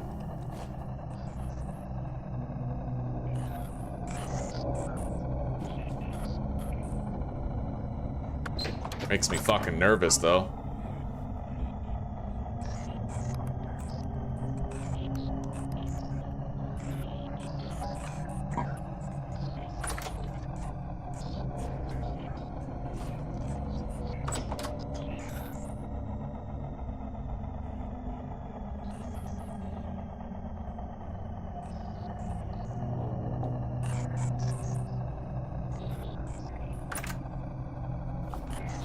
That's normal. That's normal. These guys have always spawned inside my base. It's perfectly normal and expected. The Bowthorns always have. When a nightmare shiver spawns in here, that's when we give up on life.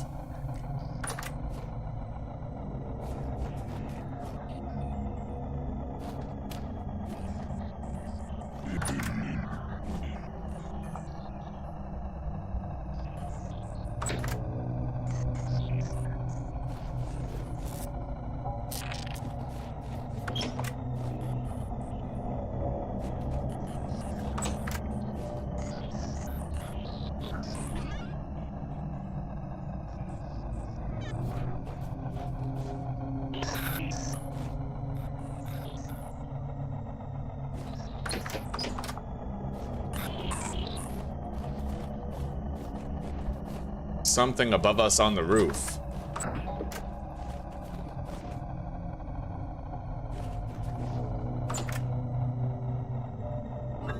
Alright, let's make more food.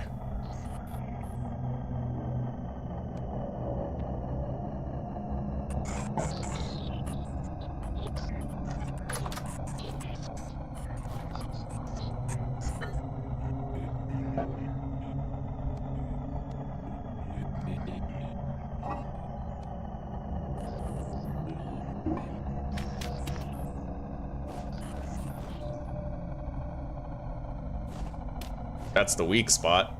So, as long as I cover that up with blocks.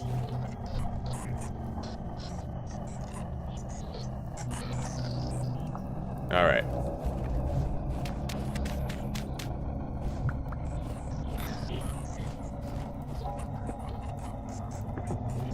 I still get scared during temporal storms just because, like, sometimes mods don't work the way you expect them to.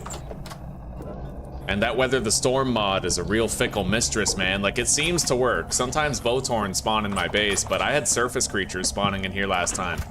And that shit makes me nervous, because if it's not a surface creature, that's very deadly.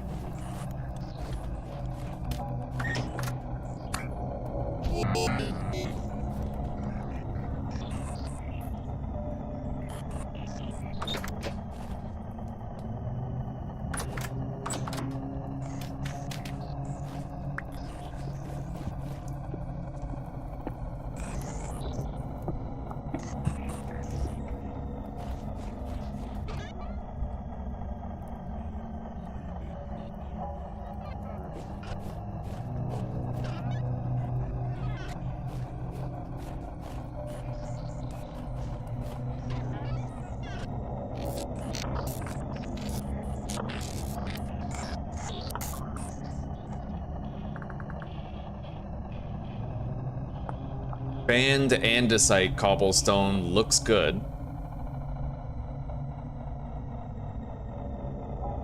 And fanned peridotite is green.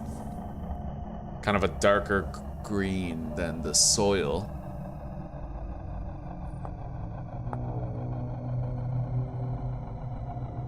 I think I'll go with the peridotite. We're gonna make peridotite fanned cobblestone. Which means I can use this for path blocks.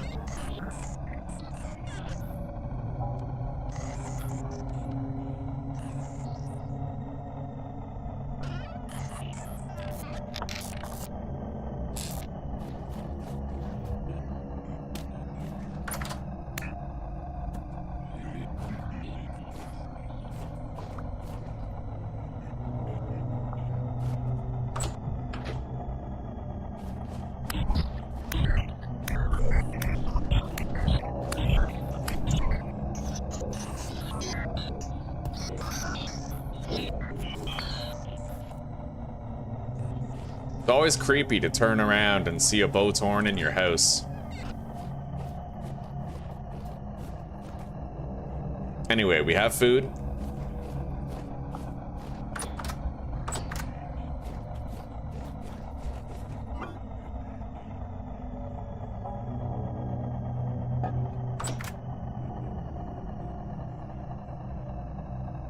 In order to make jam, I need actual honey. In order to get honey, I don't need fruit press, but it would be easier to get it in bulk. So I think I'm gonna make a fruit press now. I need a hammer, chisel, fat, planks, resin.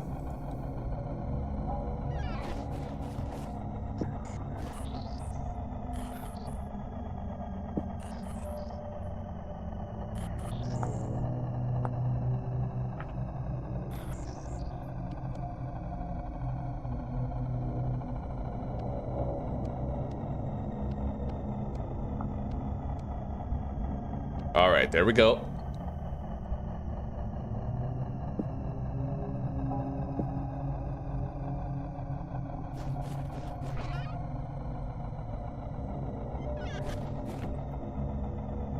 And I'll make a second bucket I want to have one for water that I carry on me at all times, and another bucket for just general purpose base shit.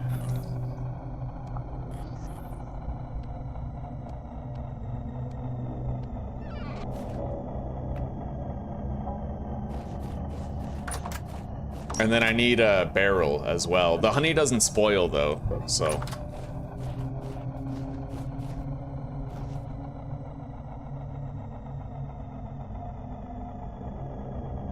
God, that holds a lot of honey.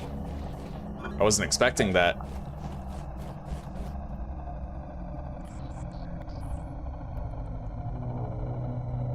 All right, provides 10 liters when squeezed, and we should get a lot of wax for that too.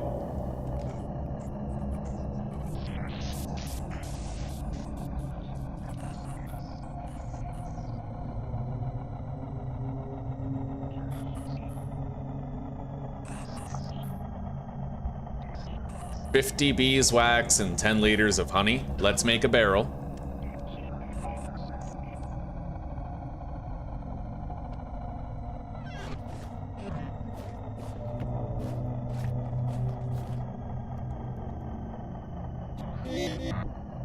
There we go.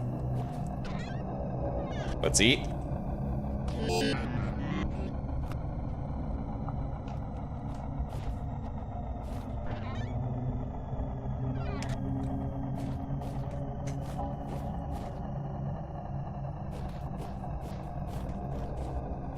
Now I can use that honey to try and start making jam. I've never really made jam before, but I'll try it out.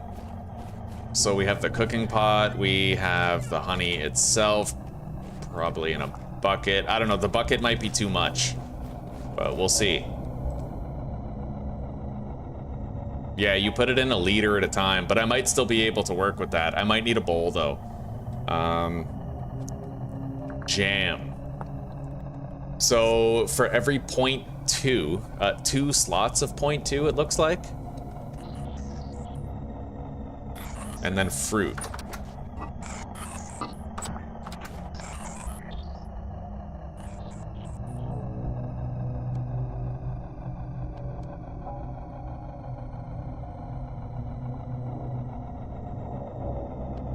Yeah, I think I need a bowl.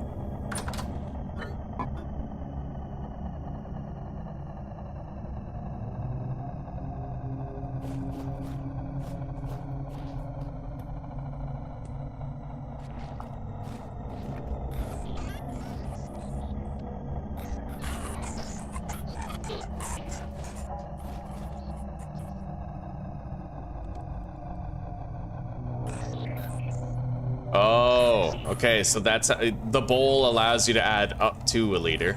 So that's 6 servings of red currant jelly. I don't know how long it takes to cook it, but I'll start by putting 3 peat in there and then see what it looks like.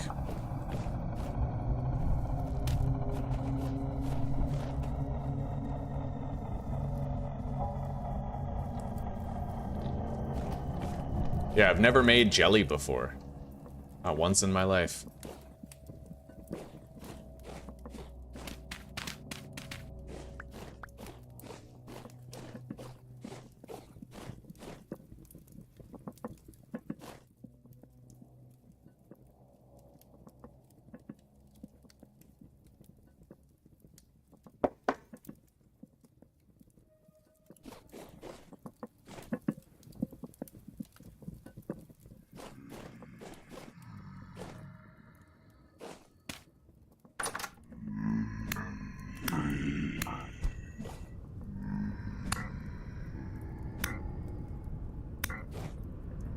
You know what? I could make a kill box here. Theoretically, I totally could. I should. I need a hatch.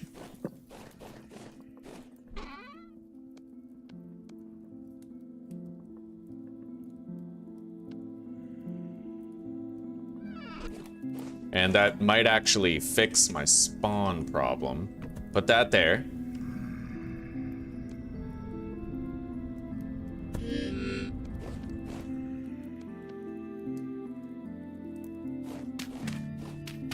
Okay. I can let them in and then close the door, making it so they can't escape. Okay, we have jam. 400 satiety each. 2-minute hunger freeze, easy to make.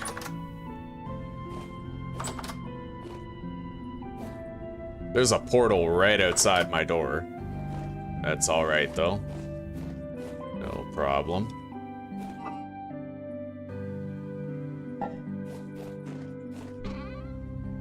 Very high rift activity right now.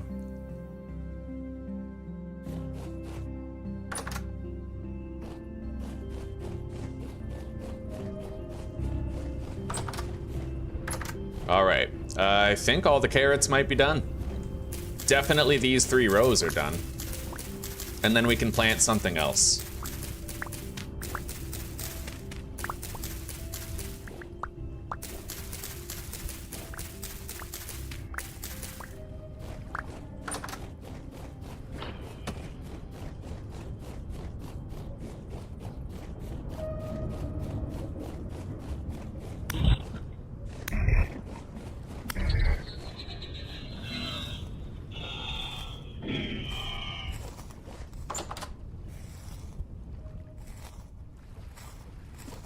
Did somebody say carrot pie all winter, huh?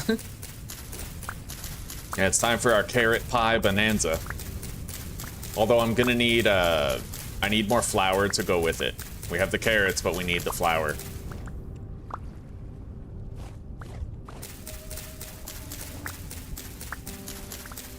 And whatever I plant here, it can't be a K crop. And I should try to make sure it's something that's at least a little bit heat resistant.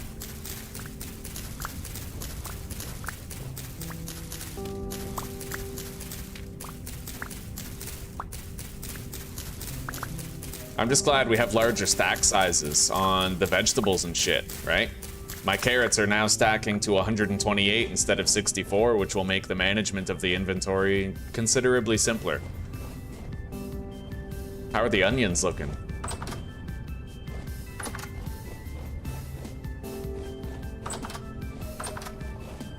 Five out of 7. All the beehives are done. We're gonna have to harvest those.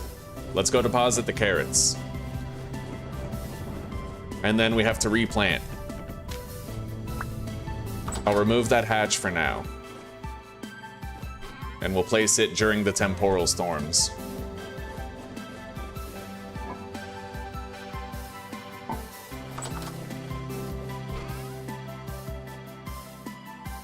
All right, we can plant all that stuff in there. I need to keep a very close eye on the peak temperature. I need to know the peak temperature. Like, I have to learn what the peak temperature is. Now, none of these are K crops. All of these are good to be planted here. All of them.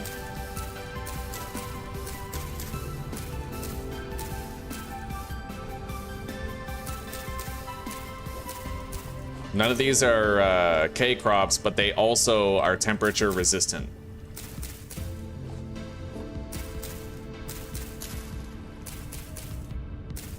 There. Parsnips, cabbages, and spelt.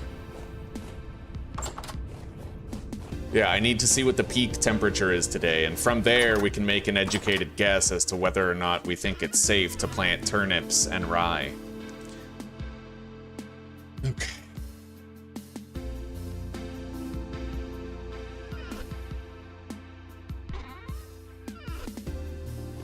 Now we need to set out again, once more, in search of...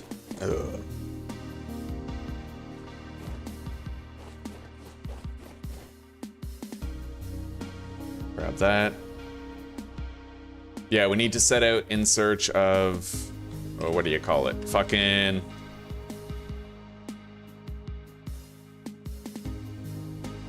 lime. We're gonna take this with us. We have a serving of meat stew, a good amount of food. We'll be all right. Yeah, we need to find lime. Let's get out there. After I harvest all the bee shit, that's true.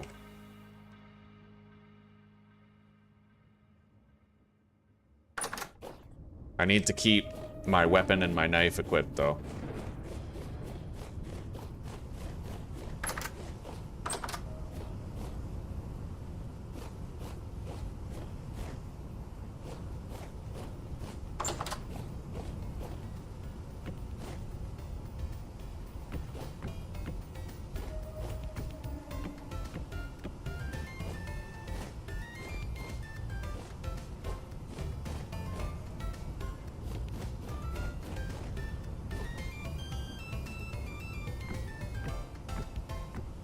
There is very high rift activity, but at least for the moment, the spawns are remaining relatively low.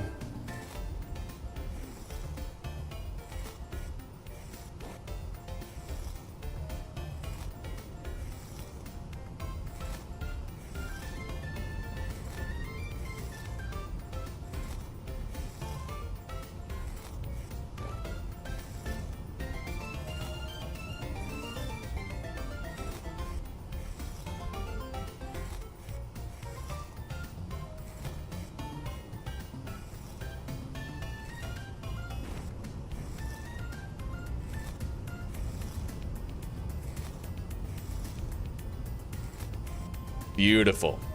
We got 40.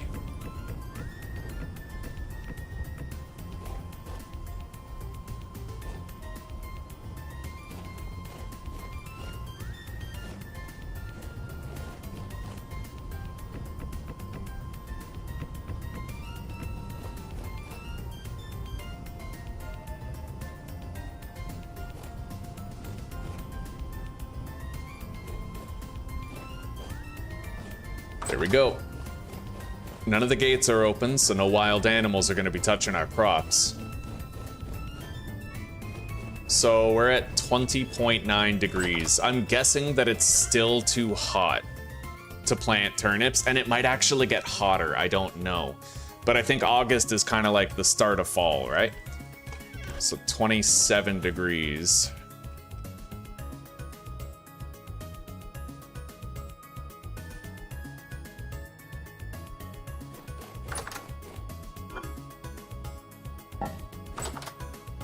I need more spears now. Or, you know what? I'm gonna start making a ranged weapon. I can make a recurve bow. Yeah, longbow. I need a longbow staff, which is made with 2 oak logs and a saw.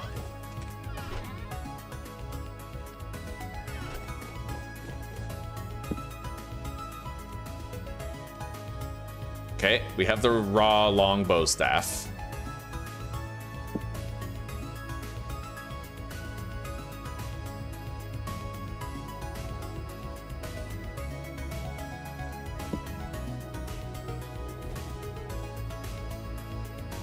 Can't really seem to lean the bow staff up against there. Apparently, it dries just fine on a tool rack, but I don't know that. I can't see the drying rate. But we'll just leave it there.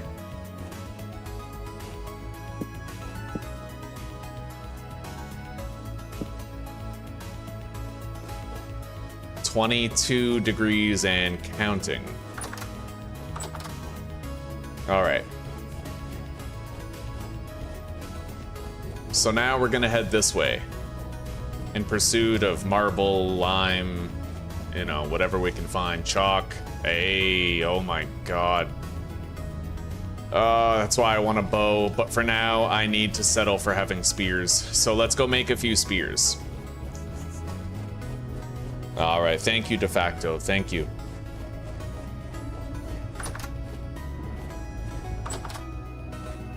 "4 p.m. and 4 a.m. respectively, eh? Okay.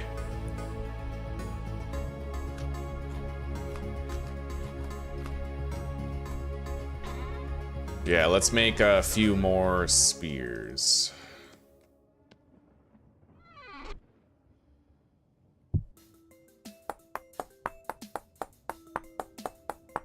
Did we both have, like, the idea to make a recurve bow at the same time?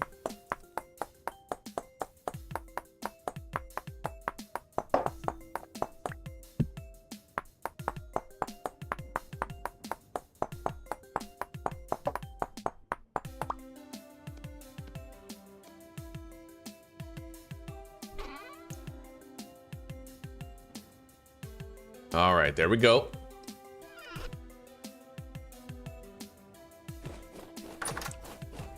Yeah, we'll try to hunt that on our way.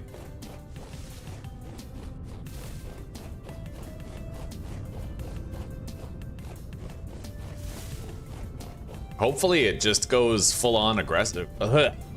Sorry, hopefully it aggresses upon us. Makes it easier, right? Like, when it turns around and attacks you, it... Oh, shit. Uh-oh. Alright, thank God. I didn't want to drop down there. I've been cornered by a deer before and killed by one because I dropped down and, like, tried to get it.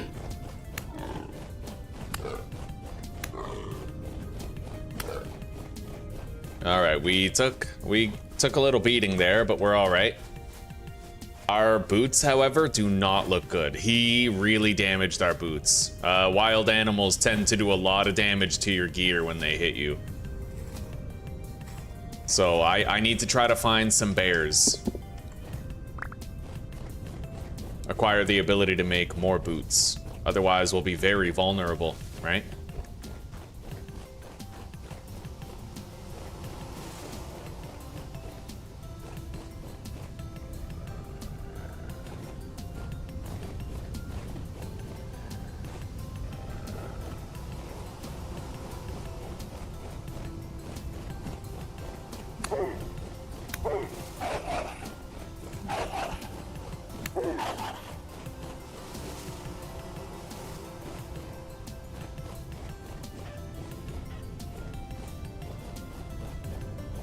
Fuck, did the wolf just go in there?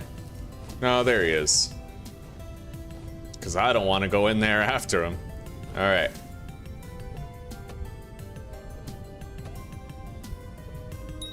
Got it. Third spear the charm.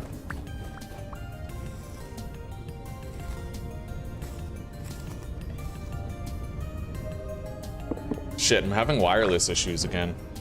Hang on.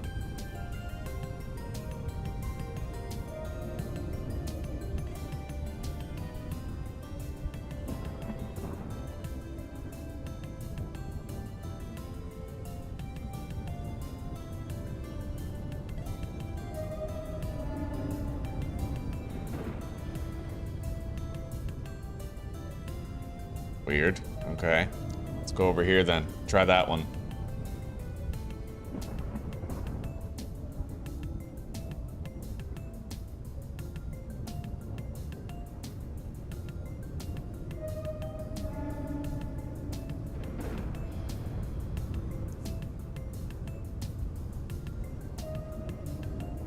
I'm going without chat for a minute, guys, just so you know. Encountering more problems again.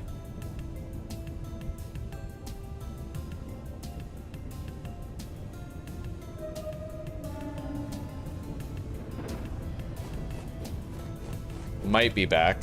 We'll see. I'll tell Zuzi's dad about, like, the wireless issues when she's home tonight.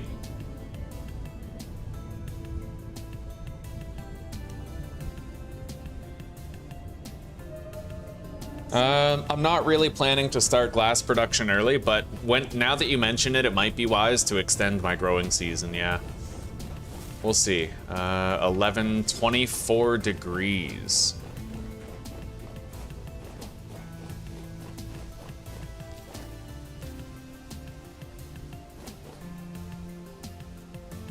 Let's get a stone reading here.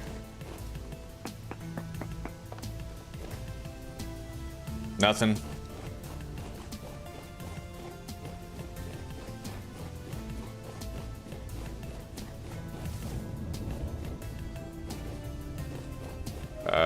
That's my base. I have to keep going this way. Lateral to the lake. Yeah, I don't know, guys. I don't know. The wireless is fucking up again. I have no idea what it is. I really couldn't tell you.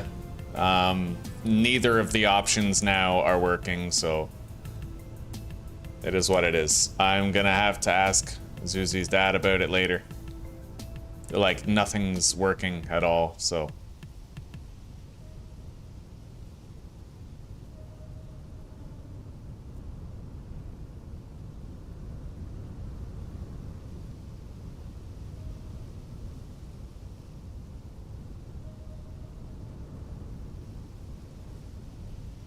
Which is weird because, again, it's only the wireless that isn't working. The cable connection that I have for my computer is working fine.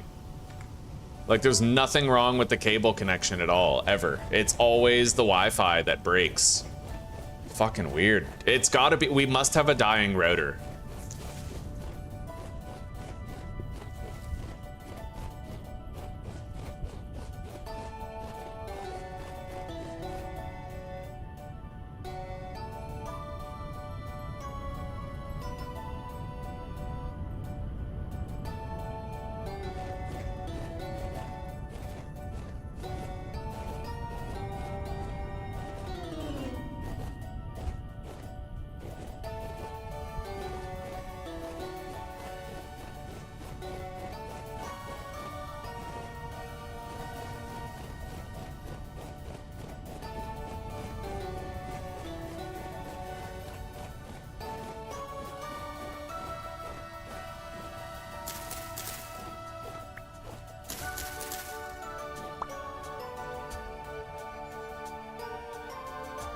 I'm not gonna bother gathering resin, we have a lot of it.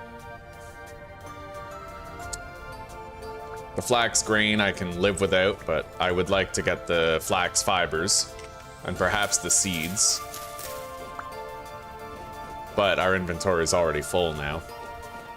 We need leather bags. Now what's this? We have a trader over there and I kind of want to check it out.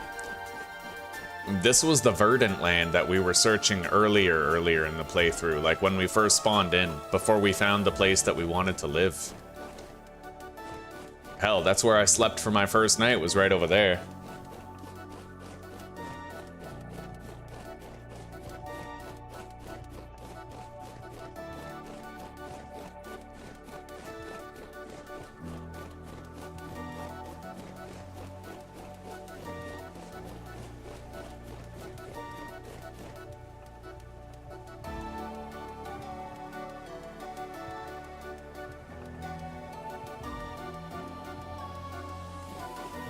Yeah, what are you? Treasure hunter. Oh, that's important. Okay. We can get a map from him that leads us to the first quest objective. Right on. I don't know how the map works exactly, but we have to give him a tin bronze pickaxe in order to receive the map. Let's get a stone reading here.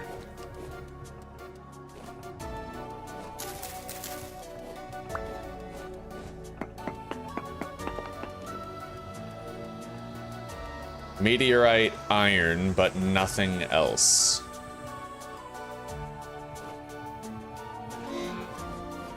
You know what? I'm just gonna give him my tin bronze pickaxe that we have. We have a mint condition one.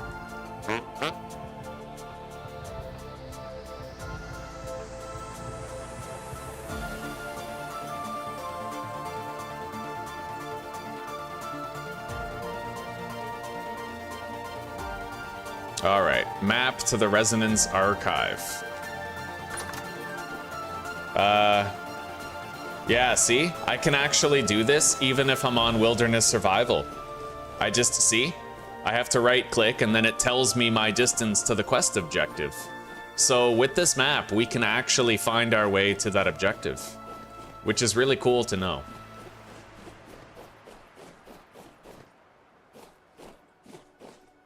Meteoric iron, I think? Possibly? Maybe not.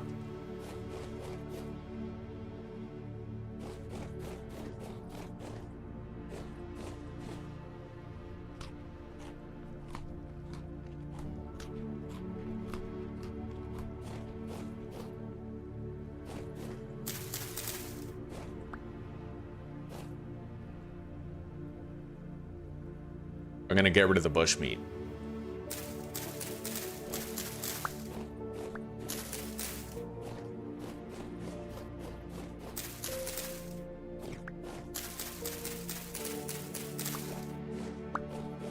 When the onions are done, we could rotate more flax in its place, so trying to get, you know, more flax seeds wouldn't hurt.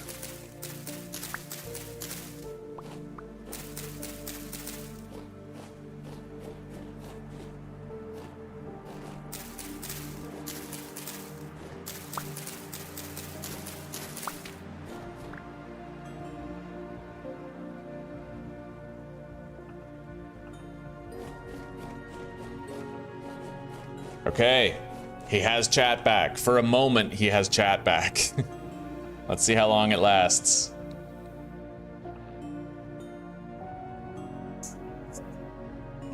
Hello, Voltage. Welcome. How are you?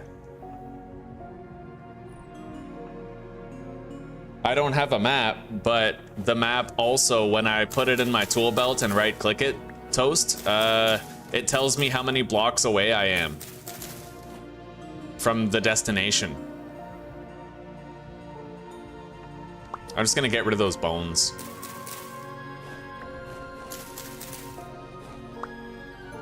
And I want the grain.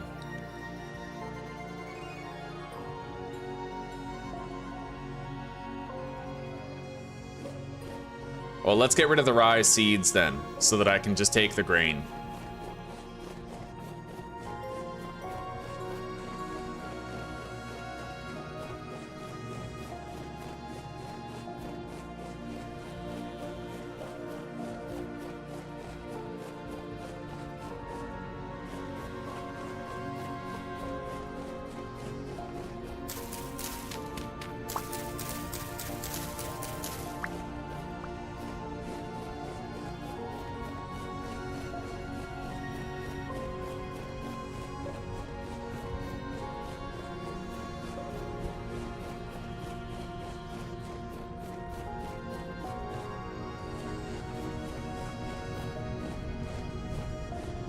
Oh yeah, the bowls stack.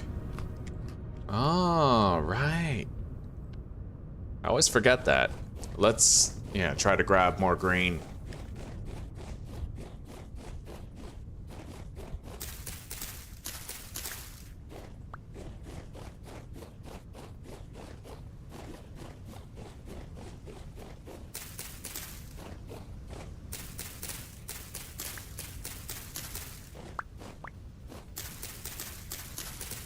I don't care about the flax grain.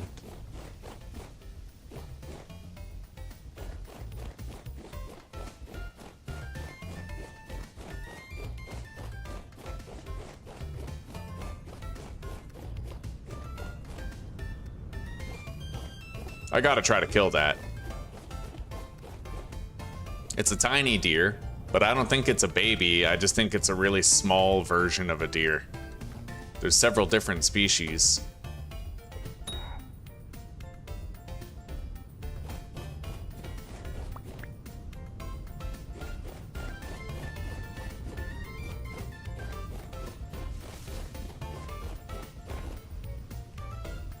Wolf. That thing swims horrifyingly fast, by the way, as you can see.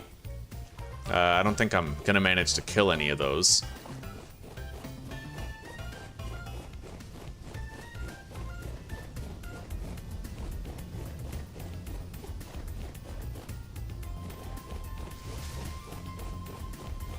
So far, no dice at all on finding anything that can provide us with lime. We have 2 more directions to go. I have to go over that hill that way and over there that way.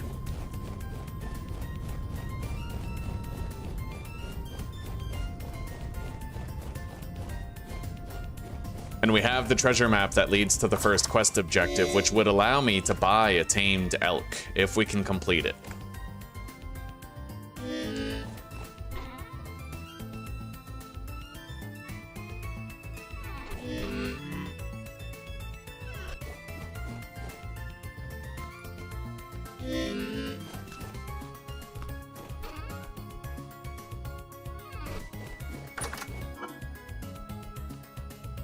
Okay.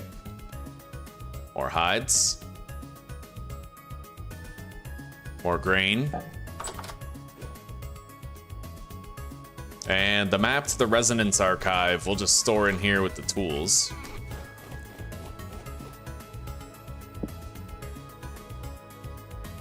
%, dried, not bad. It's okay, it's 4 p.m. and it's 29.1 degrees. And now it's getting cooler. All right, so we're gonna write that down. Thank you very much, De Facto, for telling me the 4 p.m. thing.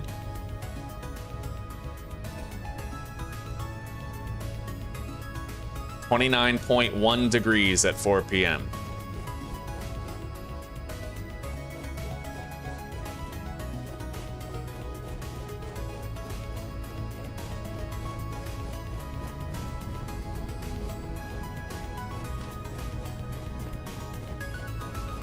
Ugh, this jam is not that filling. Let's grab some berries.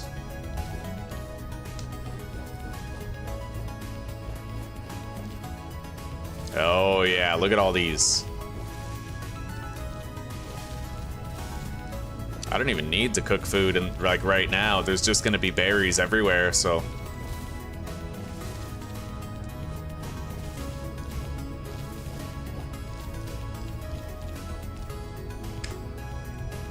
I just got 69 cranberries, like it was nothing.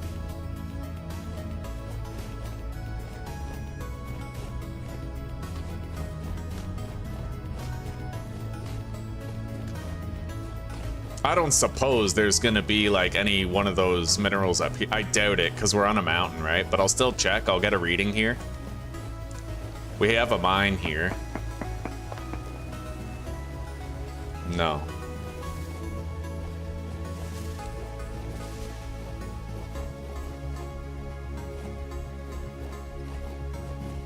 No problem, boss. Sure thing, boss. All right.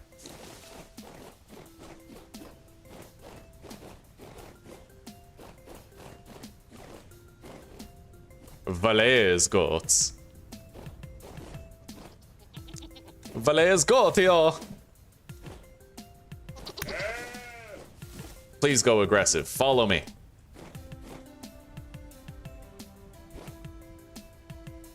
Nope.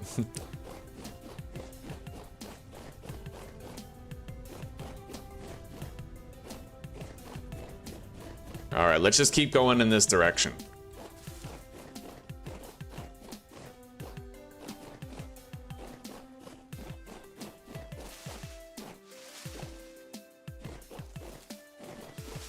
There is another possibility worth considering. If I go to the bottom of my mine and I do a stone search, we may find something down there, because as far as I know, we're very high above sea level here.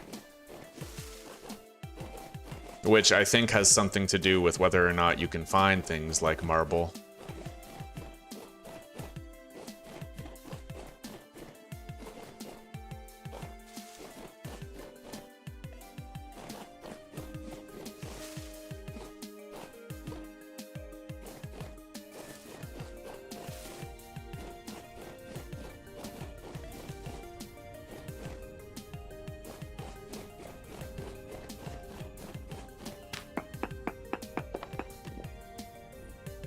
Nothing. There is some quartz there. Fuck it, let's grab some quartz.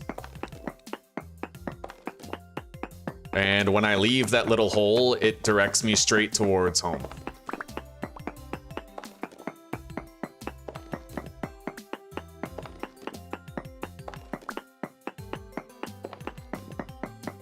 This pickaxe is almost broken.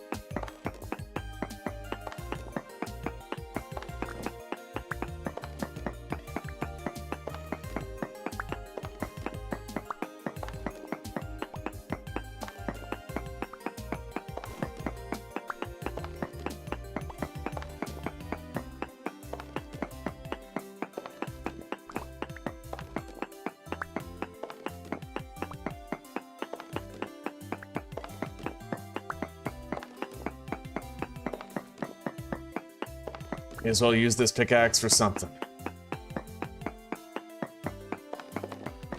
And then we're gonna have to go back to base and make more.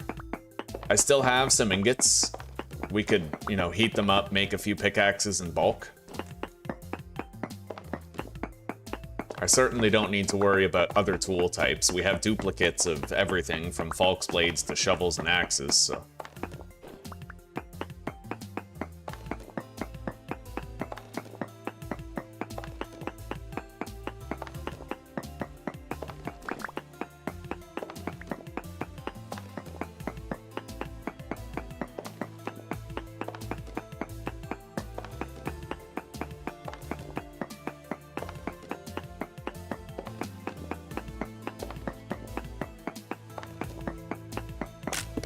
All right, there we go. Let's get out of here and let's head in the direction of home. And when I get to my mine, where the copper, hematite, and olivine is, I'm gonna go down to the bottom at the stone layer, and then I'm gonna get a reading for stone. See if we can't, you know, find something way down there. I doubt it, though. Looks like this might just be one of those worlds, buddy. One of those worlds.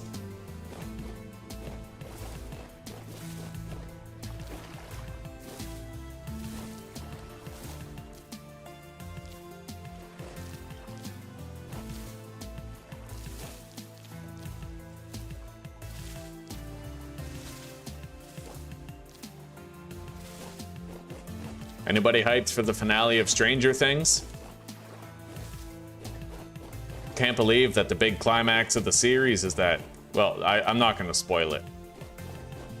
Just really funny. I'm fighting every instinct to call the show woke and just enjoy it. All right, let's eat these black currants.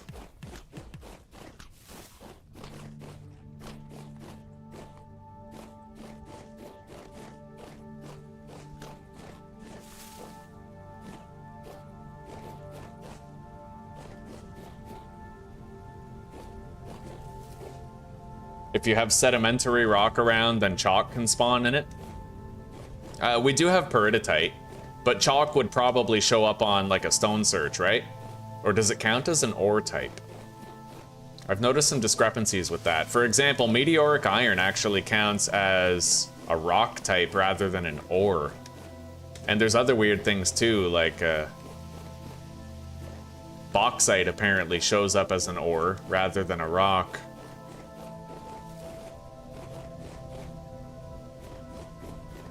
All right, there's our mine. Let's go as far down as down goes and then get a stone reading.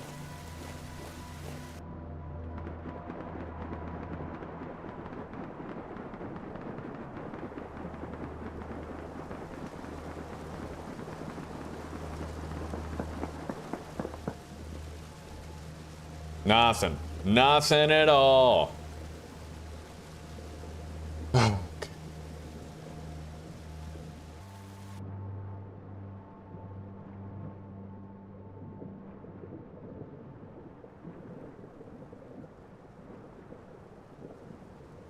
I think this might be a 2,000 block world, Toast. All right, so it's specifically a sedimentary rock.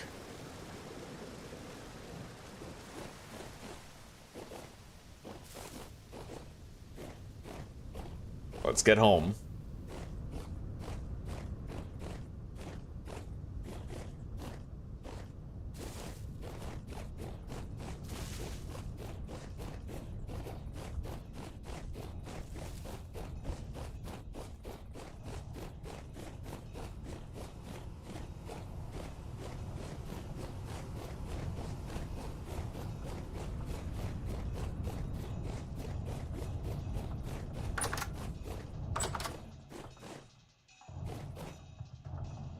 Get some sleep.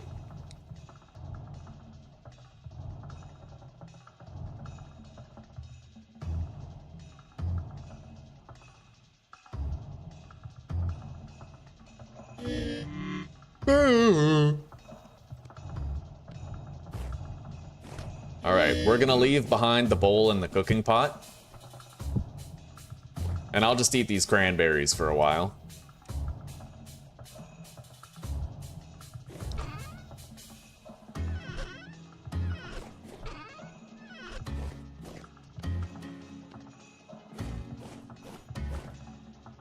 Okay, I still have one more spare pickaxe.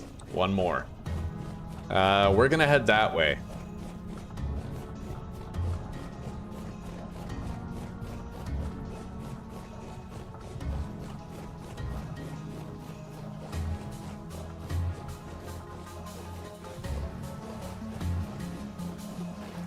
Peridotite sand.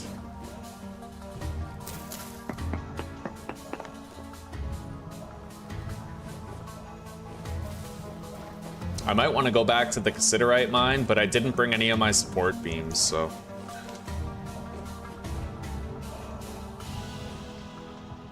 I gotta try to get that, right? I hope it goes aggressive. It makes it so much easier to hunt it when it does.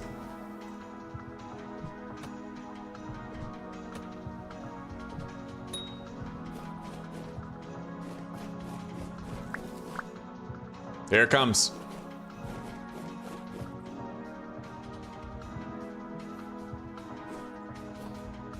What the fuck is it doing? All right.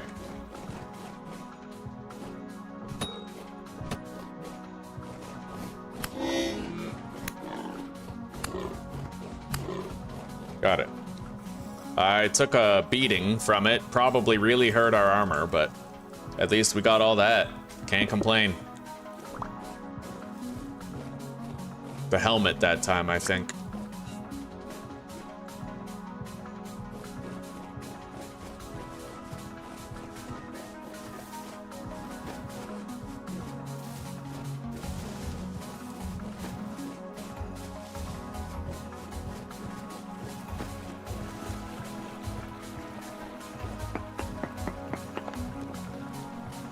God damn.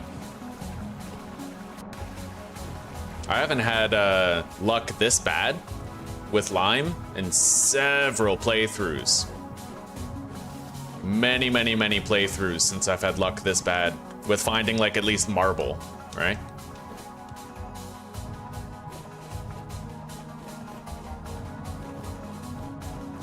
Oh, this area looks nice.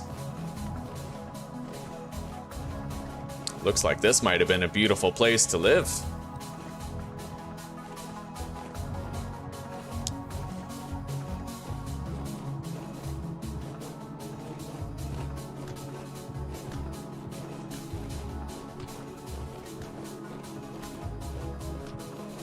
All right, let's make a little waypoint right here that points me in the direction of where home is.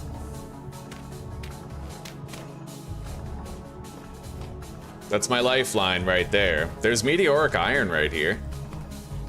I didn't even end up using meteoric iron in the previous playthrough, though.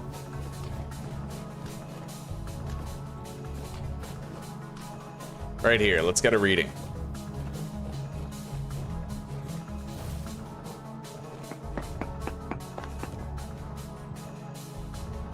Fucking hell, nothing. Nothing at all.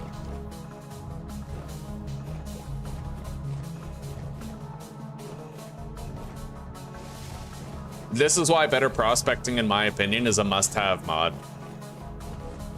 Can you imagine if you just had to run in a straight line until you found lime?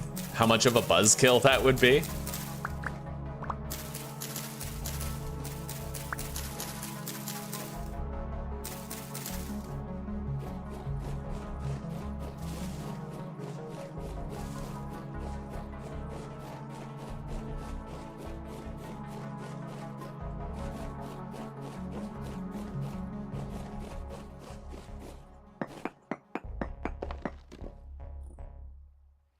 Nothing.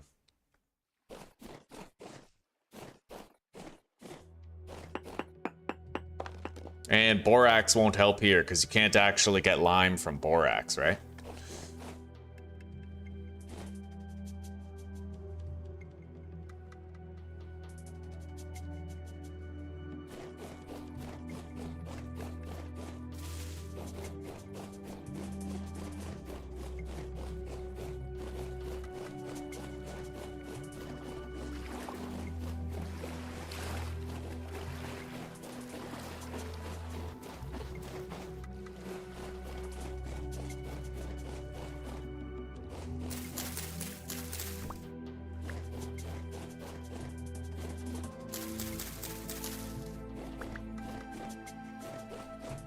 All right, I'm gonna head back home and I'm gonna make the return journey all about wild vines for ropes.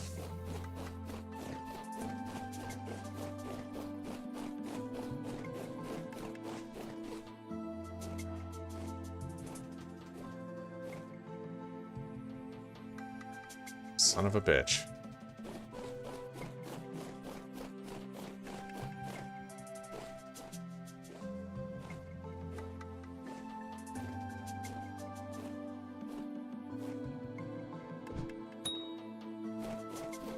Attack me! Make this easy. I guess I'll just try to run it toward our base.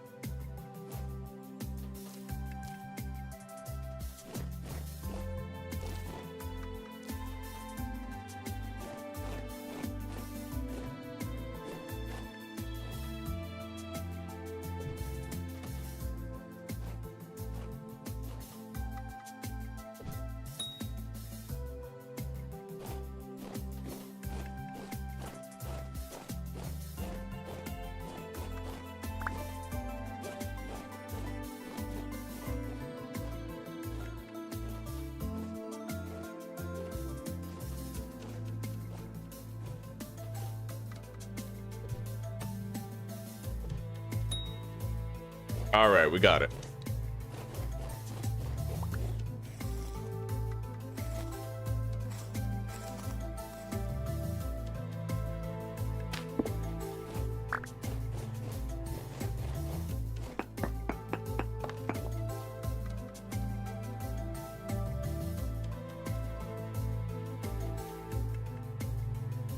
Apparently there's cassiterite 31 blocks away from here, but we can find that elsewhere. All right, let's go.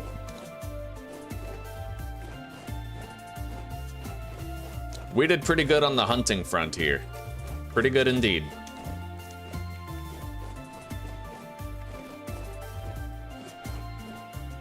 May continue to do as well.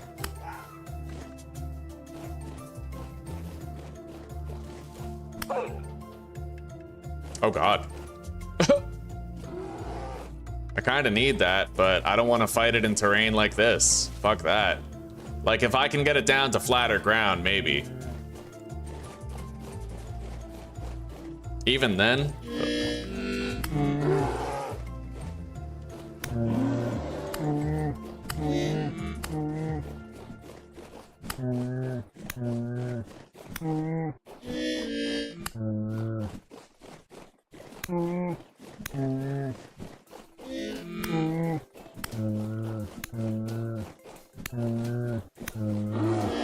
Oh God. One of our pieces of armor just got mucked.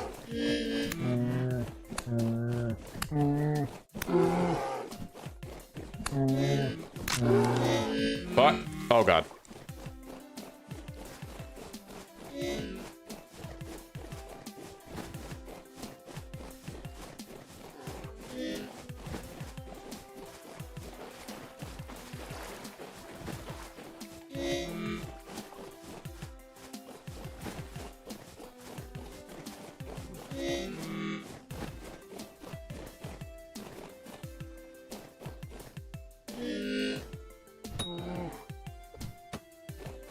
I'm gonna try to finish it off with spear throws.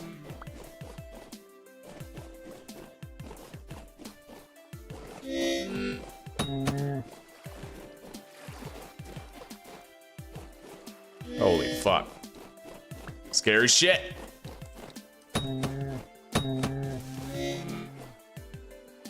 I think we got it. No, it's running away now. Fair enough.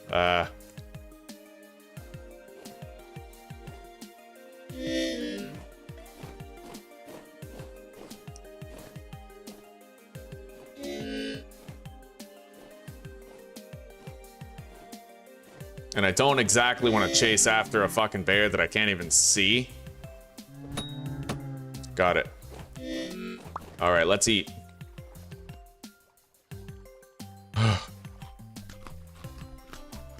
Our armor is still standing, and now we have replacements for it, so God bless. Hello, Zuzi. Welcome, sweetie. Welcome, honey bunny. You're almost done. You're almost done. What time is it now? 5:48. Shit, you're like off work now, aren't you? Right on. Come on home. I want to get cozy. And be safe on the way home.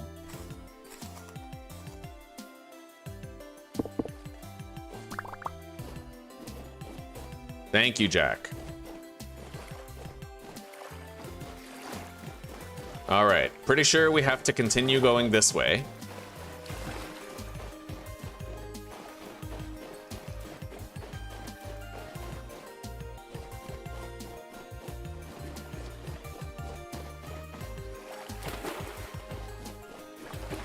Yep, that's my little panning shelter over there. So you know what? Since we're not lost, we're gonna try to get a reading or two in this area. My health is questionable, but I'm still armored.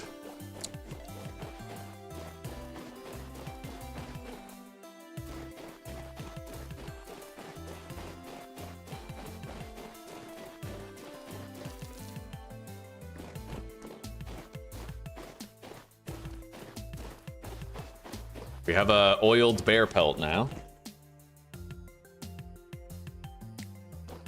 I see, sweetie pie, I see. I'm so excited for you to come home. I bet you're really excited to finally come home, have 4 days off. We'll watch the finale of Stranger Things together. We'll eat good food and sometimes bad food, right? Oh, that's a lot of copper. I kind of want that. Okay, you know what? We're going down here.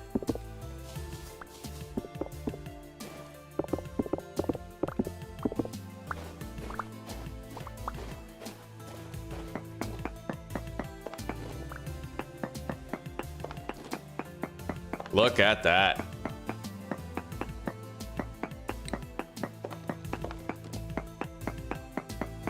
Now, I didn't bring my structural support beams, but because I'm approaching it from like head on, it should be okay. Let's get rid of these antlers. I don't need those. What we need is the inventory space to get the most out of this copper vein. It's a big one. Honest, for one that we just sort of found at random, a surface vein, this is huge. Extremely sore and starving. Well, sweetie, I got some pork. Maybe I'll stick it in the oven around 7 o'clock so it's ready and hot when you get home. No, 7:30, right? Because pork only takes like 20-30 minutes to cook if it's not frozen. Yeah.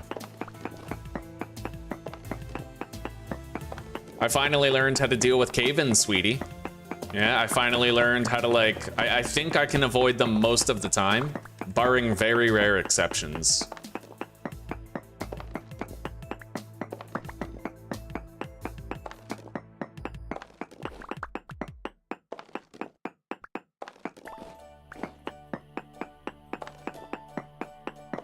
That might be it.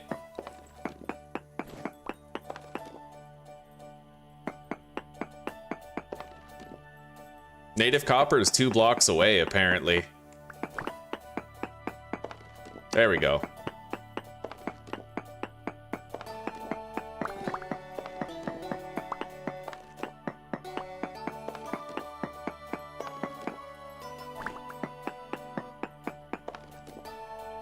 All right, that's it. We've depleted the vein. That was lucrative, though. I'm really happy that we stumbled upon that and got to enjoy it.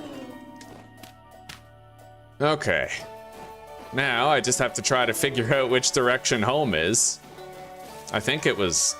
really, I have no idea, but I'm sure we're not lost. We'll find our way home.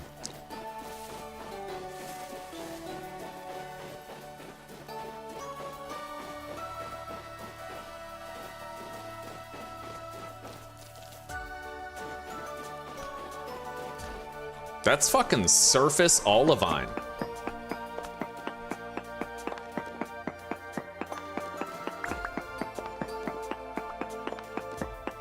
I'm just gonna grab it. Like, it's low-hanging fruit. There's zero risk olivine, you know? Oh my god, another surface copper vein? I want it, but I also want to make sure that I know where home is. There's a fucking tree under the ground? What?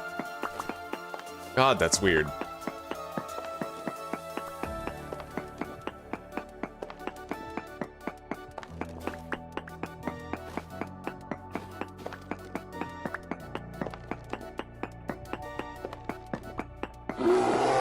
Holy shit!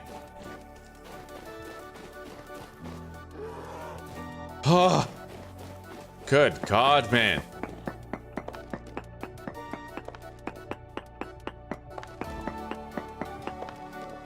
Fuck that.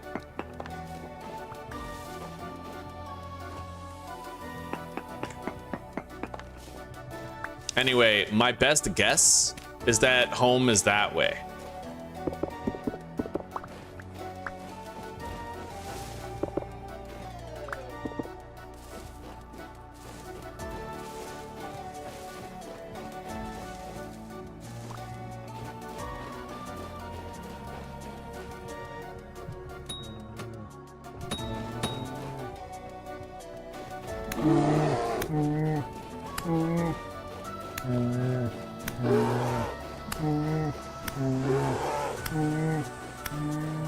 Alright, I got a black bear hide.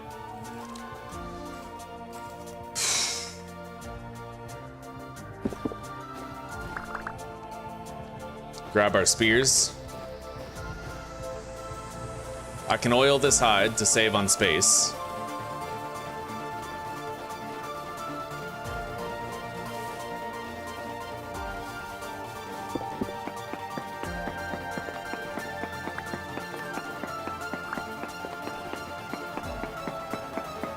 God damn. It's kind of unbelievable how much stuff we found, but there is the minor issue where we're not sure where home is. I love you too, sweetie. I love you very, very much. I'll see you in a little bit, okay?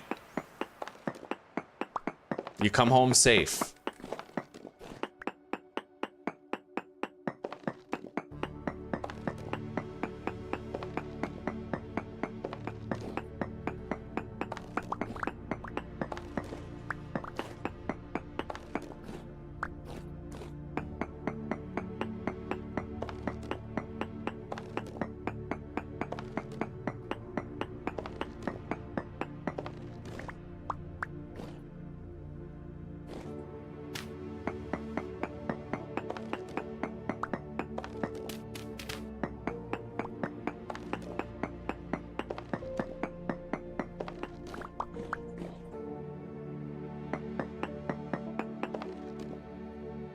Native coppers. Oh, there we go. 3 blocks away.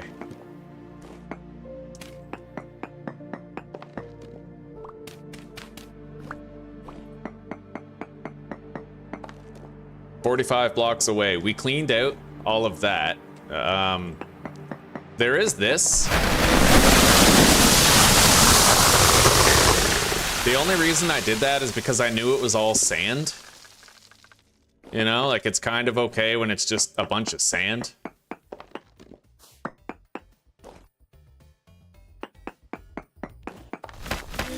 But I don't know, my health is pretty freaking low. I just don't have enough to spare. So you know what, we're gonna get out of here. Just as we are. Where's that waypoint marker that I think leads home? This.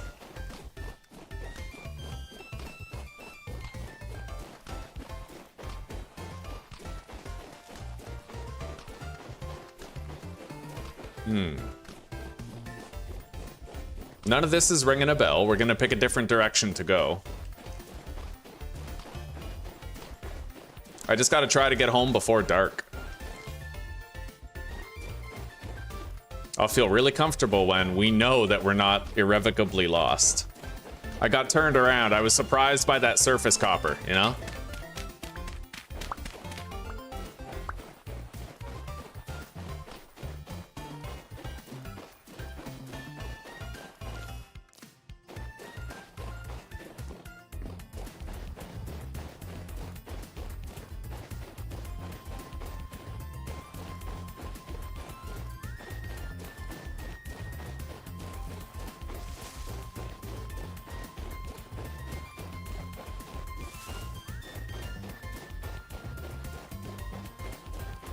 That mountain looks like the mountain that I like near my base. That might be it.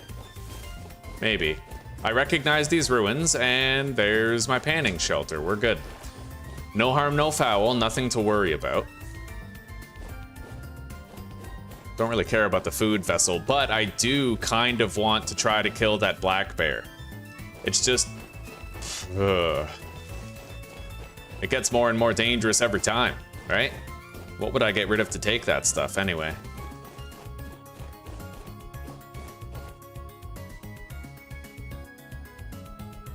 You know what, let's just go home. I don't want to overstay my welcome and get myself killed when I don't have to.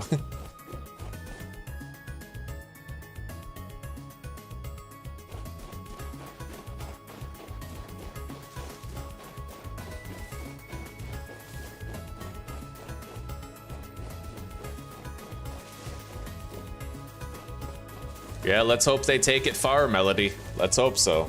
Or Flip. Yeah, let's hope they take it far.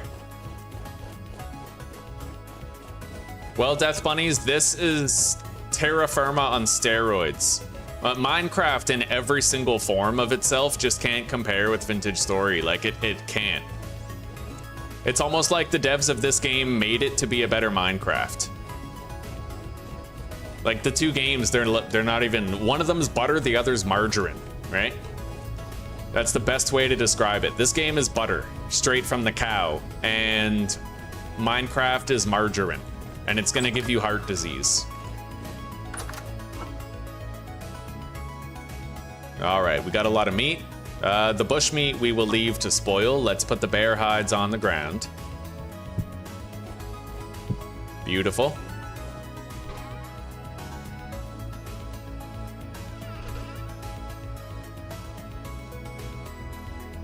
Got some rope. Peridotite stone, good for our fanned peridotite flooring. More flax seeds, which I will plant right now, actually. We have a couple more slots, maybe like 1 or 2.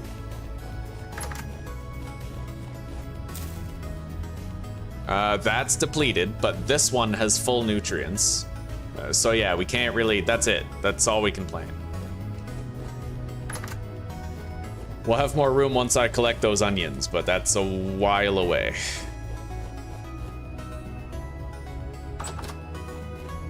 All right, we now have more olivine.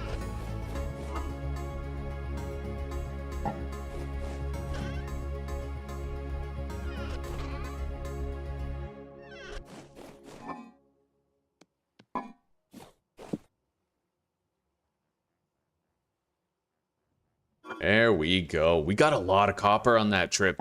A lot. Like, I'm happy with it. We did really good. Anyway, if I find lime, we could get started on leather production even. We're building up a good supply of hides and stuff.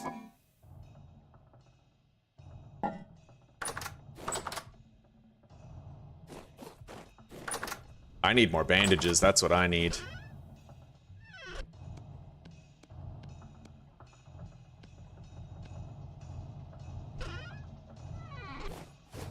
All right.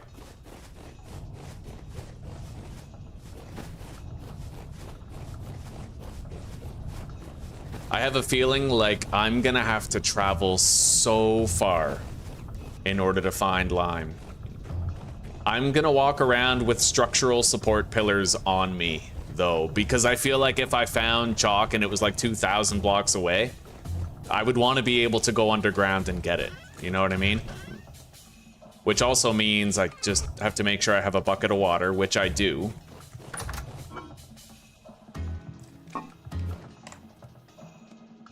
Let's make an entire cooking pot of stew.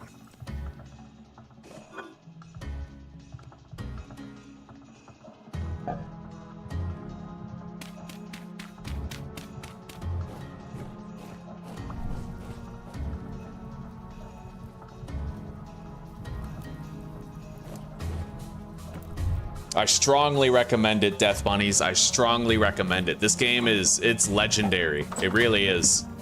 No other game for years and years, not since 7 Days to Die ages ago, has captured me this effectively. You know what I mean?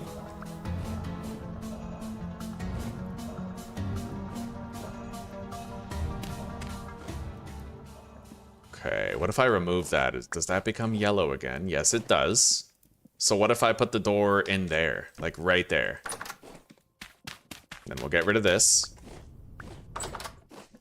And then I no longer need the torch there in order to prevent the spawns.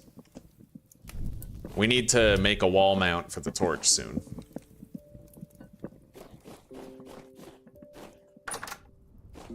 It's only getting hotter, it looks like. I think the maximum temperature yesterday was like 29.1, now it's 29.6, so it's still getting hotter every day rather than colder.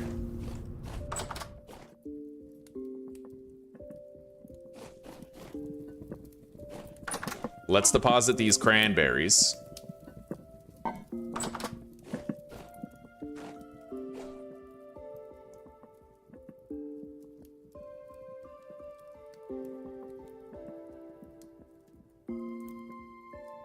Well, you know what? Minecraft, we gotta give Minecraft credit where credit is due. It was a trendsetter, right? I wanna take a look at something here. Hang on.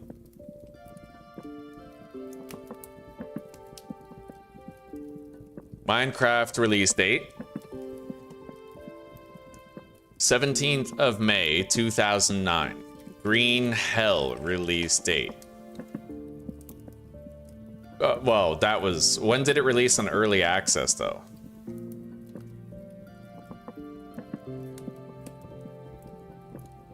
Alright, so 2018. Like, the thing is, Minecraft created the open world survival sandbox base building genre, I feel like.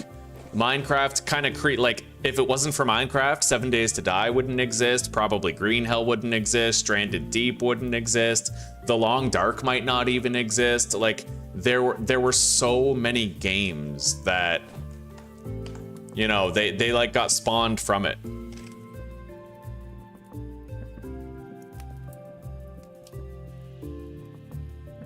Well, The Long Dark is kind of different. It kind of released around the same, 2014. And Minecraft was what, 2009, I think? It really, it set the standard. It really did.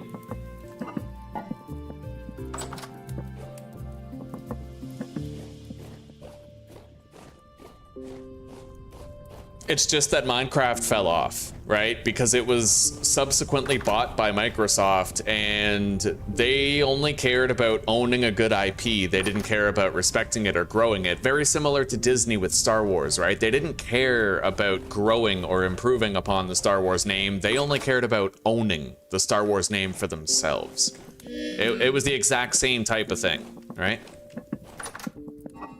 And that's why the movies flopped so hard. The same way that now, when you compare Minecraft to Vintage Story, Minecraft flops really hard. Yeah, and 7 Days to Die started as a blocky game. A lot of people don't know that. I feel like, well, most people who play 7 Days to Die know that. Most people who play it were around for a long time, I think, but yeah, it used to be blocky. It literally looked like a copy and paste of Minecraft, just with a different vibe. Yeah. Okay, there we go. We have a lot of food. Let's grab the bowl. Those 6 servings of meat stew will cover us for a lot of exploration in the surrounding area while we try to find lime. Let's go to sleep.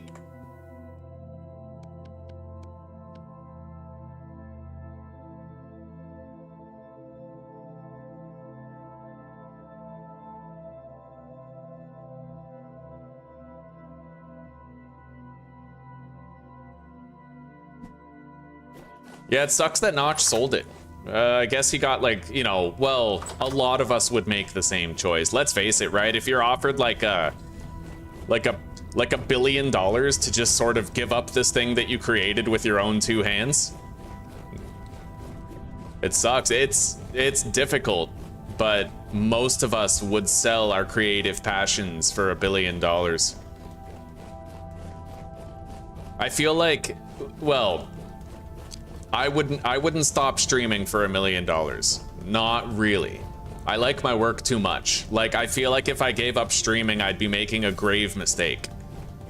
Because not only do I enjoy video games, not only do I enjoy socializing, not only do I enjoy just being the reason why people come together, being the reason why people pick up new games and try out new stuff, you know, like, I love everything about my job, so I wouldn't put a price tag on it, and I would never want to stop doing it. But I feel like if you made a painting and you were really proud of that painting, but someone offered you $1 million for it, like, I would give up that painting like right away. You know, if I'm comparing a painting to $1 million, it's like I can paint another painting, right?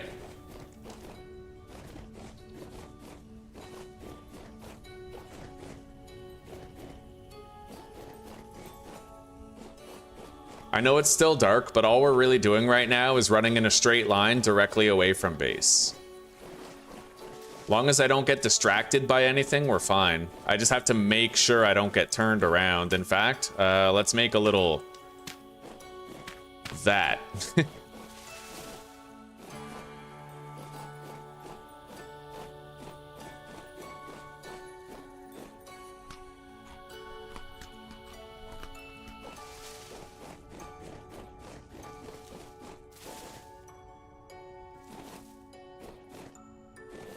I'm gonna make sure, like, I opened up my menu, and this game has a stupid problem where when you open and close the menu, it like moves your character around. And if that happens in the dark, you could turn 90 degrees and not even know it. So I wanted to make sure that we were still running in the same direction. I feel like that's the biggest thing that these devs need to fix. Nothing to do with the mechanics or the features, or it's just the fact that when you close your inventory, sometimes your character looks in another direction. If that happens at the wrong time, you will get irrevocably lost from home on Wilderness Survival because you have no map, right?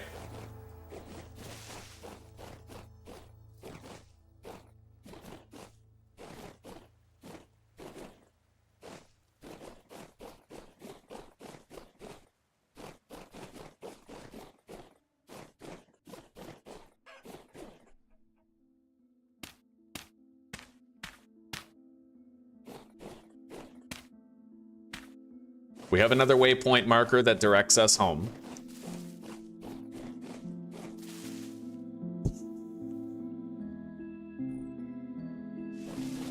See, it just happened there. My screen completely flipped around. I didn't even need to tell it to, it just did it. Scary shit, man. Anyway, we're just gonna keep on heading in this direction. Clearly, I have to go a hell of a lot further than I'm comfortable with to try and find a source of lime.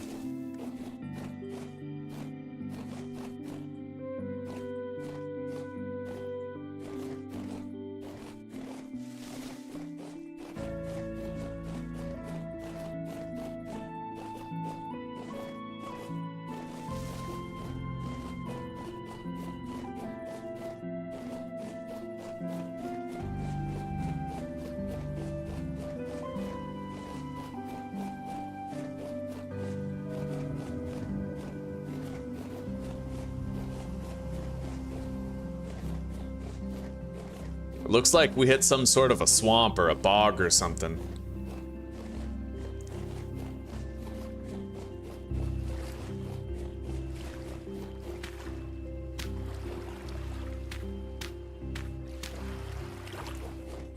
Okay, I have a waypoint home.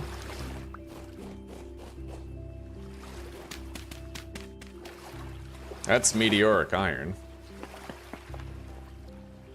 Nothing, dude. This is fucked. I can't find any lime, like, at all. It's actually crazy, dude. starting to lose hope it even exists in my fucking world. It's crazy how even if you have the better prospecting mod, sometimes you still end up in this position where it's just like a pipe dream that you ever find lime, you know? Fucking insane to me. It blows my mind that that can actually be the case.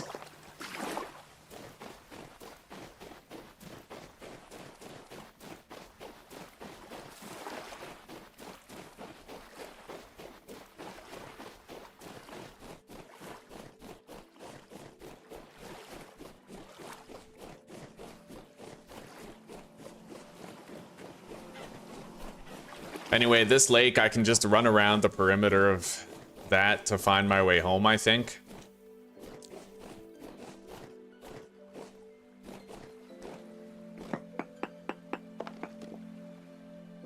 Nothing at all. Yeah, it's been several playthroughs since I've had this much difficulty finding lime. Oh, countless playthroughs. It's never happened for like 10 playthroughs, you know? There's usually something, like whether it's marble or whatever, but not this time. There's no marble, no nothing. I gotta run home. It's time we went home. I'm just too far. I don't feel safe being this far from home in a playthrough without a map. But I'll loot whatever I can on the way. Whatever doesn't slow us down too much, anyway.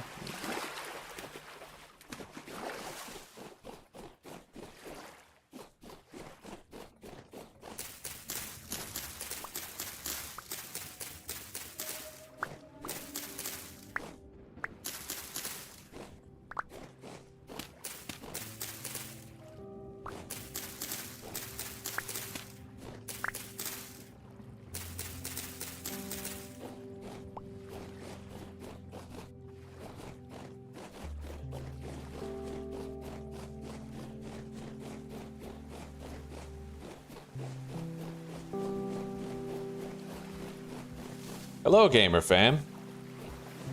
How is it going, fam?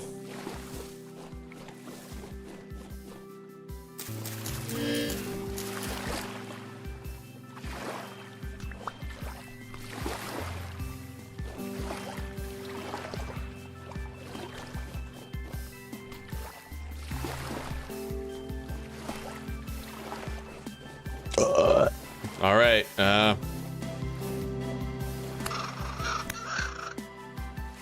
They might give me fat. It's worth it. Yep.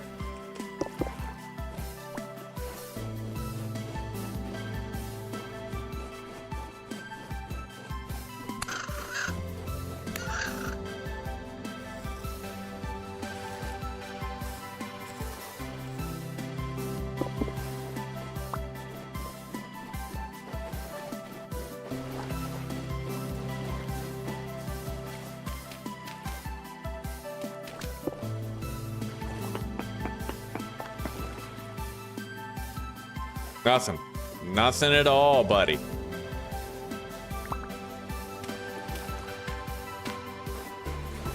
I hate this.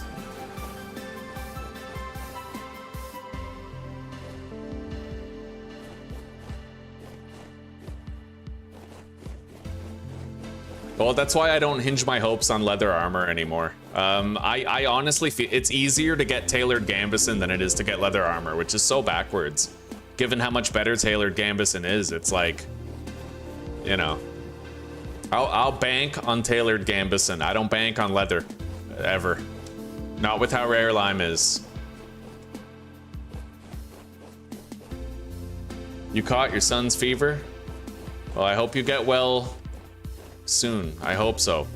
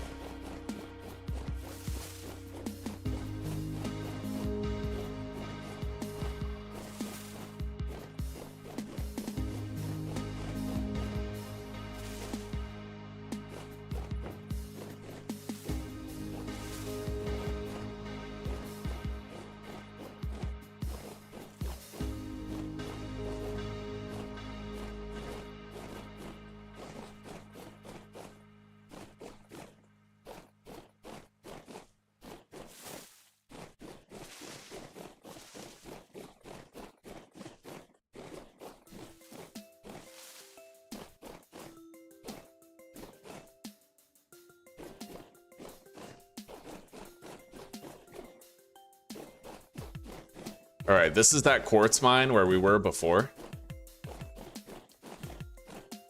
So I could kind of look around this area a little bit. I'm gonna go way down there into this little basin, this valley.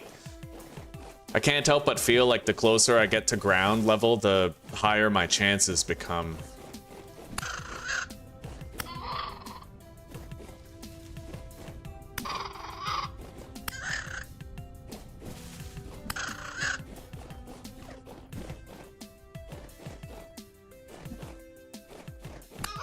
All right, we got 3 raccoons to track down after these guys are dead.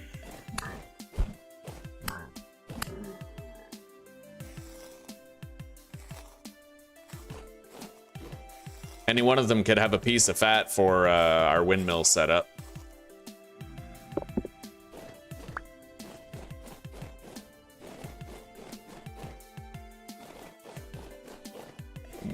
Let's just find the other 2. There's one.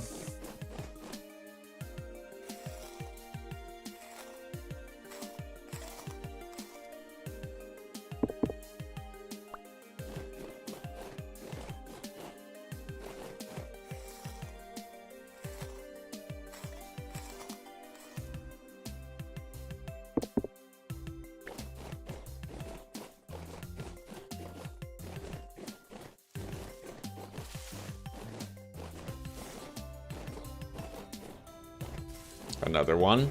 Maybe I'll get some fat. We'll see.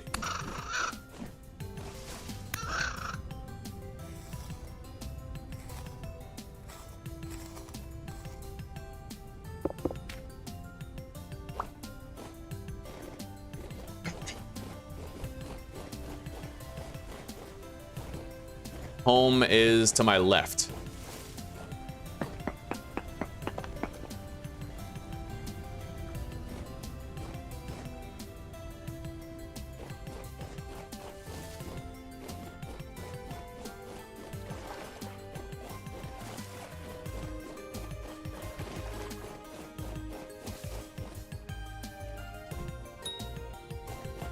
We got aggression. He's tripping out though.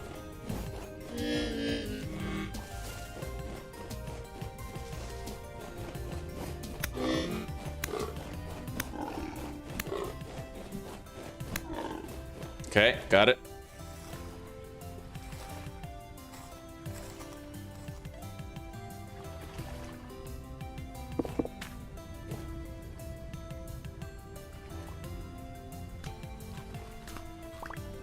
That's where home is, that way. Let's heal up.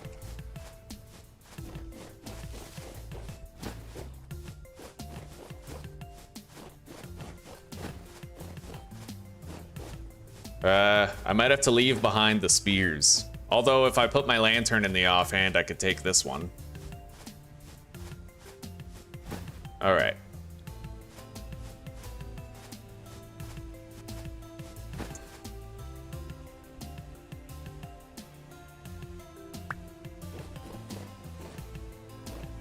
I want this though. Chiefly the grain, not so much the seeds. Let's get rid of the bones. Yeah. 8 rye grain for pie and shit. It might take a while before I can get my first harvest, so.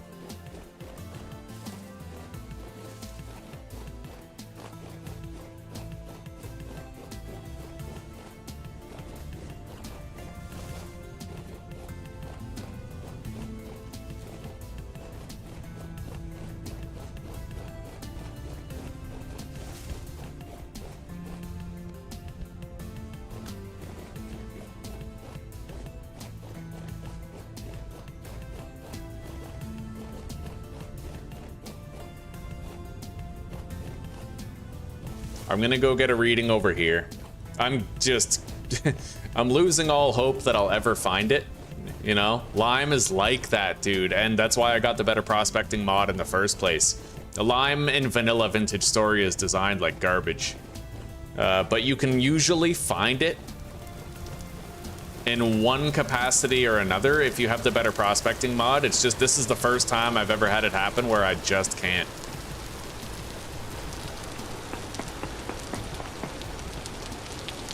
Nothing. It's the same rock types, like, everywhere. It's crazy.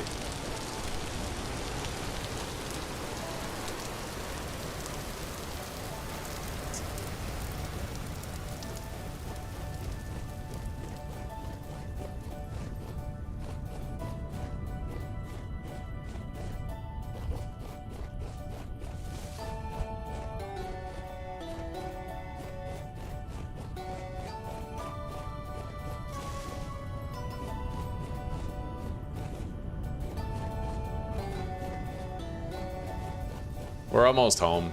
I'm not optimistic that we'll ever find fucking lime, but we're almost home.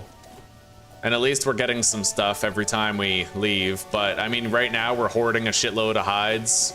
And unless we find lime, I can't make leather out of it, right? So hopefully we come up with something soon.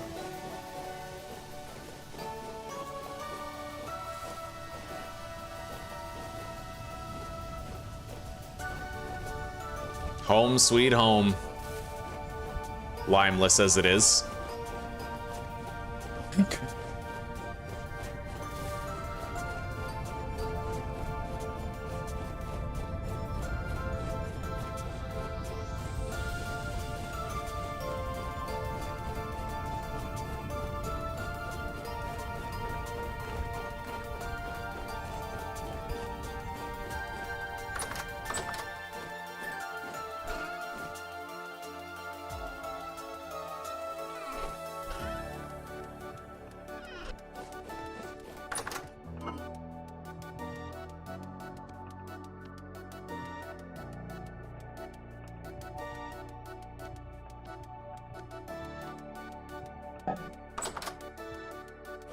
All right.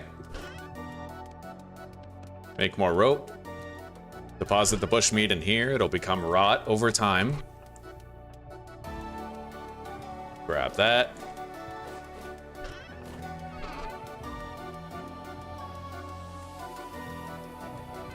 Restock on rammed earth.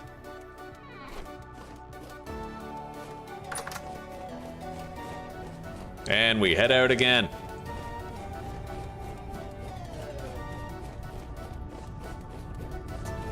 I think I'll head diagonally this time. Switch it up.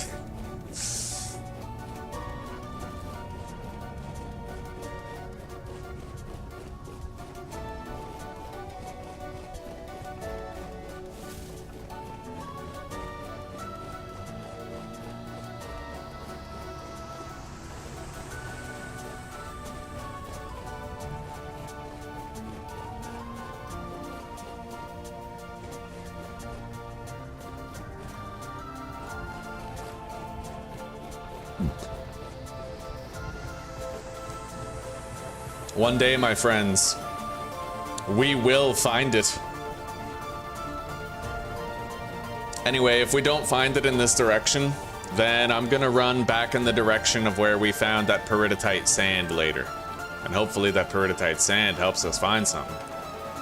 For now, let's pop down here and try to get a reading real down low in this cave. Nothing.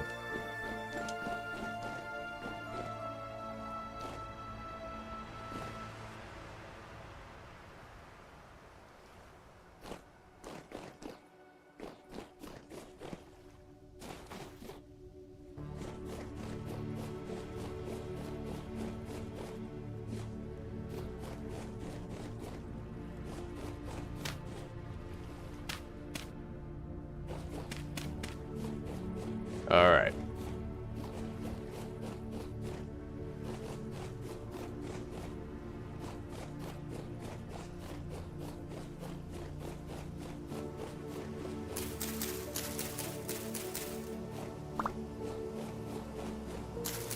Yeah, all we have to do is make sure that every time we leave our base in pursuit of lime, whether we find the lime or not, it's always worth it to come out, right? So we grab vines to make rope. If we have to, we grab cattails, we hunt a few animals, we gather some copper, right? We keep on making it worth it. Over and over again, and we'll continue to. One way or another.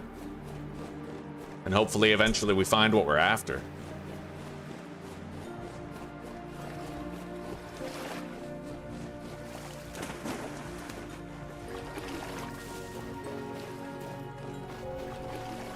I'm still just headed in the same fucking direction. Not turning.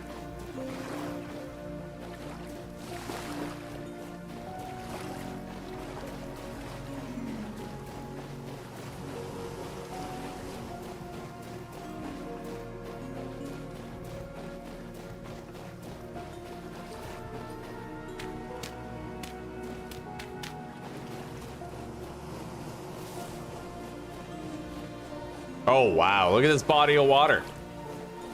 Fucking crazy, dude.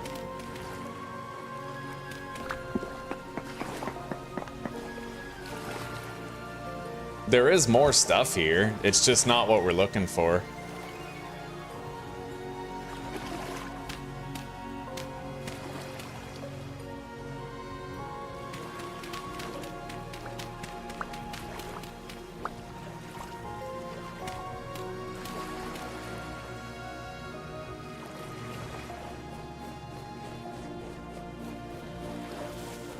I don't really want to deviate too much from this point. Maybe we'll just head back to that place where we found the peridotite sand, over where the acacia wood was, right? Anyway, I just have to travel that way, and we'll end up getting home. And every now and then, I will stop and do a little search underground to see.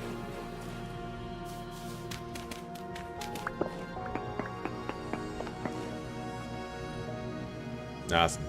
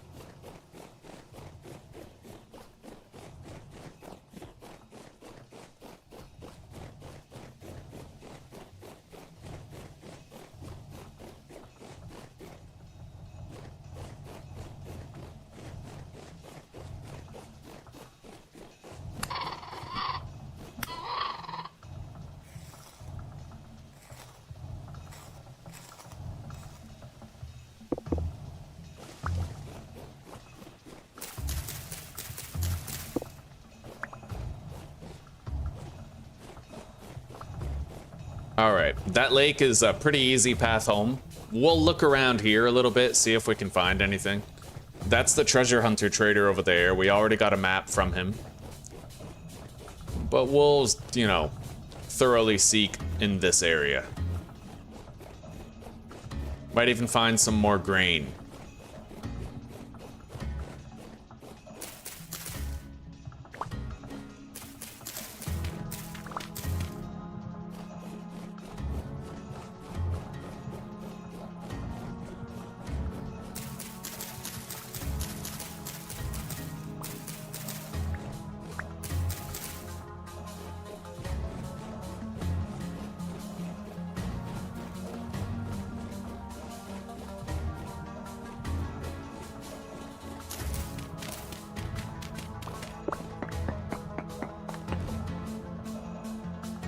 Nothing.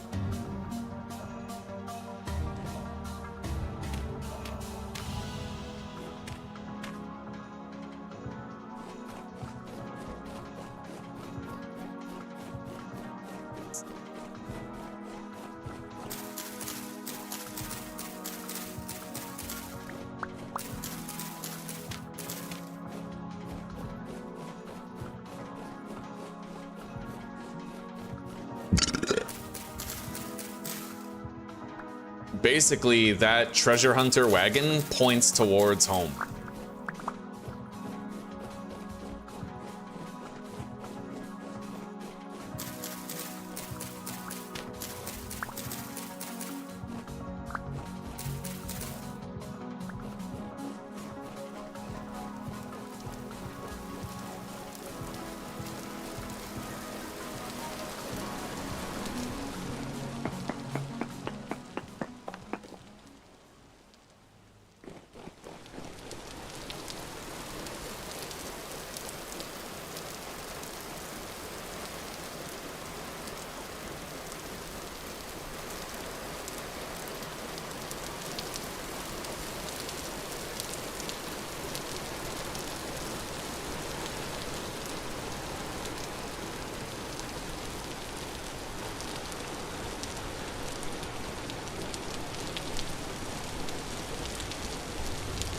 What is that? Wolves.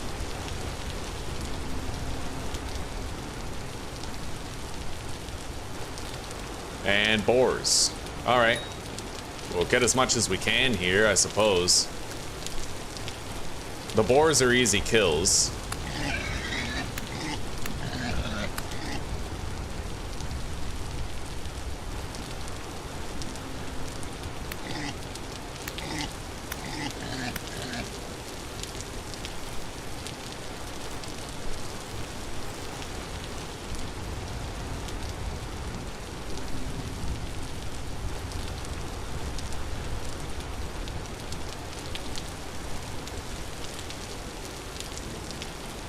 I'm not gonna collect a resin on this trip.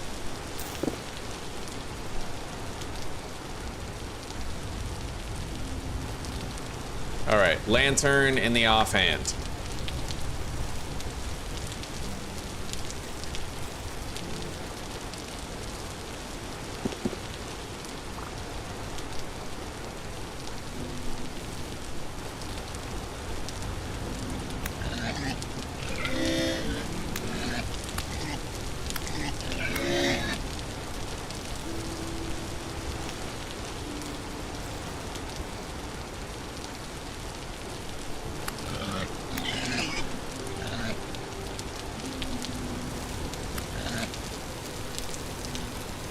We just killed 4 boars. That's a good day. But, I mean, unless we find lime, again, we can't really make leather out of it, right? So... borax works too for that, though.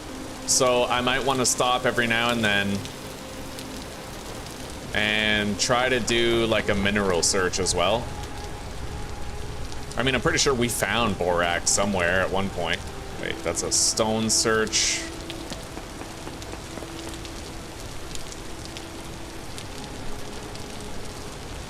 All right.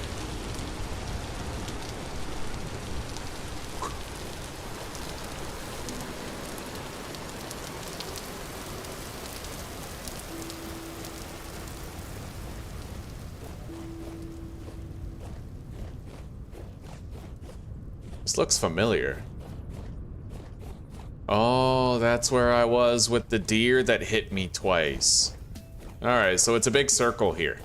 Fair enough. I went on a circle around that mountain, but we got a lot of stuff. 6 medium hides, 15 red meat. A bunch of other shit. My armor is not looking good. It's still well put together though, like it'll hold for now. I know that, yeah, I know about the sedimentary rock types. But we might end up finding borax pretty much anywhere. I'm surprised we haven't found marble, because apparently you can find like marble and chalk and borax inside of conglomerate, shale, various other rock types. Like, we have those rock types. It's just we're not finding the other stuff inside those rock types, you know? It's fucking weird.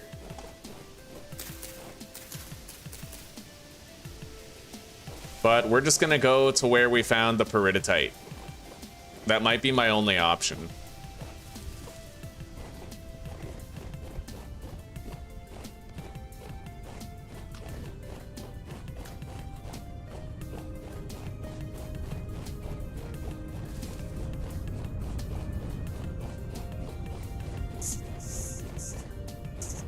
Hello, Old Fart. Welcome, buddy. It's wonderful to see ya. We're having a great day today. Look at all that, Old Fart. 3 crop plots going. We have 16 ceramic beehives producing honey for us endlessly. We're doing good, buddy. We're doing pretty damn good. And this is our ramshackle little base. It's an upgraded dirt square. The improved version of a dirt square, you know what I mean? All right, we got 5 more rope.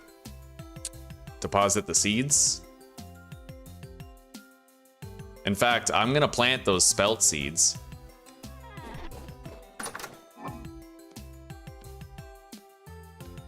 God, I gotta find lime. We have way too much stuff that would benefit from having a supply of lime. Got more grain. Deposit the bushmeat in here so it can spoil. Give us more rot. And let's go plant the spelt in here.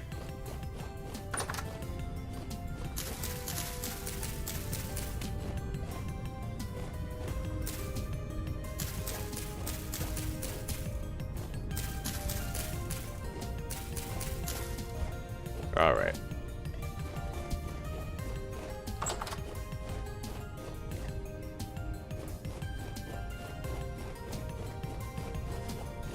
Hello, Donald. Welcome. How are you doing today? And Old Fart, how are you doing? I think I forgot to ask.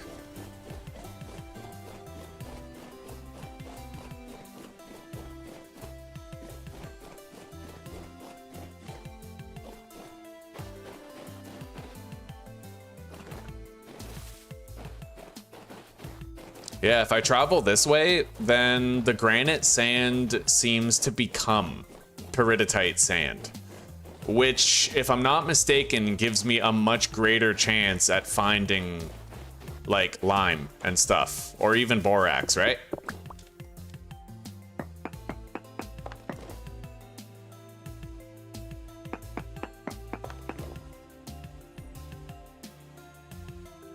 Well, we'll keep looking.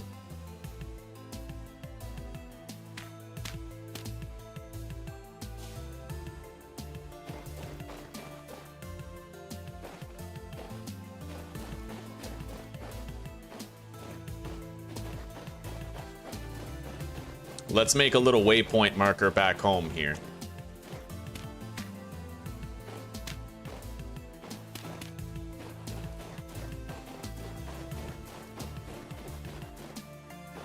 Maybe on the other side of those acacia trees, we'll finally find what we seek.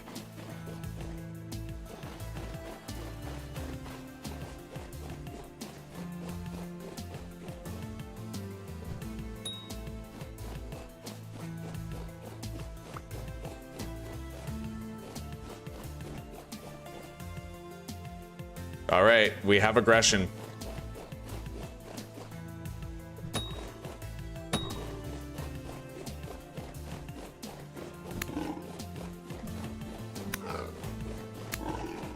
Got it. Already a successful hunt coming over here.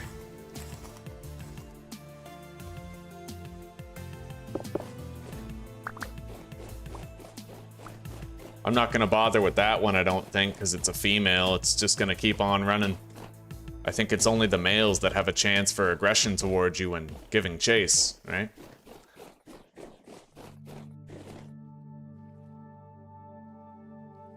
Dirt Square V2, limeless.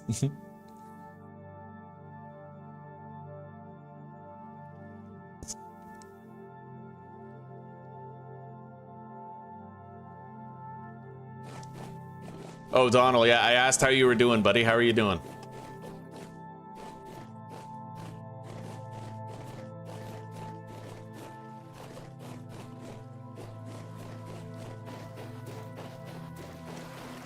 This is still peridotite sand.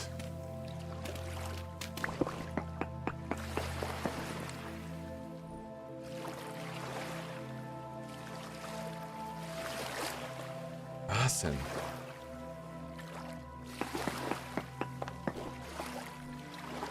Man, I'm starting to think that, like, my world is glitched and there's just no lime. Fucking craziness.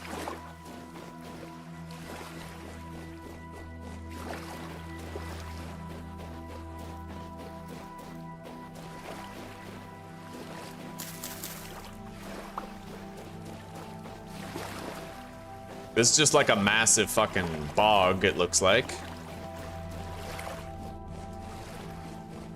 Yeah, that's redwood.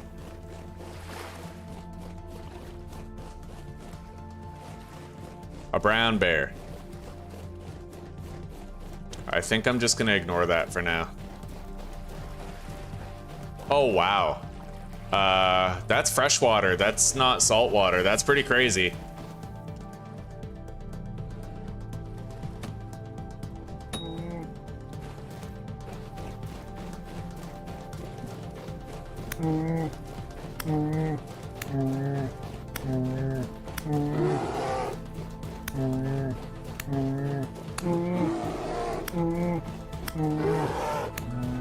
Got it.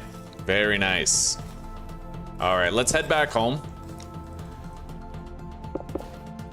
And I'm gonna make a little marker here that points towards home. Wait, my spear. Spears.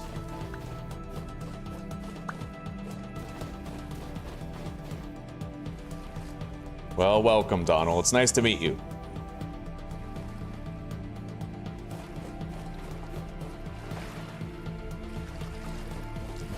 There is lime, apparently. We have been told by de facto toast that the lime does exist. Wait, you know what? I got a feeling. I got a feeling, chat. Let's investigate my feeling.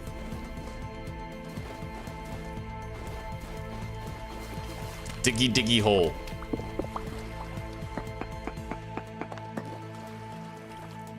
No.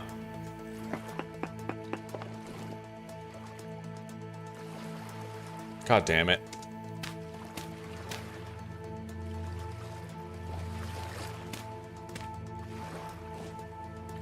It's fucking crazy. I can't believe it. I can't believe we didn't find, like, any borax and any marble or anything, you know?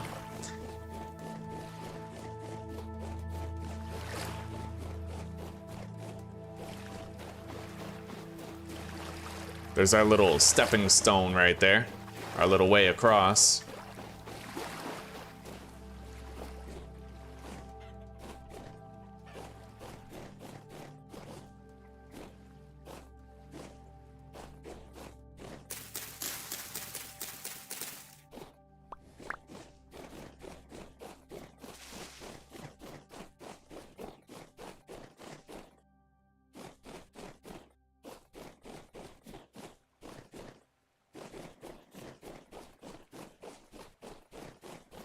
That tonight's gonna be a good night.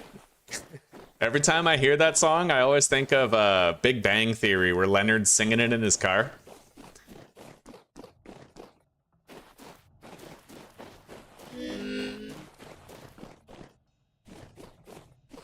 Let's eat.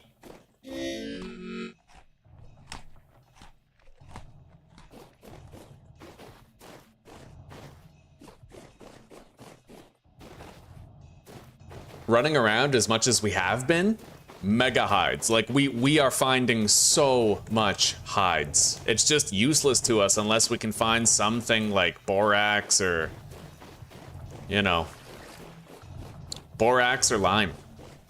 We need to find some. God, I don't know where the hell to go at this point. We've been all over the world. It's weird, buddy.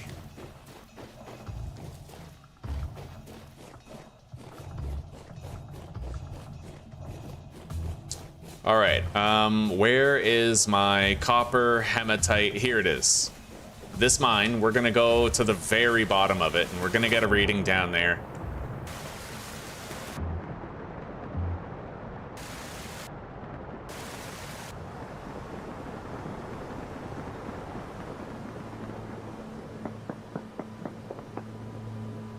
Nothing. Nothing. Fucking hell, buddy. This is brutal. Absolutely brutal.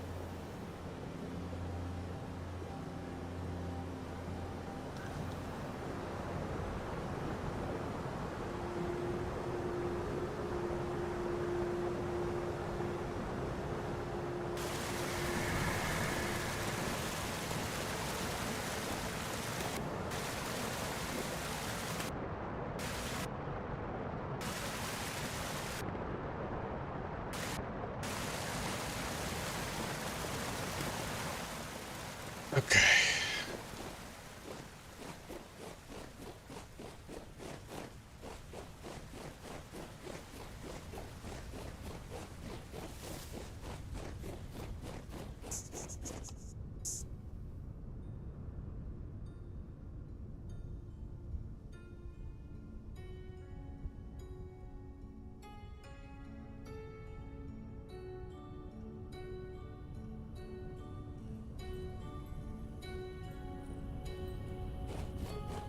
I don't know, man. Penny looks like she has those fake tits going on, right? I never appreciated the shape of her bodice, you know? I was always more of a Bernadette guy myself.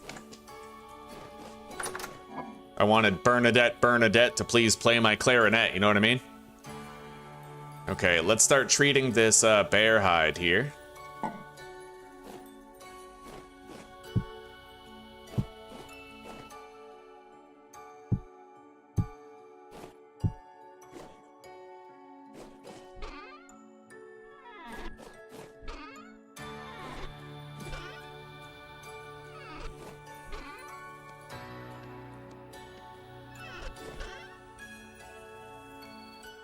The spelt seeds I could go plant, but it is only 2 of them. I think I'll wait.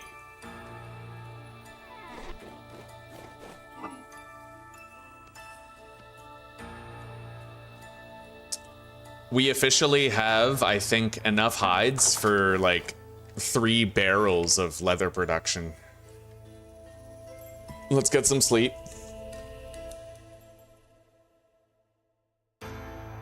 No, I think old fart that 67 is like a slang that young people say. Something to do with nihilism. It's like a Gen Alpha thing. So most likely Donald is like around the age of 10 or something.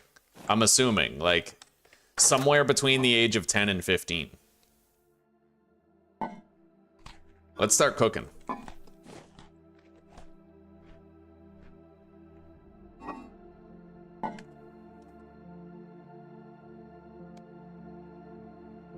Yeah, we need more meat stew.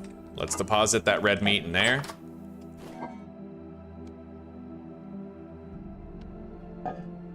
Nine Pete.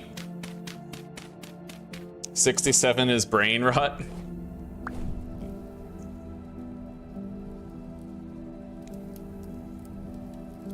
You can still be friendly and be a degenerate for sure.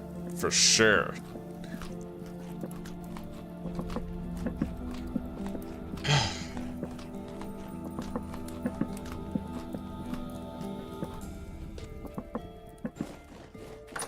All right. It's almost time to harvest our bees again. By the time we get back from another trip abroad, it will be time. God. Sucks. The Plains and Valleys mod is kind of a double-edged sword, but I think I'm just gonna keep running that way now. I'm just not gonna stop running that way. I'm getting tired of coming home empty-handed, so I'm literally just gonna white knuckle it. I'm gonna run that way for ages until we find something. Which I shouldn't have to do, but apparently I do have to do it.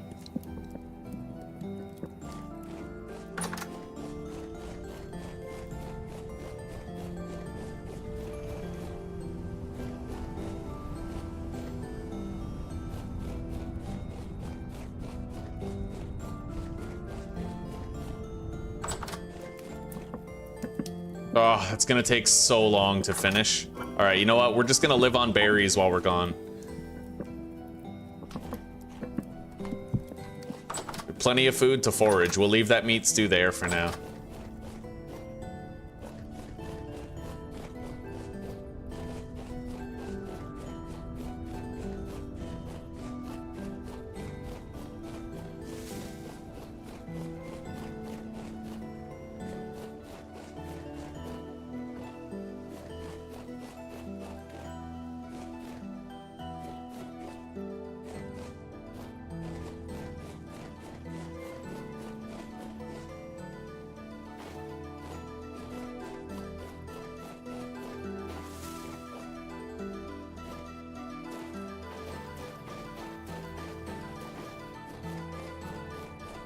I already got readings over there. Yeah, that's where I killed the bears and got that copper. Literally just straight that way. Straight fucking that way, no deviation, boom, boom, boom. We just go as far as we can, we find lime. And we don't take no for an answer. You're 9? We knew, buddy, we knew. Yeah, we knew. Well, I guess technically I said you were between the ages of 10 and 15, but we knew you were a kid. It's all good. Don't worry about it. You're all right. You're all right. You seem like a good kid.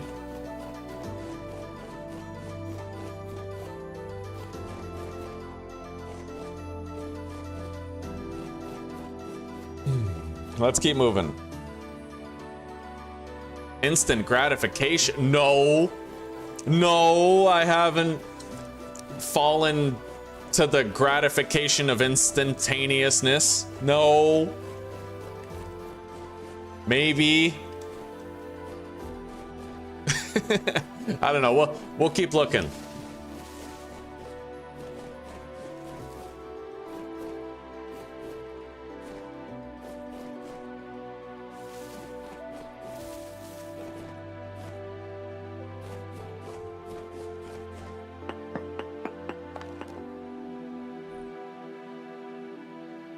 Nothing special here. Stone mode. Bunk. Anyway, we have a mountain that we have to pass over now. I don't know how the fuck we're gonna get over this. I think I have to go around it, honestly. I mean, unless I can find a more slopey part of it. A fallopian tube. That was pretty dumb. All right.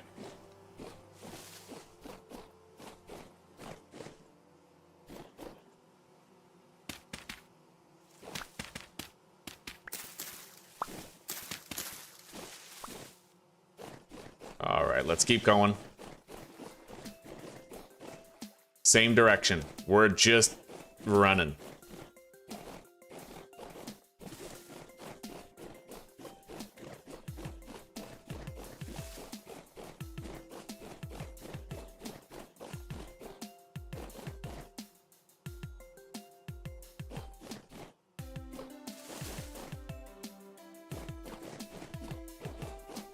Well, not all kids are created equal. Donald seems pretty chill. Humble, chill, right? But then you have the other cases. Like just, oh my god. Well, kids come in many forms, right? And sometimes kids are just rude as fuck. But Donald doesn't seem that way. Okay, I need to create a marker here. Fall damage? No? Okay. So we're gonna put a marker right here. Nice and tall.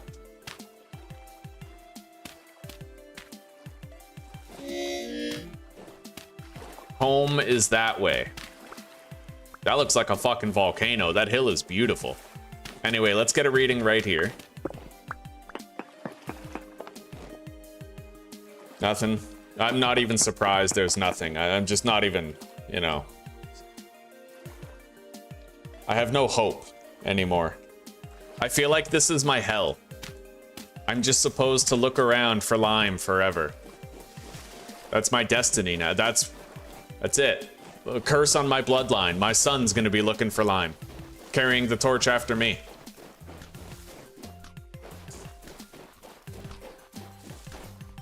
And oh, I hate people who cut across my lawn. When did we get old? When did we become the new boomers, huh?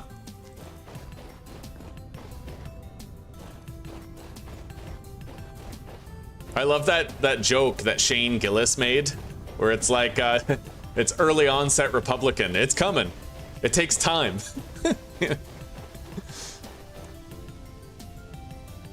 Yeah, don't worry about it, Donald. You seem pretty chill. You seem pretty chill. We've had some bad kids come around here. You don't seem like a bad kid.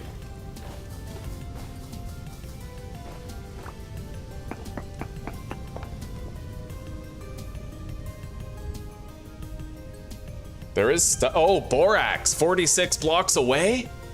Oh, guys, we might be in the money. Might be. How far away are we now? Borax 47.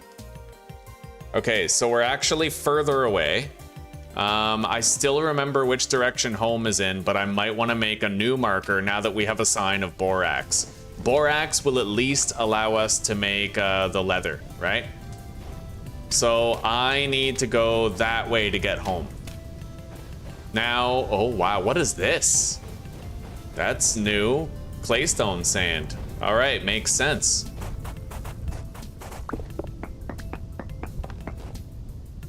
Borax is 13 blocks away. Let's go.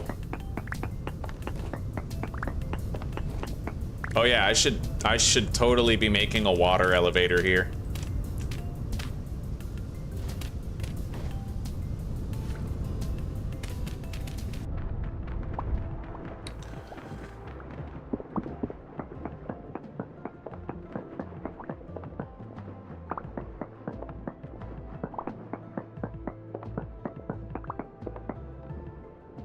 "13 blocks away? Even though I went down?"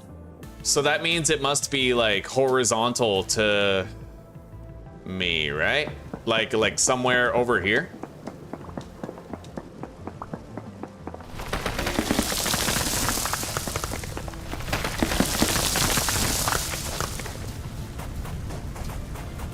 I gotta go a little lower than this. Hang on.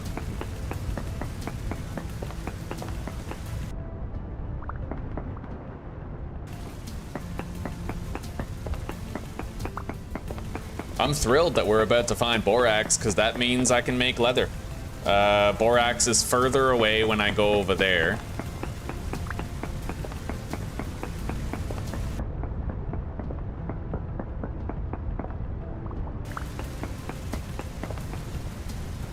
"17 blocks away that way."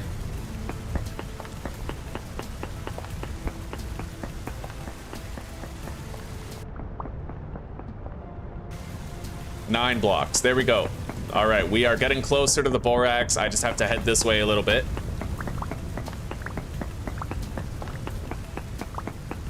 Usually very close to the surface. That is music to my ears. I am so happy. We looked really hard for this. Now the problem is I actually need lime. I need to be able to make quick lime, and I don't think I can make quick lime out of borax, right? So we still need to find like lime eventually. But at least now with the borax, we can do our leather, even if we can't make the ashlar granite blocks yet. Borax is 5 blocks away from here, apparently.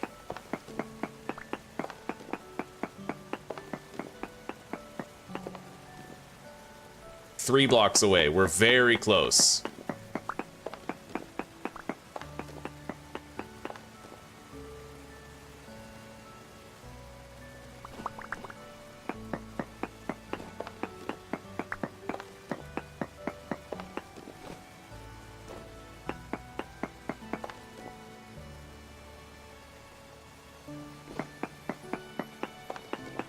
All right, I got the same reading when I went on the top block and the bottom one, so I'm gonna, yeah, there it is. And we now have a chance to test out, we have structural support pillars. So we get to use these now and actually benefit from having them. Oh, okay, that's different. That's gravel, so I'm not surprised that that happened.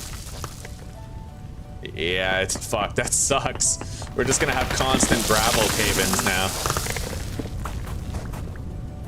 But I guess we'll deal with it.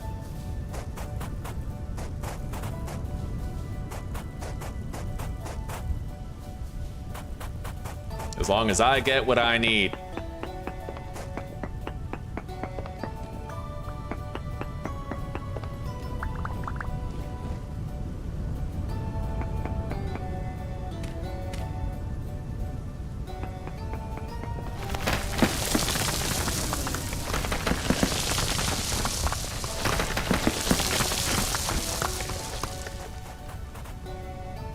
God, this sucks.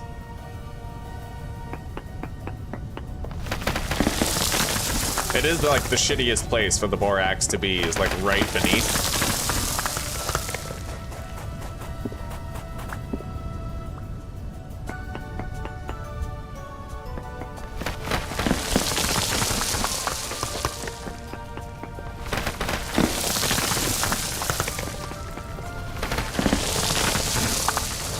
But this is what good shovels are for. Nice sturdy shovel, right? We gotta do it. We gotta do it. No way around it.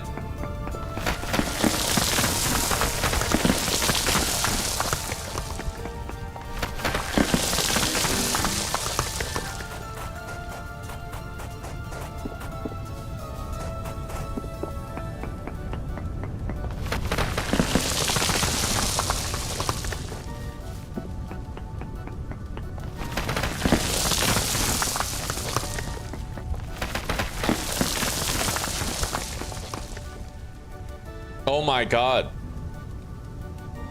Wait, rock mixed white marble 91 blocks away. This is definitely the right place to be, dude. This is it. We found the place where we want to go whenever we need that stuff. My shovel just broke though, which is kind of shitty. I can't exactly replace it right now.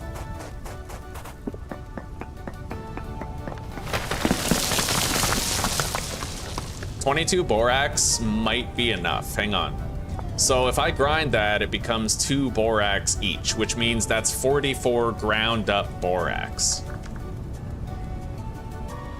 And diluted borax. So if I have 44, every 5 liters requires 2. That means every 50 liters requires 20. I would still need more. All right, let's go up. Oh God, the weather's bad. I can barely see. We're gonna make damn sure we don't get lost. Okay, so that's my little shaft. That's what she said. I need one more flint.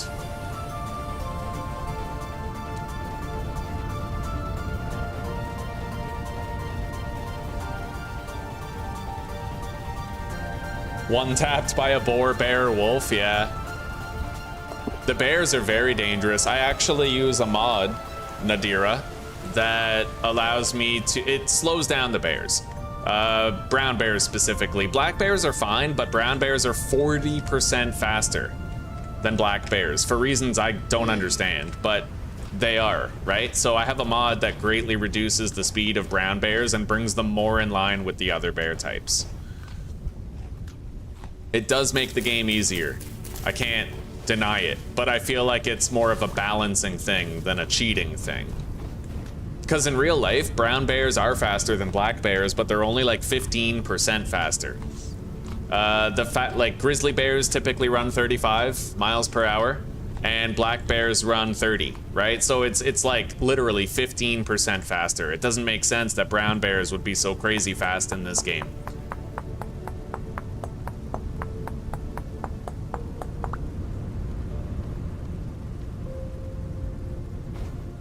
All right, now we can keep going.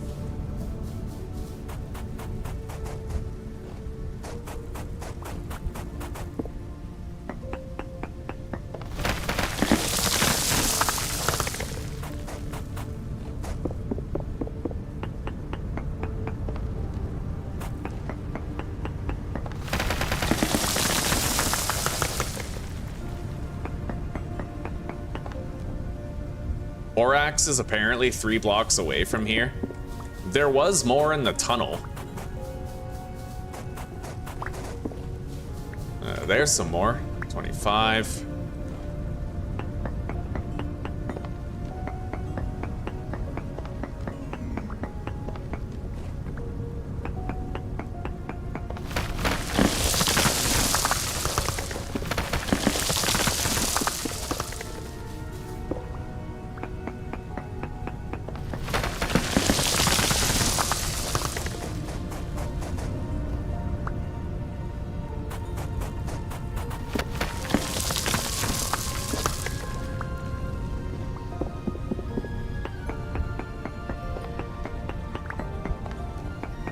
Oh, finally, some borax that's actually like on level with me.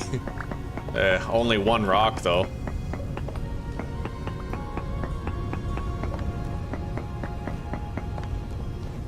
All right. So every 10 borax gets 20 powder. Every 20 powder gets 50 liters. I need 1 more borax to have enough for 3 barrels, I think.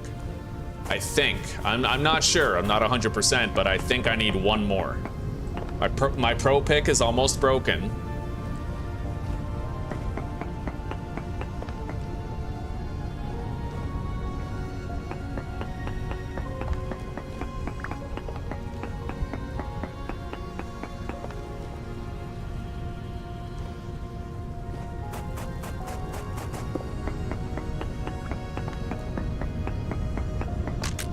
Two blocks away from right there should be more borax, apparently.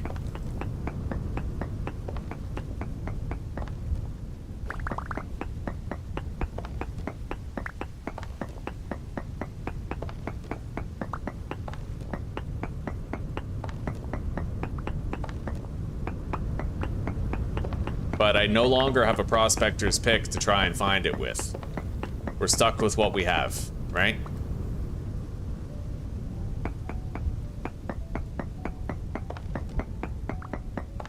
All right, I'm gonna use one of these pillars right here.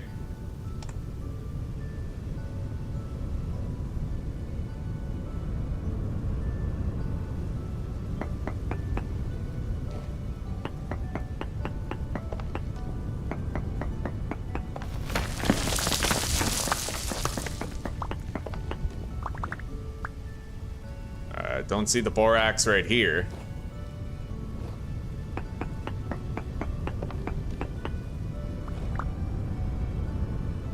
Yeah, the pillars are pretty good. They help a lot.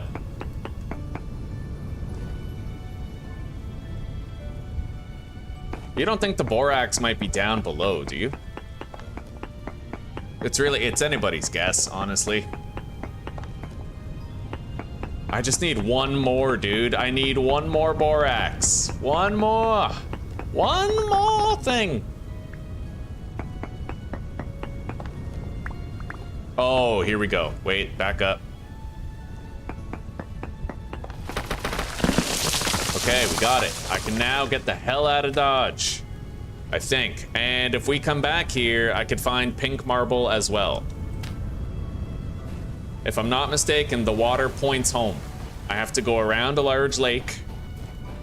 No problem. Yep, we got a little waypoint marker right here that's gonna lead us home. We did good. And we can come back here for pink marble. We found pink marble here. So this is our site for lime. It's a reasonable walk from home, but having found it, we'll always have access, right?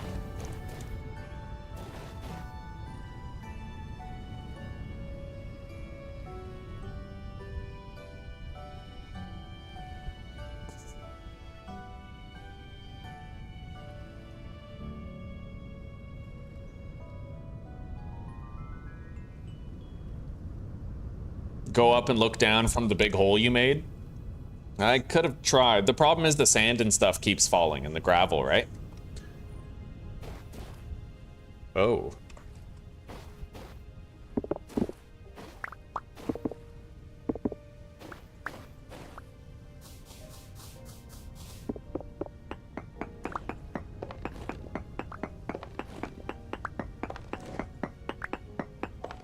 Yeah, we have a lot of copper in here. I'm gonna grab it. I mean, it's right here, right? Like, just a juicy surface deposit waiting for us to grab it. And it seems to be below the stone layer, so I might be able to get all of it without any sand caving in on me.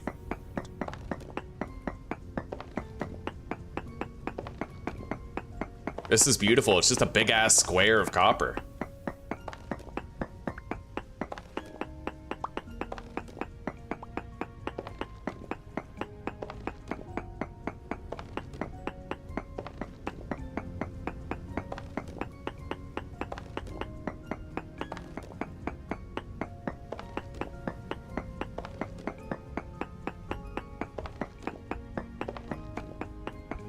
All right, let's start tunneling through here to grab everything.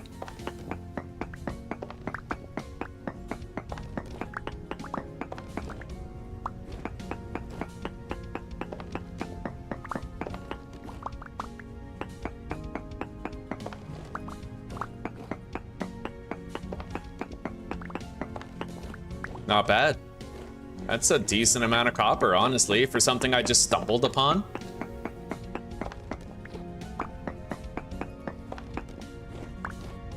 Let's get out of here.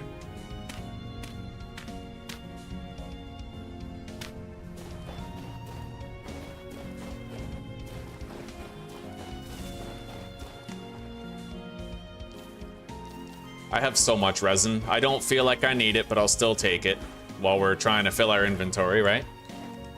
I am low on food. I need to grab some berries or something.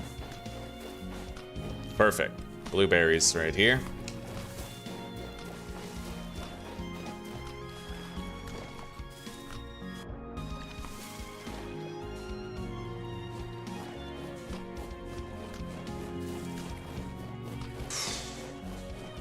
Now, one thing that might be wise is for me to make elevators to go up and down this mountain. It wouldn't exactly be safe to use them, but I mean, it's going to be a hell of a lot better than just plummeting down.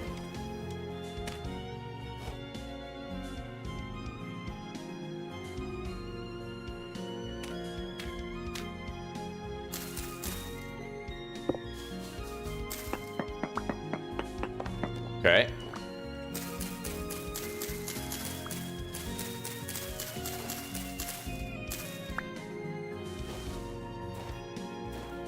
Good God, there's so much in the way. I'll get rid of these bushes and then I'll dunk the water down there.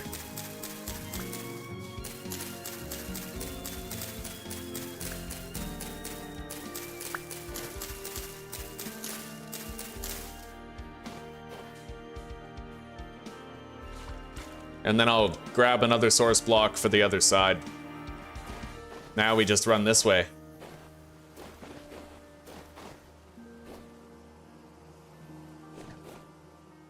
We picked a direction, we stuck to it, and it eventually got us where we needed to go. It worked out well.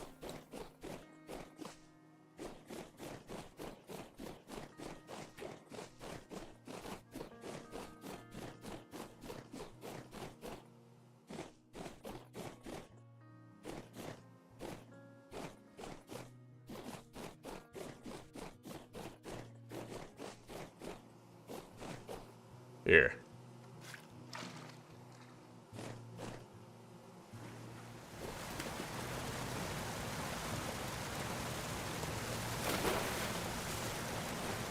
That don't seem right.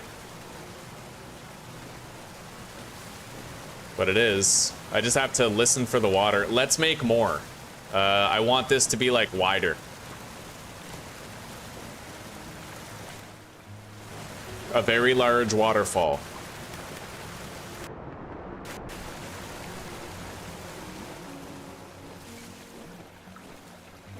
Oh my God, this is so fucked.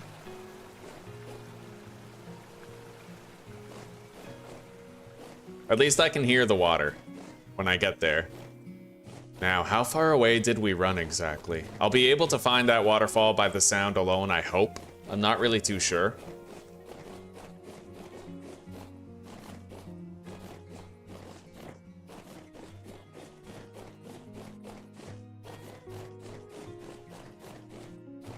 Oh, this is the pine forest. Okay, we're close to our base now.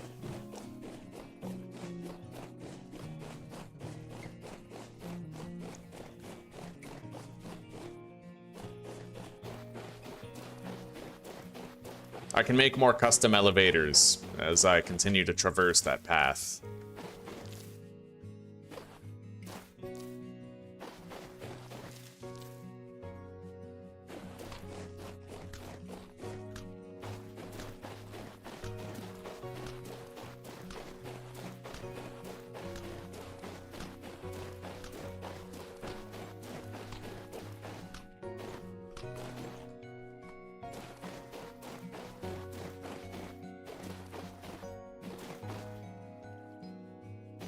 Better dungeons mod? Yeah, I have better ruins. But I'm thankful, if it does lag the game, then I'm thankful I didn't go with better dungeons.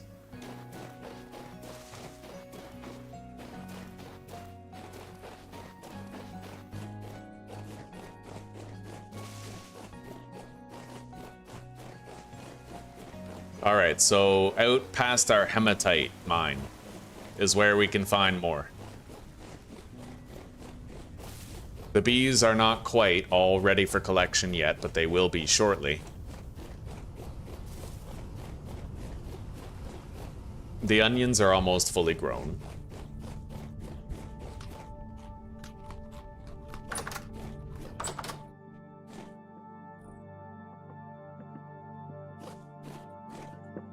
Oh, wow.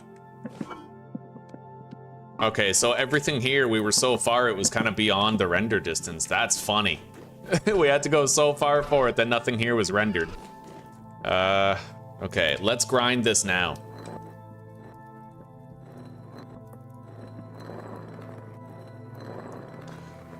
Oh, buddy. we can finally start making leather.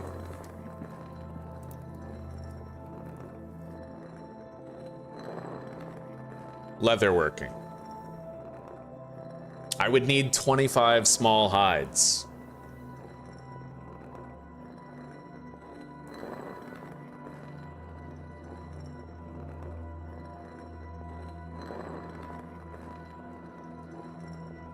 Which I don't have 25. I think at most I have maybe 18 small hides.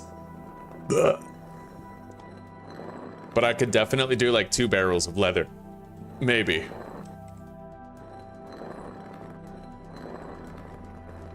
Oh, Jack, VS is Vintage Story. Yeah.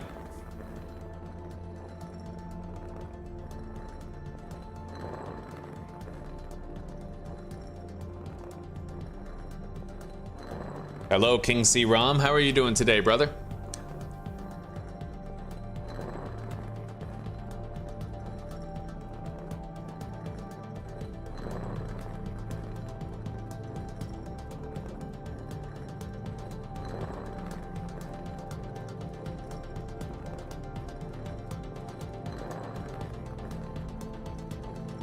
Oh, we worked so hard for this borax, and I'm very happy that we have access to lime now. We found lime, we know where it is. We fucking know where it is.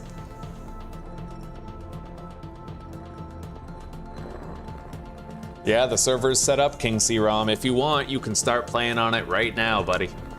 It's open to anybody who wants to join with about, God, there's 30 slots, and I think only like 6 of them are taken, tops.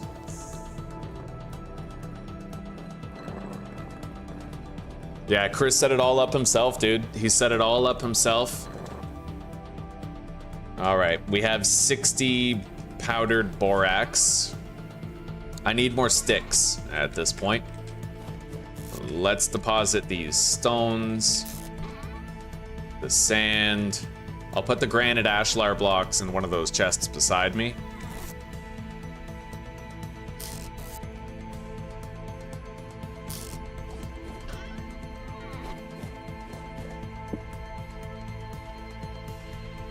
A lot of extra copper was obtained on that trip. Very nice. We'll plant that birch when we leave the base.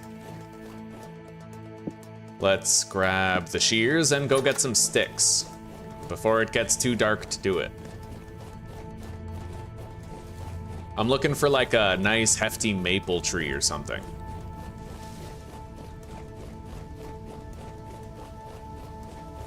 Like these hefty maple trees. Oh shit, I have no blocks to platform up with.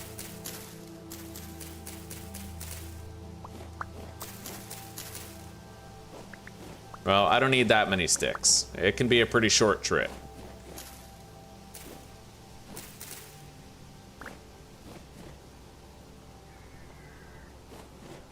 In fact, I already have enough. I only need 12.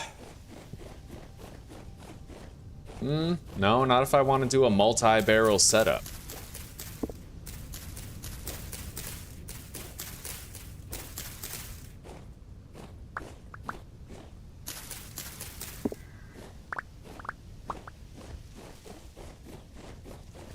I need 36 sticks.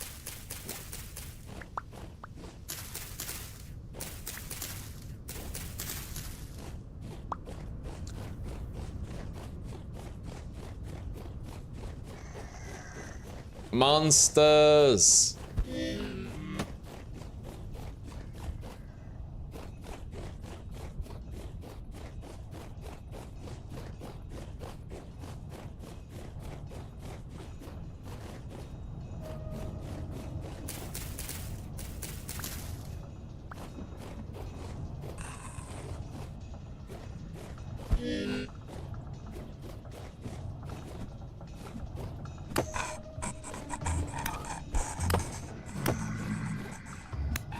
Alright, now that he's dead, I don't really care about the rest, because the rest we can more or less ignore. He's just too fast.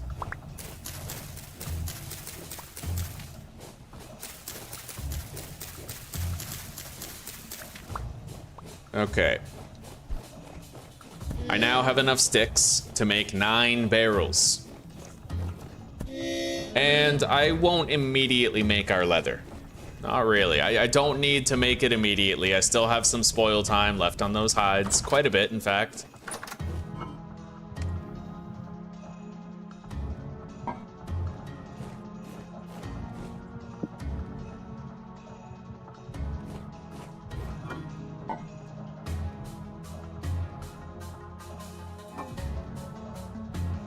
I now have a bunch of meat stew that we can start eating.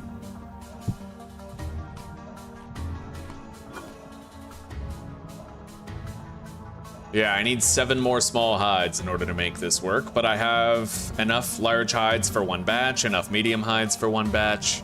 Yeah, I just need like 7 more small hides.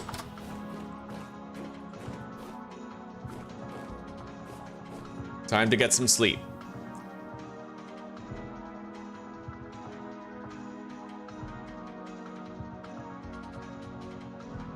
Do I have the Discord link there? Yeah? I think we added it.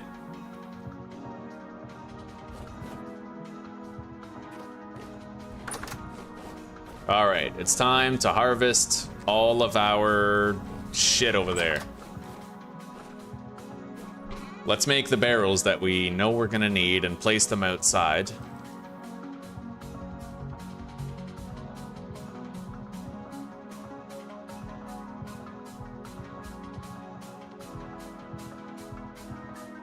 Hey, barrels stack, look at that. That must be a result of the bigger pockets mod. Normally barrels don't stack. That's nice, I really like that. Anyway, we'll put them over here along this outside wall. Oh my god, we got interlopers here. There we go. That's my leather working area right there. I'm gonna need a water source block near it to make it simple to set it all up, which I will put right here.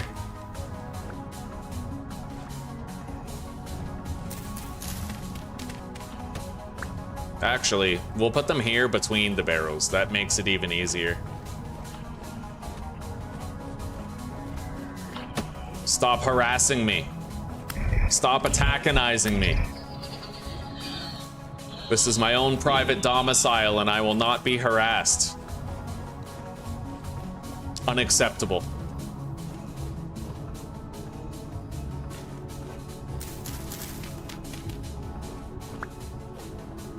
All right. Now let's go grab more rammed earth and then go empty our honey pots after we eat a breakfast.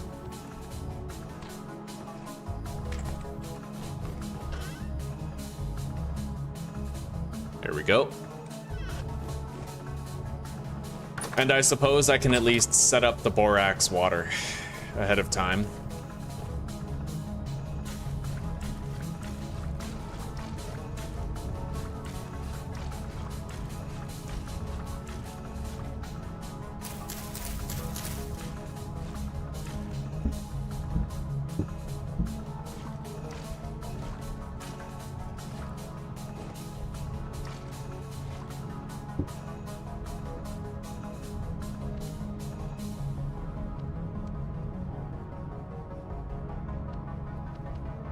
All right, 50 liters of diluted borax, followed by another 50, followed by another 50.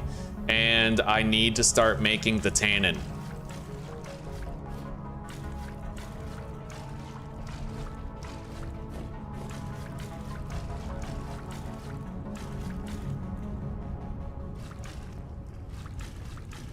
Yeah, I find the grass sort of gets in the way.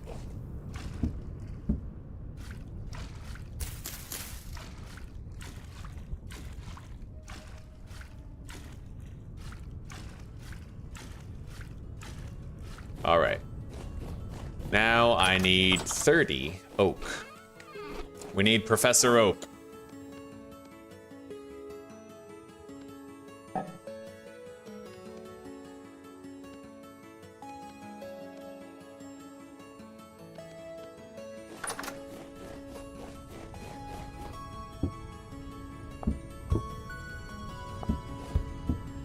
And then we'll have to turn these last 3 barrels into strong tannin later.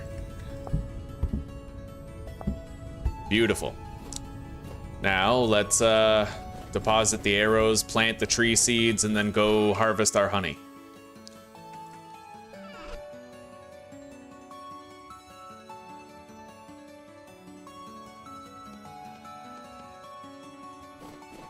I need a new pro pick. And I'll need to make a new pickaxe before we go mining again.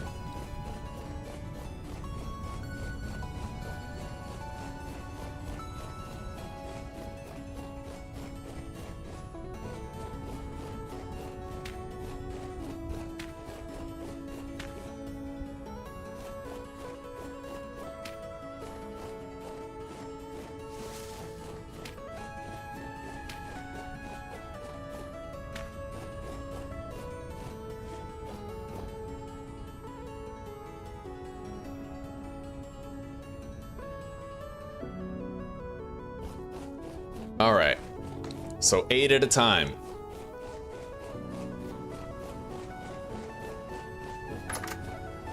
I have a system.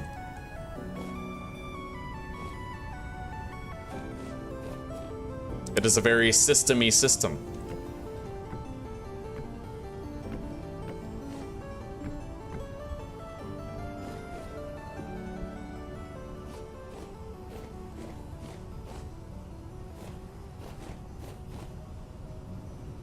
The systemiest of systems, to be sure. All right, let's begin.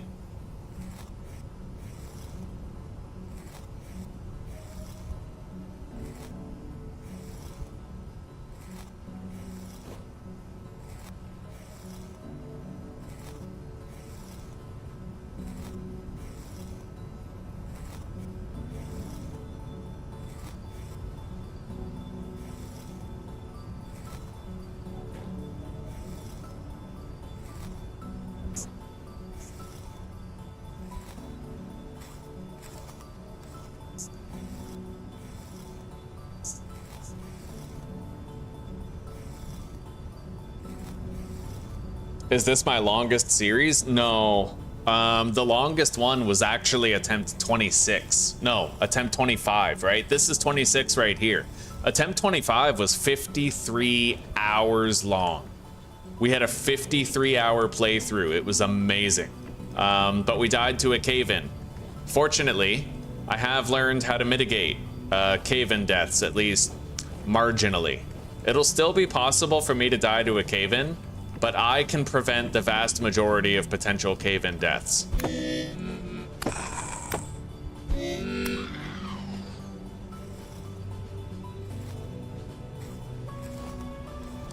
The only time that I might die to a cave-in is when I'm mining and I don't know that there's like a tunnel above my head, like a pre-existing cave or a tunnel below me.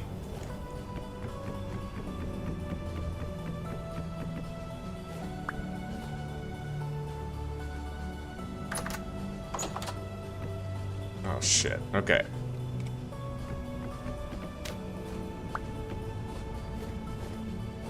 Yeah, we have another 40 honey.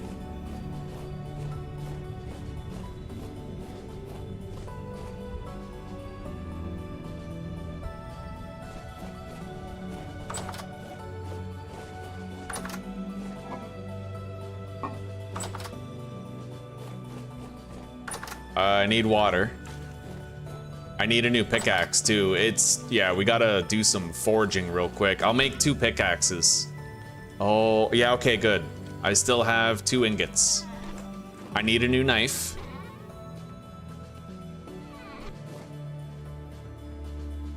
And I have a replacement Falk's blade at the ready already.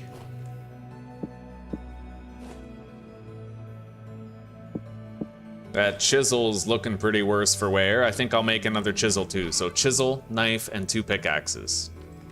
That way we're using the full furnace and getting the most out of the... I have no more charcoal. Wow, I didn't even notice that. Okay, we gotta make some fucking charcoal then. All right. Yeah, it's a thing. So we'll gather a bunch of sticks with that. It was from when I made the calcined flint. I never even noticed. Yeah, we'll be okay. Let's cut down the rest of this tree over here. I think that's the massive oak that we were working on. We barely put a dent in it when we tried to harvest it.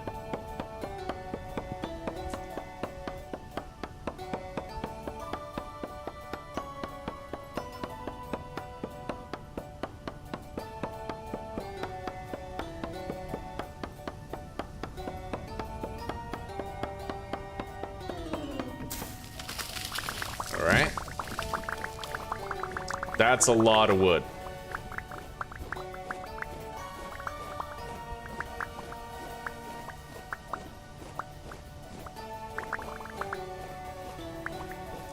I mean, that might be our entire charcoal operation right there, really.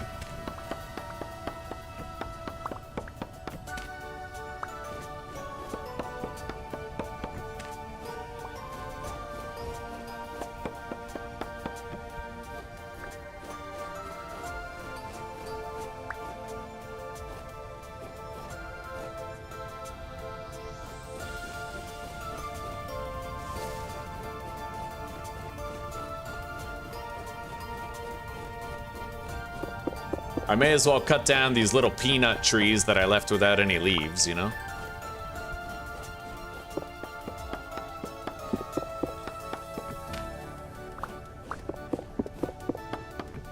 All right. Now, let's go to our fire pit location over here where we did our previous charcoal burning, and we'll do it again right there. I would love to find some brown coal. We'll look for brown coal soon.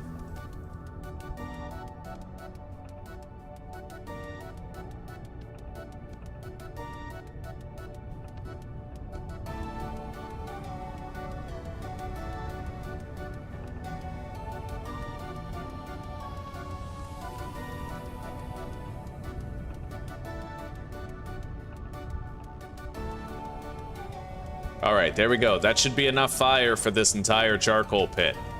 And I would do more, but it comes down to my axe durability. Wait, I have another axe. Oh, yeah. I think we can go above and beyond for this charcoal pit.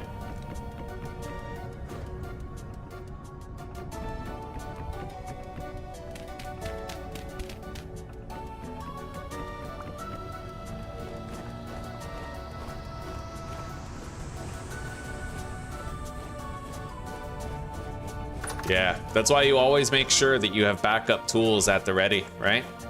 Let's deposit my stone shovel right there. Grab this bronze one.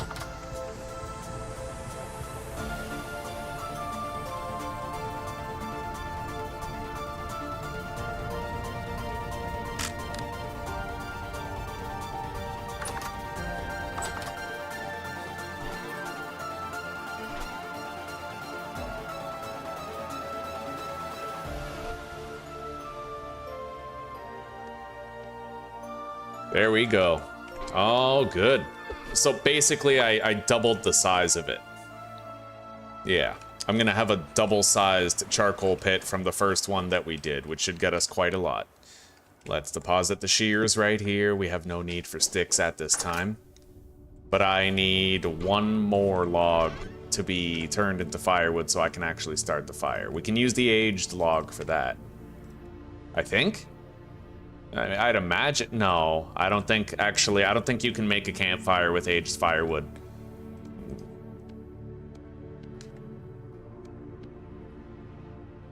All right, there we go. Let's eat.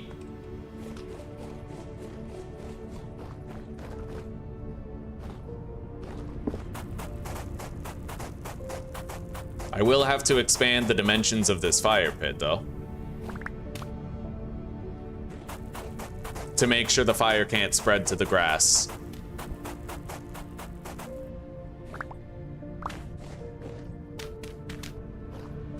All right, let's begin setting it all up.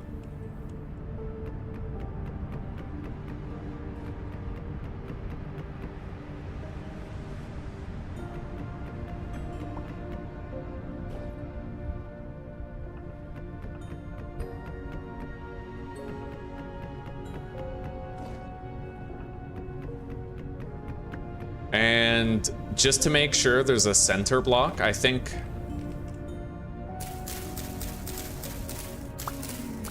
I'm gonna add another row.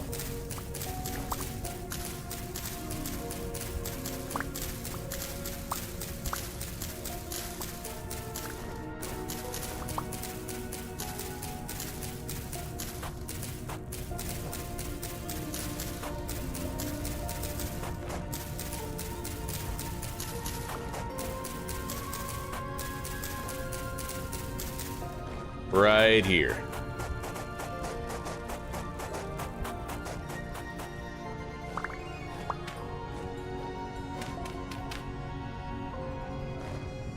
And then we'll build the fire right here.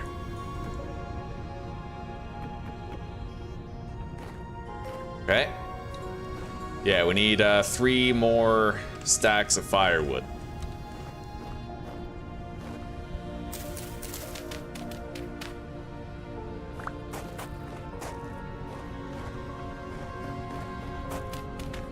And we have to make damn sure that this can't spread to the surrounding countryside. Our home is too beautiful to have it all burned down because of a simple mistake, right?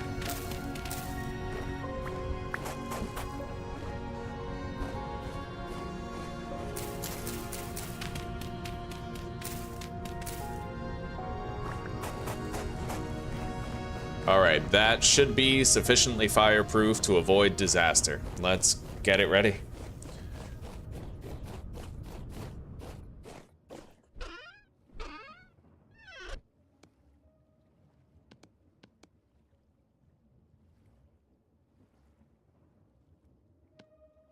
There we go.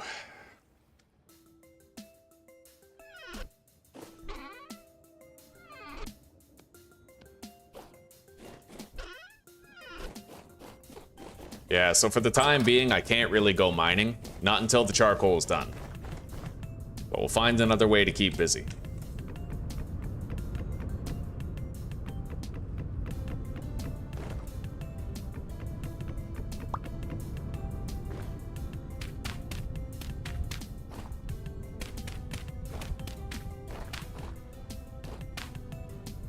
All right, let's light this charcoal pit and get it sealed.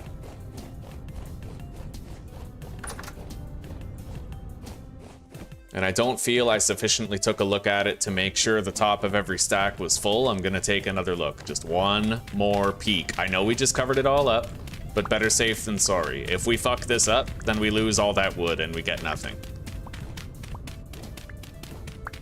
All right, as long as all of these say 32 when I mouse over them, we're good. And they do.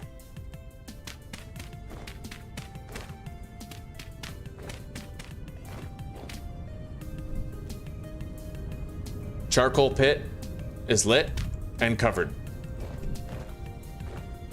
Beautiful.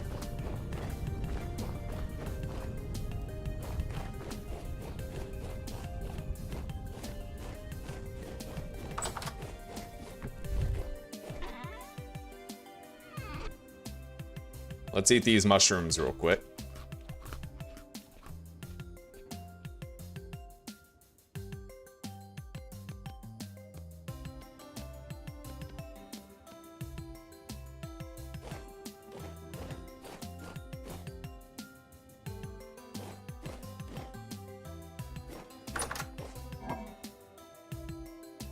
You know what? We can go hunting. Be right back.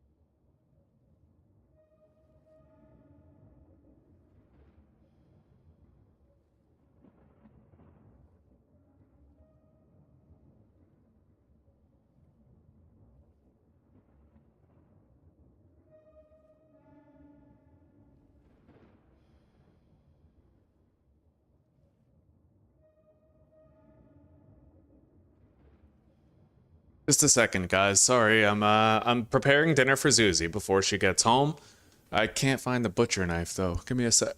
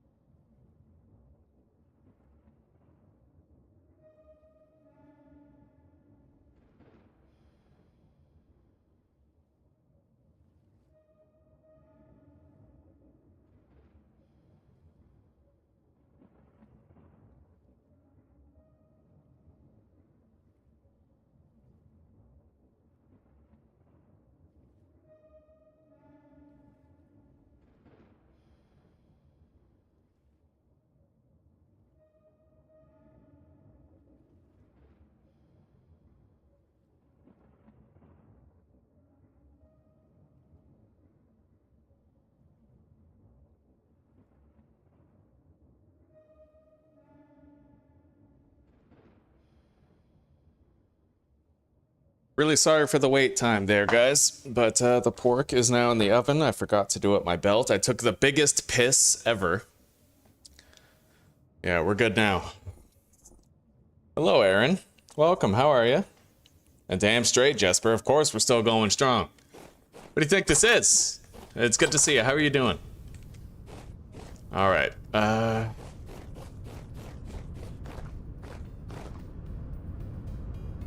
Our charcoal pit is now activated.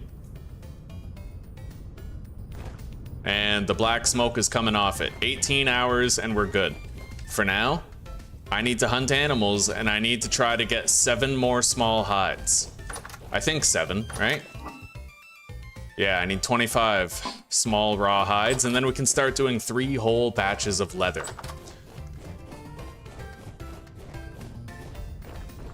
So let's go seek out small game. Doesn't matter where we go as long as we have the prospect of finding small game. Foxes, raccoons, you know, even rabbits.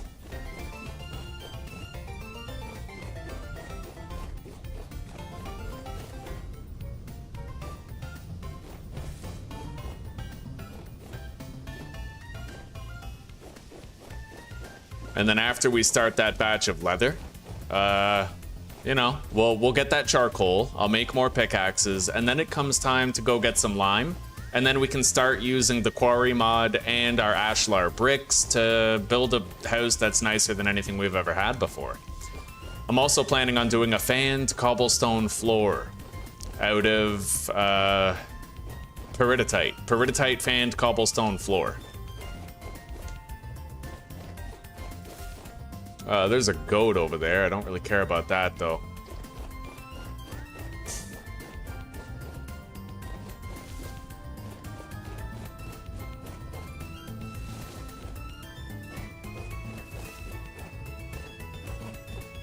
Yeah. I'll kill these for what it's worth. Like the feathers, I guess.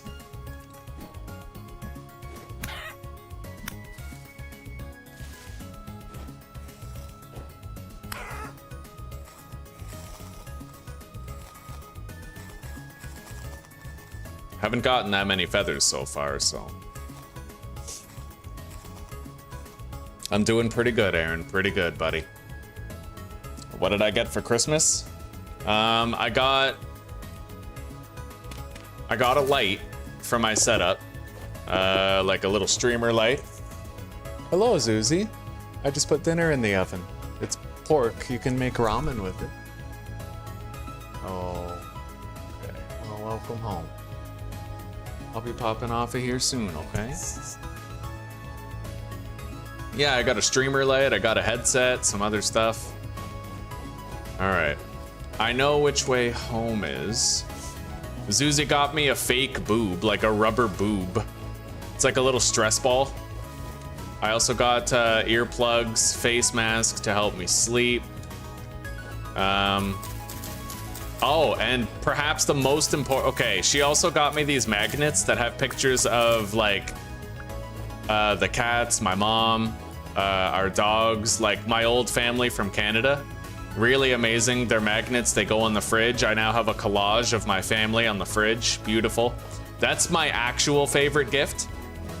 But for real, the best gift, man, I got a crate of craft dinner, like a case of craft dinner. Yeah. We had fucking craft dinner last night. You can't get craft dinner in Czech Republic. It's like you have to go out of your way to get it, usually getting it like shipped to you, right? So big time news getting craft dinner. Oh, here we go. I need these. I need all of them.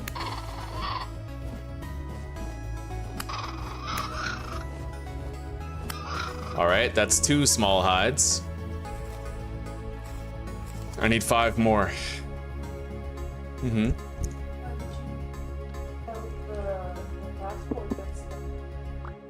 Yeah, the police came by today. What? Just to verify who I was, that you were here and all that. It was nothing serious to worry about. They were just checking in. Oh, it was the immigration. Yeah. Oh.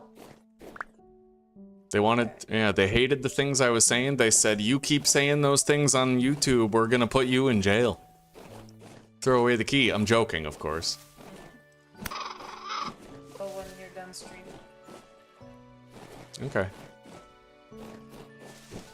Yeah, they had to take a quick look around. I struggled to find the passport. Like, I didn't know where you left it. Last I saw it was on the dresser, so I had to, like, look around.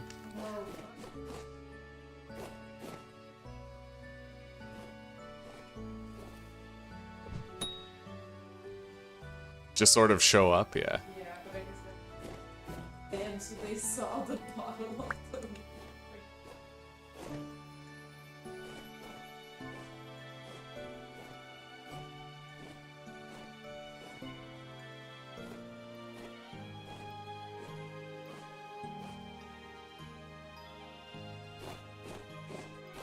Hunting rabbits is my least favorite thing to do because I'm not playing as a hunter, so I can't one-hit kill them. Let's keep over there. The raccoons are perfect. Raccoons and foxes are what I'm really looking for right now. Those are ideal targets.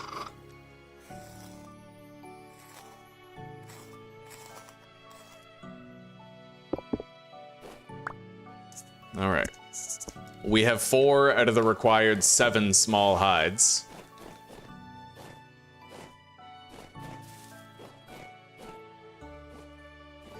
Highly unlikely I kill one of these rabbits, honestly. I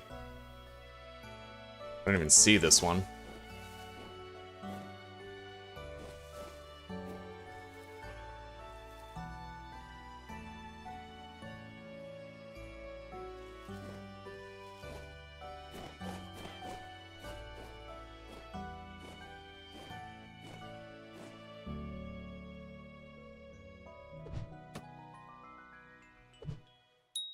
No way did I just get that. That was fucking incredible. Is it dead? Like, did we kill it? Or did it run away? Doesn't look like we actually got it. We just hit it. Fuck, I was hoping that was the one that we had already damaged.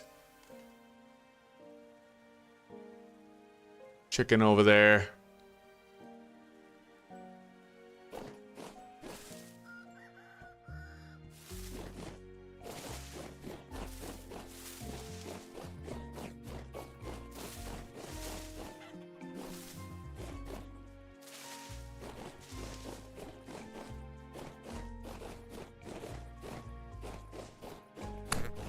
Nice. What, you're not dead? Oh my god. Dude, how much health do rabbits have?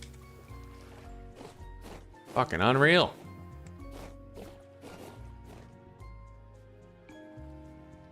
I'm starting to say fuck it to these. Rabbits are the hardest animals to hunt. I have an easier time hunting bears than fucking rabbits, dude.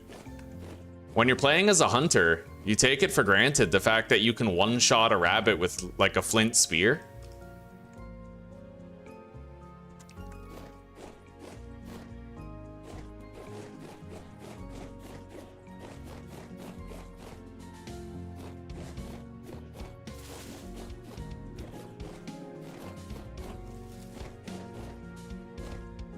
Okay, right here. I have the high ground. If it stops, oh, of course it's gonna stop in the bush, not even around the bush, but directly in it. Fucking hell, dude. I hate rabbits. I hate them. Honestly, the worst animals in the game. Like, straight up. There's nothing worse than a rabbit in Vintage Story. They are the worst. Like, there's nothing that can contend. Fucking 4 rabbits around here. It may as well be like, I may as well be trying to catch light in a butterfly net. Like, fucking ridiculous. Raccoon. Okay. Nice. Oh my god, that raccoon gave us 2. That's beautiful, dude. Okay, so I need 1 more. 1 more hide, and nothing around but rabbits to get it from. We're not getting it. Not a chance am I gonna manage, dude. Like, I can't. I just can't. Rabbits are immortal. First thing you need to know about rabbits, they can't die, all right? You can't do it. There's no point in even trying. It cannot be done, will not be done.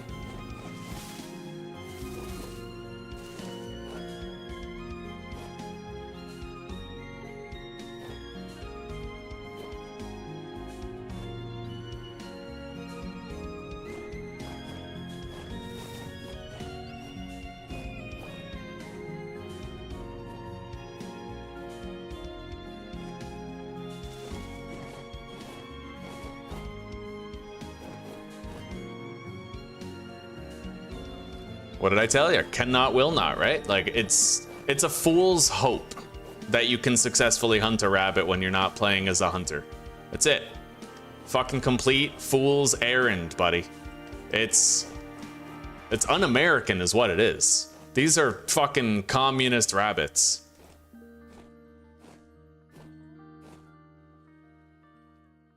I'm not gonna hit that. Look at how often they move, too. Like...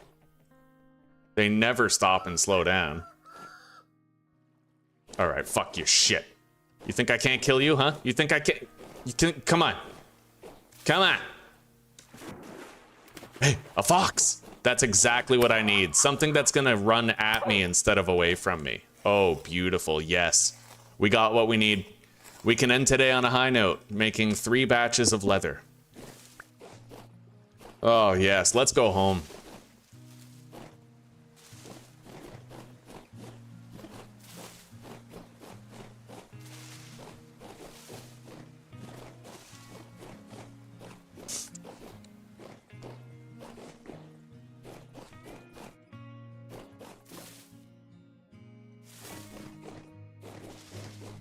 I don't think I got turned around. I'm pretty sure home is this way. Pretty sure.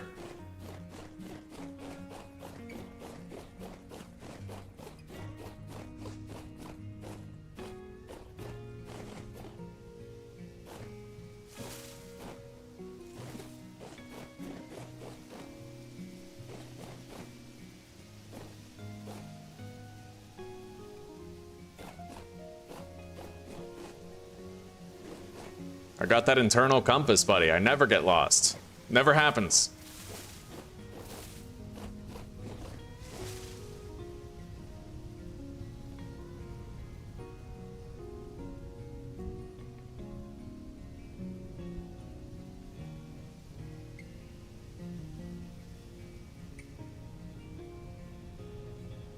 Astrobot? Isn't that the one for PlayStation? You're working through the Learn by Doing Return series, eh? Right on, right on. I had a couple of gripes with it, but I don't remember what they were. Mostly I just loved it. It was really fun to play, really well designed. It brought back those Alpha 16 feel. Oh, the onions are almost done. It brought back those Alpha 16 feels, you know?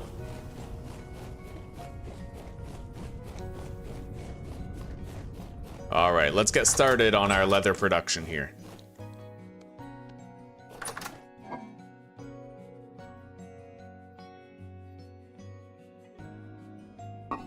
Hang on.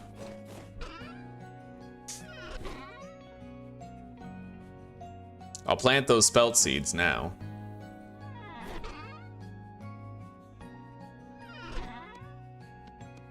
And I can now start a new barrel of compost.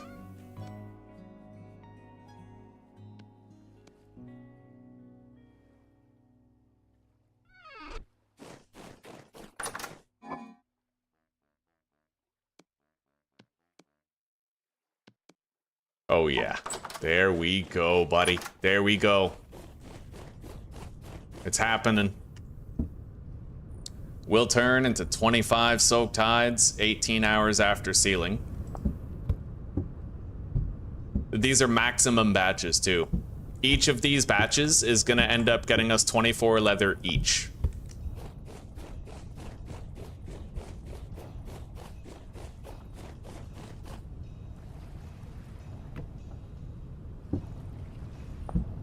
All right, we now have 2 barrels of compost. I can't harvest the onions yet. Let's go over here. plant the spelt.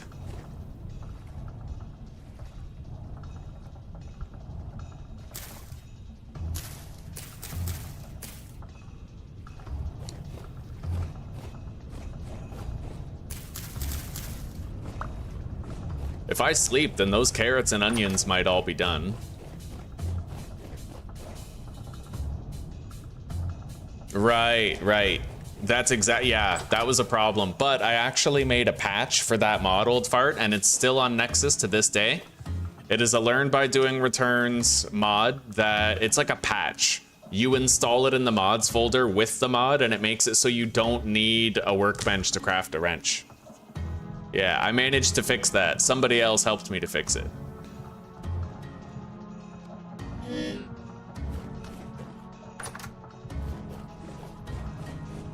What's up, Zools?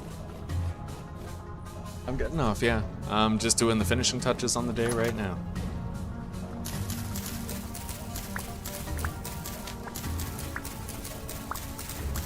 They basically said I'm lucky to not be in jail. Your mom was there.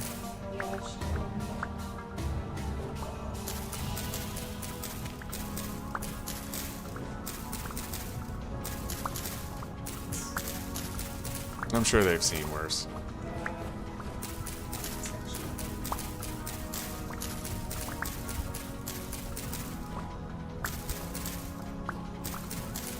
Dude, you're working. You're fucking working. It's fine. If anything, it reflects bad on me because I'm the one who's actually home and I'm too busy playing video games to do the damn dishes.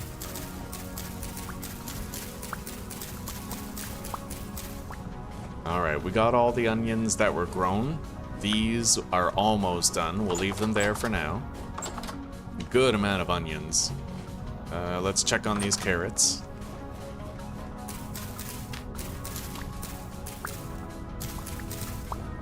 You know what? We're getting partial harvests from these. We'll just collect them.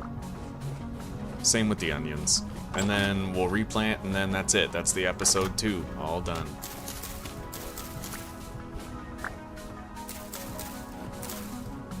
Alright, so we need K or N crops. And non-K crops.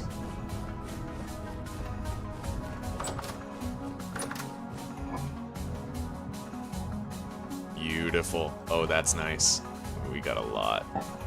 A lot of veggies, mate. Yeah. Yeah, a lot of veggies, mate. I'm sorry, I don't know why I'm like that. Okay.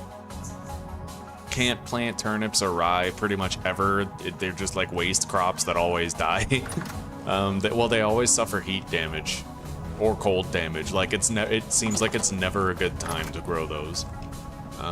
N or K. Those are P. These are Ks. Okay. Flax.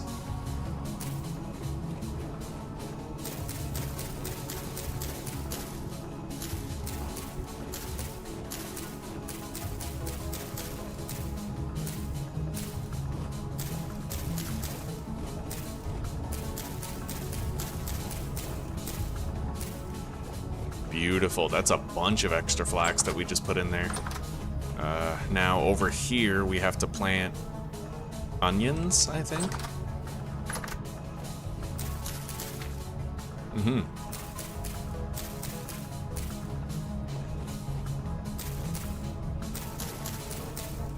There we go. Looking good, buddy. Looking fucking good. We got some 8 out of 9 flax in that. Oh, this is the most productive playthrough I've ever done in terms of like a farm and shit. 1 hour and our charcoal's done. We can... Oh, and... Yeah, okay. Ugh.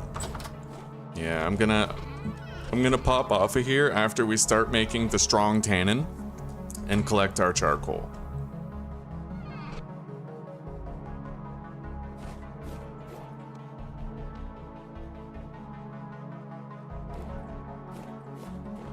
In order to do that, though, the strong tannin, I need some of this. Only 15 of it. We burned through a lot of our oak wood stash, but we still have a bunch left for fire fuel.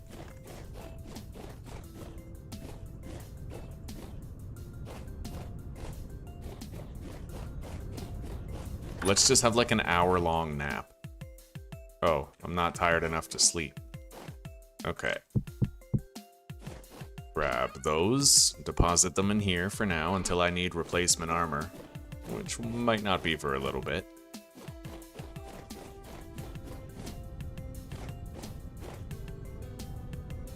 There we go. Completed before our eyes. 50 liters of strong tannin. Beautiful. Now we just wait for this to finish. It's almost done. We got an hour though. Maybe we'll leave that for the next episode then. I'm content with our progress, man. Leaps and bounds today, everybody. 11 hours and 24 minutes. Right on. Oh, de facto, I'm joking. It was immigration police. They were just checking in to verify that I am who I say, that I have a passport, that I live with Susanna, because I'm in Czech, right? I'm a Canadian citizen, but I'm moving to Czech, so there's a lot of immigration hoops to jump through. I've been to jail 4 times. I'll tell you all about it later. All right. Oh, but that's nothing to do with right now. Apparently, he did not do the housework. Criminalized neglect of the home. All right, everybody, keep love alive, live to forgive, and let redemption ride shotgun. Take care, rock on, and peace out for now. I hope you all have a great night and a wonderful sleep, or a terrific rest of your day, depending on whichever hemisphere you call home. And I will see you tomorrow for episode 3 of Attempt 26. Later, everybody. And thank you for chilling today. I've appreciated your company, and I hope that you're appreciating the adventure and getting inspiration and ideas to apply to your own. Good night, everyone. I'll see you later. Have a good day.